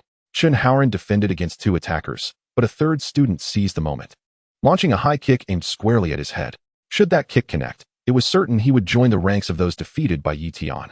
As Qin Haoran helplessly watched the leg approach, his heart raced, nearly leaping from his chest. Just as he braced himself to take the blow, Tian stepped in with a side kick, striking the assailant in the waist with such force that he was sent crashing into the crowd of students, triggering a domino effect as several toppled over. On the podium, Qin Ronghua observed the scene with keen interest, harboring no intention of intervening. After all, students brawled regularly in the arena, and he was keen to see how far these 3 could go. Tian's prowess astonished him. Each strike was decisive, each opponent dispatched with ease. Meanwhile, Huang Ilian, struggling to see from below, hurried to the podium. Upon witnessing Tian unscathed and exhibiting such formidable strength, her anxious heart began to settle. Noticing her demeanor, Qin Ronghua inquired curiously, "Ilian, do you know them?" "One of them is my friend," Huang Ilian replied, her voice faltering as the memory of Tian avoiding her gaze filled her with sadness and self-doubt. Though her urgency was palpable, hesitation lingered, and Qin Ronghua, seasoned in the ways of the heart, sensed the underlying issue. What else could cause a blossoming young woman such distress, especially one as reserved as Huang Ilian? He speculated among the trio, eliminating the first blonde-haired youth, and dismissing the second as too earnest to pursue a girl. This left the mushroom-headed youth, who had deliberately averted his gaze from Huang Ilian. Surely there was something amiss. Yet, beyond his aloofness, Qin Ronghua found a measure of admiration for the young man's courage and individual strength in the face of overwhelming odds. "I'm barely holding on. How can you fight so well?" Li Huangmao exclaimed, gradually reaching his limit, not out of fear of being struck, but due to the sheer number of opponents. He vividly recalled receiving 6 punches and 7 kicks. Qin Haoran was faring even worse, already demonstrating signs of retreat, knowing that if he faltered, he would succumb to a relentless barrage. Seeing their plight, Tian acted decisively, swiftly repelling the attackers and seizing He Yongjian by the foot. He swung Yongjian like a meteor hammer, hurling him into the throng besieging Qin Haoran. With one hand grasping Chunhaoren's arm, Yi Tian tossed him towards safety as well. Ilian, please keep an eye on them.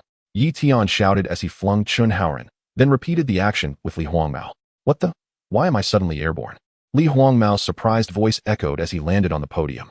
Rolling to his feet, he noticed his new surroundings and eagerly prepared to leap back into the fray, only to be halted by Huang Ilian's grip. Li Huangmao's expression turned serious, devoid of the earlier smitten look he had cast upon Huang Ilian. Despite the arduous battle against overwhelming odds, he did not wish to abandon Yi Tian. Let go, he said, his tone cold yet fierce. Huang Ilian remained undeterred, unwilling to loosen her hold. You two will only hinder Yi Tian's performance. Just watch. If he is in danger, I will join him. Having witnessed Yi Tian's strength, Huang Ilian understood that their presence would be a liability. Though her hands were delicate, they held surprising strength. And Li Huangmao felt a twinge of pain in his forearm as he struggled to break free, ultimately choosing to stay on the platform and observe the lone Yi Tian below. Realizing he was indeed a hindrance, Li Huangmao observed the fierce battle from the periphery. Though the fighting was intense, he caught glimpses of the numerous students collapsing before Yi Tian, astonished by his might. Help me up. I can still fight. Chunhaoren gasped, half leaning on the podium, every part of him aching. Li Huangmao moved to assist Chunhaoren, helping him rise, while he supported him with one arm and placed the other around his waist. Enough already, what is the point? He can handle it all by himself. As Chunhaoren, albeit with difficulty, began to comprehend the unfolding scene, he marveled, uncertain if he was seeing correctly. Yi Tian was below, executing the Yulong Bagwazang technique that Chen Ronghua had just taught him. The movements were somewhat clumsy, and at times, when the Bagwazang proved ineffective, he seamlessly transitioned into other styles, incorporating elements of Hongchuan's Tiger Crane double form and various free-fighting techniques. The number of students sprawled on the ground, groaning in defeat, increased, creating a chaotic scene where Yi Tian struggled to find solid footing. Yet, the students around him were driven back by a mix of fear and admiration, unwilling to approach. Why are you all retreating? If you're scared, just step aside. The frustrated students on the periphery shouted. Those closer to Yi Tian were equally incensed, unable to land a hit, and they turned to challenge those behind them. If you're so tough, step up. Don't hide in the back. At the outset, they merely assumed that the defeated students were lacking in skill. However, as more and more proficient Beast Tamers succumbed to defeat, it became apparent that Yi Tian was an exceptional talent. If he were to unleash such a strike upon them, they couldn't fathom how long they would be incapacitated. With the peak competition approaching, they dared not risk their interests by stepping back into the fray. The onlooking students retreated in droves, their patience wearing thin, as they began to push the individuals in front of them out of the way. With no opponents left, Yi Tian practiced the dragon's 8 trigrams palm, exuding an air of artistry. While it lacked the unrestrained vigor of a dragon plunging into the sea, it possessed a certain charm reminiscent of a young dragon frolicking in shallow waters. The students who were shoved forward stumbled out, their faces etched with terror. Who pushed me out like that? One exclaimed indignantly. Come on, Yi Tian called out. Remarkably, despite their panic, the students who had been thrust into the arena maintained their composure and immediately engaged him in combat. Yi Tian did not hastily seek to overpower this student. Rather, he utilized the opportunity to refine his dragon's 8 trigrams palm technique. His movements flowed like a dragon, shifting stances like an eagle, guiding his energy with intention, his spirit in harmony with his actions. On the podium, Chen Ronghua observed intently, her eyes gleaming with excitement as she witnessed Yi Tian's progression from clumsiness to finesse, and ultimately to a state of artistic understanding. This all transpired in the span of mere moments.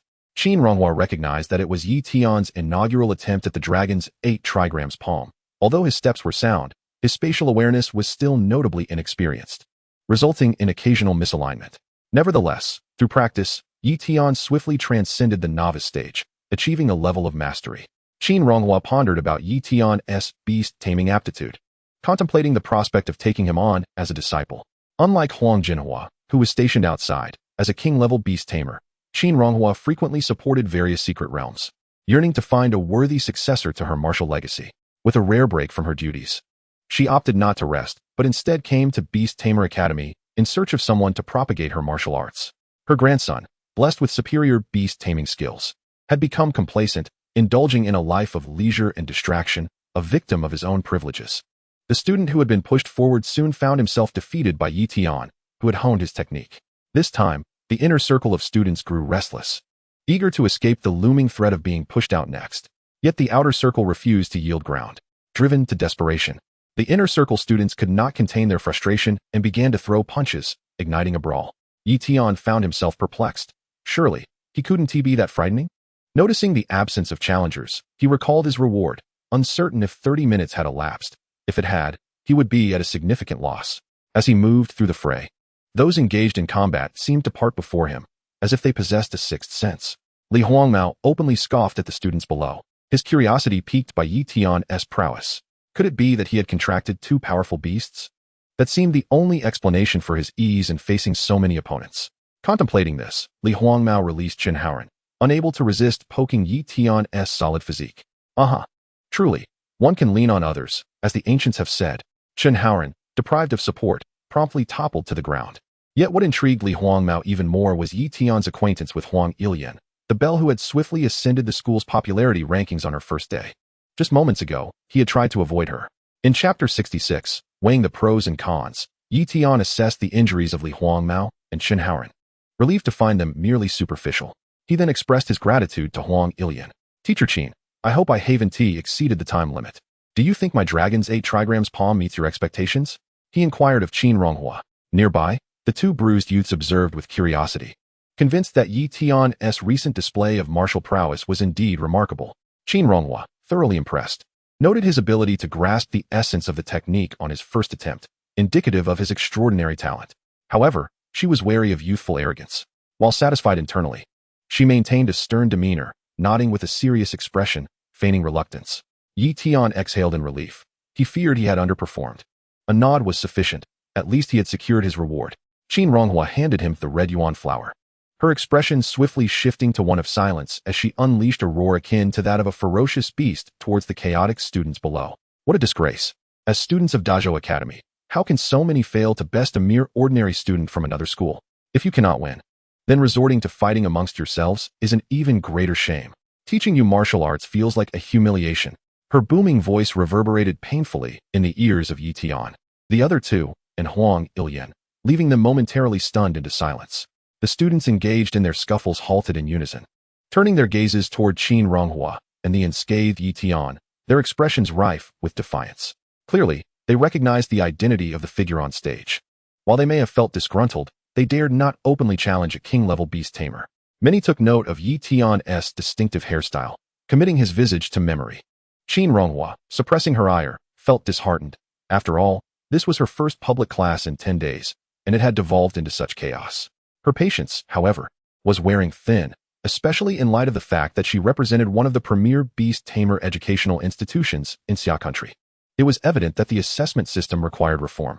Affluent beast tamers began with advantages, significantly increasing their chances of passing assessments.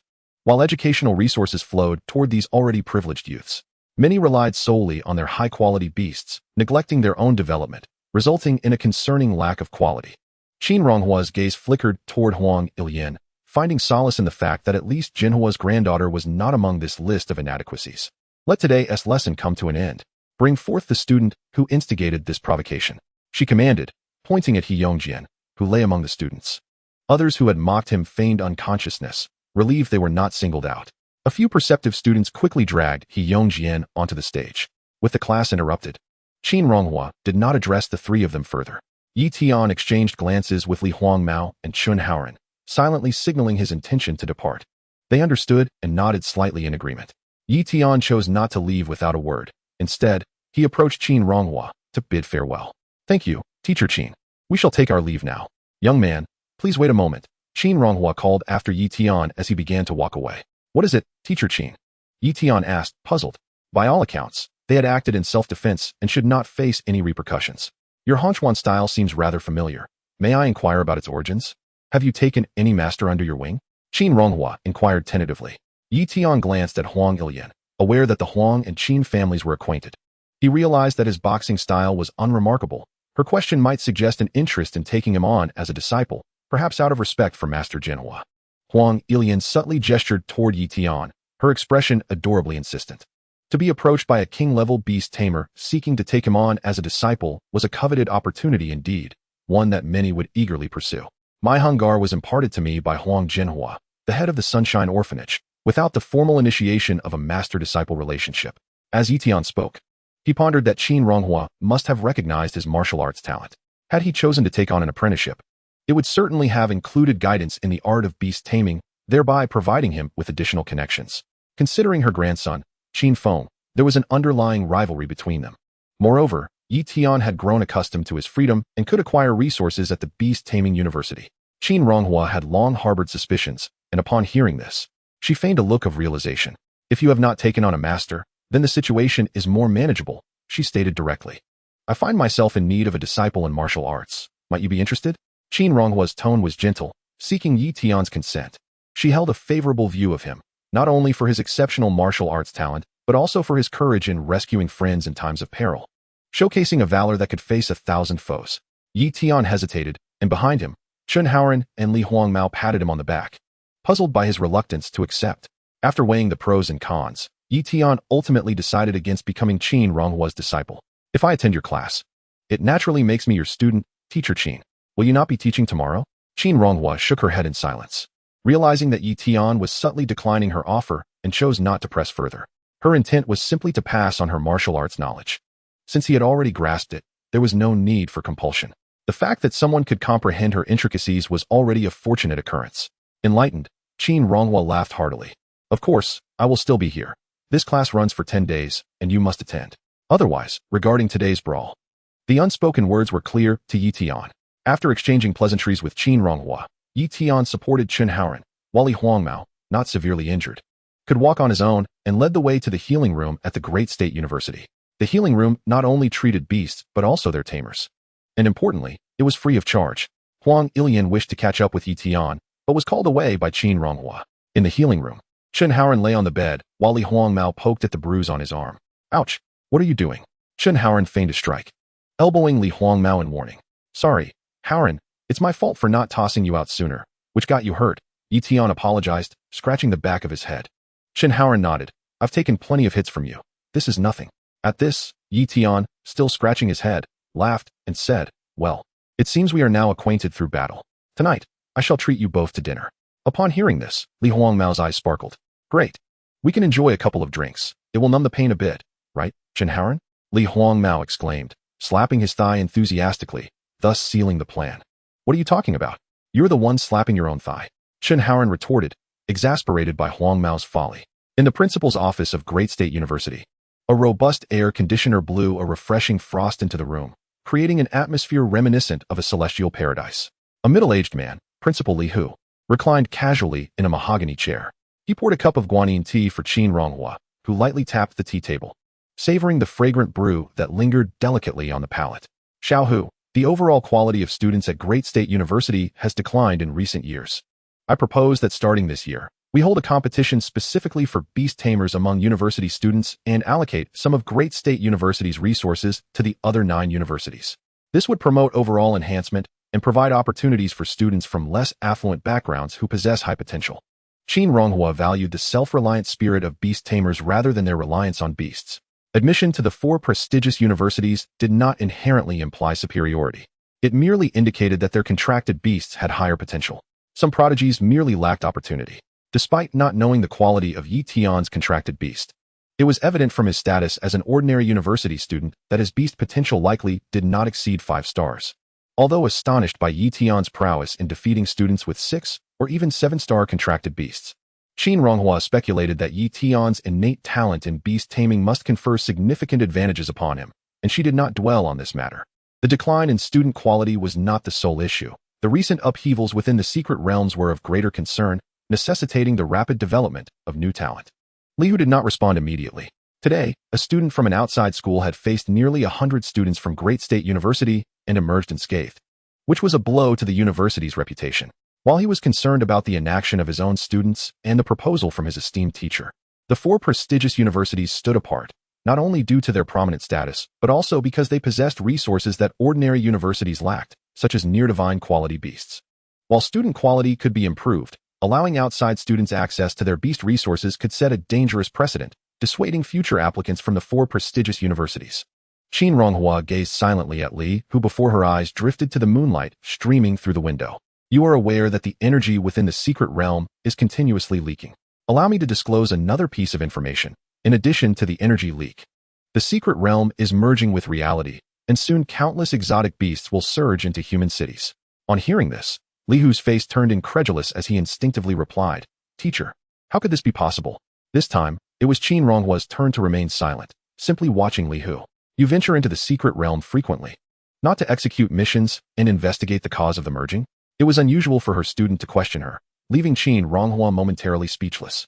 Regardless of whether the cause could be discerned, the merging of the secret realm with reality was merely a matter of time. Li Hu recognized his mistake and apologized. "I'm sorry, teacher. The higher-ups withheld this information to prevent panic. Even if I do not propose resource allocation now, directives will be issued to expedite the growth of new talent for preemptive measures. Beast Tamers select their beasts, and beasts likewise choose their masters. Opportunities must be seized through one's own efforts. It would be prudent to allow some opportunities to be shared," Qin Ronghua advised her student Li Hu. He had the perfect example in his own grandson, a king-level beast tamer. Striving for better prospects for his descendants was entirely reasonable. Otherwise, what would be the significance of his lifelong efforts to attain king status? Yet, Great State University had too many students like his grandson. They did not lack for 1 or 2 saint-level beasts. Children like Yi Tian, including his 2 fine companions, were exceptional, displaying fluid martial techniques and integrity. He could not be mistaken, realizing the truth in his teacher's words. Li Hu began to inquire further about the secret realm and the potential for hosting a beast tamer competition. Separating Great State University from Zhongshan University was a bustling food street, filled with the aromas of culinary delights and the chatter of patrons. Among the crowd, stunningly beautiful women with long legs dazzled the eyes, while some individuals strolled alongside their beasts, exemplifying a harmonious coexistence between humanity and the extraordinary. Outside a bustling eatery, a number of large, round yellow wooden tables are irregularly arranged. Yi Tian, along with 2 companions and a monkey, occupies one of the tables positioned at the edge. The 3 lean against plastic stools with blue backs. On the table lies grilled fish, accompanied by a small stove below, where flames dance, causing the vibrant sauce of the fish to bubble and emit a tantalizing spicy aroma. Several dishes are also presented, including stir-fried clams, dry-fried beef rice noodles, ginger and scallion chicken, and dry-braised ribs, all exuding steaming warmth. Beneath the table, 2 boxes of large green snacks are stacked. Neither Yi Tian nor Chun Haoren smokes. Li Huangmao and Jian Wei sit closely, each with an arm around the other's shoulders, both clutching cigarettes and exhaling clouds of smoke. The sight of a smoking monkey attracts the attention of passers-by, who eagerly raise their phones to capture the moment, while nearby diners cast curious glances. Chun Haoren picks up a green bottle, condensation dripping from it. It is a cold beer recently retrieved from the fridge. He rolls it over the bruised areas on his body, recalling the doctor's advice that cold compresses can alleviate bruising by minimizing capillary bleeding and preventing further swelling. In short, he is the obedient student and model patient, beyond reproach. As the dishes are nearly all served and Yi Tian treats everyone, he grasps the chilled beer, holding the slender neck with one hand, and flicks the cap off with his thumb, producing a satisfying pop. Fortunately, it does not fly onto the neighboring table, but rather strikes Jian Wei's face instead. Acknowledging the mishap as the result of his actions, Jian Wei merely emits a couple of muffled protests. Yi Tian hands the beer to Jian Wei as a gesture of apology. Subsequently, he opens another 2 bottles with a couple of sharp pops, the caps once again landing on Jian Wei's face. This time, Jian Wei expresses his discontent. "What on earth are you doing, master?" Yi Tian joins his hands in a gesture of contrition. "I apologize, I couldn't control my strength. Next time, you can take over. And let us see you do better."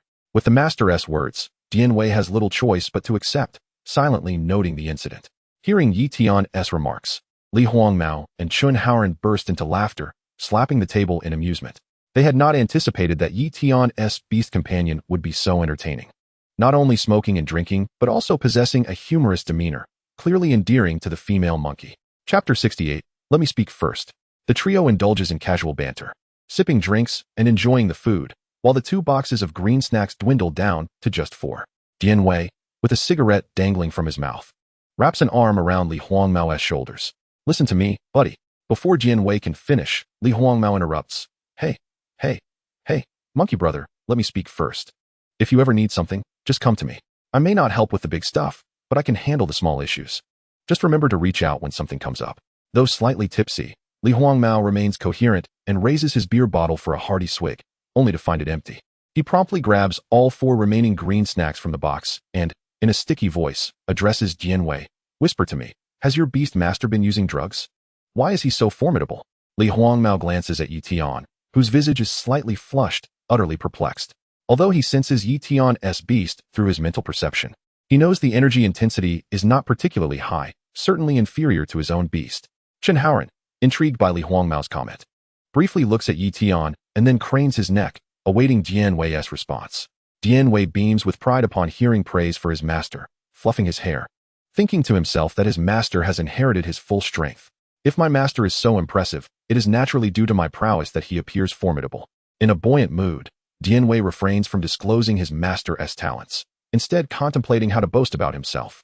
Mimicking Yi Tian's earlier actions, he takes a green snack in each hand, aims at Yi Tian, and with two loud pops, the caps fly off like bullets. Yi Tian shakes his head and dodges, sending the caps flying towards the roadside. In an ironic twist of fate, one cap strikes a young man in a passing group, landing squarely over his eyes. Having prepared a lengthy monologue for boasting, Dian Wei is startled by the sudden loud outcry from the young man, who bellows, "Is it just the three of you dining on this road? Beer caps flying into faces. Could you exhibit a modicum of decency?"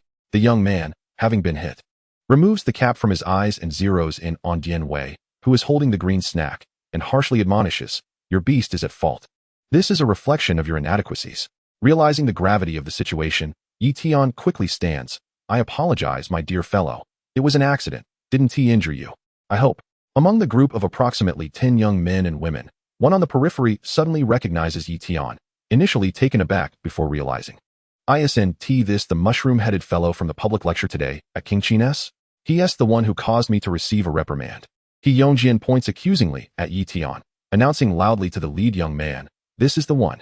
He's the one who trampled our Dazhou University's pride, treating us as if we were inconsequential."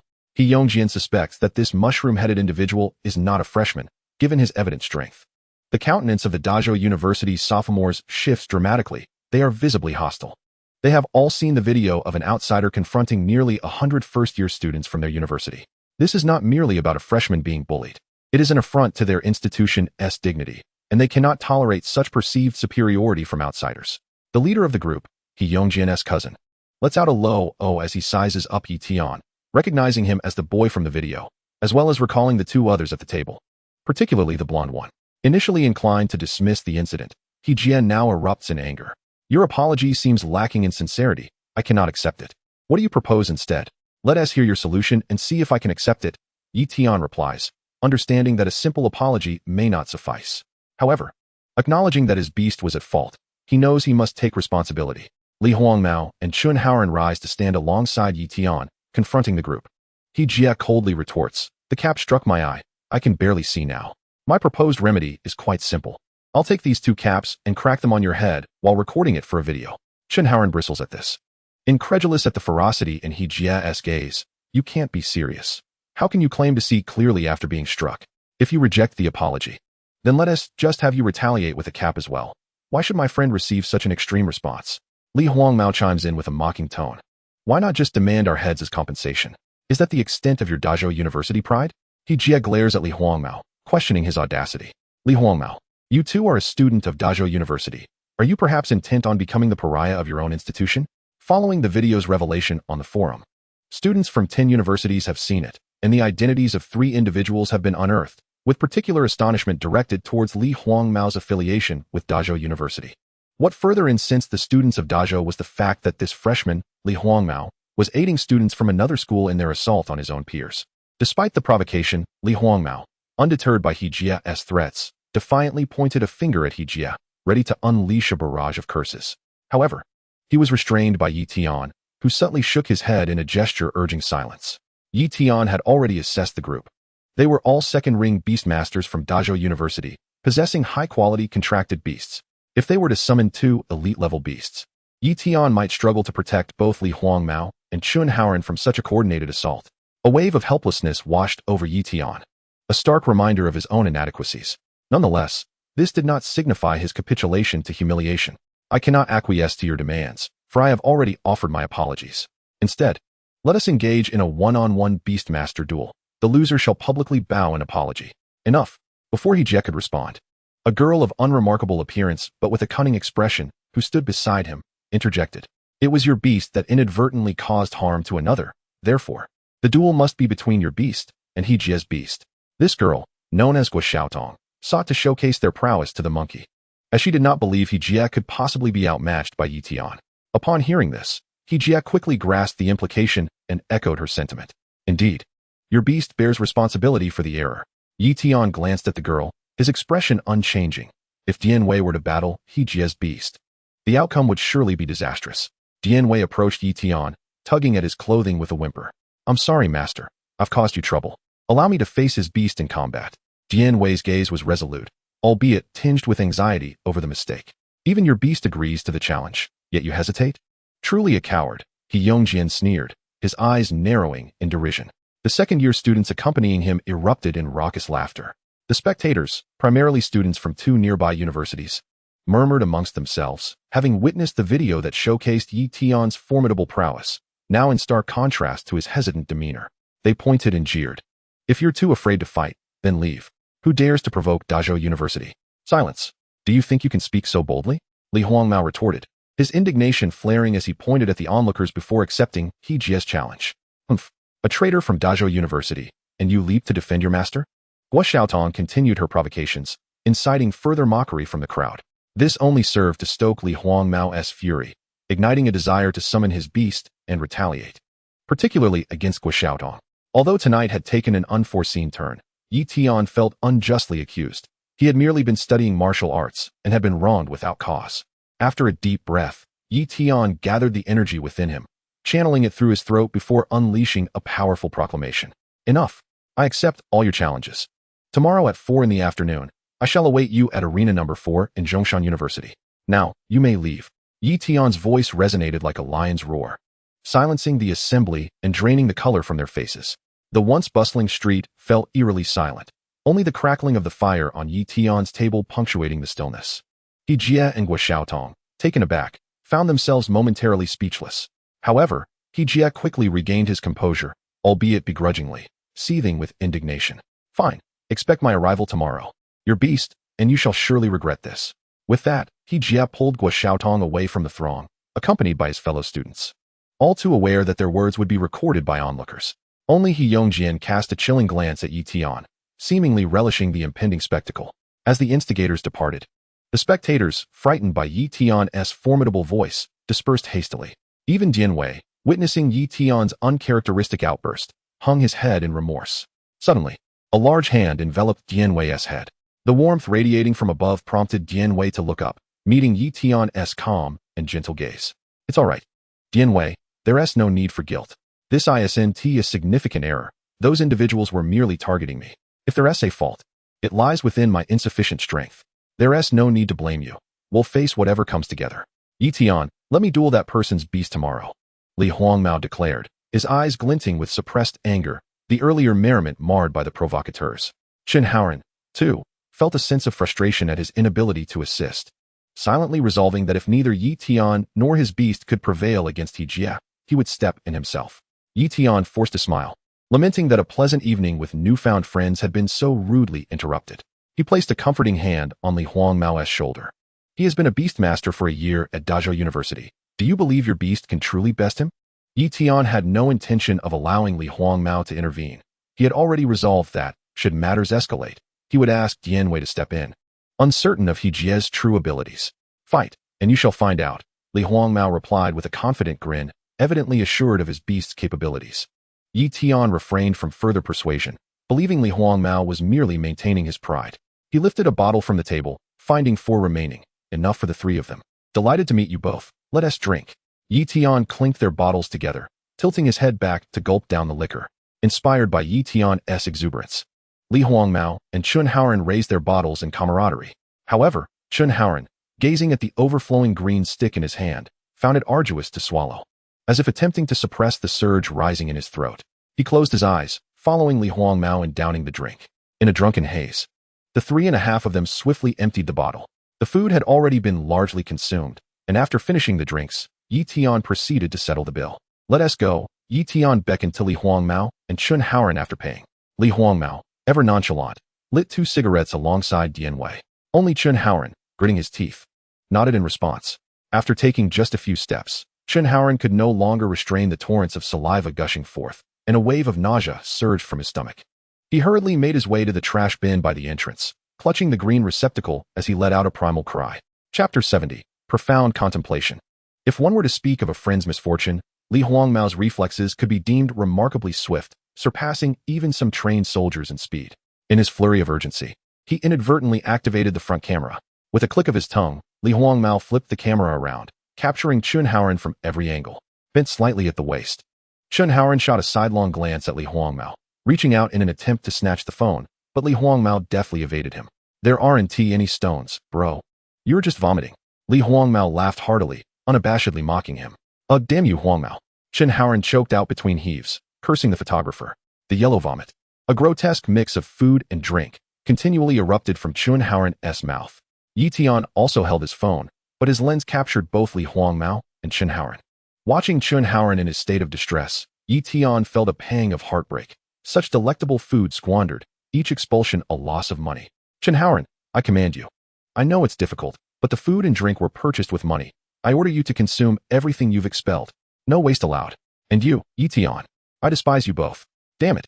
Chun Haoren's eyes reddened, not from sorrow, but due to the intensity of his retching, a natural physiological response. Jokes aside, after recording the video, Yi Tian and Li Huangmao patted Chun Haoren on the back. The stench from the trash bin made both of them grimace. After parting ways with Li Huangmao, Chun Haoren headed to his dormitory, located in the adjacent building to Yi Tian's. Once he had seen Chun Haoren safely to his door, Yi Tian returned to his own abode. After extracting the source empty dragon egg and adding some nutrient solution, Yi Tian summoned Dian Wei once more. The red yuan flower obtained today could elevate a juvenile beast level by 3 tiers, though he initially intended to save it for Dian Wei until reaching level 27. He had a battle against He Jia's beast the following day. Any enhancement, however small, would be beneficial, as a defeat would entail a humiliating apology. In a battle involving beasts, Yi Tian felt uncertain, but in the confrontation as a beast master, he simply could not afford to lose. After administering the red yuan flower to Dian Wei, a surge of power erupted within Yi Tian's body, energy swirling before settling down. Dian Wei's level had risen to 26. It must be said that as long as sufficient energy is provided during the juvenile phase, level advancements occur rather quickly. Yi Tian's mental prowess had yet to reach the threshold for condensing a second beast star ring. Should Dian Wei reach level 30 while Yi Tian remained unable to condense the second star ring, Dian Wei would be hindered from further advancement due to Yi Tian's mental bottleneck. After a brief wash-up, Yi Tian began his daily task of meditation. Little did he know, the events of the night would quickly spread across forums. Videos rapidly circulated, accumulating a plethora of comments from students across various universities. The footage depicted the standoff between Yi Tian, his companions, and the students from Dazhou University, with the dialogue distinctly audible. The narrative remained largely unadulterated. The sequence of events clear. Comments varied, with some criticizing Dazhou University for their aggression, while others chastised Yi Tian for his youthful arrogance and tendency to flaunt his abilities. Regardless, the onlookers eagerly anticipated the impending battle between Yi Tian of Zhongshan Beastmaster University and He Jia of Dazhou University. Many students from lesser-known universities secretly hoped for Yi Tian's victory, as Dazhou University students often displayed a blatant academic superiority complex towards their peers from ordinary Beastmaster schools. The night passed without incident, leading to the following morning. Yi Tian preferred to sit at the back of the classroom, one hand supporting his head while the other clicked away at the mouse. He was engrossed in a book on focused meditation, having self-studied 2 extensive chapters ahead of the current curriculum. The chapter he was reading today was particularly intriguing, teaching methods to transcend ordinary meditation and enter profound meditation. In a state of profound meditation, thought nearly ceases, leaving only pure awareness, akin to the deep stillness found in Zen practice. This state can alleviate meditation fatigue and infinitely enhance mental power, but it is notoriously challenging to attain, a rare encounter. Before entering profound meditation, one may experience emotional fluctuations ranging from fear and anxiety to immense joy or sorrow. Immersed in his studies, Yi Tian was abruptly roused by a female voice calling out to him. Yi Tian, come out for a moment. He looked up to find teacher Qin Yu standing at the door, clad in a soft pink casual outfit, playfully waving at him. Noticing the time, Yi Tian realized there was still a bit of time before class commenced. He could surmise the reason for Qin Yu's visit, though he couldn't fathom why she couldn't wait until after her first class to speak with him, allowing him to gracefully skip the next session. Rising to his feet, Yi Tian noticed the volume of chatter among his classmates escalating, a constant buzz since his arrival, with many frequently glancing back at him. Upon reaching the door, Qin Yu took his hand and led him to the wall around the corner of the classroom, where students continued to pass by. Once they were out of view, they paused, Tian observing Qin Yu in silence, subtly withdrawing his hand. He genuinely wished to tell her, "You're being a bit too forward, Teacher Qin." Though his movement was slight, Qin Yu sensed it, causing her to question her allure. Nevertheless, she had come to discuss serious matters with Tian. Her gaze held concern, a fleeting tenderness glimmering in her eyes, imperceptible to those not paying close attention. However, her demeanor was more composed than anxious. As she observed Tian's mushroom haircut, she recalled the striking visage he had after his shower the previous night. Were it not for her role as a teacher, she might have struggled to maintain her composure. Simultaneously, Qin Yu realized that the boy captured in the forum on the day of orientation was indeed Tian. This revelation filled her with a sense of secret delight. While others sought him out in vain, she had stumbled upon this knowledge unawares. Tian, do you feel confident about your upcoming battle against the Dazzle University students? They haven't coerced you, have they? If you were compelled in any way, I would step in to assist you, she stated, her expression turning serious as she addressed the matter at hand. In the midst of self-reflection, Tian felt a pang of unjust grievance. Yet the individual before him was not one he wished to confide in. He found himself in a position of innocence, having been ridiculed for merely practicing martial arts, which led to the current chain of events. Who could he possibly approach to seek justice? As he gazed at the exquisite visage of Qin Yu, his thoughts wandered far away to another person, distant as the stars. Chapter 71. A stirring of emotions adjusting his glasses, Tian offered Qin Yu a courteous smile, stating, "While I cannot claim absolute certainty, I willingly accept the challenge you proposed. Thank you for your concern, Teacher Qin." Tian was resolute in his desire to not succumb to feelings of injustice. Whether he could prevail in the duel was a matter to be determined in due course. If he were to falter this time, there would always be another opportunity, and should he fail again, there would be yet another. He would persist until victory was his. His expression remained tranquil, yet there was an undeniable air of stubbornness in his words. Tian's rejection of sympathy left Qin Yu, who had prepared a solution, at a loss for words, a flicker of urgency rising within her, though she ultimately chose to suppress it. Combat was an essential theme for Beast Tamers.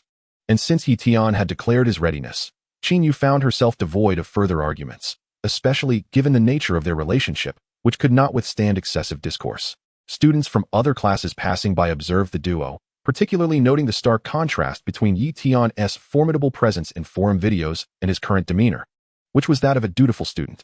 An exuberant male student raised his chin in greeting to Tian, exclaiming, "Impressive, buddy. Give it your all this afternoon." However, mindful of Qin Yu's presence, the spirited young man departed after receiving a subtle acknowledgement from Tian.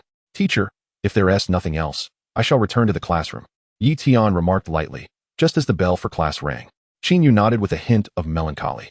This was her first attempt to reach out, only to be met with rejection, leaving her with no choice but to acquiesce. Throughout the class, Qin Yu found herself glancing at Tian, both intentionally and inadvertently. After the theoretical lessons concluded, Shunhauren sought out Tian, and the two proceeded to the cafeteria for lunch. Their daily tasks were complete, encompassing battles with beasts and duels among beast tamers. In the arena, the students regarded Tian with peculiar expressions. The usual cheers had dissipated. Tian represented the pinnacle of strength among the beast tamers of Zhongshan Beast Taming High School, and opinions varied. Some deemed him arrogant, while others, having understood the context, felt he was wronged. There were those who disapproved of the Dajo High School students, hoping for Tian's victory. Ultimately, the students harbored a suppressed desire to cheer for Tian, though they were unable to voice it. A strange atmosphere enveloped the arena as time ticked away, leading swiftly to the appointed hour of 4 in the afternoon for the duel. Typically, by 2 or 3 o'clock, the arena would be deserted, students having completed their tasks and retreated to the training rooms. Today, however, was different. The arena was packed with spectators. It was said that the human inclination to witness excitement was innate, and Tian's video had garnered widespread attention overnight. Students from not only Zhongshan and Dajo Beast Taming High Schools, but also from distant institutions, some nearly 100 kilometers away, flocked to the fourth arena to witness the spectacle. The audience, including Li Huangmao and Shunhauren, gripped the railing in the front row, their eyes fixed intently on the stage below, where Tian faced Hijia. Tian recognized not only them, but also several familiar faces amidst the crowd. Qinfeng was there, embracing the beauty who had occupied the passenger seat of his sports car at the start of the term. Huang Yilian stood a bit further back, alone at the edge of the railing, emanating an air of icy detachment that created a small bubble of space around her. Students dared not approach her closely. Hijia's entourage from the previous night was present as well, and Yi Tian distinctly remembered a rather unremarkable girl among them. As this was a student-initiated duel, no official referee was appointed, leading Qin Yu to volunteer for the role. Both Yi Tian and He Jie had no objections. The audience erupted with shouts and whistles, with one voice rising above the rest. "Cousin, take him down. Show him the might of Dazhou High School." He Yongjian and his companions, situated in the front row, shouted boisterously, their voices echoing throughout the arena. This provoked glares from many in the crowd directed at He Yongjian. Li Huangmao and Chun Haoran, positioned directly opposite him, narrowed their eyes. Nearby, Huang Ilian's expression grew colder as she retrieved a large megaphone from her storage space. "Go, Yi Tian. I support you," she shouted, her enthusiasm unmistakable, though she refrained from using vulgar language. The juxtaposition of her icy demeanor with the act of cheering astonished the surrounding students. "What gives that mushroom head the right?" one exclaimed, noting that the Ice Queen was a recently crowned beauty of Dazhou High School, questioning her taste. Huang Ilian's amplified voice drowned out He Yongjian's taunts, prompting students to cover their ears. She shot a fierce glare at those who had spoken, demanding silence. "How delightful," one student mused. "It feels like she is scolding me." "You're delusional," she is clearly addressing me. Another retorted defiantly. "Go for it, Yi Tian," Chen Haoran shouted, cupping his hands around his mouth. However, witnessing Huang Ilian's support for Yi Tian left him in a state of confusion. Since the beginning of the term, he had never seen her full face. Her mushroom-shaped bangs obscured her eyes, leaving him baffled as to how any girl could be attracted to her. Nevertheless, he was aware that Yi Tian and Huang Ilian shared an acquaintance. Even a blind man could see the admiration in her gaze. Yi Tian is merely playing coy, Chen Haoran mused. What could it possibly be? Am I not handsome enough? He stroked his chin, nudging Li Huangmao beside him. Hey, do you think I'm handsome? Someone's feeling frisky, but I won't reveal who, Li Huangmao replied, piercingly observant. Get lost. You're the one who's frisky. I just think I should be more attractive than Yi Tian. So why don't any girls like me? Chen Haoran retorted angrily, then pondered. You're not just supposed to be more attractive, you're definitely not as handsome as he is. Li Huangmao shook his head, contemplating. Should I give him a blow to his confidence? But he seems so blissfully ignorant. After all, Li Huangmao had glimpsed Yi Tian's true appearance at the beginning of the term. Chen Haoran scoffed, not looking down on Yi Tian. But he couldn't fathom how that mushroom head could be considered handsome. Meanwhile, in the front row of the audience, Qin Feng's hand was inappropriately placed behind the beautiful girl, and upon noticing his sister as the referee, his brow furrowed deeply, remaining that way. Chapter 72, The Fiery Lion. The beauty beside Qin Feng donned a black lace dress with a daring design, her ample curves and long legs capturing the attention of many male students, who frequently turned to gaze at her. Dong Yingying noticed Qin Feng's apparent discontent and playfully placed her delicate hand on his chest, her voice a soft, melodic whisper. Brother Feng, what is wrong with you? Your brows are furrowed as if you could trap a mosquito, Qin Feng remarked with a grim expression. He had already recognized the mushroom-headed figure on the stage. It was that insufferable brat, Yi Tian. It was no surprise that he found himself in the audience. The loathsome Yi Tian, now targeted by others, was expected, but what troubled Qin Feng was his elder sister. As he thought of Yi Tian's handsome visage, an incredulous notion surfaced in his mind. Gripping the hand of the beauty beside him, his veins bulged as he exerted more pressure. Yi Tian, you better not be what I think you are. Oblivious to the world around him, Qin Feng's gaze fixed on Yi Tian, his teeth clenched, as if he were crushing Yi Tian himself. With so many eyes upon them, Qin Feng's demeanor was truly alarming. Dong Yingying's face flushed a deep crimson. The pressure of the hand behind her intensified, and the gazes of those around her ignited a peculiar sense of thrill within her. Brother Feng, please stop squeezing. There are so many people watching, she implored. Qin Feng's grip suddenly relaxed, leaving Dong Yingying feeling a distinct sense of loss, letting out a soft huff. The surrounding students observed the two as if they were oblivious to the world, particularly the boys who would gladly replace Qin Feng in an instant. At that moment, Qin Feng was engulfed in discontent, lacking any desire for flirtation with Dong Yingying. He shot her an impatient glance and muttered under his breath, Vixen, be quiet. With that, Qin Feng dismissed the sulking Dong Yingying and pulled out his phone to send a message to He Jie, who was below the stage. Find a way to incapacitate that brat's beast. As the arena competition was about to commence, He Jie showed no regard for Yi Tian, instead stealing glances at Qin Yu, his demeanor exceedingly lascivious. A vibration emanated from his pocket. He Jie retrieved his phone, his expression shifting as he recalled how Qin Feng had approached him the previous night, requesting that Yi Tian be sidelined for a month or two. Why now the need to eliminate his beast? He Jie's face fluctuated between uncertainty and trepidation as he involuntarily glanced towards Qin Feng in the audience. If the aim was to incapacitate Yi Tian's beast, he would need to devise a plan. He Jie was not foolish enough to gamble his future for a mere favor from Qin Feng. In formal student competitions, resorting to such nefarious tactics as rendering someone's beast incapacitated was a grievous offense. Expulsion would be a mild consequence, and he could face similar retribution. Losing his identity as a beast master, Yi Tian sensed something amiss. He Jie appeared flustered, frequently glancing at Qin Feng. Could it be that the two were conspiring together? Yi Tian remained vigilant. Both sides summoned their beasts. Qin Yu held a crimson triangular flag, extending her arm straight out before her. Simultaneously, Yi Tian and He Jie revealed their beast star rings. The exquisitely intricate rings, adorned with mysterious patterns, emanated a translucent white light akin to jade upon the arena floor. Subsequently, the silhouettes of the two beasts materialized above the star rings. Yi Tian's electric monkey, Dian Wei, stood tall on the stage, its lithe form glimmering under the sunlight, casting a hazy purple glow. In contrast, He Jie's beast was a ferocious four-legged creature, boasting a mane of red and black fur, its sharp claws gripping the arena ground. Yi Tian scanned He Jie's beast.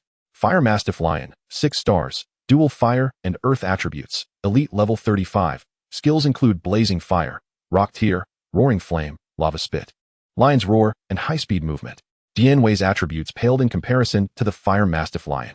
Yi Tian's heart sank. He conveyed the skills of the Fire Mastiff Lion telepathically to Dian Wei, inquiring if they should concede and let him confront He Jie directly. Dian Wei, with eyes as deep as a black hole, radiated unwavering resolve. Its beastly instincts sensed the oppressive aura of the Fire Mastiff Lion, reminiscent of a small child standing before a towering adult. Yet, Dian Wei refused to yield. It understood it must face the consequences of its previous mistakes. Dian Wei did not respond telepathically, but Yi Tian, observing its posture, grasped its intent. If it wished to fight, then they would fight.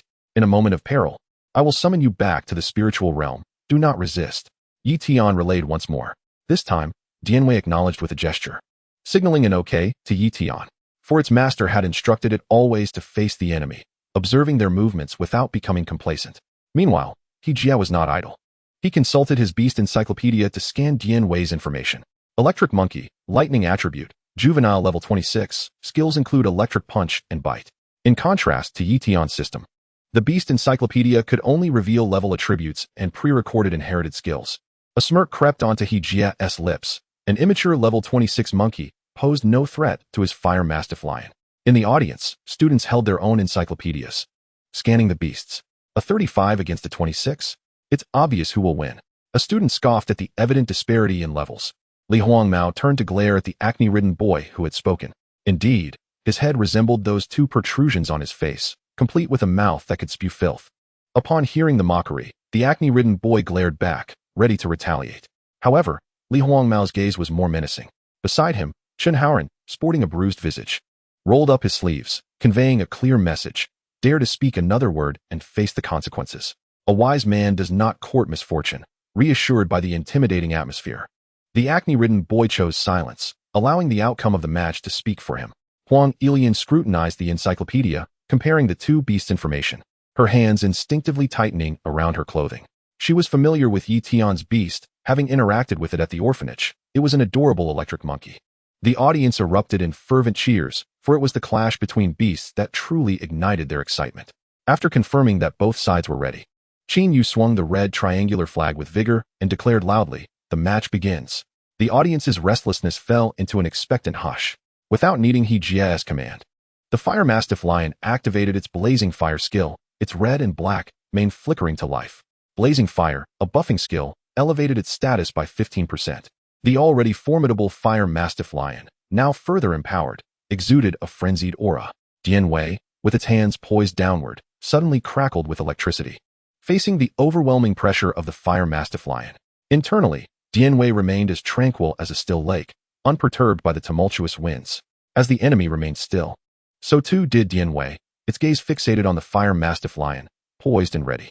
In early-stage beast combat, the strategy typically involved initiating with ranged attacks to gauge the opponent before closing in for melee.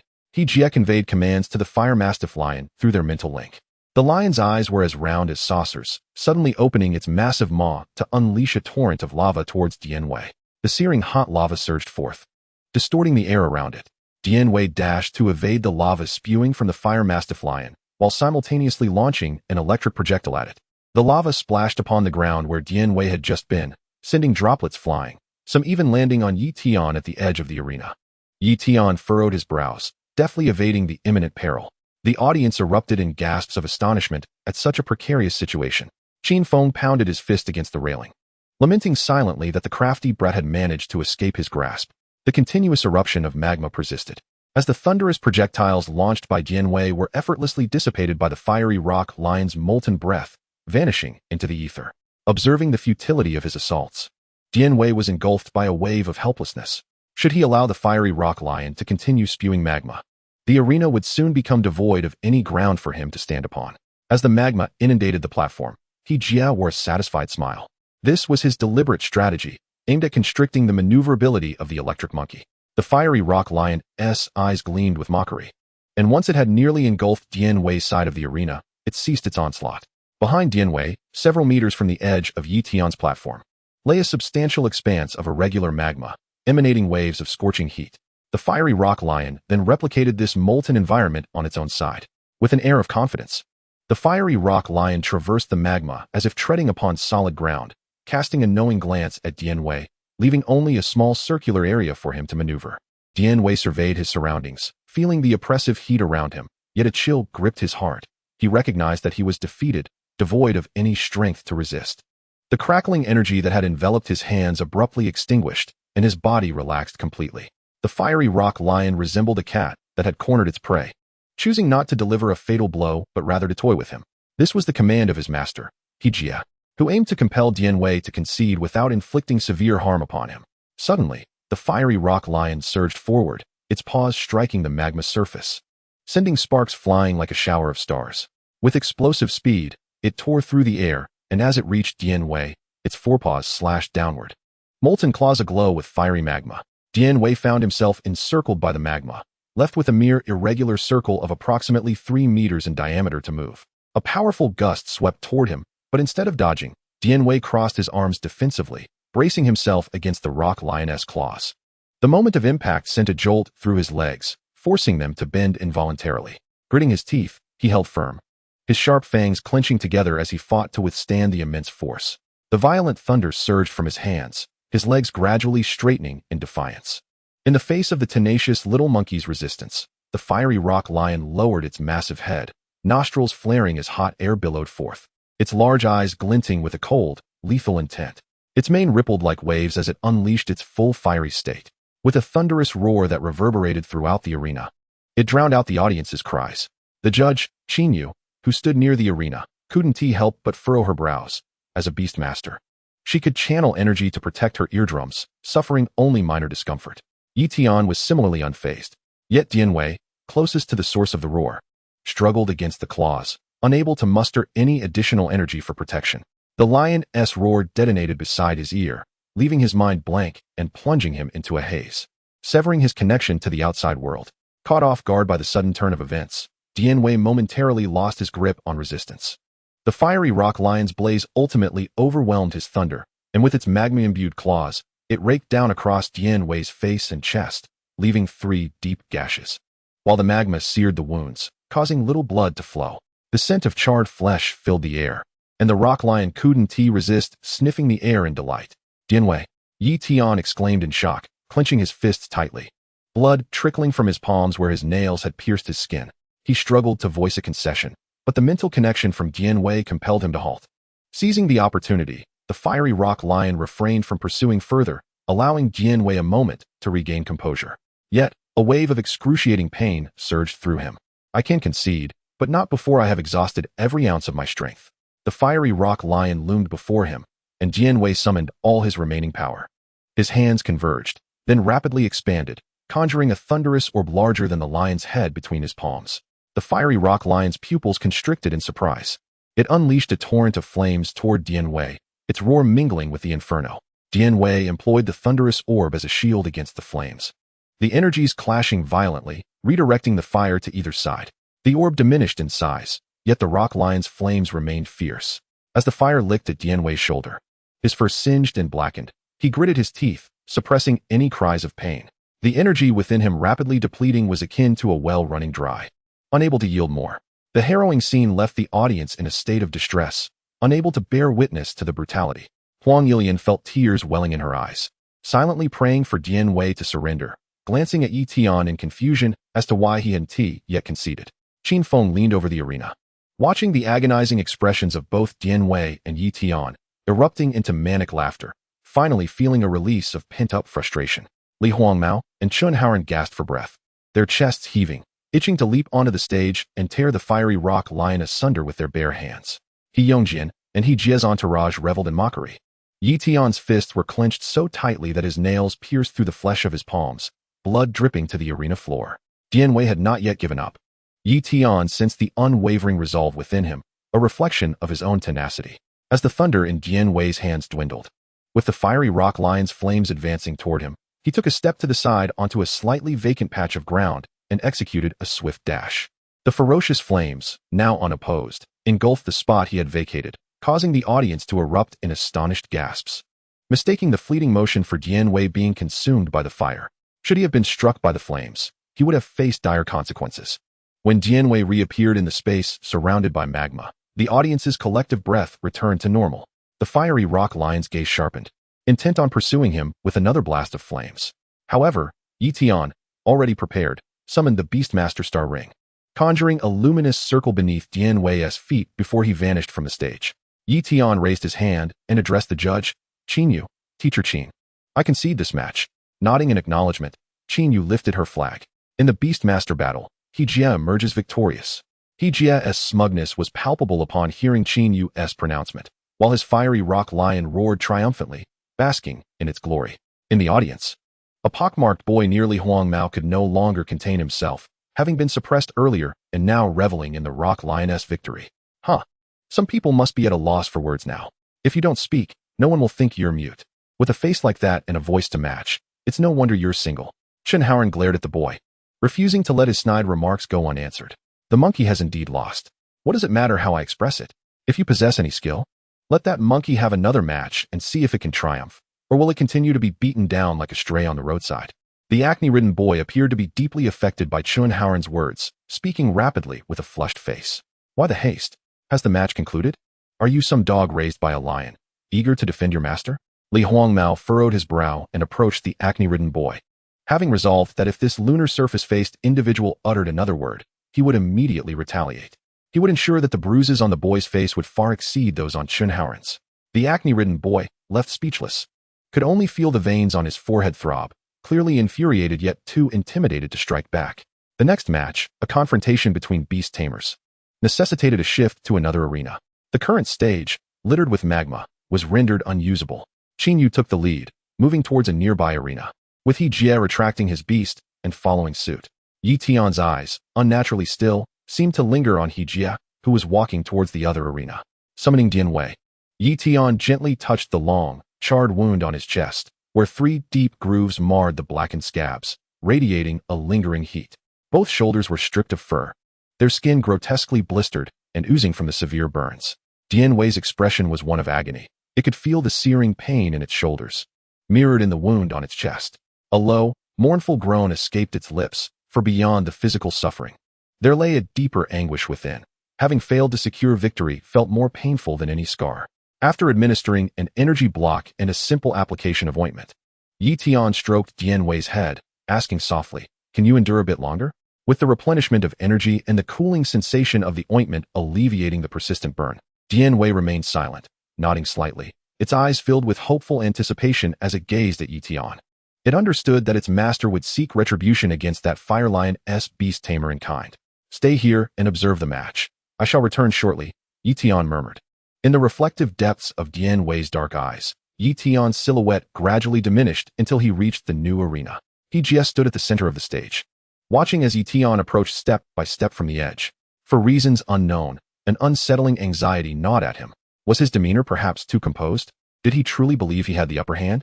Although Yi Tian had emerged unscathed from the assault of nearly 100 individuals, they were merely freshmen, and not all had yet fallen. Only about 10 from the inner circle had been vanquished. He Jie had contracted 2 elite beasts. There was no reason he should falter against Yi Tian. Constantly reassuring himself, He Jie's rising panic gradually subsided. A cunning plan formed in his mind, and he suddenly exclaimed loudly, "You little brat, do you not look down upon the students of Dazhou University, believing yourself superior? Now that you have lost your first match, should you not honor your promise and bow down to apologize? His voice boomed, clear enough for the students gathered nearby to hear. They recalled the video from the forum, where Tian had indeed stated that he would kneel and apologize upon losing. Upon hearing his cousin's words, Yongjian quickly rallied his classmates, gesturing for them to join him in a chorus of shouts. Yes, Tian, you should bow down and apologize to my brother. Surely you won't fail to uphold your words. Ha ha ha, worthless fool. The clamor ignited a chain reaction. Students from Dazzle University, there to witness the spectacle, joined in rhythmically chanting, kneel, kneel, kneel, apologize, apologize, apologize. The students from Zhongshan University, feeling affronted, bristled at the chants.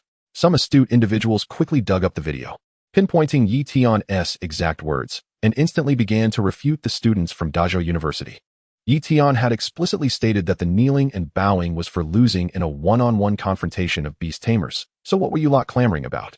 Indeed, the Beast battle is merely supplementary. He was referring to the duel between Beast Tamers. The audience erupted into chaos as students from Zhongshan and Dazzle began hurling insults at each other across the arena. This left students from other schools exchanging glances, some even joining in the fray, aligning with whichever side seemed to have the upper hand.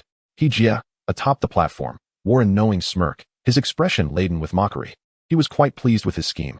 Surely, Tian must be feeling utterly flustered by now. Maintaining his stoic facade, Jia thought to himself, let us see how long you can keep up this charade. Chapter 75, will you accept my apology? Teacher Qin, may we commence? Tian inquired, observing the visibly agitated Qin Yu. At that moment, she was furrowing her brow, scrutinizing the squabbling students. With Tian at a disadvantage due to his earlier defeat, the students continued to harass him, aggravating Qin Yu's irritation. It was no wonder she was upset.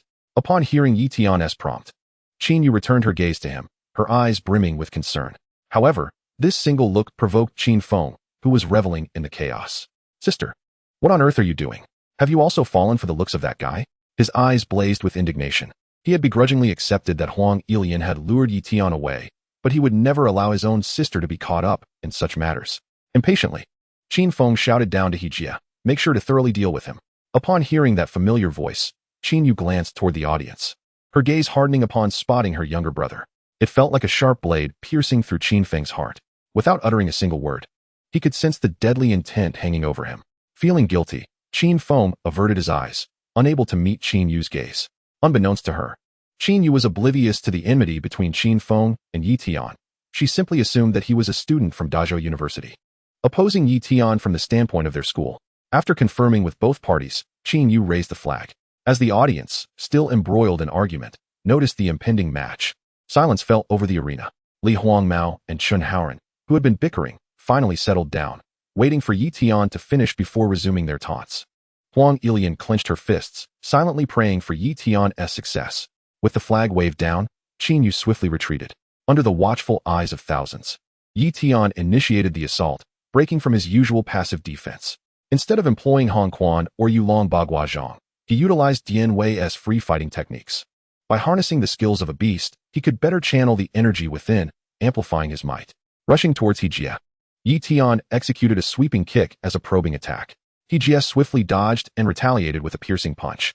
Although Jia had also trained in traditional martial arts, the power derived from his contracted beasts and his efficient combat techniques were far more suited to him. Beneath the radiant sunlight, Tian's elongated figure darted forward with remarkable agility, his serene gaze unwaveringly fixed upon Jia's fist. In an instant, Tian's forearm tensed, carving out a distinctly defined line as he aimed a direct punch at Jia's attack, delivering a blow with unreserved force. The sight of Tian bravely intending to withstand Jia's assault ignited a fleeting expression of ecstasy on Jia's face, soon morphing into a ruthless determination. You dare trespass into the gates of hell, then you shall bear the consequences. As their fists collided, a sharp sound akin to bone striking bone reverberated through the air. The immense force compelled Tian to retreat half a step, pain radiating through his hand, sending jolts through his nerves. In contrast, Jia staggered, his fist rendered ineffective, resembling a crushed claw as he was propelled backward. In that singular exchange, the disparity in their abilities became starkly evident. The audience erupted into a chorus of disbelief, questioning the unfolding events. Jia, his face awash with astonishment, could hardly fathom that Tian had managed to repel him with a single punch. Agonizing pain soon surged from his deformed hand, cold sweat beading on Jia's forehead as his complexion paled. Just moments ago, he had exerted all of his strength. How could this mere contract holder of a juvenile beast manage to push him back? Could it be that he had ingested some enhancement drug? Tian, however, paid no heed to Hejia's tumultuous thoughts. Like a predator fixated on its prey, he lunged forward without granting him a moment's respite. With ferocity, Tian unleashed a powerful right hook aimed at Hejia's ribs. In a desperate attempt, Hejia raised his arms to block, but the force was overwhelming, sending shudders of pain coursing through his entire body, as if he were on the verge of falling apart. The impact left Hejia gasping for breath. Tian followed up with a relentless barrage of punches, jabs, hooks, and uppercuts, his first strike twisting Hejia's jaw, preventing him from uttering a word of surrender. Thud, thud, thud. The dull thuds of fists meeting flesh echoed as Tian remained silent, his relentless assault fueled by haunting images of Dian Wei being injured by the fiery beast. With each strike, his power intensified. Observing the one-sided battle from the stands, the audience was once again thrown into uproar. They had not anticipated such a swift reversal of fortune. Who could have imagined that Tian and his contracted beast were worlds apart? Tian's eyes glimmered with cold intensity as he regarded Hejia, who was struggling for survival beneath his fists. Nearby, Dian Wei could not suppress his applause, a grin spreading across his face, though the claw marks on his lips began to split, oozing droplets of blood. Qin Feng cursed under his breath. Bewildered by Hejia's folly, why had he allowed himself to be so thoroughly outmatched by Tian? Was all his strength squandered on frivolous pursuits? Go Tian! Huang Ilian cheered, raising a loudspeaker, her sweet voice amplified, rallying for Tian. Chen Haoran stared blankly, realizing that he too was beginning to feel pain. Recalling how merciful Tian had been during their sparring sessions, the final blow landed squarely in Hejia's abdomen, resulting in a muffled thud. Hejia's body curled up like a boiled shrimp, his face flushed crimson as he expelled a mouthful of bile. Tian, quick on his feet, evaded the fallout, aware that if it weren't for the rules, he could have knocked Hejia senseless. Curled up on the ground, Hejia's forehead pulsed with veins as he fought to vomit, but could not, merely retching helplessly. Tian, seemingly oblivious to Hejia's agony, seized his collar and hoisted him up, his previously concealed fury now laid bare, his demeanor unervingly calm. With a series of slaps, he struck Hejia's face, the sound echoing in the arena. Smack, smack, smack. Each blow rendered Hejia's cheeks swollen, his lips sealed tight, blood and saliva dripping down. Tian spoke with a dispassionate tone. Are you now ready to accept my apology for accidentally causing the cap to hit your eyes? Despite appearing utterly defeated, Hejia's consciousness remained alert. He regretted listening to his cousin's ill advice. What had started as a trivial matter had escalated into this dire predicament. The humiliation of being slapped was not merely physical. It stripped away his dignity. The thought of having to fulfill his bet and kneel before Tian filled Hejia with despair. A flicker of resentment ignited in his eyes as a frenzied thought sprouted like weeds. He must have taken something. How else could he possess such strength? You were the first to act unjustly, so do not blame me for retaliating. Hejia muttered, his energy surging within, a fiery heat enveloping the air around him as he inhaled deeply, locking eyes with Tian, madness swirling in his gaze. I will incinerate you. Chapter 76, Playing Dead. According to the regulations set forth for beast masters in combat, the use of learned beast skills was strictly forbidden. Beast masters lacked the formidable physicality of spirit beasts. Employing their skills in combat could inadvertently lead to fatal consequences. Yet, in his desperation, Hejia resorted to using his skills against himself. A flash of realization struck Tian, and he decided to let Hejia proceed with his reckless display. Such actions could lead to expulsion. But since he wished to do so, then so be it. Flames flickered at the corners of Hejia's mouth as his chest swelled, filling with air. The onlooking students were left in shock. How audacious! Was he truly intent on incinerating Tian? Li Huangmao gasped in horror, while Chun Haoran shouted, Tian dodge. Huang Ilian raised her loudspeaker. Tian, he is about to unleash his skill. Get out of the way. Jia, are you mad? No. Hejia's friends and cousin clamored, their voices overlapping in a cacophony of concern. Yet, Tian remained frozen, his grip on Hejia's collar unyielding. His expression vacant, as if stunned by Hejia's reckless maneuver. Hejia's eyes glinted with malice as he unleashed a torrent of flames aimed at Tian. Qin Yu reacted swiftly, sensing the energy radiating from Hejia. With a light push against the ground, she propelled herself several meters forward, calling out urgently, fellow student. Think carefully. Do not ruin your future over a spar. Qin Yu's heart raced. She was still too far from Tian and Hejia to intervene in time. As the flames surged towards Tian, the heat intensified. Qin Feng's eyes bulged in terror, his hands gripping the railing as veins throbbed in his arms, his mind racing with frantic pleas. The calmest observer was Jian Wei, who understood that his master possessed his own skills. Feeling the searing heat approaching, Yi Tian pivoted on his heel, evading the blaze just as it was about to engulf him. In a blink, Hejia's flames collided with empty air, his astonished expression morphing into confusion as he realized Yi Tian had vanished from his sight. As Hejia's eyes widened in disbelief, he discovered Yi Tian standing beside him, wearing a mocking expression. Wow! Incredible! The audience erupted into thunderous applause, their cheers echoing throughout the arena. A collective sigh of relief resonating as they marveled at Yi Tian's astonishing maneuver. The jubilant cheers reverberated in his ears, accompanied by the resounding roar of flames emitted by Hejia.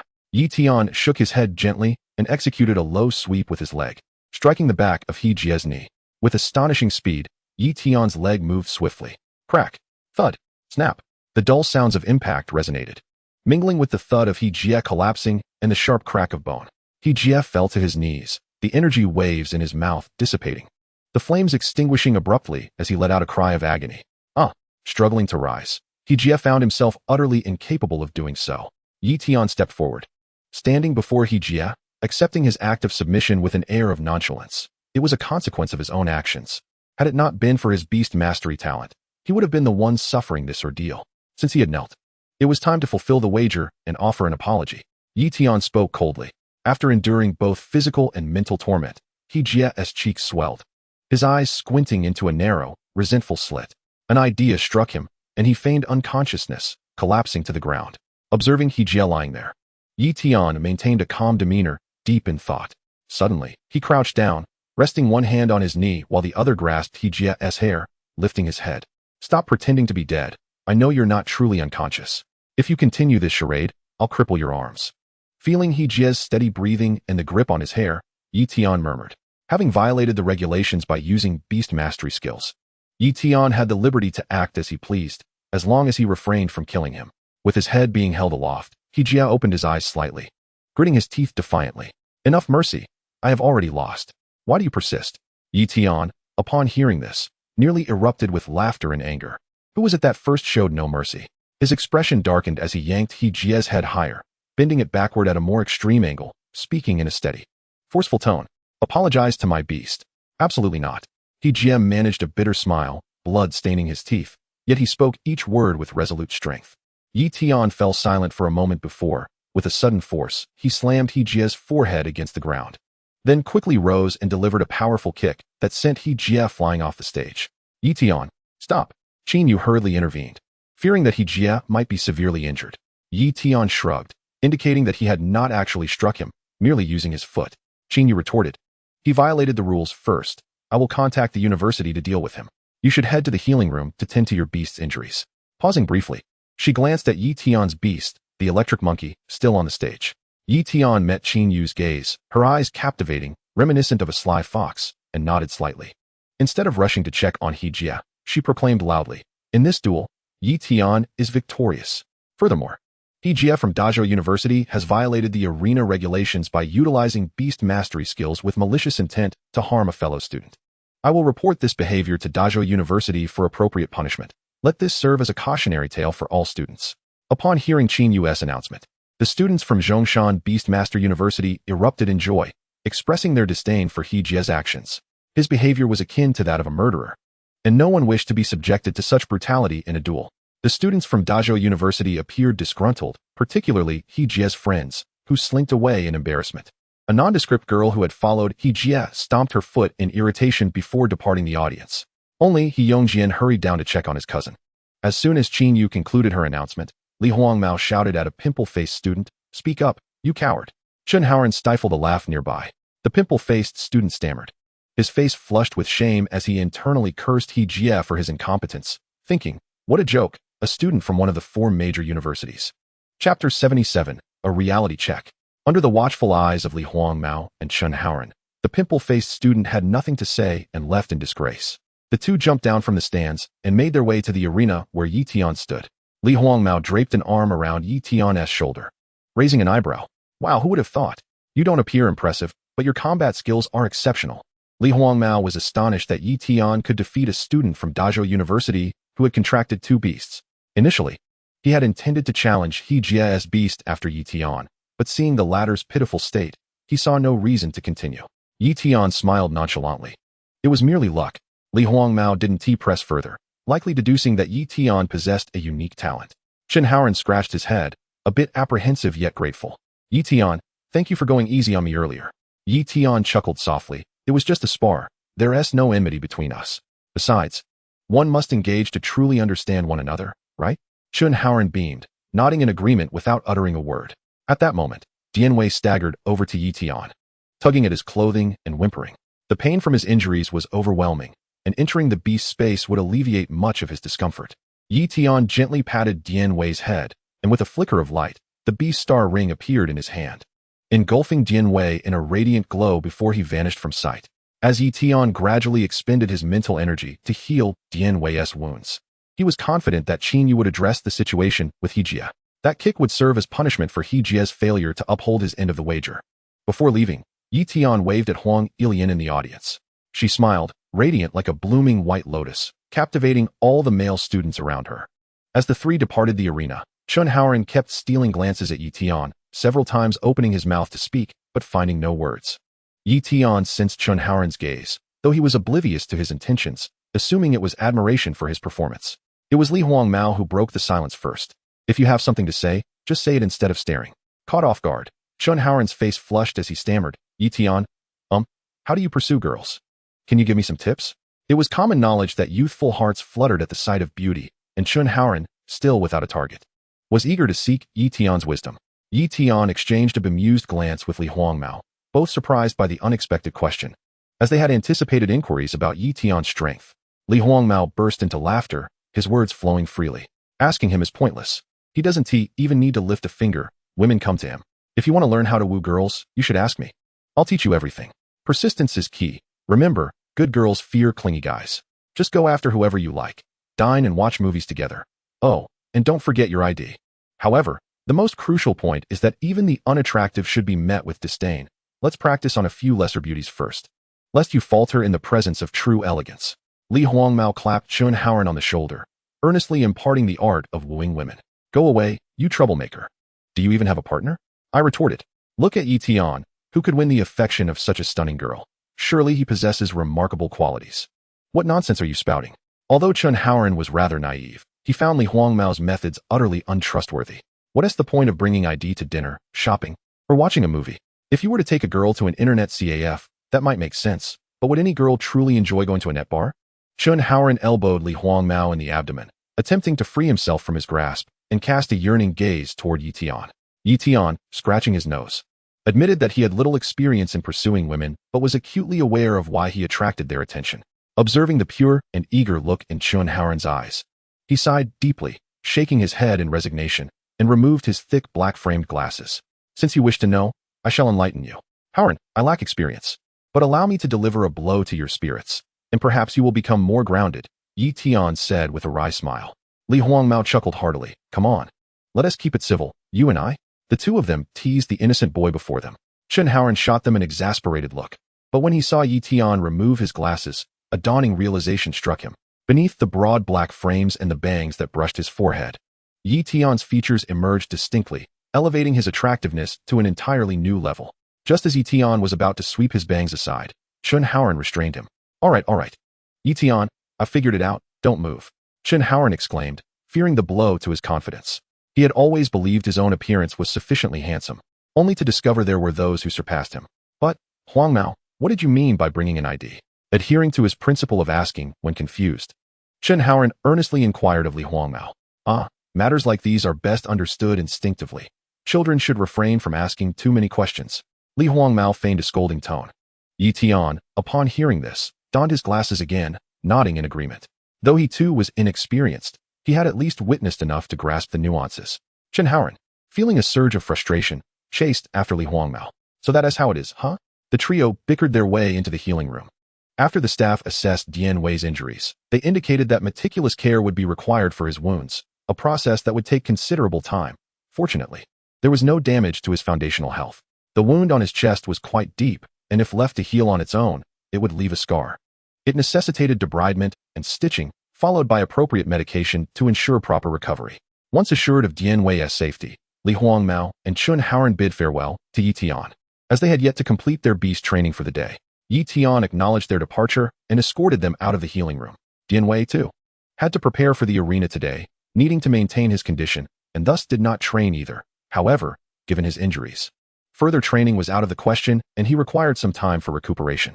The staff tended to Dian Wei's wounds, stitching up the gashes which resembled 3 large centipedes sprawled across his body. The significant injuries were now sealed, and once the stitches were removed, a special ointment would be applied to ensure no scarring would remain. Additionally, Dian Wei had suffered burns on his shoulder, and he would need to procure some hair growth serum once he healed. Chapter 78. A blessing, not a curse. After Dian Wei's wounds were treated, Yi Tian exited the healing room and strolled along the campus path. Suddenly, a female voice called out to him from behind. Yi Tian. He turned to see Huang Ilian approaching and came to a halt to greet her. Ah, Ilian, it's you. That loudspeaker was impressive. Yi Tian praised her with a thumbs up. Huang Ilian's cheeks flushed crimson. She had seen the challenge announced on the forum and had come to cheer him on. After the competition, when Yi Tian had left, she had anticipated that he would bring Dian Wei to the healing room, and thus she had decided to wait here for him, fortuitously catching sight of him. Yi Tian, how have you been at Zhongshan Beastmaster Academy? Is everything all right? Huang Ilian stammered. She had informed her grandfather about the disruption of Yi Tian's assessment by Qin Feng, yet she was perplexed as to why Yi Tian had not heeded her grandfather's guidance. If it were not for her, Yi Tian would not have encountered Qin Feng, who had interfered in his assessment, filling Huang Ilian with guilt. Furthermore, since that incident, Yi Tian had rarely replied to her messages, leaving her feeling quite disheartened. Yi Tian shook his head, speaking candidly. Whether good or bad, it's all the same.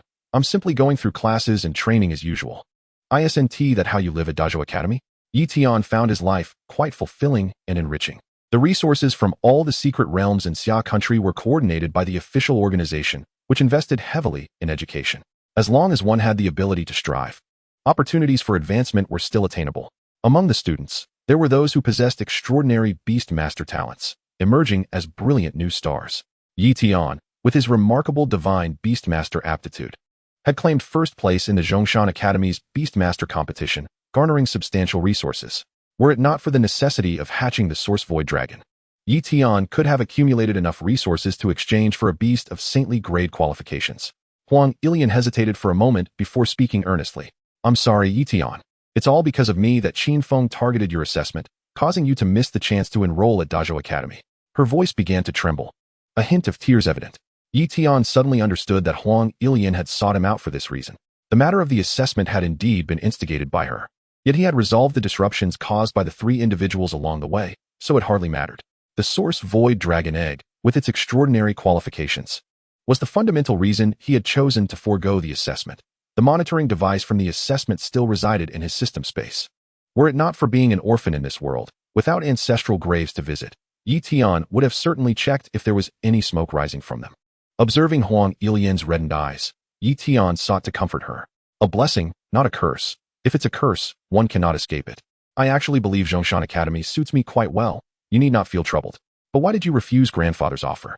Dazzle Academy is one of the 4 major academies, and the rewards for ranking competitions are 3-fold compared to ordinary academies. Furthermore, there are divine beast qualifications available, which are incomparable to ordinary saintly grade beasts. Huang Ilian stared at Yi Tian's black-framed glasses, bewildered by his refusal of her grandfather, Huang Jinhua's, offer. Yi Tian gazed at Huang Ilian's face, momentarily at a loss for words. Behind his impassive expression, his heart was tumultuous. The monthly ranking rewards from Dazzle Academy could indeed sustain him for 3 months. A wave of regret washed over Yi Tian. Had he known the rewards would be so generous, he would have gladly accepted Uncle Jinhua's offer. The former director of the orphanage had been a miser, often serving meals that were scarce and inconsistent. It was only after Uncle Jinhua's arrival that life had improved. Having received such kindness from him for so long, why had he chosen to act tough back then? Now, the opportunity that was within reach had slipped away. Yi Tian felt as though a substantial sum of money had suddenly vanished, and a sharp pain pierced his chest. A gentleman does not indulge in unearned favors. I, Yi Tian, am not a petty person, yet it seems I cannot fully claim the title of a gentleman either. A faint pallor of despair washed over Yi Tian's otherwise composed visage. That is your own grandfather, not mine. The matter of the quota is trivial, yet the gratitude I owe is insurmountable. Do you think a mere ordinary beastmaster like myself could ever repay the kindness of Lord Jinhua? What he contemplated internally diverged from what he expressed aloud. Tian shrugged, resigning himself to reality.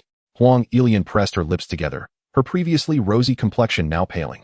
As if all her efforts were in vain. She had not even inquired whether Tian was willing. And yet she had troubled her grandfather to request a quota on his behalf. The words lingered on the tip of her tongue, but she could not utter them. Sensing a growing estrangement from Tian, a heavy silence enveloped them, rendering the atmosphere rather awkward. Unsure of how to offer comfort, Tian inquired, "Is it not late? Have you had your meal yet? Would you care to sample the fare at Zhongshan University's cafeteria?" Having concluded their match around 4 o'clock and then tending to Jian Wei's injuries in the healing room, it was nearly 7 by the time they emerged. The hues of the distant sky darkened, and since Tian had yet to dine, he seized the opportunity to ask her. After all, during the competition, Huang Ilian had provided him with unwavering support. She was not an unpleasant person. However, his initial impression of her had been rather unfavorable due to her somewhat arrogant demeanor.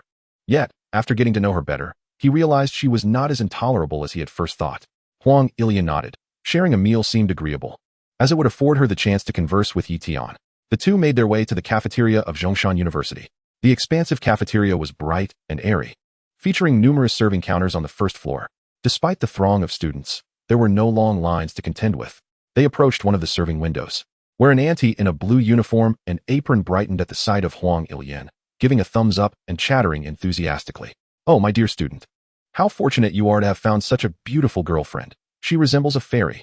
Huang Ilian, standing behind Tian, felt her cheeks flush crimson as she lowered her gaze, appearing quite demure. Tian felt a twitch at the corner of his mouth. This auntie truly had a way with words, though he was not a man easily swayed by feminine charms. With a light chuckle, he replied, "Auntie, you certainly know how to flatter. I'll have a serving of braised beef brisket and spicy scrambled eggs, please." Dining in the cafeteria was complimentary, and all university cards could be used interchangeably. Tian seldom frequented the cafeteria, preferring to order takeout. The cafeteria also offered delivery services. One could simply place an order via their mobile device. This marked his first visit to the cafeteria. As the auntie filled their plates, she spoke earnestly. "Such a lovely girl is a rare find. You must cherish her well." Tian could only smile awkwardly and nod in agreement, not wishing to complicate matters further. The more he explained, the more convoluted it became. Besides, there would be no further conversation after collecting their meals, so he went along with the auntie's chatter. He had encountered many such aunties during his part-time jobs. When they weren't busy working, their chatter could be overwhelming, yet he found their company rather enjoyable. However, he felt that if this auntie continued, he and Huang Ilian might end up marrying on the spot. When it was Huang Ilian's turn to receive her meal, the auntie bombarded her with advice as well. She remarked that girls should not always adhere strictly to conventions and should not cater to boys in every aspect. She encouraged Huang Ilian to embrace contrasts and explore new experiences to maintain a sense of novelty. The auntie patted her chest, assuring Huang Ilian as if she were about to impart her life's wisdom. Tian stifled a laugh at the unfolding scene. "Thank you for the advice, auntie, but we are merely friends." Huang Ilian's cheeks deepened in hue as she accepted the steaming plate from the auntie, the fragrant steam enveloping her already flushed face, prompting her to retreat hastily from the counter. The auntie's words, though veiled, were too suggestive for Huang Ilian to bear.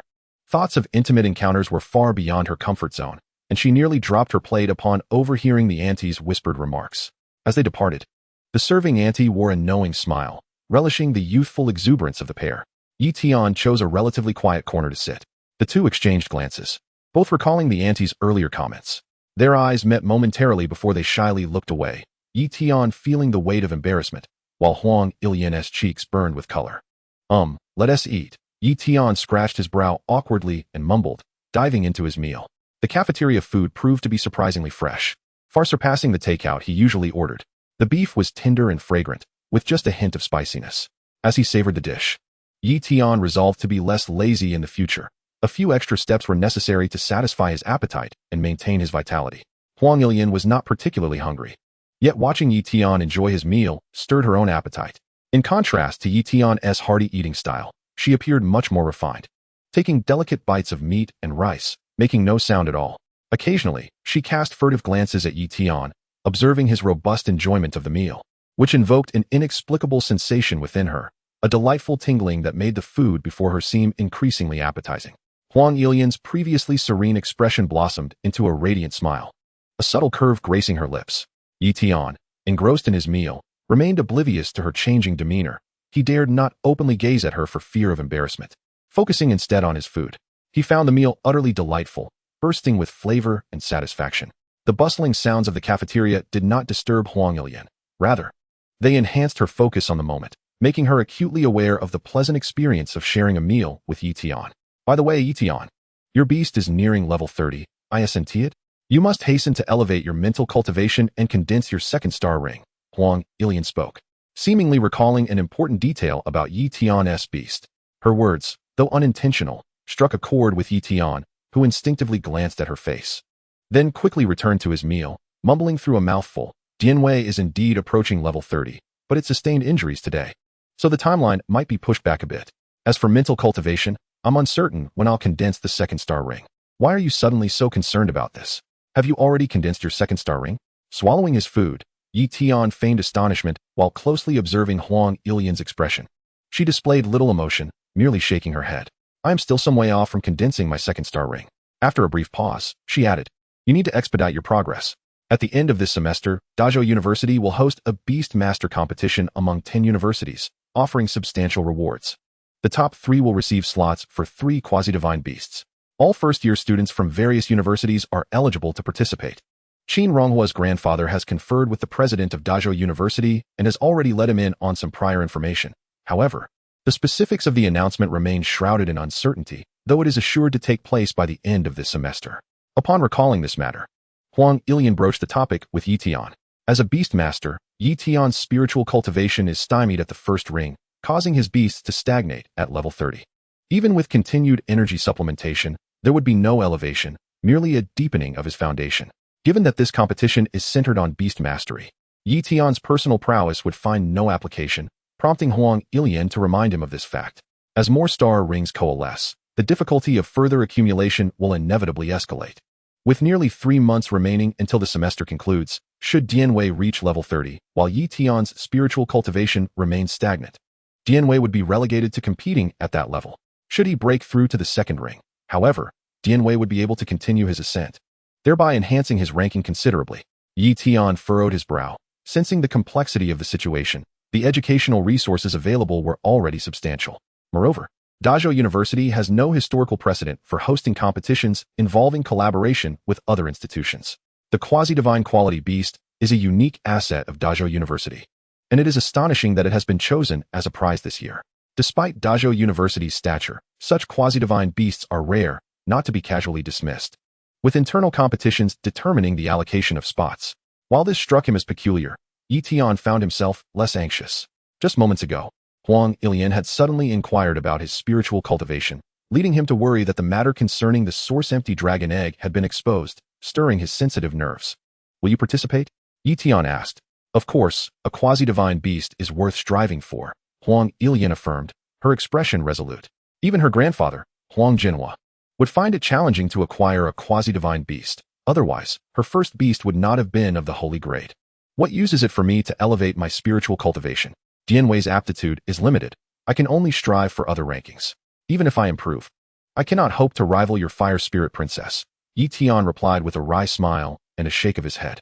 The system does allow for the slaying of aberrant beasts to obtain beast essence. With sufficient quantity, it could enhance the beast's quality, even allowing for the synthesis of evolutionary light, granting the beast opportunities for further evolution.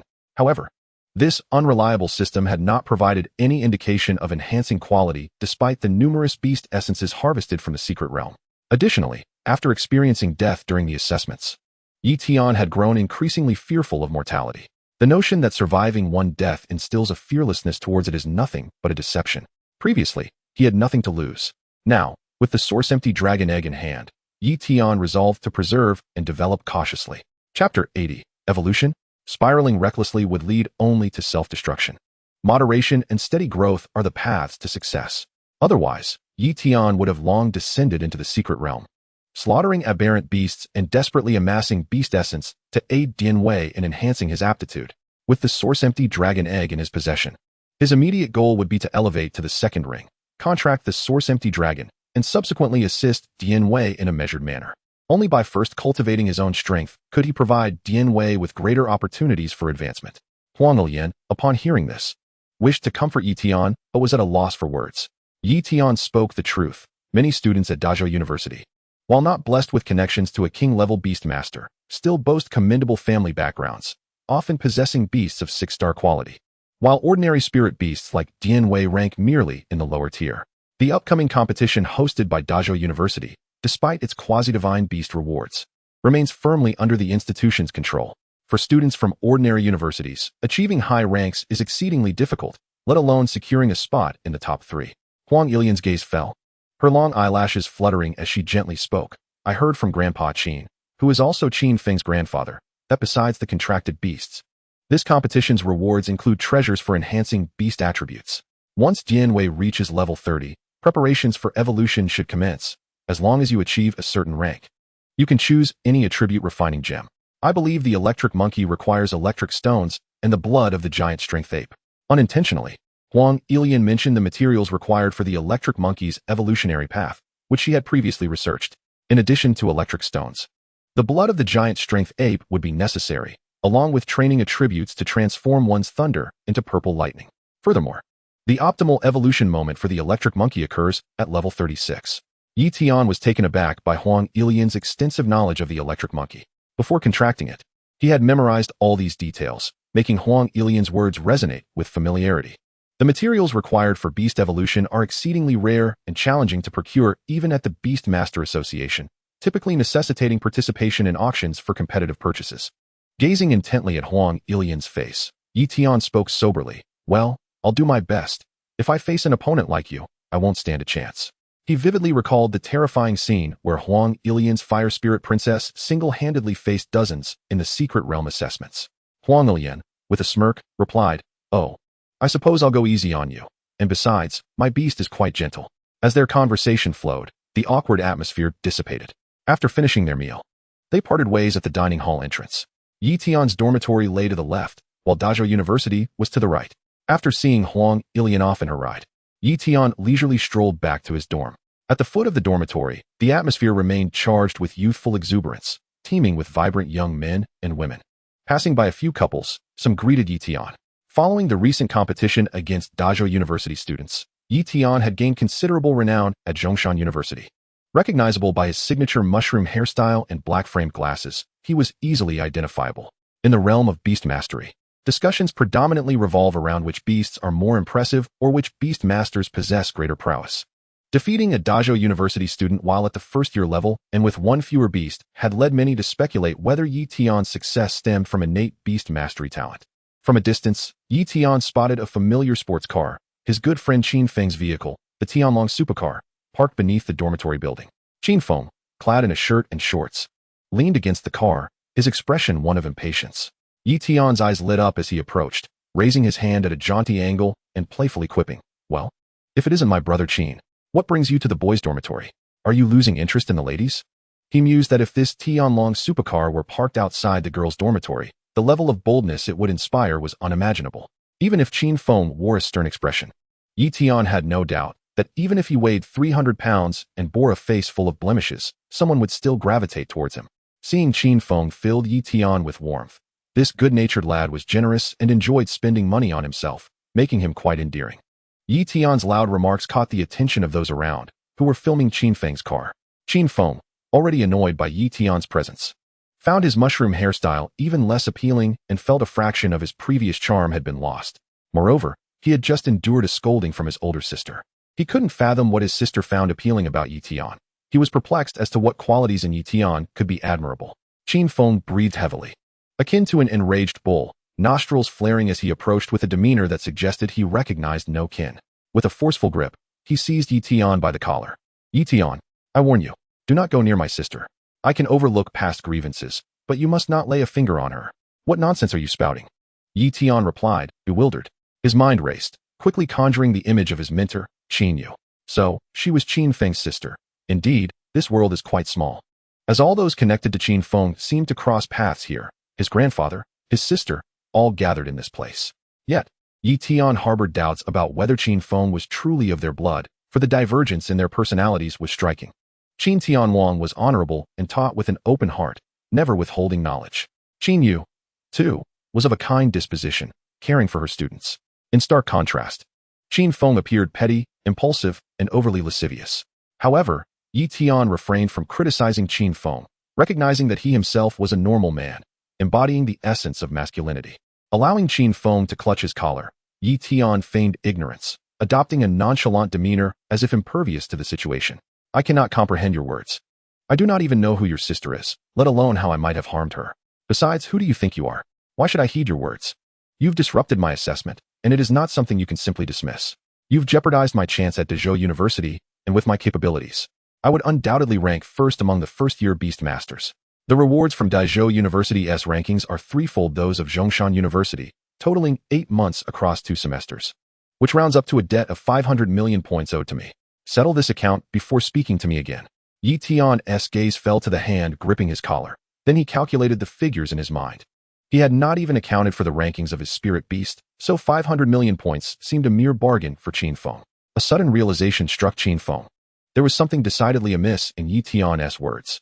In just a few sentences, you claim to owe me 500 million? His brows furrowed, mouth agape. He regarded Yi Tian with incredulity. What manner of person could utter such statements? Yet, upon reflection, he acknowledged that he had indeed orchestrated the disruption of Yi Tian's assessment. Today, Yi Tian had merely exerted a modicum of effort to best He Jia from the second year. No one in the first year at Dezhou University could rival him. Qin Feng's expression fluctuated between uncertainty and indignation. Dream on. Who calculates debts like that? Regardless, I warn you again, do not approach my sister. You think you're owed 500 million resources? That amount could easily secure my hiring someone to erase you from this world. As Qin Feng's tone sharpened, he leveled a threat at Yi Tian. Then go ahead and try. Let us see who calls my sister brother-in-law first, or who meets their end first. By the way, your sister, Qin Yu, has visited my dorm before. As for her reasons for seeking me, I believe you have a fair inkling. Should there be a next time? I want to decline. Yi Tian tightened his grip on Qin Feng's forearm, resembling a vice, and pushed his hand away from his collar. What the hell are you saying? My sister, Qin Feng was struck dumb, as if lightning had struck him. The onlookers watched the exchange with curiosity, their cameras flashing as they captured the moment, one in a supercar, the other a rising star at Zhongshan University. Yet, the crowd maintained their distance. And with their conversation kept at a low volume, the specifics of their dialogue remained elusive. Yi Tian's tone bore no hint of deception. Yet after contemplating Qin Yu's demeanor earlier that day, he found it consistent with her usual self. Although barely 18, Qin Feng had encountered countless women, and he could discern the nuances of their presence. His eyes darted around, indecision clouding his judgment as he shouted amidst the flashing lights. Are you taking pictures of your father? Have you never seen people conversing before? The students exchanged glances, surprised at Qin Feng's outburst. Yet, no one dared to rebut. Recognizing the stature of the supercar's owner, those who possessed such vehicles wielded power far beyond that of ordinary students. Realizing the inappropriateness of their public display, Qin Feng lowered his voice to Yi Tian. Get in the car. Black Dragon, open the door. The latter part was directed at his supercar, the Black Dragon, whose doors ascended majestically, enhancing its already imposing silhouette. The dim twilight could not obscure its brilliance, reminiscent of a king emerging under the night sky. Yi Tian felt a surge of envy. Who wouldn't he covet such a vehicle? In 2 lifetimes, he had never experienced riding in a car of this caliber. Merely to behold such a marvel was a rare occurrence, often only glimpsed in short videos or films. Without exaggeration, ordinary individuals possessing such a car would likely face dire consequences the next day. Despite his excitement, Yi Tian managed to mask his emotions, unwilling to appear diminished in front of others. Seated in the driver's seat, Qin Feng glanced over at Yi Tian, who remained motionless, and discerned a hint of recognition. It was indeed a privilege for a mere orphan to ride in his car. Undeterred by Qin Feng's condescending gaze, Yi Tian took his place in the passenger seat with unwavering confidence. As the doors closed, darkness enveloped the interior, rendering it impossible to see even one's hand in front of their face. The abrupt turn of events did not alarm Yi Tian. Instead, he was curious to discover Qin Feng's intentions. In the silence, the only sound discernible was Qin Feng's steady breathing, with no other anomalies present. In the obscurity, Qin Feng could sense Yi Tian's presence, even attuned to the faint warmth radiating from him. He chose silence, hoping Yi Tian would falter and speak first. Simultaneously, Qin Feng's mind raced with contemplation. His animosity towards Yi Tian was rooted in his infatuation with Huang Ilyan, who had shown no interest in him. Yet he was irked by Yi Tian's effortless connection with her. Having decided to abandon his pursuit of Huang Ilyan, he now found another suitable candidate, one who captivated him. With Yi Tian's assessment sabotaged, he had no reason to continue his vendetta. If Yi Tian's success led to his sister being pursued, the consequences would be dire. Compared to a few 100,000, thwarting Yi Tian's chance at Dezhou University and costing him billions in resource rewards was a worthwhile trade-off. Today's confrontation with Yi Tian was, in retrospect, hasty. It was hard to ignore the formidable allure of Yi Tian's visage, had he not been prejudiced from the start. Qin Feng might have found himself captivated. His sister must not be compromised. Having interacted with Qin Yu today, he noted her frequent references to Yi Tian, which had unsettled him. As Qin Feng continued to weigh the pros and cons in his mind, he grew increasingly agitated, perplexed by Yi Tian's silence. Beside him, Yi Tian found himself engulfed in ennui. The tranquil ambience was lulling him into a stupor. The sleek sports car exuded an air of grandeur, yet the confines of the seat felt rather constricting. He adjusted his posture uncomfortably, contemplating whether to lean sideways and doze off for a while. After all, Qin Feng appeared dazed and mute, failing to utter a single word upon beckoning him to enter the vehicle, resembling a silent specter. Why not take a moment to rest instead? Ultimately, just as Yi Tian was drifting into slumber, Qin Feng could no longer contain himself and initiated conversation. How juvenile. Qin Feng mused silently, feeling as though they were engaged in a childish game of who would speak first, as if losing would bear grave consequences. The pernicious influence of short videos, promoting such nonsensical behavior. How utterly absurd.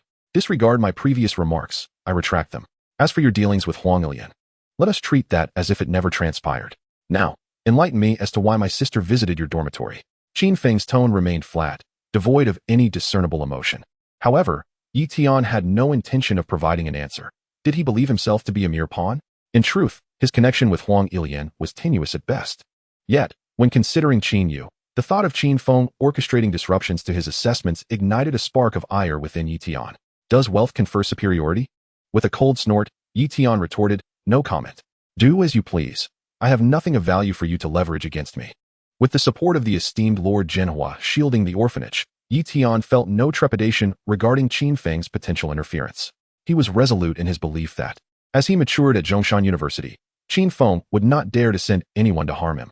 Life was but a fleeting venture, and he would extract whatever he could from Qin Feng. Chapter 82, Another 10 million. Yi Tian's resolute demeanor left Qin Feng at a loss. He was accustomed to being the one who wielded power over others, not to being confronted in such a manner. As Yi Tian remained steadfast, Qin Feng resolved to adopt a more conciliatory tone. Provided you keep your distance from my sister, we can negotiate amicably. Training beast companions incurs considerable expenses. If you voice your needs, I can assist you. This struck a chord with Yi Tian. He maintained an air of calm authority, ordering, illuminate the interior. It's pitch black, and I can't discern anything. Qin Feng hesitated to respond initially, his anger flaring up, and silence enveloped the car once more. Yi Tian chuckled to himself, continuing. Your sister, if I recall correctly, is named Qin Yu. Indeed, she is a striking beauty. Though she only visited my dorm once, her fragrance lingers in my memory. Oh, the scent of roses. Yes, that delicate and enchanting aroma, utterly intoxicating. At this remark, Qin Feng could no longer restrain himself. The car's interior lights flickered to life. The soft yellow-white glow and the colorful ambient lights danced elegantly, creating a stunning visual. However, the owner of the sports car, Qin Feng, wore a countenance far less appealing. His gaze bore into Yi Tian with an intensity that seemed as if his eyes might burst from their sockets, bloodshot and furious. How could Yi Tian know the scent of his sister's shampoo if there had been no close contact? Seething with rage, Qin Feng exhaled heavily. Yet, Yi Tian feigned ignorance to the murderous glare directed at him, instead admiring the car's design. The central console and the seat he occupied were crafted from the leather of extraordinary beasts, glossy and luxurious in appearance. Curiosity piqued, Yi Tian inquired, Qin Feng, what beast is this leather from? It appears splendid. May I touch it? Without waiting for a response, he reached out, his fingers grazing the exquisite leather of his seat. The interior design was minimalist, with buttons fashioned from gold, exuding a sense of understated opulence. Is this leather from a lord-class beast, the Disha Black Dragon? How does it feel? Qin Feng gritted his teeth, unable to fathom the thought of this lecherous mushroom-headed Yi Tian employing such tactics on his sister. Oh, it feels delightful, cool and smooth, utterly captivating. Yi Tian nodded emphatically, relishing the sensation. The leather belonged to beasts of level 60 or above, an extravagant luxury indeed. This leather could withstand the sharpest of blades and was impervious to fire or water. It would remain unscathed. Since you admire it so much, consider this car a gift, Qin Feng said, seemingly out of options. Yi Tian's increasingly inappropriate manner of touching the car, coupled with his rapturous expression, made Qin Feng feel as though the vehicle was now tainted. Ah, this is unacceptable. A gentleman does not seize another's pleasures. Am I the sort to accept hand-me-downs? Yi Tian's face turned serious, almost incensed. Was this an affront to him, offering a second-hand vehicle? Qin Feng was in utter despair. He had truly exhausted all options. This individual was nothing short of a rogue. With a full stomach, one can bring joy to the entire family. Attempting to leverage his parents against Yi Tian was futile. He could not gather even half of a parental figure's assets. Qin Feng's fists clenched tightly, yet his sister was his flesh and blood. He could not abide Yi Tian's proximity. Taking a deep breath, Qin Feng spoke in a pleading tone. It was entirely my fault. I sincerely apologize. His tone lacked sincerity, almost flippant, yet the mere act of vocalizing it represented significant progress. Yi Tian felt a wave of relief. After all this time, having crossed paths with Qin Feng on multiple occasions, he finally uttered something resembling a genuine apology. Very well, I shall reluctantly accept your apology, Yi Tian replied. His expression earnest. Their grievances were trivial. It was merely Qin Feng's arrogance and lack of respect that had irked him. Qin Feng's face brightened. And my sister. Before he could finish, Yi Tian interjected, my acceptance of your apology wipes the slate clean. As for matters of the heart, those are beyond my control. Moreover, your sister sought me for official business that night. If there was nothing further, I shall take my leave. Yi Tian reached for the door handle, pushing the car door upwards, recalling the correct method to open it. With the matter clarified, he had no desire to linger in the vehicle any longer.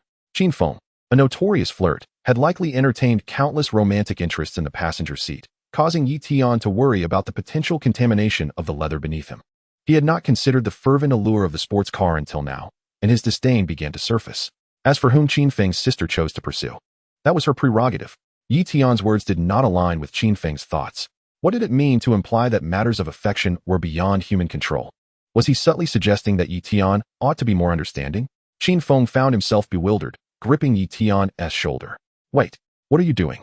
Yi Tian snapped, shrugging off Qin Feng's hand. Speak your mind, but do not lay hands on me. Who knows where those hands have been? Yi Tian's sole desire was to exit the vehicle swiftly, feeling as though the air within was tainted. His well-being took precedence. Money was of little consequence. 10 million. I trust you can manage your feelings, Qin Feng retorted, though displeasure flickered across his features. Yet, he felt powerless. He could not control his sister. But perhaps he could entice Yi Tian with financial incentives. Yi Tian sighed inwardly, recognizing the advantages of wealth. 10 million, he mused, as if it were a mere 1,000. With a grin, he slapped Qin Feng on the shoulder. Let us settle this. When shall the transfer occur? Qin Feng gritted his teeth. Right now. With a swift wave of his hand, Yi Tian retrieved pen and paper from the system's space, inscribing his card number for Qin Feng. After leaving the card number, Yi Tian nonchalantly pushed open the car door and departed with an air of elegance. Qin Feng clutched the note tightly, his gaze fixated on the string of numbers. Feeling utterly powerless against Yi Tian. Useless he jia, unable to even deal with the small monkey. Frustrated, he clenched the note further, only to reluctantly unfold it again to transfer funds to the card's owner. Upon ascending the elevator to his dormitory, Yi Tian had barely settled in when his phone chimed with a message notification. Qin Feng was indeed a person of considerable temperament, no doubt about it. Without needing to glance at the screen, Yi Tian surmised that it was Qin Feng transferring him money. Lying back on his bed, he took out his phone to scroll through the forum, eager to discover any posts regarding the upcoming competition with dazzle. Typically, schools refrain from announcing such events in advance. Yet some well-informed individuals, or perhaps prior leaks from the school, could divulge the news. As Yi Tian opened the forum, he immediately sensed something amiss. A conspicuous image of Qin Feng grasping his collar dominated the top post. Chapter 83, Purple Lightning. What is this mysterious tale of the wealthy young heir and Yi Tian that must be told? Yi Tian widened his eyes, muttering to himself. This is what we call clickbait. They would go to any lengths for views. He clicked into the post. Besides the cover image, there were several photos of him in a sports car. The comments section was flooded. Mr. Wealthy, with such prominence comes attention. It seems Yi Tian has stirred trouble with the wrong crowd. Dazzle College. Indeed, TSK tisk TSK, dog emoji. Concerned citizen Mr. Xiao, we students from ordinary colleges must unite. We cannot let Dazzle College bully us. Nervous lady, a domineering CEO's forced affection, I'm intrigued. Rude gentlemen, heroes see eye to eye. Though the wealthy young man's actions were rough, there was a passionate spark in their gaze. It seems they are entangled in something scandalous. As Yi Tian perused the comments, he found himself thoroughly entertained. Suddenly, the internet seemed to freeze, and the comments ceased to load. Exiting the post to re-enter, he discovered it had vanished altogether. This caught Yi Tian off guard. Could it be that Qin Feng had intervened? Yet not only this post, but even the video of his battle with He Jie had disappeared. The video post had also been among the top few, and Yi Tian had not even had the chance to view it before it was gone. It turned out that Dazzle College had taken action, likely to preserve their reputation and prevent any escalation of hostility between Dazzle College and ordinary colleges. In the arena battles among Beast Tamers, unexpected casualties could occur, but the use of beast skills in such a manner was deemed unacceptable. After all, it was merely an arena competition, not a life-or-death struggle. He Jie had gone too far and lost the match despite using skills, and naturally, Dazzle College could not allow these videos to continue circulating in the forum. Yi Tian shook his head in disbelief. As one of the 4 major colleges, their response was indeed swift. Within a mere half-day, all videos had vanished. After scrolling through a few remaining posts, Yi Tian finally shut off his phone. After a brief wash-up, he retrieved the dragon egg from the system's space. The source dragon egg absorbed the nutrient solution at varying speeds. Some days it could finish a vial in 1 day, while other times it took 2. Yi Tian infused the egg with another vial of nutrient solution in the incubator and used his blood to familiarize it with his essence. Given the current absorption rate, it was estimated that hatching would take approximately 3 to 4 months. This was not solely for the impending competition. He also needed to hasten his cultivation to achieve the 2nd ring level. Thus, Yi Tian began to meditate and cultivate on his bed. Following his recent bout, ordinary Beast Tamer students could now hold their heads high before Dazzle College students. Even if he did not emerge victorious in the battles, the triumph of the Beast Tamer himself was undeniably uplifting. Time passed swiftly, and a month flew by. During this period, students from Dazzle College had challenged Yi Tian, both freshmen and sophomores alike. Yet, he defeated them all, gaining considerable acclaim. Second-year students from Dazzle College had come to recognize Yi Tian from Zhongshan College, a first-year student. Not only Dazzle College, but also skeptics from other colleges sought to test Yi Tian's prowess, arriving at the conclusion that he possessed superior Beast Tamer abilities. A testament to his innate talent. The incessant challenges left Yi Tian utterly fatigued. Thus, after this month, he decided to release a message stating that anyone wishing to duel him must pay. There were no prerequisites, and fighting without reward was simply a waste of his time. However, there was good news. After recovering from his injuries, Dianwei seemed invigorated, having reached the peak of the juvenile stage at level 30, while training against gravity. On the weekend, Yi Tian booked a session at the simulated training ground. Dazzle College's simulated training ground was housed within a colossal dome structure. As Yi Tian surveyed the Thunder Zone's training environment, he realized its vastness. It stretched endlessly, occupying over 500 acres. This was just one of the many specialized training areas. In the Thunder Zone, numerous students were diligently training their beasts. A multitude of massive black magnets stood, each housing various types of beasts, all uniformly of the lightning attribute. This simulated environment allowed students to conserve substantial resources. Once a beast reached level 30, it could begin to evolve, requiring an enhancement of its attributes.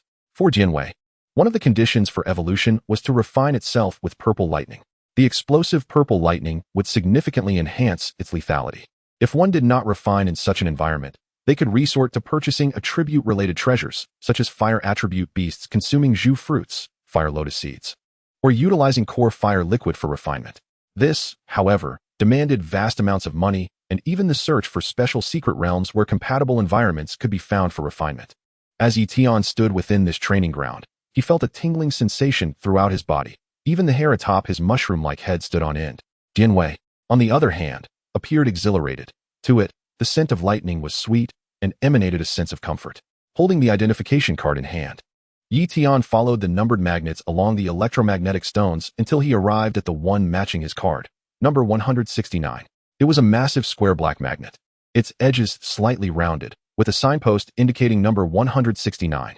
There were no protective barriers around the magnet, and fellow students were present, safeguarding their beasts during refinement. Upon noticing Yi Tian, several students scoffed, some even muttering curses under their breath. They harbored disdain for Yi Tian, looking down upon him. This sentiment arose solely because they were at Dazzle College. Though Yi Tian had bested all challengers at Dazzle, his beasts were not considered formidable. The strength of a beast tamer is typically measured by the prowess of their contracted beasts, while Yi Tian was indeed a skilled fighter. It did not prevent others from underestimating him. This was Yi Tian's first visit to the Thunder simulated training ground, and he wished to avoid unnecessary conflict. Dismissing the derogatory remarks as mere background noise, he was permitted to use the attribute refining magnet for an hour. The electromagnet possesses the remarkable ability to store and unleash lightning. With the one before him, boasting a diameter of approximately 3 meters, capable of sustaining uninterrupted operation for 3 days. The beast only needs to make contact with the electromagnet to release the lightning, thereby achieving the purpose of tempering, whether standing or lying upon it. As long as there is contact, it can be utilized. The process of recharging is straightforward, rather than being connected by circuitry. It is replenished by a formidable lightning attribute beast of the highest caliber from a prestigious university, which unleashes a collective thunderous skill to fill it naturally.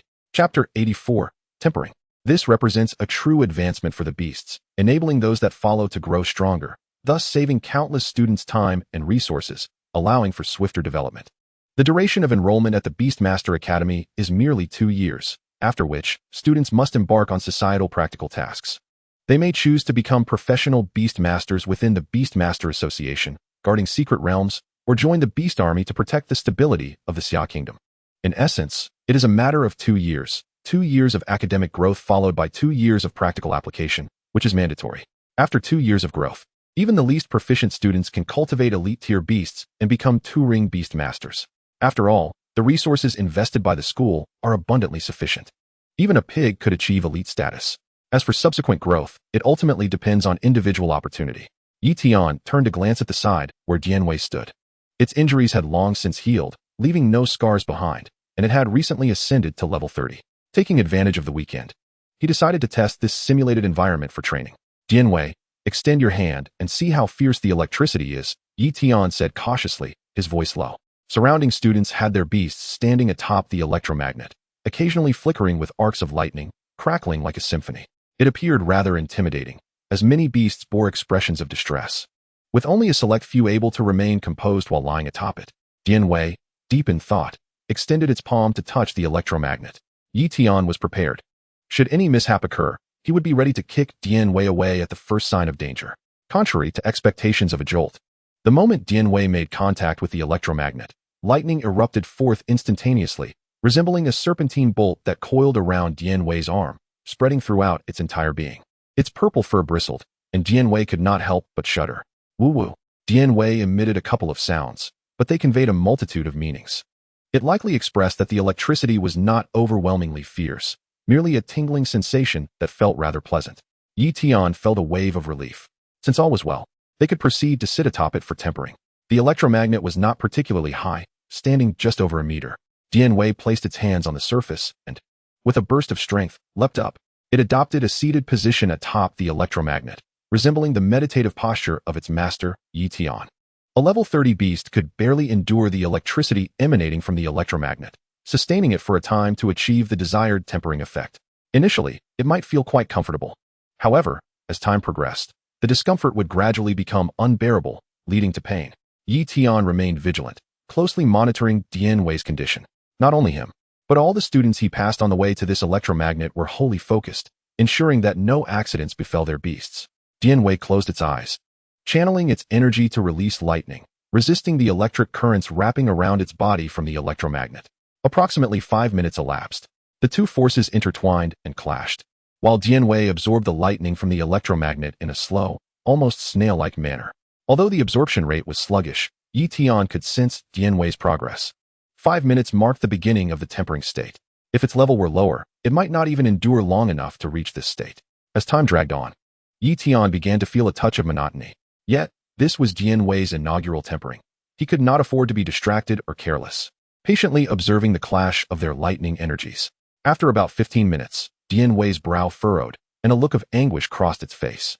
At the 30-minute mark, Dianwei began to fidget, scratching, and becoming restless. Just a little longer, Dianwei. It's not easy to get a chance like this. I'm here with you. Tian reassured, trying to comfort Dianwei. The wait to come here had taken Tian 2 days of queuing on a small program. Initially, he thought the long wait was due to a glitch. Little did he know that such delays were commonplace. From Thursday to Saturday, even the most patient would find themselves growing a bit impatient. A child of poverty learns responsibility early. In order to save money for resources, Tian had no choice but to encourage Dianwei to endure. This place was not easily accessible. The pain coursing through Dianwei was causing it to become increasingly agitated. Yet, it understood that its master worked hard for money. And after the previous encounter with that fierce lion dog, it was determined to prove itself. Among the monkeys on the farm, it was the king, but out in the world, there were many formidable beings. It yearned to become stronger, to look down upon all, to stand proudly above other beasts. Dianwei nodded vigorously, suppressing the restlessness within and the urgent desire to leap down. Yi Tian observed with heightened scrutiny. Should Dianwei be in danger, he would immediately summon it back to the beast space to avert harm. At the 45-minute mark, Dianwei grimaced. Its eyes closed in concentration, yet struggling to control its energy. Its dark eyes were filled with anguish. Yi Tian, unable to bear it any longer, contemplated returning another time and spoke up. Dianwei, if it's too uncomfortable, let us call it a day. Dianwei, with its hands pressed against the electromagnet, shook its head vigorously, refusing to enter the beast space. Yi Tian steadied himself, allowing time to pass. Chapter 85, Li Dadong. After 55 minutes, Dianwei pounded on the electromagnet, emitting low, pained groans. The lightning it produced fluctuated in strength, its energy reaching a state of depletion. Yi Tian approached, retrieving an energy block and placing it into Dianwei's mouth. Dianwei bit into the energy block, the crystalline liquid trickling down alongside its fangs. After a few breaths, with the replenishment, Dianwei began to stabilize its control over the lightning, outputting it more steadily. I didn't expect your beast to be this feeble. Unable to withstand even an hour of tempering, scoffed a student from the prestigious university who had just completed tempering his own beast, striding up to Yi Tian with a derisive grin. Despite Yi Tian's strength, this did not prevent the student from harboring disdain towards him. Dianwei's pained gaze turned coldly towards the intruder, gritting its teeth defiantly, refusing to utter another sound. The intense agony gnawed at it. With sheer determination, Dianwei forced itself to sit upright, gazing forward with unwavering resolve. It sought to prove itself through action alongside its master. It's just an hour. Just a little more time, almost there. Facing the mockery, Yi Tian clenched his teeth, his jaw muscles taut. He utilized the system to scan the individual before him, discovering he was a two-ring beastmaster. Dianwei, seeing Yi Tian's silence, grew emboldened. Striding forward, he boasted arrogantly, I'm talking to you. Why are you pretending? Dianwei felt that Yi Tian had simply not encountered anyone formidable, like himself. He was ranked well within the top 200. While he Jia languished outside the top 1,000, the difference between their strengths was vast. Today, he aimed to puncture Yi Tian's bravado. Yi Tian released his grip on his teeth, pinching his nose with one hand while fanning the air in front of him with the other. His expression one of utter disdain. He exclaimed dramatically, You haven't brushed your teeth, have you? The stench is unbearable. It's akin to a combination of an old lady's foot binding cloth, mixed with body odor and the scent of a dead rat. If you were my girlfriend, it would be a lifelong ordeal. A single kiss could haunt me forever. During the refining process, which was typically one of profound silence, Yi Tian's unrestrained voice shattered the tranquility like a stone cast into a calm lake. The surrounding students stirred, turning their gazes toward him. Dianwei, sporting a slicked-back hairstyle that gleamed with oil, was clearly someone confident in his appearance. Yet, upon being publicly accused of having bad breath, he lost his bravado. Casting furtive glances around, as if wishing to vanish into a hole, he cupped his palm over his mouth, exhaling forcefully, then inhaling deeply. But he found no trace of the foul odor Yi Tian had described. Anger surged within him. You're talking nonsense. I brushed my teeth this morning and even used mouthwash. How could I possibly smell bad? Just shut up, you pathetic weakling. You really ought to go home and have your father teach you how to speak properly. You can't even articulate a single coherent sentence. A deep, resonant voice, laced with a heavy nasal tone, emerged from behind a nearby electromagnetic stone. A tall figure stepped forward, clad in a black tank top, his muscular physique resembling a formidable iron tower. Dianwei's indignation faltered, and he shrank back like a quail upon seeing the newcomer. Yet, with so many eyes upon him, he could not afford to lose face entirely and mustered a response. I was speaking to Yi Tian. What business is it of yours, Li Dadong? Li Dadong's brow twitched, his eyes narrowing as he advanced with an imposing presence. The weight of his aura made Dianwei instinctively retreat, fearful that Li Dadong might overshadow him with a mere shift of his weight. Dianwei, begrudgingly silent under Li Dadong's unyielding gaze, found himself rendered speechless. This Li Dadong was a top-ranked beastmaster in his second year, known for his prowess, rendering Dianwei's rebuttal futile. Li Dadong reveled in Dianwei's retreat, a cold smile splitting his face devoid of warmth. Yi Tian scrutinized this robust figure who had abruptly intervened, feeling a thrill of danger.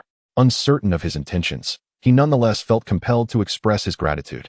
However, Li Dadong shook his head, raising a broad hand to indicate silence. Ignoring this, Yi Tian uttered a simple, thank you. Li Dadong's expression darkened as he regarded Yi Tian with a scrutinizing gaze, a faint smile flickering at the corners of his mouth, as if amused by the young man's spirit. Interesting little fellow, he seemed to convey. crossing his arms over his chest, accentuating his bulging muscles while gesturing towards Dian Wei, who was undergoing refinement. Yi Tian's attention shifted to Dian Wei, who was now trembling slightly. Observing closely, one could discern that Dian Wei was on the brink of collapse. Persisting any longer might jeopardize his foundation. Yi Tian raised his hand, the Beastmaster star ring hovering above Dian Wei's head, ready to draw him into the Beastmaster space. Beside him, Tian Wei scoffed at the electric monkey, mockingly declaring its weakness. However, this time he dared not voice his disdain further, for Li Dadong remained nearby. Dian Wei emitted a cry, vigorously shaking his head, resolutely refusing to enter the Beastmaster space. He was determined to endure the full hour of refinement. Some things required no words. Yi Tian understood this implicitly and lowered his hand. Yet, the Beastmaster star ring remained suspended above Dian Wei's head, prepared for immediate recall should he falter. Yi Tian checked his phone. 2 minutes remained on the countdown. Slowly, it ticked down to 1 minute. Dian Wei's initial slight tremors escalated into violent shakes. The final 10 seconds ticked away. 10, 9, 8, 7. Dian Wei quivered like a leaf, fixated on the countdown displayed on Yi Tian's phone. With 3 seconds left, he braced himself against his knee, struggling to stand. 1 step, 2 steps, 3 steps. His strides were small. Yet he reached the edge of the electromagnetic stone just as the timer hit 0. With a powerful leap, Dian Wei bounded before Tian Wei, stopping barely half a step away. A fierce roar erupted, a mockery directed at Tian Wei. You said to endure for an hour, didn't you? Well, I've done it just to show you. Dian Wei's breath fanned across Tian Wei's face, his dark eyes unwaveringly resolute. Tian Wei's countenance soured. This monkey was thoroughly humiliating him, a resounding slap to his pride. Yi Tian, amused by his own beast's antics, stepped forward to defuse the tension, lest Tian Wei lose control. Apologies, my friend, but you might want to keep your distance. It wouldn't be good if you got too close. Dian Wei, you should know better than to let others get so close. Can't you see? Yi Tian feigned reprimanding Dian Wei. The monkey scratched its head, grinning, before the star ring appeared beneath its feet and it vanished from sight. Tian Wei, flustered, quivered in frustration. He had intended to summon his own beast, but Yi Tian had outpaced him. Chapter 86, Watching the Fight. Yi Tian had no intention of lingering with Tian Wei any longer. Now that Dian Wei had achieved its refining goal, there was no reason to remain. Ignoring Tian Wei's scowl, he resolved to leave. Tian Wei had instigated the situation. Now, having been humiliated by Dian Wei, he received his just deserts. If Tian Wei sought to challenge him, Yi Tian had ample grounds to decline, citing his freshly completed refining process. Hold on, student, Li Dadong interjected, his voice low and laced with a hint of bubbles as he approached Yi Tian, his broad frame casting a shadow over him. Speak your mind. My beast has just completed its refinement and requires healing. Yi Tian replied coolly, on guard. You are Yi Tian, correct? I've heard that you've been making quite a name for yourself lately. Ranked first among Beastmasters at Zhongshan University. Even many second-year students from Dazhou University are no match for you. I, too, am but a humble second-year student from Dazhou University, ranked first in our Beastmaster list. It's not a pressing matter. I merely wish to experience your skills firsthand. Li Dadong's expression bore no trace of disdain, as if he were merely discussing a trivial matter. Yi Tian hesitated upon hearing this. Another challenger had emerged, and this one was the top Beastmaster from Dazhou. Such individuals undoubtedly possessed considerable strength, while he himself was barely at level 30, with a 4-star Dian Wei. If Li Dadong had contracted 2 high-level sacred beasts, it was entirely possible he would find himself outmatched. The math was simple. 10% of 100 was 10, while 100's 1/10 was still 10. And if the other had 200-level beasts, that would be 20. Perhaps another time. I have pressing matters to attend to, Yi Tian declared, attempting to leave the scene. This provoked laughter among the students who were still refining their beasts and watching the spectacle. Afraid are we? Next time, for sure, indeed. Just a cowardly mouse, they jeered. However, it was understandable. Li Dadong was indeed the foremost Beastmaster at Dazhou University, unmatched among his peers. A single strike from him could leave one incapacitated for weeks. Seeing the crowd rallying, Tian Wei quickly joined in. Without engaging in combat, one should simply concede defeat. It's a matter of straightforwardness. No need to act like a coward. Tian Wei's nostrils flared with arrogance, as if he had emerged victorious over Yi Tian, relishing the opportunity to vent his earlier frustrations. Yi Tian looked down at the half-head shorter Tian Wei, feeling an overwhelming sense of incredulity. Such a person exists in the world. I never stated I wouldn't fight. Next time, do you comprehend what next time entails? If you truly don't understand, perhaps you should consult your father for a lesson in language. If that doesn't suffice, you can always seek my guidance.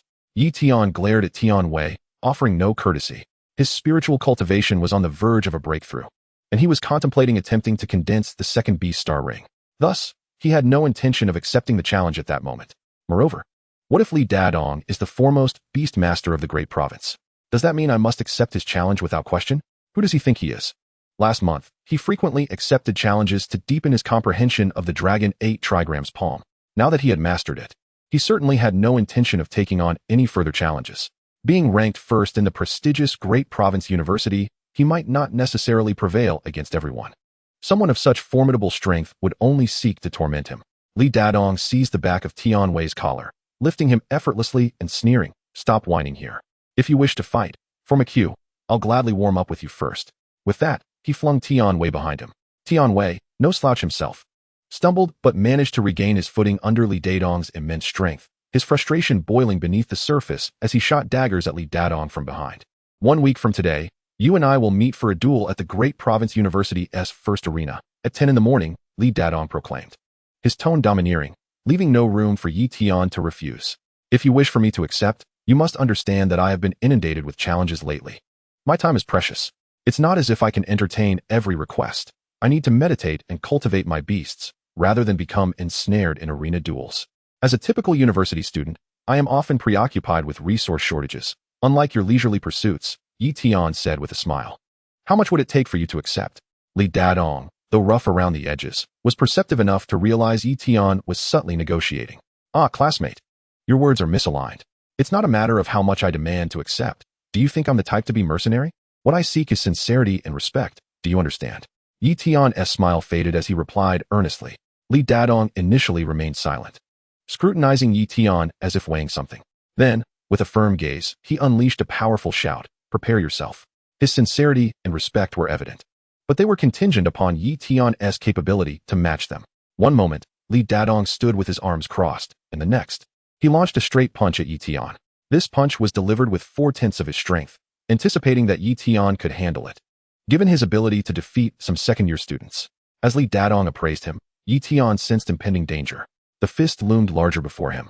Moving at a moderate speed, yet carrying an inescapable aura, Yi Tian stepped back slightly, attempting to sidestep, but his instincts told him this punch could curve. It was a perfect opportunity to gauge Li Dadong's prowess.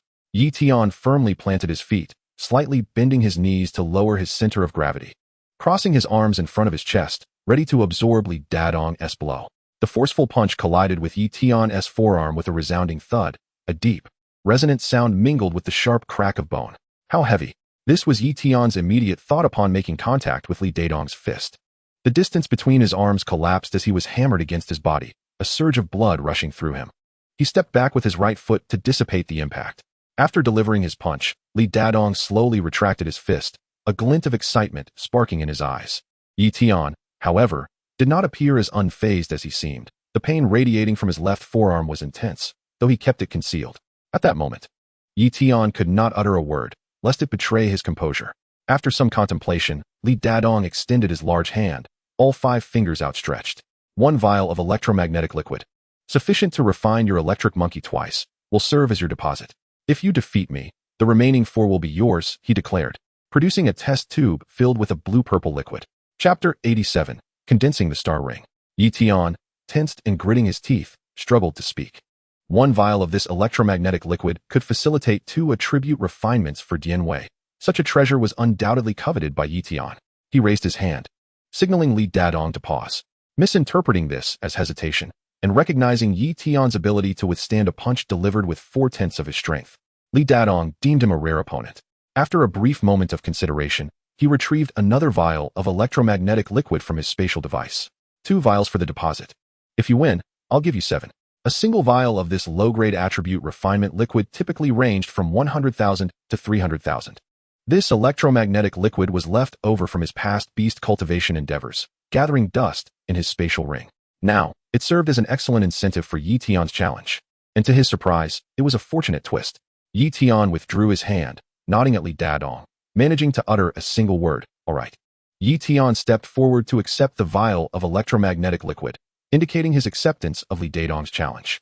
He was excited to spar with such a skilled opponent, and the prospect of rewards made the endeavor even more appealing.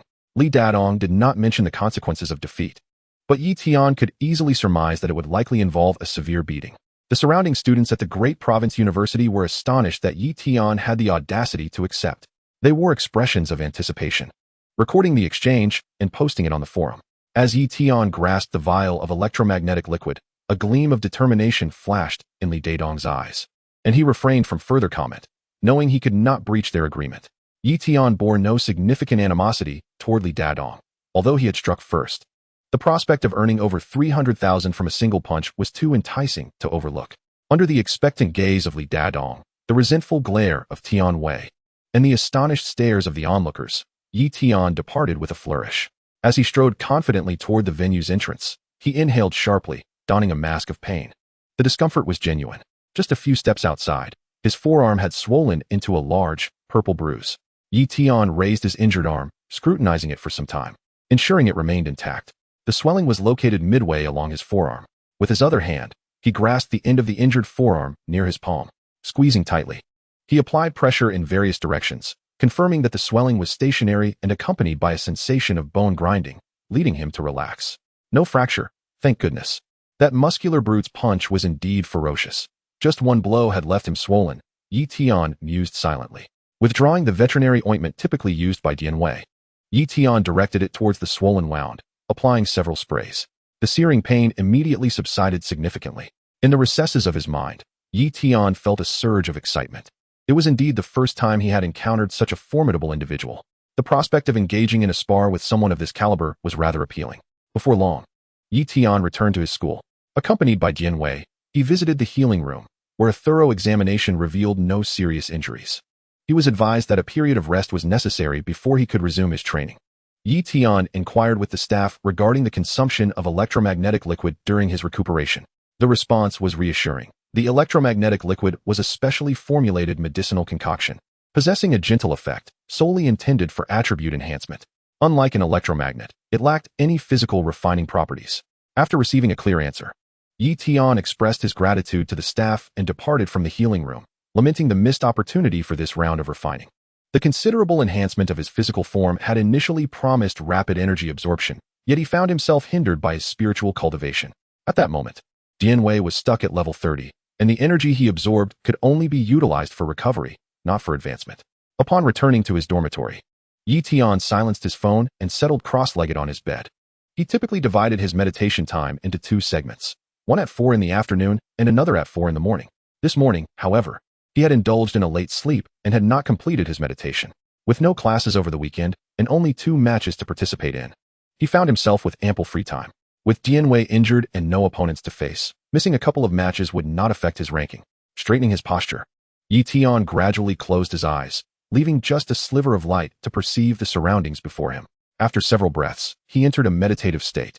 Within a realm of chaos and void, a sudden beam of light emerged from the depths of nothingness, illuminating every inch of the surrounding space. Within the bright expanse of his spiritual sea, the first Beast Master Star Ring, already formed, quietly floated.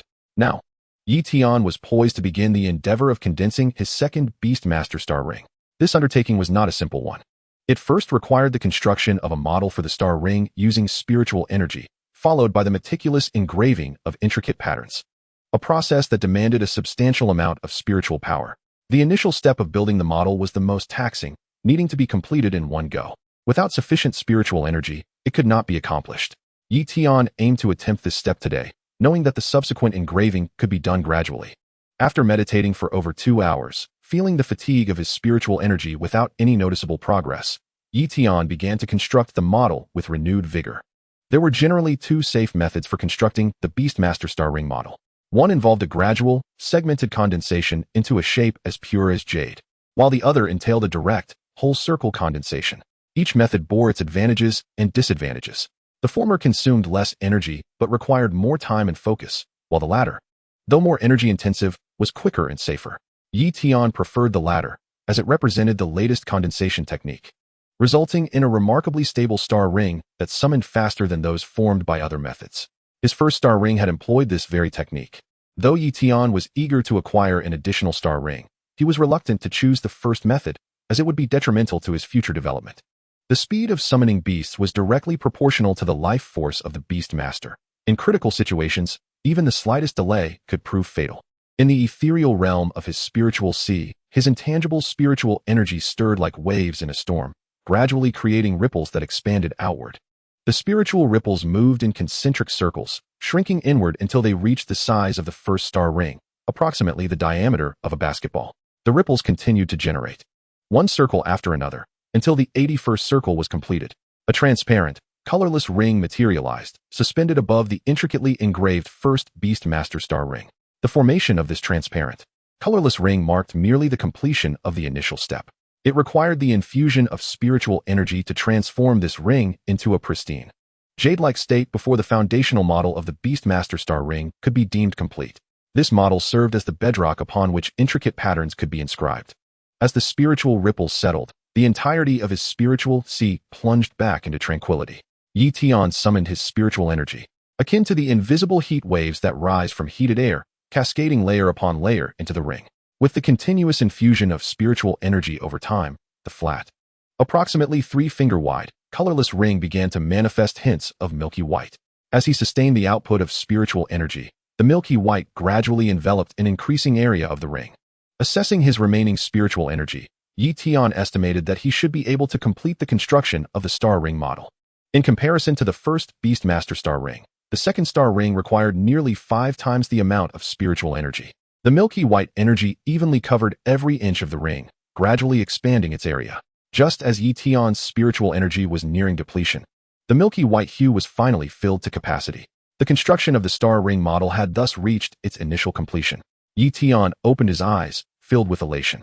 The foundational model of the second Beast Master Star ring had been established. As long as his spiritual energy was sufficient, he could inscribe the patterns at any time. The engraving encompassed 3 components: release, summon, and storage, with the storage patterns being the most challenging and energy-consuming to inscribe. Tian planned to leave that for last. Stretching his legs and gently massaging them after sitting for an extended period, he stood up to perform a simple stretch, feeling his joints crack and pop as his circulation resumed. Settling once more into a cross-legged position, Tian found that he could not meditate at all. It was as if he had entered a state of male fatigue, accompanied by an inexplicable restlessness that rendered him uneasy. Though he longed to complete the second star ring in one go, he was not a machine and could not maintain continuous work. Thus, he reluctantly halted his meditation. The model was already constructed, so there was no need to rush. A wave of emptiness washed over him, and Tian's eyelids grew heavy before he succumbed to sleep. When he awoke again, the sky outside was already shrouded in darkness. Turning on the light, he gazed out at the pitch-black night, and a sense of loneliness welled up within him amidst the silence of the room. Shaking his head vigorously to dispel the feeling, he grabbed the water cup by his bedside and gulped down its contents. A glance at his bedside table revealed dozens of unread messages on his phone. Tian opened his phone and noticed that the messages were from Li Huangmao and Chen Haoren, along with one from Huang Ilian. "Did you arrange a duel with Li Dadong? Thumbs up for you." Regarding the news of Chen Haoren and Li Huangmao, it was uniformly reported that they were out indulging in libations. Tian smacked his lips, realizing that his throat was indeed somewhat parched. His fingers danced swiftly across the keyboard as he replied to a message from Huang Ilian. Subsequently, Tian dialed Li Huangmao's number. "Where? The place we last drank is waiting for you." After uttering this, the call was abruptly terminated from the other end. Tian then proceeded to call Chen Haoren. Heading downstairs. "All right, 1 minute." Chen Haoren cheerfully replied before the call was disconnected. If one is not enthusiastic about drinking, there must be something amiss. Tian rolled out of bed, donned his slippers, and made his way downstairs.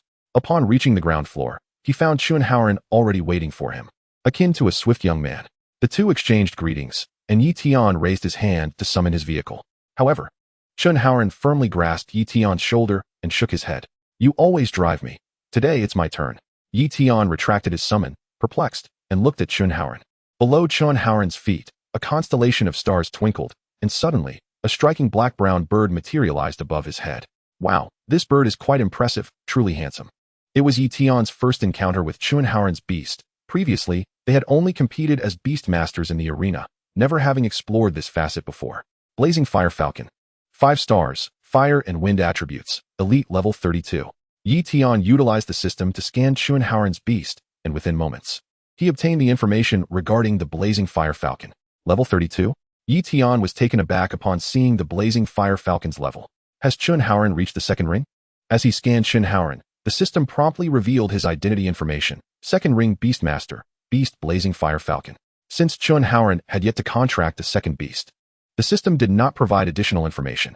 Tian had only scanned Chun Haoran's information during their initial encounter in the arena, and he was astonished by how swiftly Chun Haoran had ascended to the second ring. Well done. I always knew you would succeed, Tian remarked, patting Chun Haoran's shoulder. Did I meet you when I was a child? Chun Haoran, puzzled, rolled his eyes and pondered for a while, failing to recall any such memory of Tian. Indeed. We played in our respective homes as children. We were quite close. Enough reminiscing. Let us head to our usual spot to order the dishes and wait for Huangmao. Tian urged Chun Haoran, finding the boy endearingly simple-minded. Chun Haoran, seemingly convinced by the statement, did not delve deeper. The blazing fire falcon gradually elongated above them until it reached a size capable of accommodating both individuals, at which point it halted its growth. The blazing fire falcon tucked in its legs and lowered its body, awaiting the two. Chun Haoran leaped onto the bird's back, calling out to Tian, "Stop dawdling. Come on up." The blazing fire falcon gazed at Tian with its calm eyes, nodding gently to indicate that he could ascend. Though Tian lacked a flying beast of his own, he had ridden on Lin Xinya's bird before. Such avian beasts often exhibited a degree of pride, typically refusing to allow anyone other than their master to mount their backs. Previously, Lin Xinya's bird had unceremoniously dropped Tian mid-flight, nearly inducing a fright that made him lose control. An emergency descent without a parachute was quite an experience. This left Tian with lingering apprehensions. After a brief moment of hesitation, he chose to trust Chun Haoran's majestic bird. The blazing fire falcon appeared rather amiable, much like Chun Haoran himself, and seemed unlikely to engage in any mischievous antics. Furthermore, considering his 30-level physical constitution, he believed he would remain intact even in the event of a fall. Chun Haoran bent down and extended a hand. Tian, not one to hesitate, grasped it and mounted the bird. Once both were prepared, the blazing fire falcon flapped its wings and ascended into the air. Tian, initially somewhat drowsy, felt invigorated by the cool night breeze. Tian, have you really arranged a battle with Li Dadong from Dazhou University for next week? Just as Tian was admiring the scenery, Chun Haoran's voice rang out from the front.